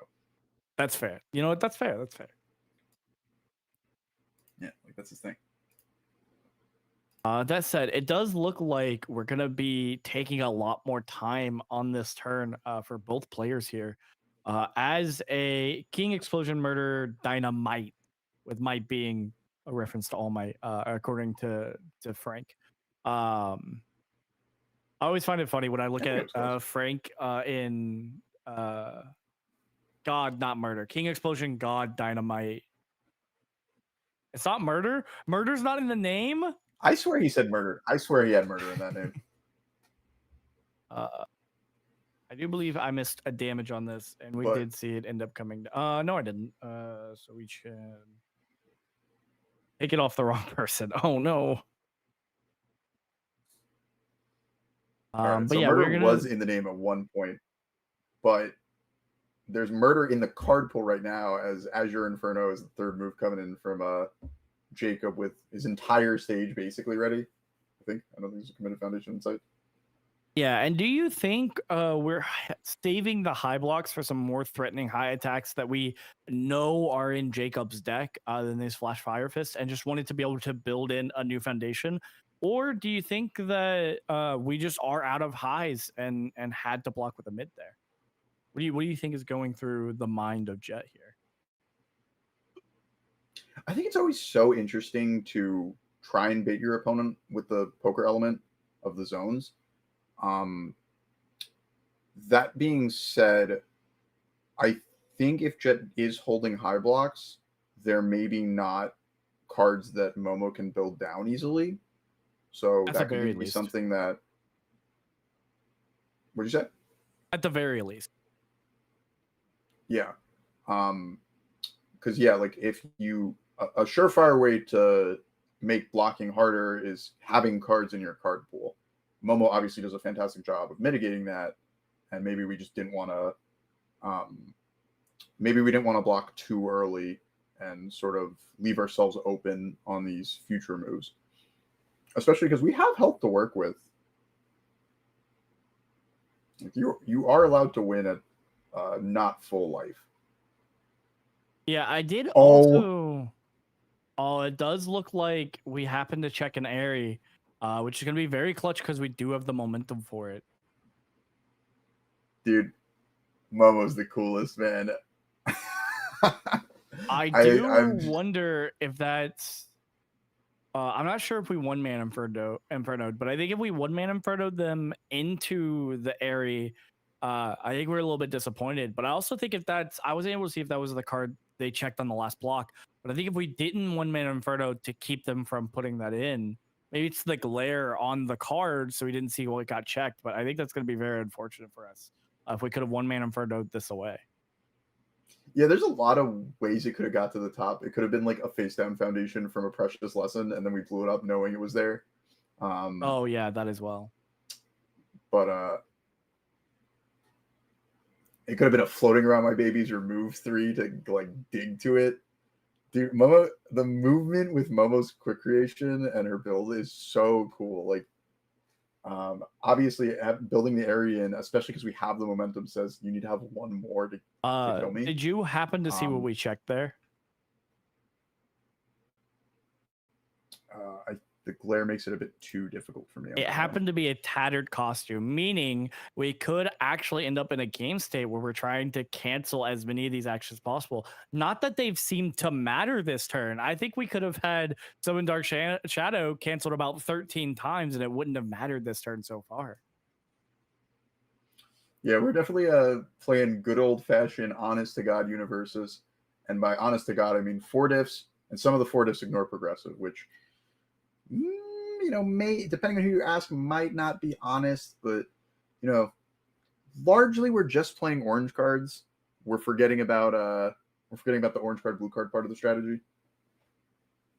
Yeah, that is certainly true.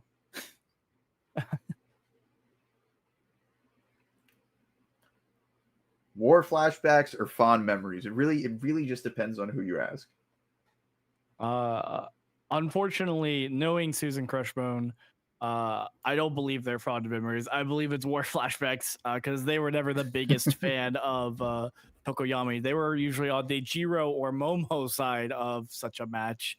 Although Their version of Momo that they preferred to play was Staff Strike Momo, which I know Dean would absolutely love to see played. But You put a Staff Strike in your card pool, your deck's cool. It's that simple. That's a fact of life.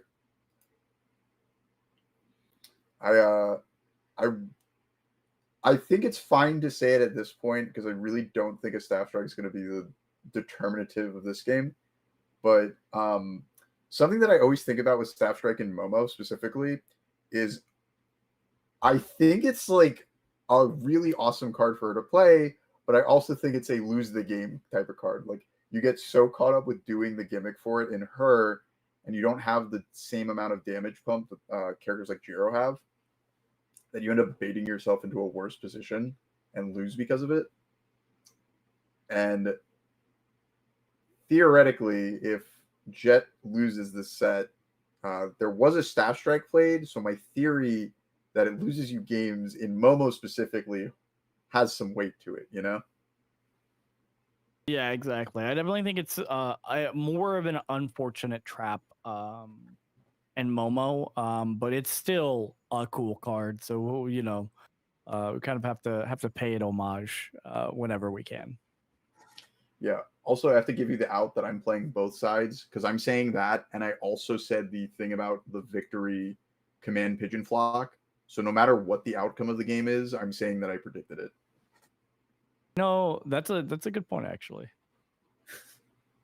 I have just realized that this has been an absolute banger of a game too. I actually got concerned when I looked over and saw that we still only had one win on the stream marked. That like I just forgot to mark a win number 2, or Jet's first win. But I'm now remembering that this is still the same game, and I think it's amazing the amount of resources these players are having to play through each other. From the fact of me complaining that we happen to check our frozen, so it's going to be much harder to break Jet's board, to Jet building up a threatening offensive board with 3 quick creates now, or quick creation, I think is what that card's called. I think I call it quick creation. No, it's quick creation. I call it quick Anyways, I don't know. it is quick creation. No. I'm stun locking myself. Anyways, point being, that we've it should be 6 speed. That we've gotten, that these board states have changed so much in this turn alone, and that whether it's this turn or what is likely next turn if it's not this turn, that this into the match or to the game is absolutely insane. I think. Yeah, I think it's pretty likely that if Jacob doesn't have it here, the triple quick create deadlock enhance will help Momo close the game out. We spoke about it earlier in the day. Quick creates deadlock enhance is both parts of 9 Titans first enhance. You don't have to pick speed or damage. You just get both. Yeah, exactly. And that card was banned. So, what's quick creation doing over here? Yeah, thankfully Jacob's not using any banned cards on his side of the table, because in My Hero Spotlight, Azure Inferno is a completely balanced and fair card. Correct. And definitely was not fairly banned in every other format other than MHA Spotlight. I think actually because it's been banned in every format, we should be allowed to play twisting in every Spotlight format. I don't care that whether it's MHA or not. I think we should be allowed to play twisting in like TMNT Spotlight. I think that's fair game. What if we could just play it in every deck? What if Momo 1 had Azure Inferno, and she just gives it 2 damage with quick create and like a floating around my babies? It's just like wee. I feel like it's so much harder for her to get to 7 damage, but I don't know if that matters. Maybe it's worth it when it's the card that it is. Yeah, yeah. I'm really really pulling for stuff here, but yeah, I mean that's a fun part of the format. We get to play with these cards that we no longer get to play with in other ones, either because they're banned, like Azure Inferno, or Momo, or they're just maybe not as good in some of the other formats. I don't know how well Dark Shadow Ruin and Hell Spider hold up to the retro card pool, or even Tokoyami. Like I'm sure he does some cool stuff in that one as well, but it does look like we're down to the final cards of our deck. And that said, we are trying to hit some bing bongs to try and possibly get this to fully get out the Airy that is on stage right now. But I think without a speed buff to give this 3 more damage, I think it might be stuck, if I've tracked the damage correctly, at 15. Yeah, the air. However, the Airy got there, it is so pivotal at keeping Tokoyami away from a lethal turn, especially since we cycled so much this game already. Oh, it looks like I was wrong. It looks like this was already at 18 damage. So actually, it seems as though Jacob Johnson wrote it like this from the beginning and counted it out so that we would be here today.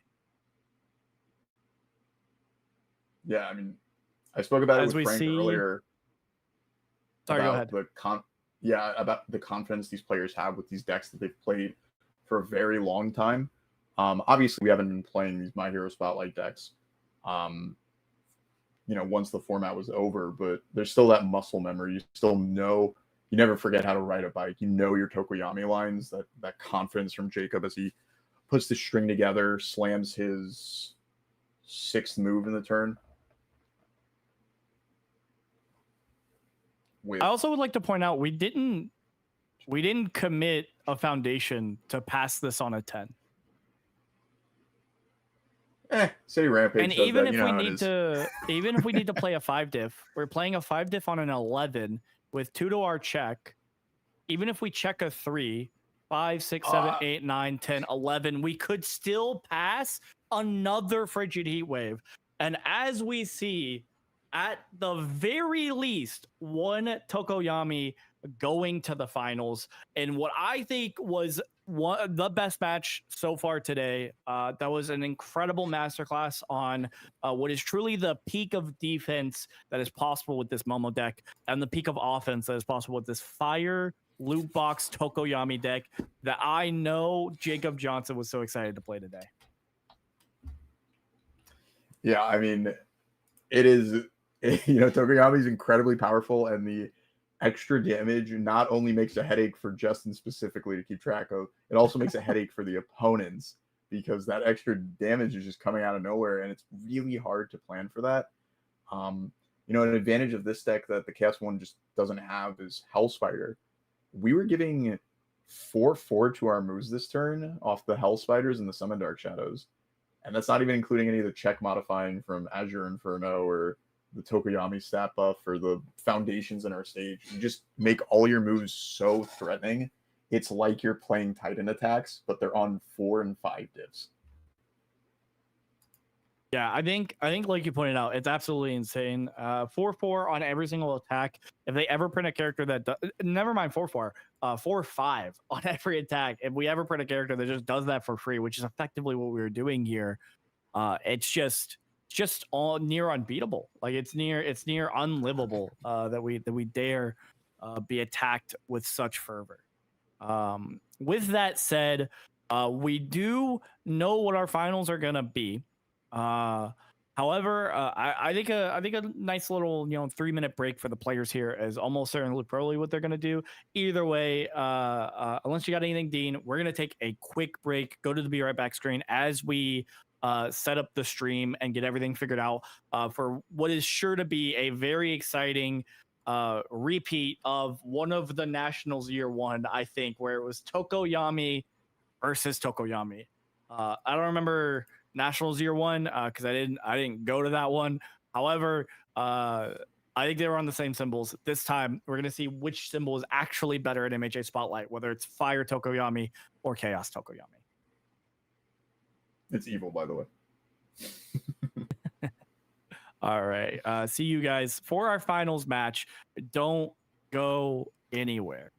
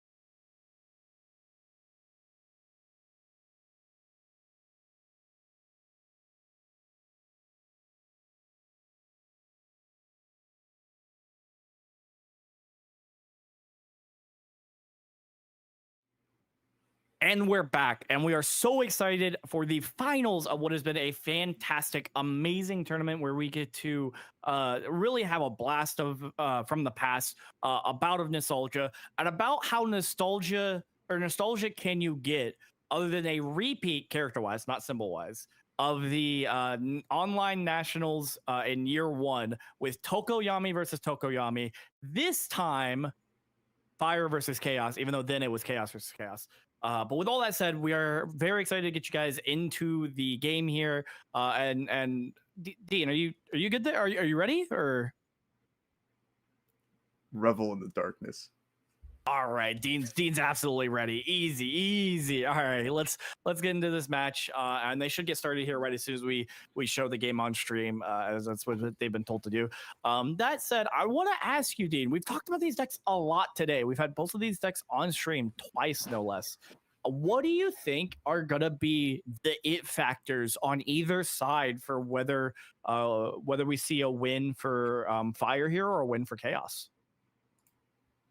Well, we can make it really simple. It's kill your opponent before they kill you. But I think it's largely going to involve some of the from the Fire deck. I think it's going to involve some of the damage output foundations that we have in our stage. So Revel in your Masterpiece, even One Man Inferno can randomly just give you some extra damage that the Chaos deck might not be able to match on output. And then the Chaos deck has tools to interact with those foundations with things like Fast Hybrid Chimera Kraken and Electric Jolt. And so aside from just either of the Tokoyamis blowing the other's heads off, I think fighting over some of those incremental advantages of extra damage from the Fire deck and the more controlling aspect that I would say Chaos has, thanks to the stun that they have access to on the opponent's turn, is some of the stuff we're looking out for.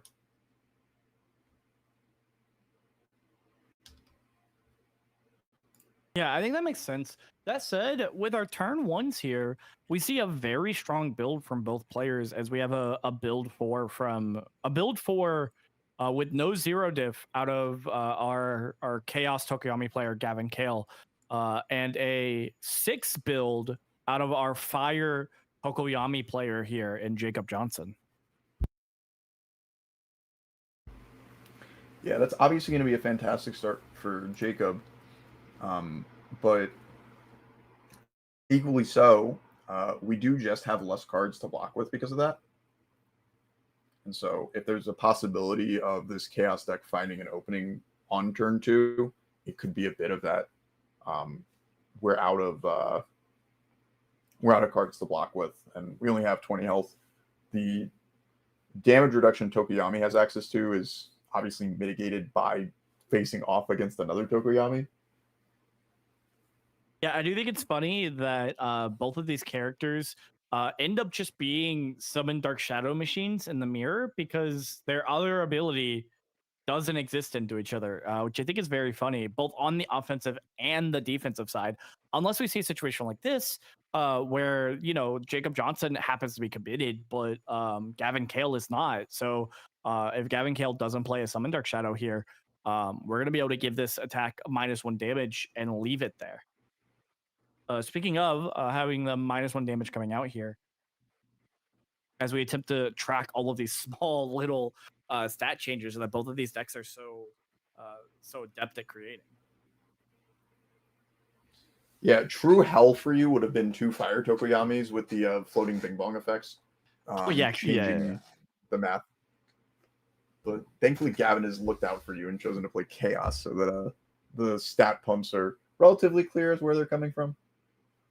I do appreciate him for that, but unfortunately, I appreciate Jacob Johnson for representing Team MGLA more. That's right. Any veil over the bias is absolutely gone. This is a Team MGLA stream. We're rooting for the Fire Tokoyami here. All right, sorry, Gavin. This is now a biased favoritism full stream. Favoritism full. That's a word, or not a word. Yeah. You know, we got Jacob Johnson shirts, Jacob Johnson hats, Jacob Johnson drink cups. Get them now. Go to MGLA.com. Most importantly, Jacob Johnson LED glasses as he has gone to more than one event with LED glasses, flashing his record. And in this case, it'd be a pretty good record to have had all throughout Swiss rounds. Showing up here in Top Cuts. It does look like we opted to just take this attack, so we're gonna be at 15 here. It looks like. Yeah, and we got to do that sort of slowing our opponent down thing that we we got to do the slowing down thing that Chaos Tokoyami has access to, where our Vast Hybrid has mitigated some of the damage that Tokoyami has access to. It's been a while since I've seen Lineage Resolve, so I can't remember if it's +3 damage It's 3 damage. It's 3. Okay, so I'm 95% sure it's 3 damage, but we get to all laugh at, or well, everyone who's watching the stream gets to laugh at me and you as soon as I put this up and immediately get shown wrong, and it is actually +2 damage, not +3. Yep, we're dumb and stupid, baby. Woo! A very professional looking stream with the least professional commentators on finals, it looks like. No, we got suits on. We're pretty professional. That's true. That's true. I'm curious if One Man Inferno was possibly the better commit in freeze, if only because Jacob has so many Bing Bongs in his deck that you could potentially just hit 4 damage off of the One Man Inferno over the course of a turn. Yeah, I also wonder if you. Sorry, go ahead. I was just gonna say that is if the only thing you're looking at is the damage pump from Lineage, because the speed reduction from it can also be a pretty big deal at staying alive. Yeah, I also wonder how much we're thinking on Gavin's side about how differently this fire deck plays. I think this fire deck almost plays on that turn 2 aggro a little bit better than the Chaos version, and might be able to more easily get to 20 damage here in the first in the first attacking turn through the use of stuff like Frigid Heat Wave, right? We saw Gavin have to take turn 2 off whether he wanted to or not, because he built 4 foundations. That was just an untenable attack turn because he had so many foundations in his hand. There was no way he was going to be able to attack off that. For all we know, Jacob Johnson hand is 5 foundations right now, but because of this Frigid Heat Wave, it's not going to stay that way. And I wonder if Gavin is thinking about that and making sure that we really hold some of the pivotal blocks that are going to matter. Yeah, you can certainly play this matchup in a way where you just block the lethal moves, but that can very quickly make life harder for you, as blocking the lethal move when you're at 20 can be pretty easy. Blocking the lethal move when you're at 12, maybe. And then if you face tanked enough that you're in single digits, it's like there's no way. They can just start to be, I have to block everything at that point. It does look like, speaking of blocking, we're going to see our first block come down here on a, looks like a 6/7. I believe Award the Victor is a 1 high block there. I wonder also how much these block mods are going to end up mattering in our decks. One of the things I remember from playing Tokoyami myself, you get access to a lot of 1 and 2 block mod cards just randomly, right? Summon Dark Shadow is a 2 mid block, which is nothing to scoff at, right? Dark Shadow Ruin happens to be a 1 mid. Award the Victor for the Chaos version happens to be a 1 high. Looking through the list now, there's very few 3 block mods, which could be a superpower in and of itself. That said, though, It looks like I spoke a little bit too soon on that turn 2 aggro. We're actually going to go ahead and take the rest of the turn off and hope that we can just kind of survive through this turn. I'm thinking maybe we were fine with playing the Summon Dark Shadow to try and push and threaten there. But in reality, we were just going to end up mainly trying to get these foundations out of our hand at the end with the draw 2 and getting value off of that. Yeah, and really powerful turn of just we've gotten to 10 foundations. We're somewhat set up for next turn in that even if our foundations are a little innocuous, a lot of them don't really have text. The triple 1 Man Inferno can convert into a bunch of sudden damage from the Bing Bong effects and the Luster battles in his deck.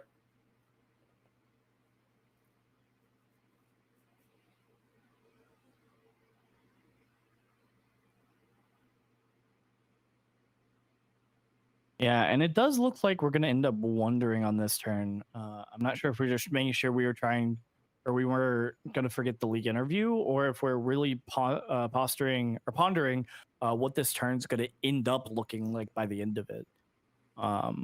It does look like it was more the second option than it was the first. Either trying to decide what we start with, or trying to decide what is, what resources we attribute to this turn early.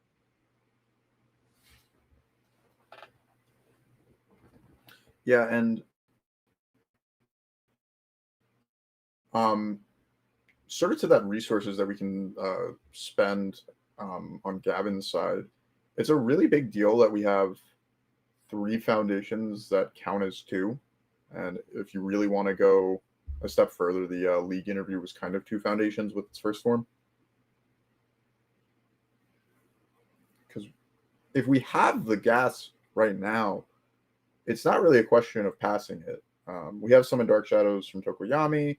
We're presumably going to have an Azure Inferno that hits 7 damage. And then we have effectively 11 foundations without being in deadlock.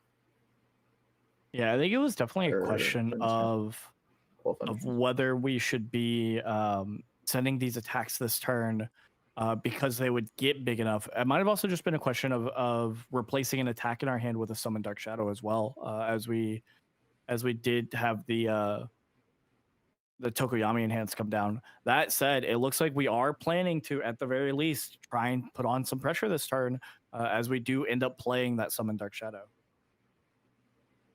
How did we... What happened with the Vasta route? We discarded to Shock Treatment to tap down a 1-mana Inferno. So Shock Treatment, I think I'm kind of confused. I guess we didn't really want our deck milled was the main issue that we had there. But it may have also been that we were concerned about a Lust for Battle Bing Bong out of Jacob's deck. I don't think there's very many -2 damage Bing Bongs in the My Hero format. I think that was mainly there for that. The only one I could think of would be Unabashed Mannered, but that one is only 2 damage. So it does seem like we were mostly worried about, Lust for Battles kind of gunking up our turn, or possibly just a game plan of accidentally getting milled out because of the fact that 1-mana Inferno attacks his Jacob and Gavin equally, at least until Jacob really goes in for a turn. Yeah, and I think something to consider is just that most of Jacob's stage doesn't really have any text. 1 mana is really the only thing that's going to do anything at all. So, making the hedging those percentage points, picking the slightly best option. There's a chance 1-mana Inferno does something. Press Conference literally can't. Aggressive Temper can't. And just making sure we're targeting the best pieces that we can, even if our opponent's stage isn't that meaningful.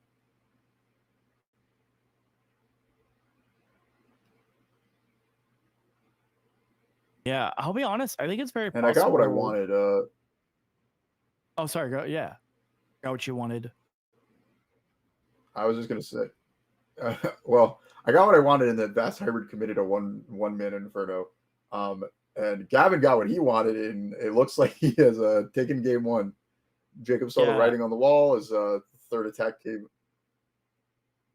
Yeah, I think it's very possible that, honestly, I think both of these players are approaching this matchup might be very different. I think Jacob is kind of down to win and lose this matchup on seeing it or not seeing it, and who sees it first.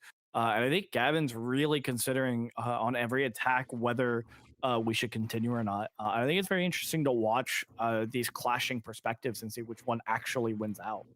I think we saw the Shock Treatment come out to commit down the 1-mana Inferno, but I'm not sure that's necessarily a play that Jacob would have cared about if he was running Gavin's deck. Yeah, definitely more. Yeah, there's definitely more impactful defensive pieces in the Chaos Foundation lineup. You have things like Struggling with Studies, even a Petty Squabble could make the difference, give you some extra cards if you have one or fewer cards in your hand, or maybe even just sculpting for a block that you might want. Whereas, as we've seen with this Fire Tokuyami's gameplay, a lot of the foundations really don't do things defensively. Pretty close to an all gas, no breaks type of deck. Yeah, speaking of, do you think that on Jacob's side, do you think we side in some of the defensive options we have access to? Um, for example, stopping for breakfast to cancel those summon dark shadows that feel like they matter sometimes, or forcing surrender to kick out those just stat machines of summon dark shadows once again, +1/+1 on every attack. Or do you think instead we just go all in on the game plan of I'm gonna do 20 on turn two with our other options like go for the win or Hellflame Javelin? Do you think we side one specific way or the other, or do you think it's just we have answers to things and we play the answers in addition to try and just make sure that we deal as much damage as quickly as possible? So, I think it could be we're aiming to do as much damage as quickly as possible simply because we're on the play. I'm not sure what Jacob would be setting out for some of these cards, but for example, stopping for breakfast, while that can slow down our opponent, if we're citing out some sort of engine piece that sort of keeps our deck flowing, I think it'd be better to just keep that in going first. And maybe we see the stopping for breakfast more going second. That being said, there could be some concessions where it's not that big a deal if we change like a heroic lineage to a stopping for breakfast. Although now I'm like, maybe it matters that 3 damage could be the make or break on one of our final moves. Yeah, and similarly, what do you think we do on Gavin's side? Are we pulling in this cheerful uppercut and this concentrate to try and answer things that way? Or are we mostly satisfied with our deck and just hoping it does the same thing it did last game?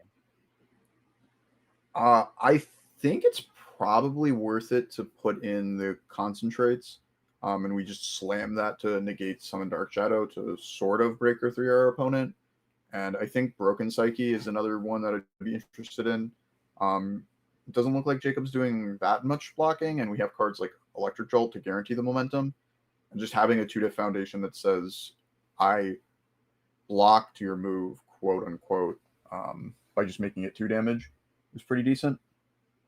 I think Cheerful probably sucks because I don't think you want to be half blocking if you can help it.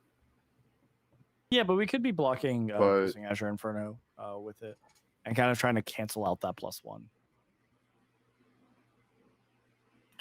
yeah, for sure. Yeah. I'm just once again my hero memories flashbacking to a Shigaraki one deck I played where I just cheerful uppercutted Tokoyamis, and they weren't full blocks, they were half blocks, so I still died.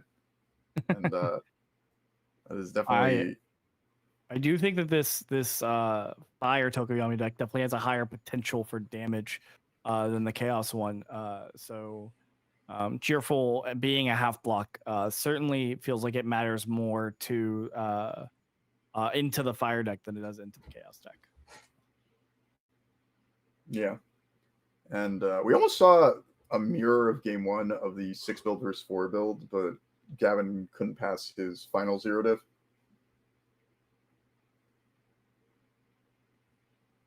Really just obviously 2 different symbols, but Tokuyami gameplay is pretty core in this incredibly powerful 7-hander, and we are just trying to build as many foundations as we can on our opening turn and find our lethal strings. That said, it does look like we are immediately all in on our game plan of finding the orange ones and playing the orange ones for this Fire Tokoyami deck as we start out with possibly the strongest starting card other than Frigid Heatwave in Twisting Azure Inferno. Yeah, and double latent skill means we can discard Bing Bongs to get the stats up. It means we can find Summon Dark Shadows if we didn't already. just a really solid opener on turn 2. Even if we don't find the gas to kill. Speaking of Bing Bongs, we got 2 of them. Immediately 2 damage on the Azure Inferno with aggressive temper, and then Justin, good luck. You have to remember there's 2 damage on the next move.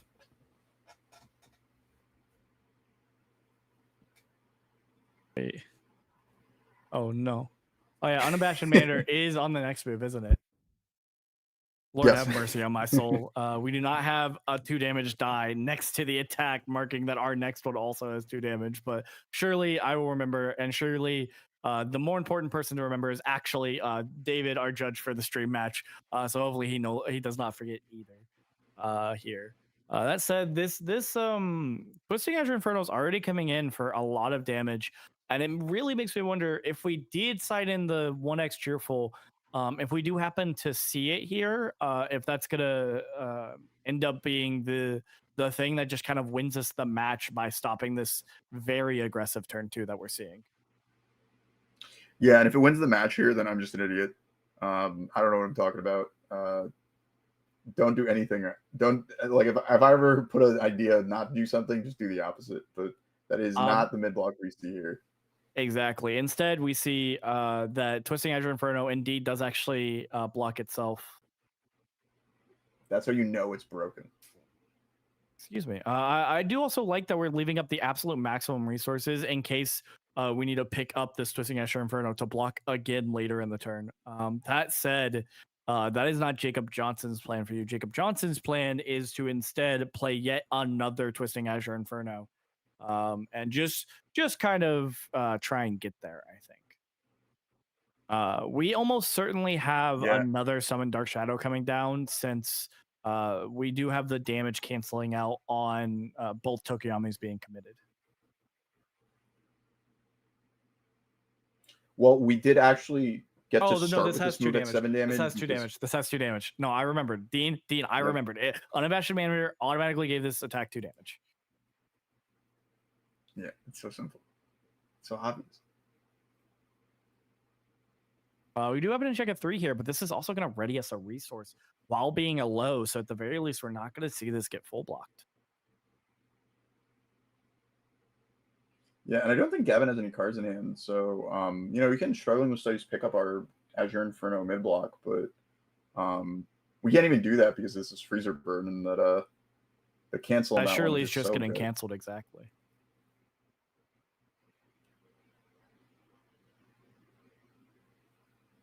It's kind of crazy. I'm curious. We'll see as the turn plays on, but if Jacob checked the 5 on that, Gavin would have been forced to ready the latent skill that he spent a card with Petty Squabble to commit. And, maybe Jacob already has the attacks he needs in his hand, but again, this is that sort of like razor's edge where Gavin opted to pitch a card that he maybe could have blocked with to the Petty Squabble just to hopefully throw a wrench in Tokoyami's turn 2. Your opponent's not going to consistently have everything they need on the second turn of the game, and so hitting the latent skill could have possibly mattered. Having said that, it looks like Jacob did have a lot of what he needed with we're on the razor's edge once again because we needed the +2 from both Twisting Azure Infernos there to pass that. Playing on a 5, 6, 7, 8, 9 and checking a 7 because of the Twisting Azure Infernos. Yeah, and we also, I believe, need to hit a significant amount of damage here, either via Bing Bongs or via seeing ranged attacks. And it looked like we only hit 1 ranged attack and no Bing Bongs. Yeah, I think it was just 2 non-Bing Bong foundations.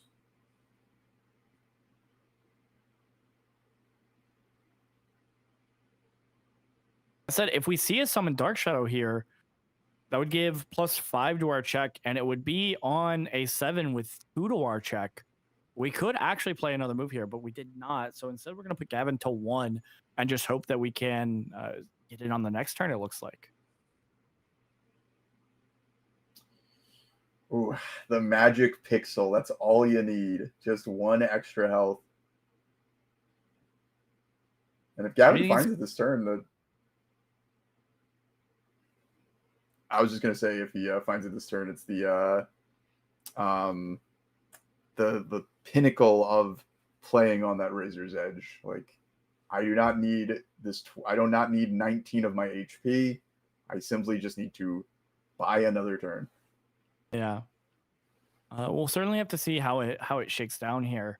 But we do hopefully have the chance to at least block something, as long as Gavin doesn't play any of those mini attacks in his version of the list that happen to have stun 1 or commit down that final resource that Jacob could use here. Anytime anything gets a damage bonus, which, as we know with this Tokoyami deck, is pretty often actually.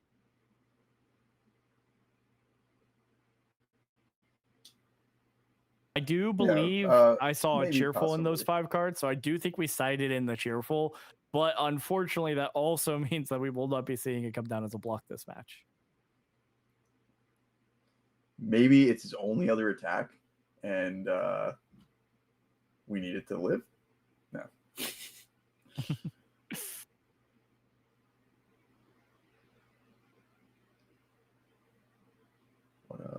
Is that a? Looks like we're gonna opt for a petty squabble here to really search and find what we need.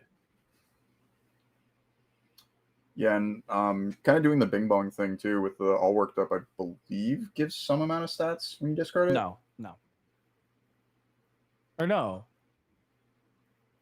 I don't know if we did it, but I think it does do that.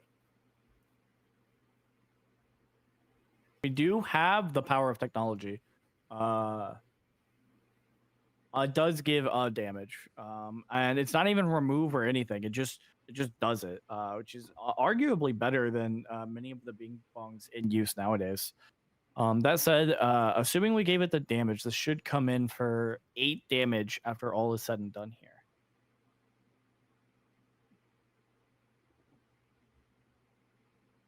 Three, 4. Yeah, and then Tokoyami gets it to 7.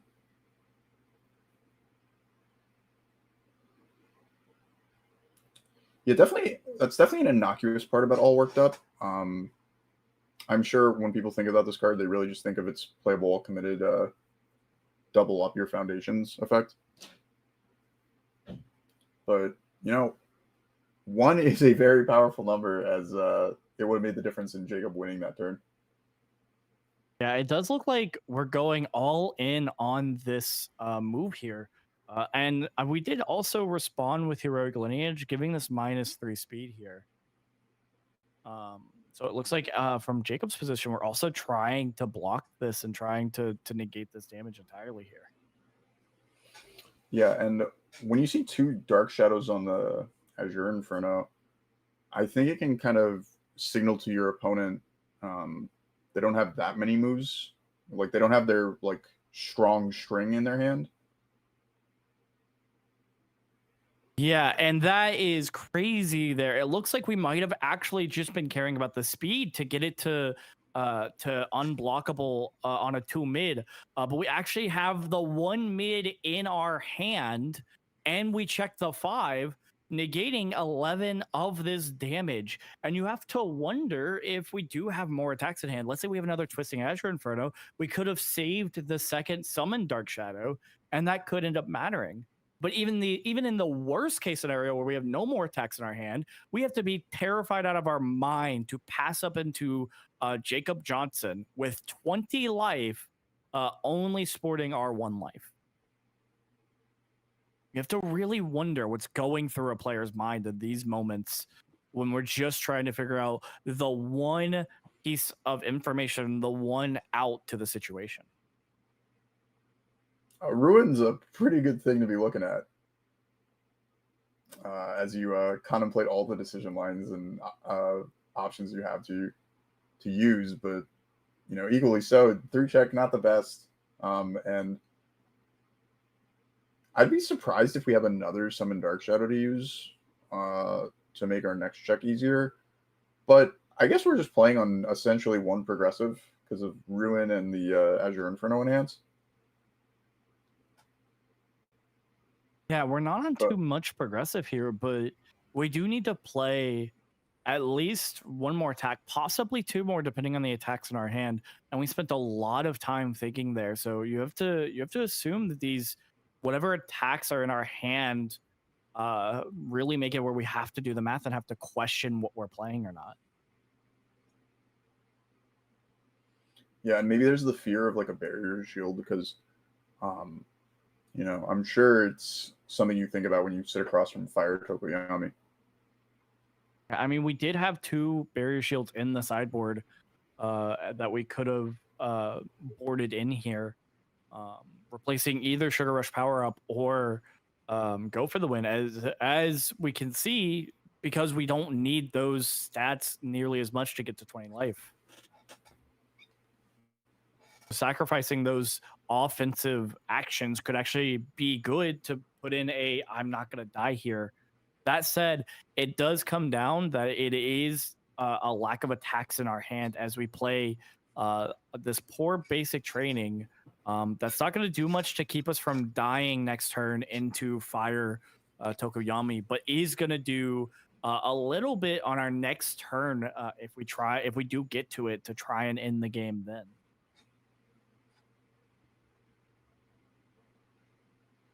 Yeah, and for Gavin, I have to imagine that he was really trying to see how he could win that turn, what avenues he could kill his opponent with. Because you're so close to victory. He's up game 1. You win this game right here, you've done it. You've taken down the tournament. This is the story of how you became the greatest hero. And there's always a possibility we could survive. Jacob couldn't draw enough attacks. Maybe you do actually play good enough defense that you can defend in this situation. But, you can't just block. You can't block the lethal one in this situation when all of them are for lethal. That's always a concern with these aggro decks that play looser defense. Unfortunately, it is immediately feeling like writing on the wall as we play a Hell Spider, which is going to beef up every single attack in our hand this turn. And then we also play a Sugar Rush Power Up, which is going to beef this up to be a massive 6 high for 9 currently. Nice. I also, cool note, I think Jacob removed only attacks when he did the Sugar Rush Power Up. So that might be a sign that his hand's filled with enough gas and he just wanted to make sure his checks for the rest of the turn are as good as they possibly can be. Not to mention only removing attacks means that he's much more likely to hit bing bongs as well, which could be our goal here. That said, we are just making this about the most threatening Hell Spider to ever Hell and Spider at the same time. Yeah, I'm gonna keep the joke going. It's a 7-11 right now, right? Or not quite yet. It's gonna get to 11 as soon as Jacob presses the Tokoyami Enhance to cancel out the earlier -1 damage that we gave it on Gavin Kale's side. It's not going to stay at 7-11, though. It is going to go to 8 high for 12, signaling that maybe, just maybe, we're actually just trying to do it on this move alone. Going to a 9 is what we need here, and we have 5, 6, 7, 8, 9, 10 if we need it, meaning we could leave one up by flipping our league interview. Or no, I can't count. We committed 4. We're good there, so we just leave league interview up. That said, we have -1 to our check, and this is a very, very scary frigid heat wave before we've even pressed any buttons. And Gavin Kale is going to say that's enough. He is going to pack it up for that game, seeing the writing on the wall as we were concerned with on the first attack. Yeah, it is. Yeah, we played to our outs as Gavin we blocked the move that we could, and we used Petty Squabble on turn 2 to mitigate the amount of card filtering Jacob had access to with his second latent skill. And we also used it to hopefully make the checks matter.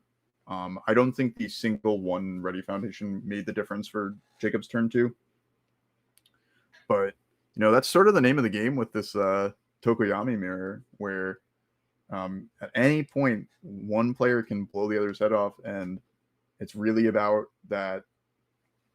those individual blocks, like that You know what one. I know what the one foundation that we built on our first attack turn as Jacob Johnson. What'd you say? Is that the foundation you were talking about that you didn't know if it mattered or not? The one foundation we built on our first attack turn? No,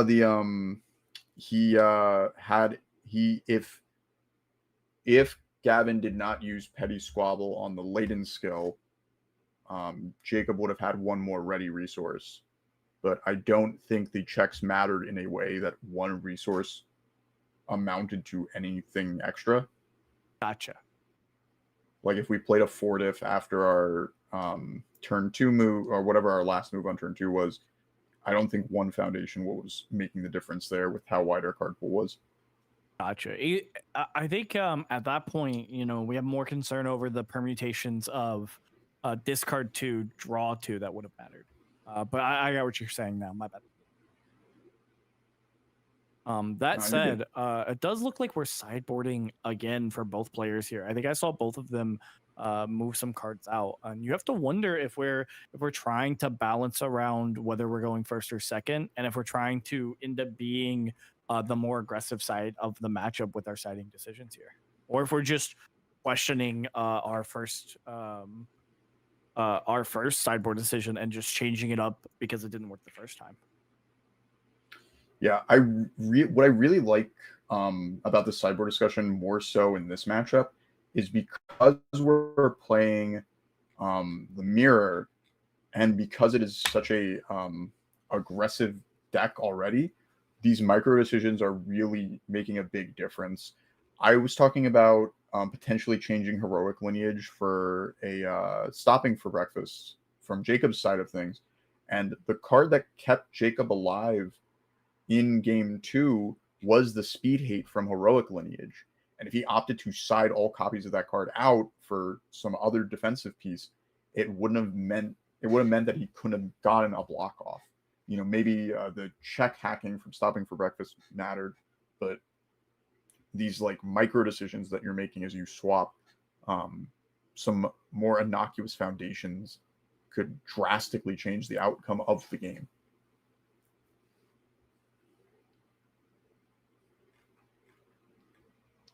Yeah, and I think it ends up being a very good decision on Jacob's part that we ended up having that heroic lineage, because I do think in that turn specifically, I think you're right that the stopping for breakfast wouldn't have ended up mattering compared to the heroic lineage. I do have to already pour one out and point out that we're not going to see a cheerful uppercut block again this game, despite the fact that we have cited our 1x cheerful uppercut in, as we unfortunately checked it very early on this first turn.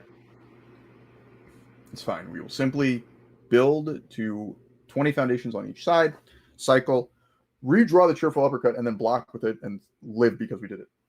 I do sincerely hope that we do not build the 20 on both sides, because I think that is a much less interesting match for Tokoyami specifically versus Tokoyami. But that said, I would leave us streaming even longer. More exciting game 3, final, for sure, undoubtedly final game of the tournament. So I've just lied. I actually do wish that we go to 20 foundations on both sides in this case. I think that would more my hero, more spotlight, more gameplay. Exactly. And we get to see this hopefully like what we spoke about earlier with the chaos attacks that Fire doesn't have access to, that can give us a bit of a hedge in this matchup where Vast Hybrid and Jolt can say, you don't get access to that resource on your turn or my following attack turn. I do think those definitely matter in elongating the match. But I think what matters a lot more is the fact that we ended up only having a build 4 here out of Jacob. I think we definitely were hoping for much more than a build 4.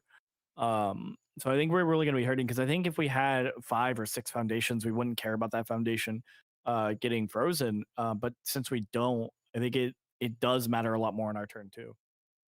That said, speaking of Barrier Shield, it did come in from the sideboard. It looks like Jacob also made the decision that defensive action is going to be much more valuable than something else in his deck. And we do see it come down, making sure that we're able to block this, and we're not going to see another one this turn more than likely. Yeah, definitely citing things like stopping for breakfast and barrier shield make a ton of make a ton of sense going second. Um, just to make sure you can buy time, because obviously one of the more difficult things about going second in these matchups is your opponent gets to attack you typically more times than you do to them. And what better way to break serve than skipping your opponent's offensive turn with breaker abilities? Yeah, it looks like we were trying to skip it entirely by forcing out a breaker 4 here, actually, but unfortunately, it didn't end up panning out as we just played a 0 difficulty foundation. This is going to be another advantage that the chaos deck happens to have um, over the fire version, as we're playing a total of 8 different 0 difficulty foundations in the chaos version, but only 6 in the fire version. Yeah, a lot of people sort of praise just how powerful the defense of a barrier shield can be for seven-handers. Um, as someone who's played a lot of Evil Breaker 2 cards, there is nothing I despise more than seeing my opponent slam a incredibly powerful 0 diff after I breaker them, and then continue on their merry way, and it ends up not mattering over the course of their turn. Their checks are good enough that the breaker really didn't do anything. It just maybe stemmed the bleeding, but with the string we went with here, it looks like it wasn't ever going to be lethal, and it was more so to get some momentum, get some stage interaction to slow Jacob down. I do definitely think we were hoping to see at least one 3 check in there, because 3 check anywhere in there. And if I was playing in Gavin Kill's place, I know I would have seen the 3 check in Gavin's position. I have taken lines like he did that are a lot riskier and really don't pan out if I check the 3. And then I've checked the 3. But unfortunately, it is just unfortunate in that I think that was Jacob Johnson's plan. And unfortunately, he can't plan for checks. So we just see Gavin instead checking a 5 on every foundation he was attempting to build, on 5s no less, ended up working out for this defensive turn. So we ended up having enough ready resources to hopefully defend whatever Jacob throws at us with only 3 foundations up.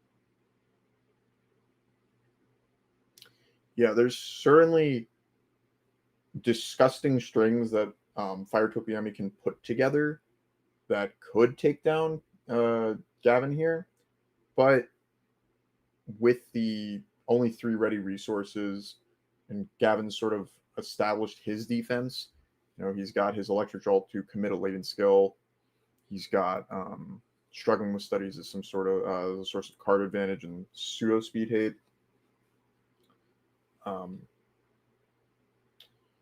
I really do think that Jacob's just trying to put himself in the best defensive position this turn, unless he finds himself in a position where his hand is just all gas.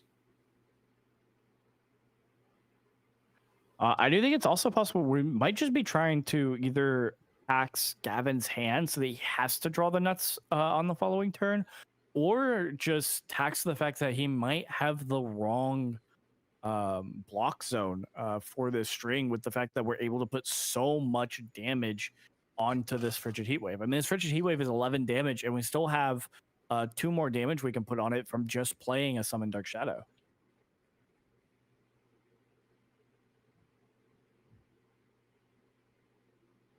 Yeah, if one move's going to be super threatening on its own, it's definitely going to be Frigid Heatwave with the upward potential of, I think it's something, how much damage can you get? It's 6 total from its own enhance as a possibility.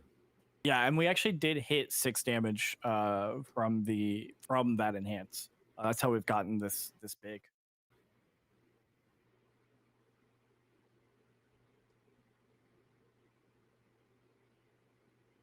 Yeah, really saying, yeah, as you said, like really saying you got to block this one.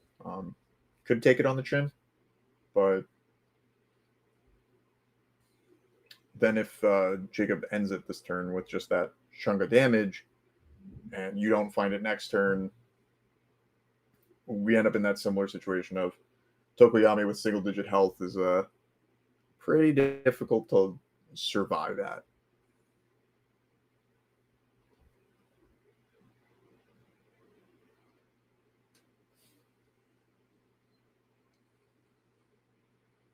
Yeah, I mean, if we can, not only the fact that we got this to 13, but if we get, if we're able to get just 2 more attacks to 10 plus damage, that is Tokoyami's life right there.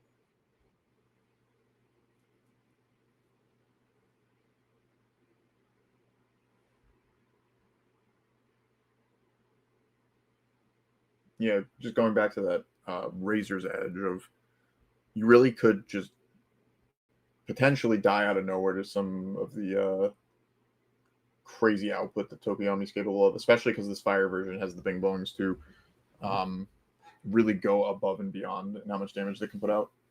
Speaking of crazy output, we already see one move that we know gets to 10 damage very easily in the form of this Dark Shadow Ruin.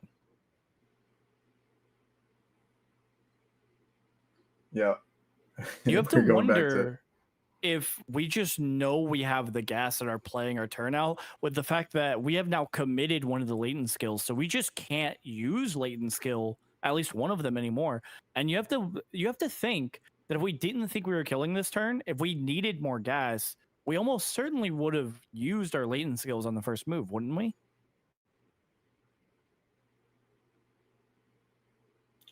Possibly. Maybe Jacob didn't want to get Petty Swabbled again. Maybe you wanted that extra resource. I guess that's a good point there, because that Petty Squabble no longer provides that value.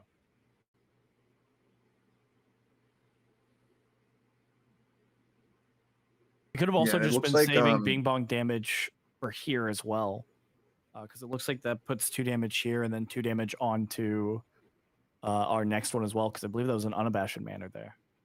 Yeah, it was. It does look like we shifted up our cards there so that they're all on the camera there, as we try and be careful about cards leaving and coming into frame. It makes your job a little bit easier with letting us see the unabashed banner removed. Oh, we are exactly. going and for it. No, we're absolutely just going for it. We have a clear plan, and I think we definitely have another move coming in here. I don't think this one's going to get to lethal unless we just have exactly another Sugar Rush power up that we sideboarded in, because we only main one of them. No, we do main 2. So if we kept both of them in, we could just see both of them come down. Yeah, and man, that'd be so sick as a finisher. Summon Dark Shadow, check Lust for Battle to make Gavin's next block harder to play. Oh man, is this one even blockable at this point? How much speed are we at? We're at 8 speed, and I don't think it is. Unless I got anything on the speed wrong. I believe we'd be on an even on a 1 block, we'd be on an 8, 9, 10, and we could check a 5, 6, 7, 8. If we play on a Summon Dark Shadow, we'd be on an 11, and we could check in 8, 9, 10, 11. So we would have to play Summon Dark Shadow into blocking with a 1 block mod.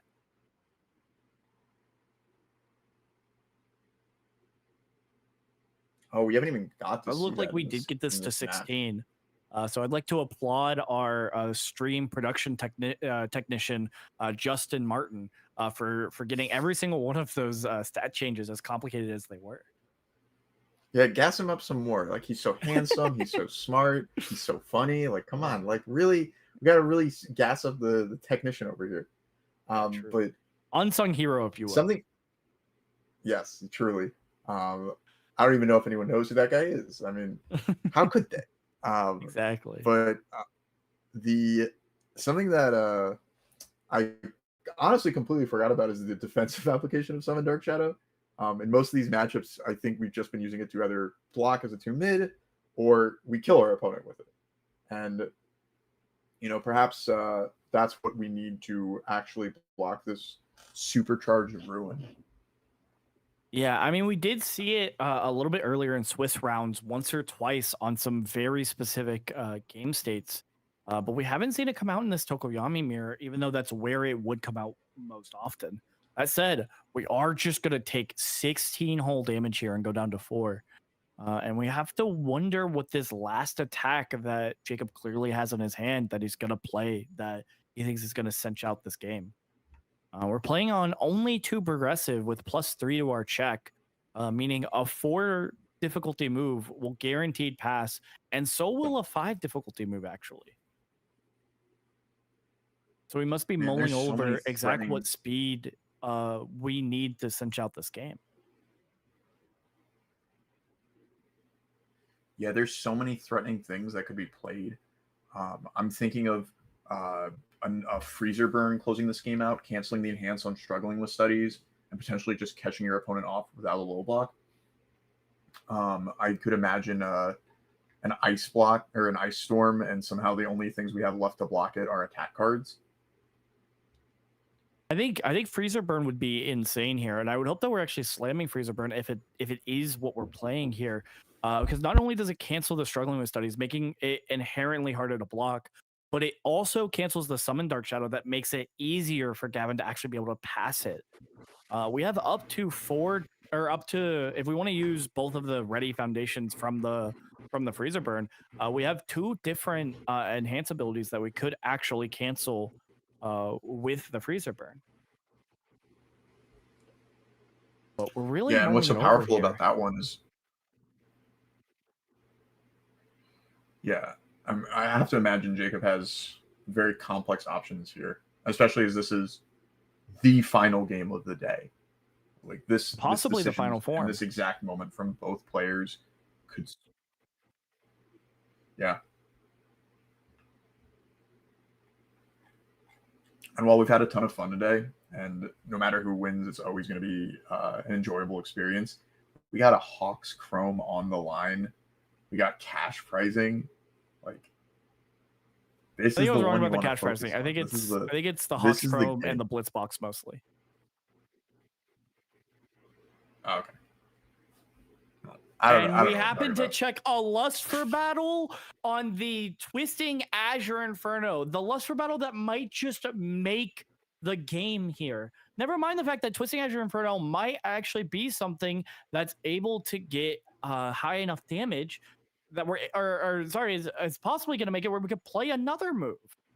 You really have to wonder here what a decision point is. We must have been counting out the checks specifically to figure out what our safest, most assured plan is here, even if we see a block come down. Oh, the 3 check. Are we still able to pass this?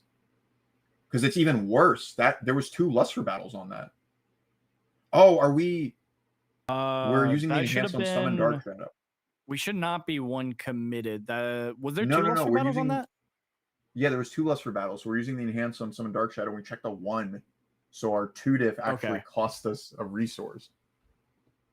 And the Breaker 1 mid block. The 5 check, or the 8 check. Oh man. Yeah, it looks like this comes down on a 6/7. Checks a. Was that on a 6/7? Did I miscount the speed somewhere?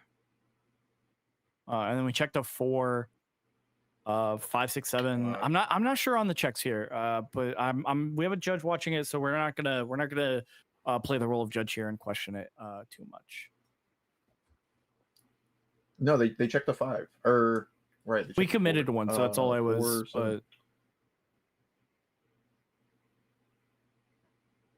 No, I think 1, 6, 7, 8.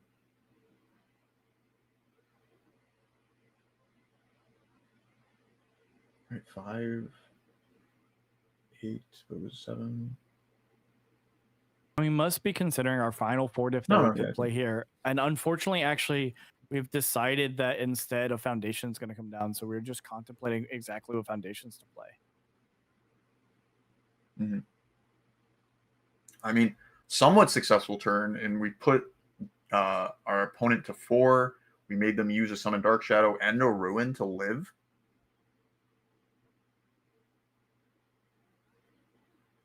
Yeah, I think we're going to be most scared if we don't see a review coming out of here from Gavin, but we do see a review, meaning we aren't just gripping 2 threatening cards in our hand. That said, the amount of draw power on our side for Gavin is pretty high. We have both a Chivalrous and a Petty Squabble here, and we are going to start off with an attack.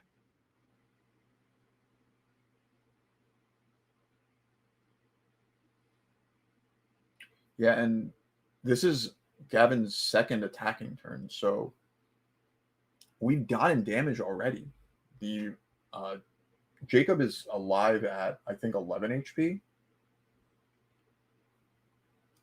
But the fire defense is definitely not good enough to block every single Tokoyami move that could come in a turn. So you're really hoping that your 1 or 2 blocks that you can pull off is enough, alongside hoping that Gavin stumbles a bit with his draws. And seeing Petty Squabble as an enhance shows that we missed a little bit with some of the cards in our hand. Yeah, I wonder if we're going to see another Barrier Shield plus Ice Storm come down here, but maybe later on in the string. You know, maybe what we're contemplating is whether we play the Ice Storm in our hand that we have to check a 5 for it to even pass, or if we instead keep it as that breaker 2 to make sure we get to the next turn if we don't kill there.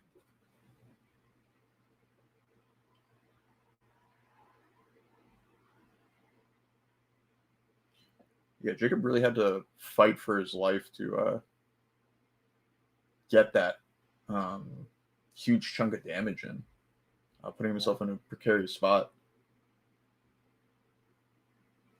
Looks like we're choosing to fail this block, but it's actually a Lust for Battle, so that's going to hopefully try and put some pressure on onto Gavin here, only making this +2 to the check instead of +3. And that looks like it's actually going to be it. It ends up that we just didn't want to chance the 3 block. We wanted to see if our opponent would instead happen to draw and brick on the next turn. But it looks like we were just 1 or 2 foundations short from being able to play one more move and make it out of there. Yeah, and that's sort of that power we talked about with Chaos, just being able to target, or not even just target commit, just commit your rival stage, make them play a little bit harder of a game. It looks like we definitely wanted 1 extra resource. So that did end up being the difference maker, that we froze that the turn before.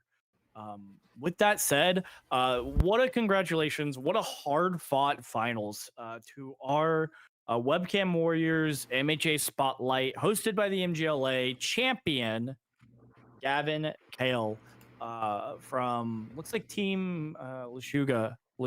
I hope I'm not pronouncing that incorrectly. We're going to actually, very excited, we're going to get Gavin in here for a very quick interview right before we close out here. To just get his thoughts on the format, his thoughts on the deck, and his thoughts on his run here, as we got to see not just 1 but 2 3 matches from Gavin. We got to see him all the way through top cuts and even in Swiss rounds very early on. Yeah, and you know, this is the ad we had in a lot of the discords was, this is a story of how one person became the greatest hero in the themes of My Hero the Show, and today that is Gavin Kale as our Webcam Warrior champion in this My Hero Spotlight tournament.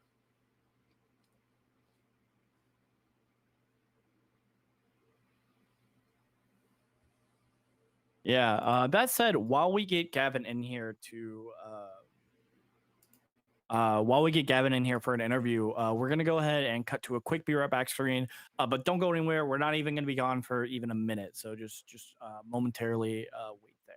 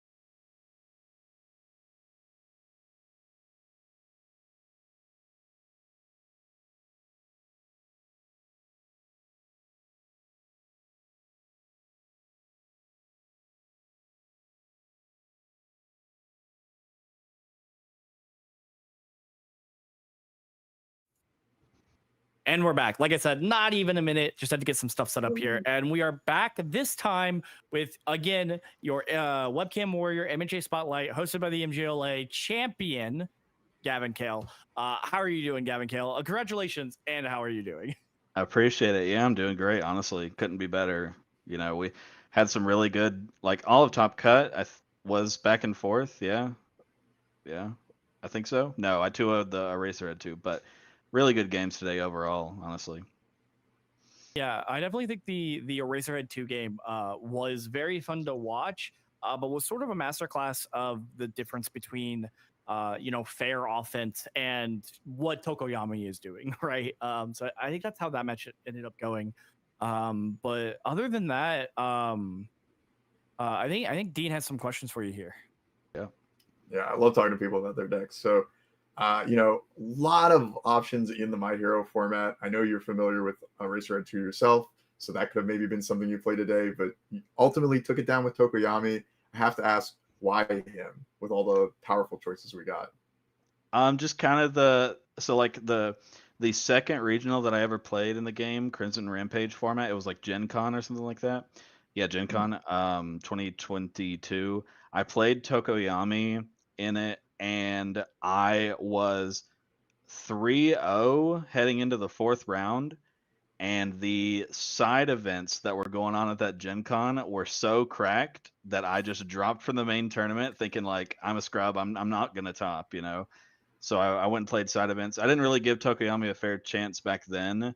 I think that was on Fire or something like that, because Chaos was kind of a bad symbol at set 2 back then. Mm-hmm. Yeah, we have like the set 3 stuff. So now with all of my time playing Porco, like the deck that mills, it's 7 hand size, super aggro. I was like, and then I looked at Summon Dark Shadow and I squinted and I saw that it was just City Rampage, and I was like, oh, I'll just play Tokoyami and have a blast. Kraken, Jolt, like those two together is so good. Like in that last game, like Jacob definitely just kills me if I didn't have, Kraken and Jolt to be like, hey, your foundations don't exist. Like it's I don't think I've ever given Tokoyami a fair shot before, like while I knew how to play the game especially. So that's the big one why I wanted to pick him. And then like Twisting Azure Inferno is not banned in this format. Neither is Titan Glyph. So I was like, I'll just play the good cards. Yeah. and do it. Yeah.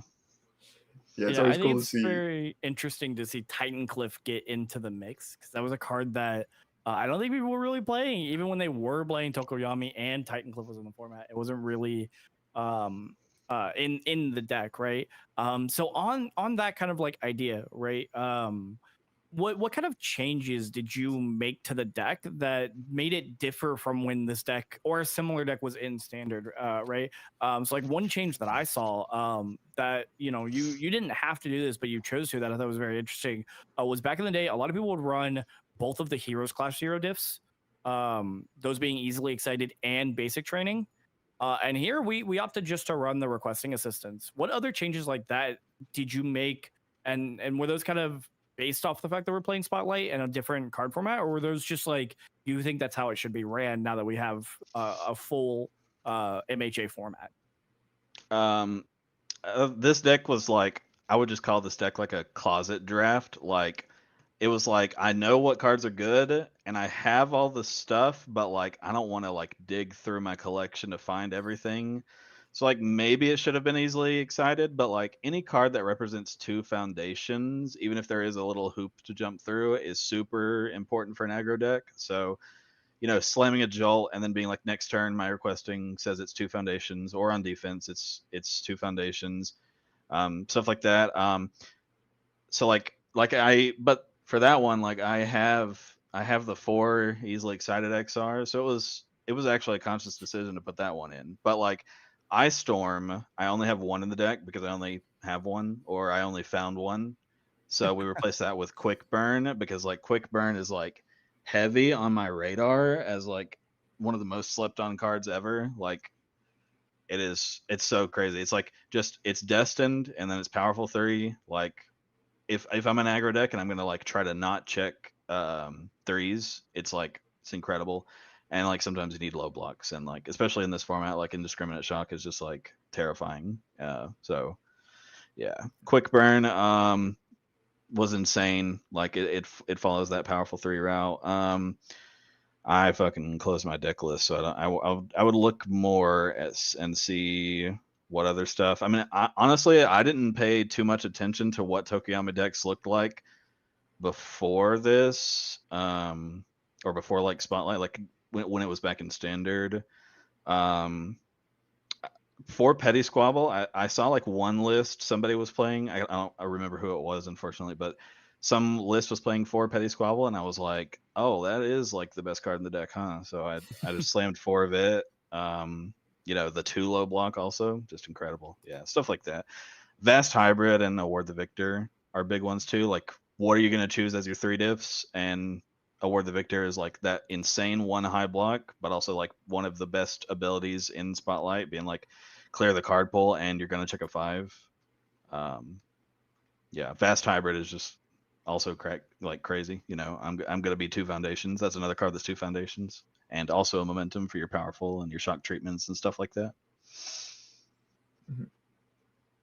Yeah, a lot of really powerful like bread and butter stuff. Yeah. Showing up in the deck. I did want to ask too, overall thoughts about the format from you. As you said, you played My Hero since pretty close to the beginning, with that Gen Con 2022, and it's been a while, right? We've been playing Standard. Porco's not exactly the same thing as My Hero Yeah. characters. So, how do you feel about what you played against today, and sort of like reliving this format? It's pretty fun. It's like really back and forth. Like it's a mirror of Standard, I think, in the fact that the aggro decks are really good, the control decks are really good. You just kind of have to be the visionary when it comes to either of those sides to like push over. Not to suggest that I'm the visionary. It's just Tokuyami. It's just doing Tokuyami things. But like if this was like a big event, like a regional or something like that, it's going to be an actual skill test. Like the person who builds the best deck and the people who play it best, they win. So that's what you want out of a format. I think it's true.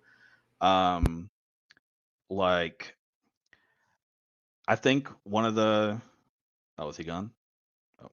It does look like Dean accidentally disconnected here. Oh, Having shit. some issues. You can go ahead with what you were saying though.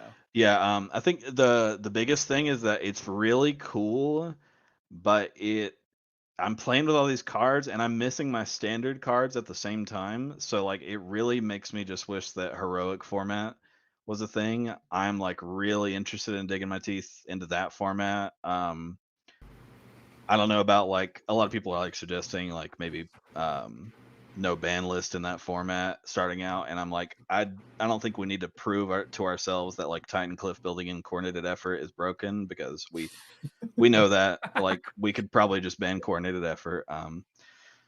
But yeah, stuff like Electric Zolt, I'm like it's one of those cards that like it has the potential to make you just roll your eyes when you're at 1 and you're like, okay, I'm dead. There's nothing I can do. But stuff like that. Like I really miss like Zero Gravity Lift stuff. Like Oh, dude, there's We so didn't even much get like to see it today. It's so sad. I that know would have been so sick. I might have played like an aggro like turn 2 Amajiki if I had the 4 manifests, but I only have 1. That sucks. But just like slamming the Zero Gravity Lift, another attack, manifest, put in the Zero Yeah. Gravity Lift, Gravity Lift, put it in. Holy moly, that's crazy. Yeah.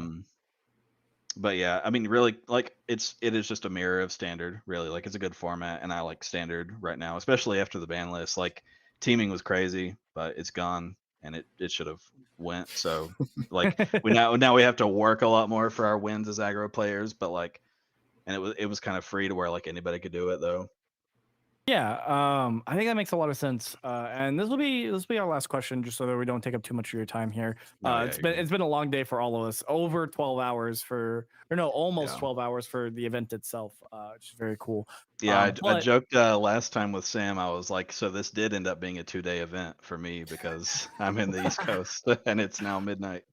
yeah, us too, actually, which is funny enough. But that said, the last question I have for you here is you talked about the format being open. You talked about the options available to you. Aggro is really good, control is really good, and obviously you played Tokoyami.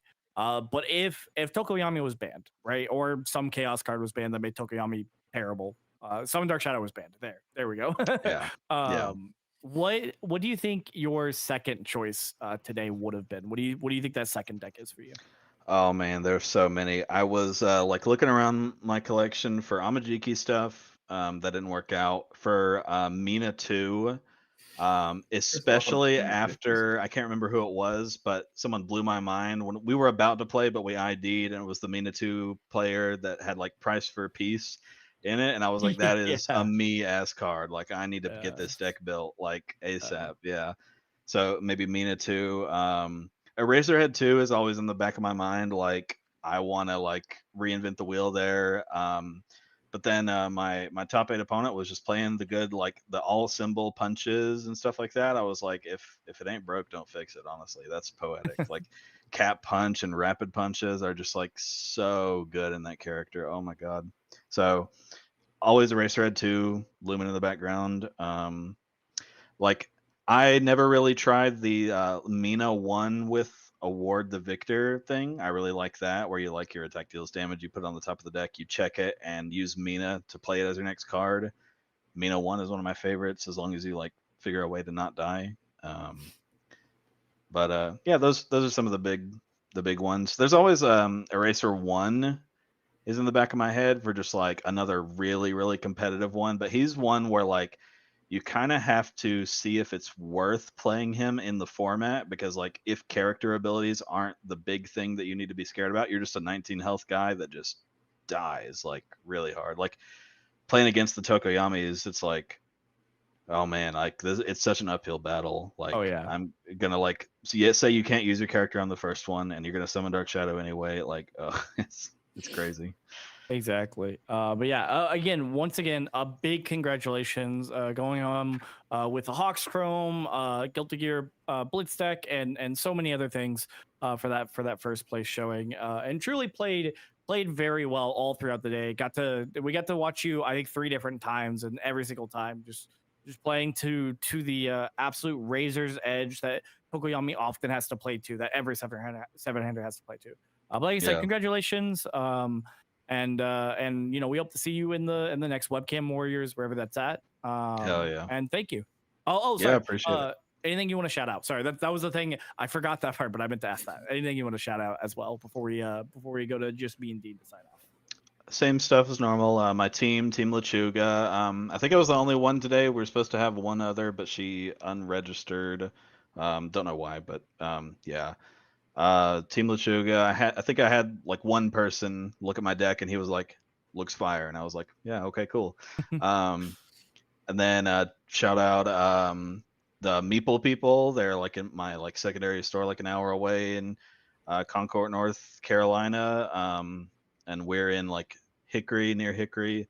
If anybody comes to like Central North Carolina, come see us.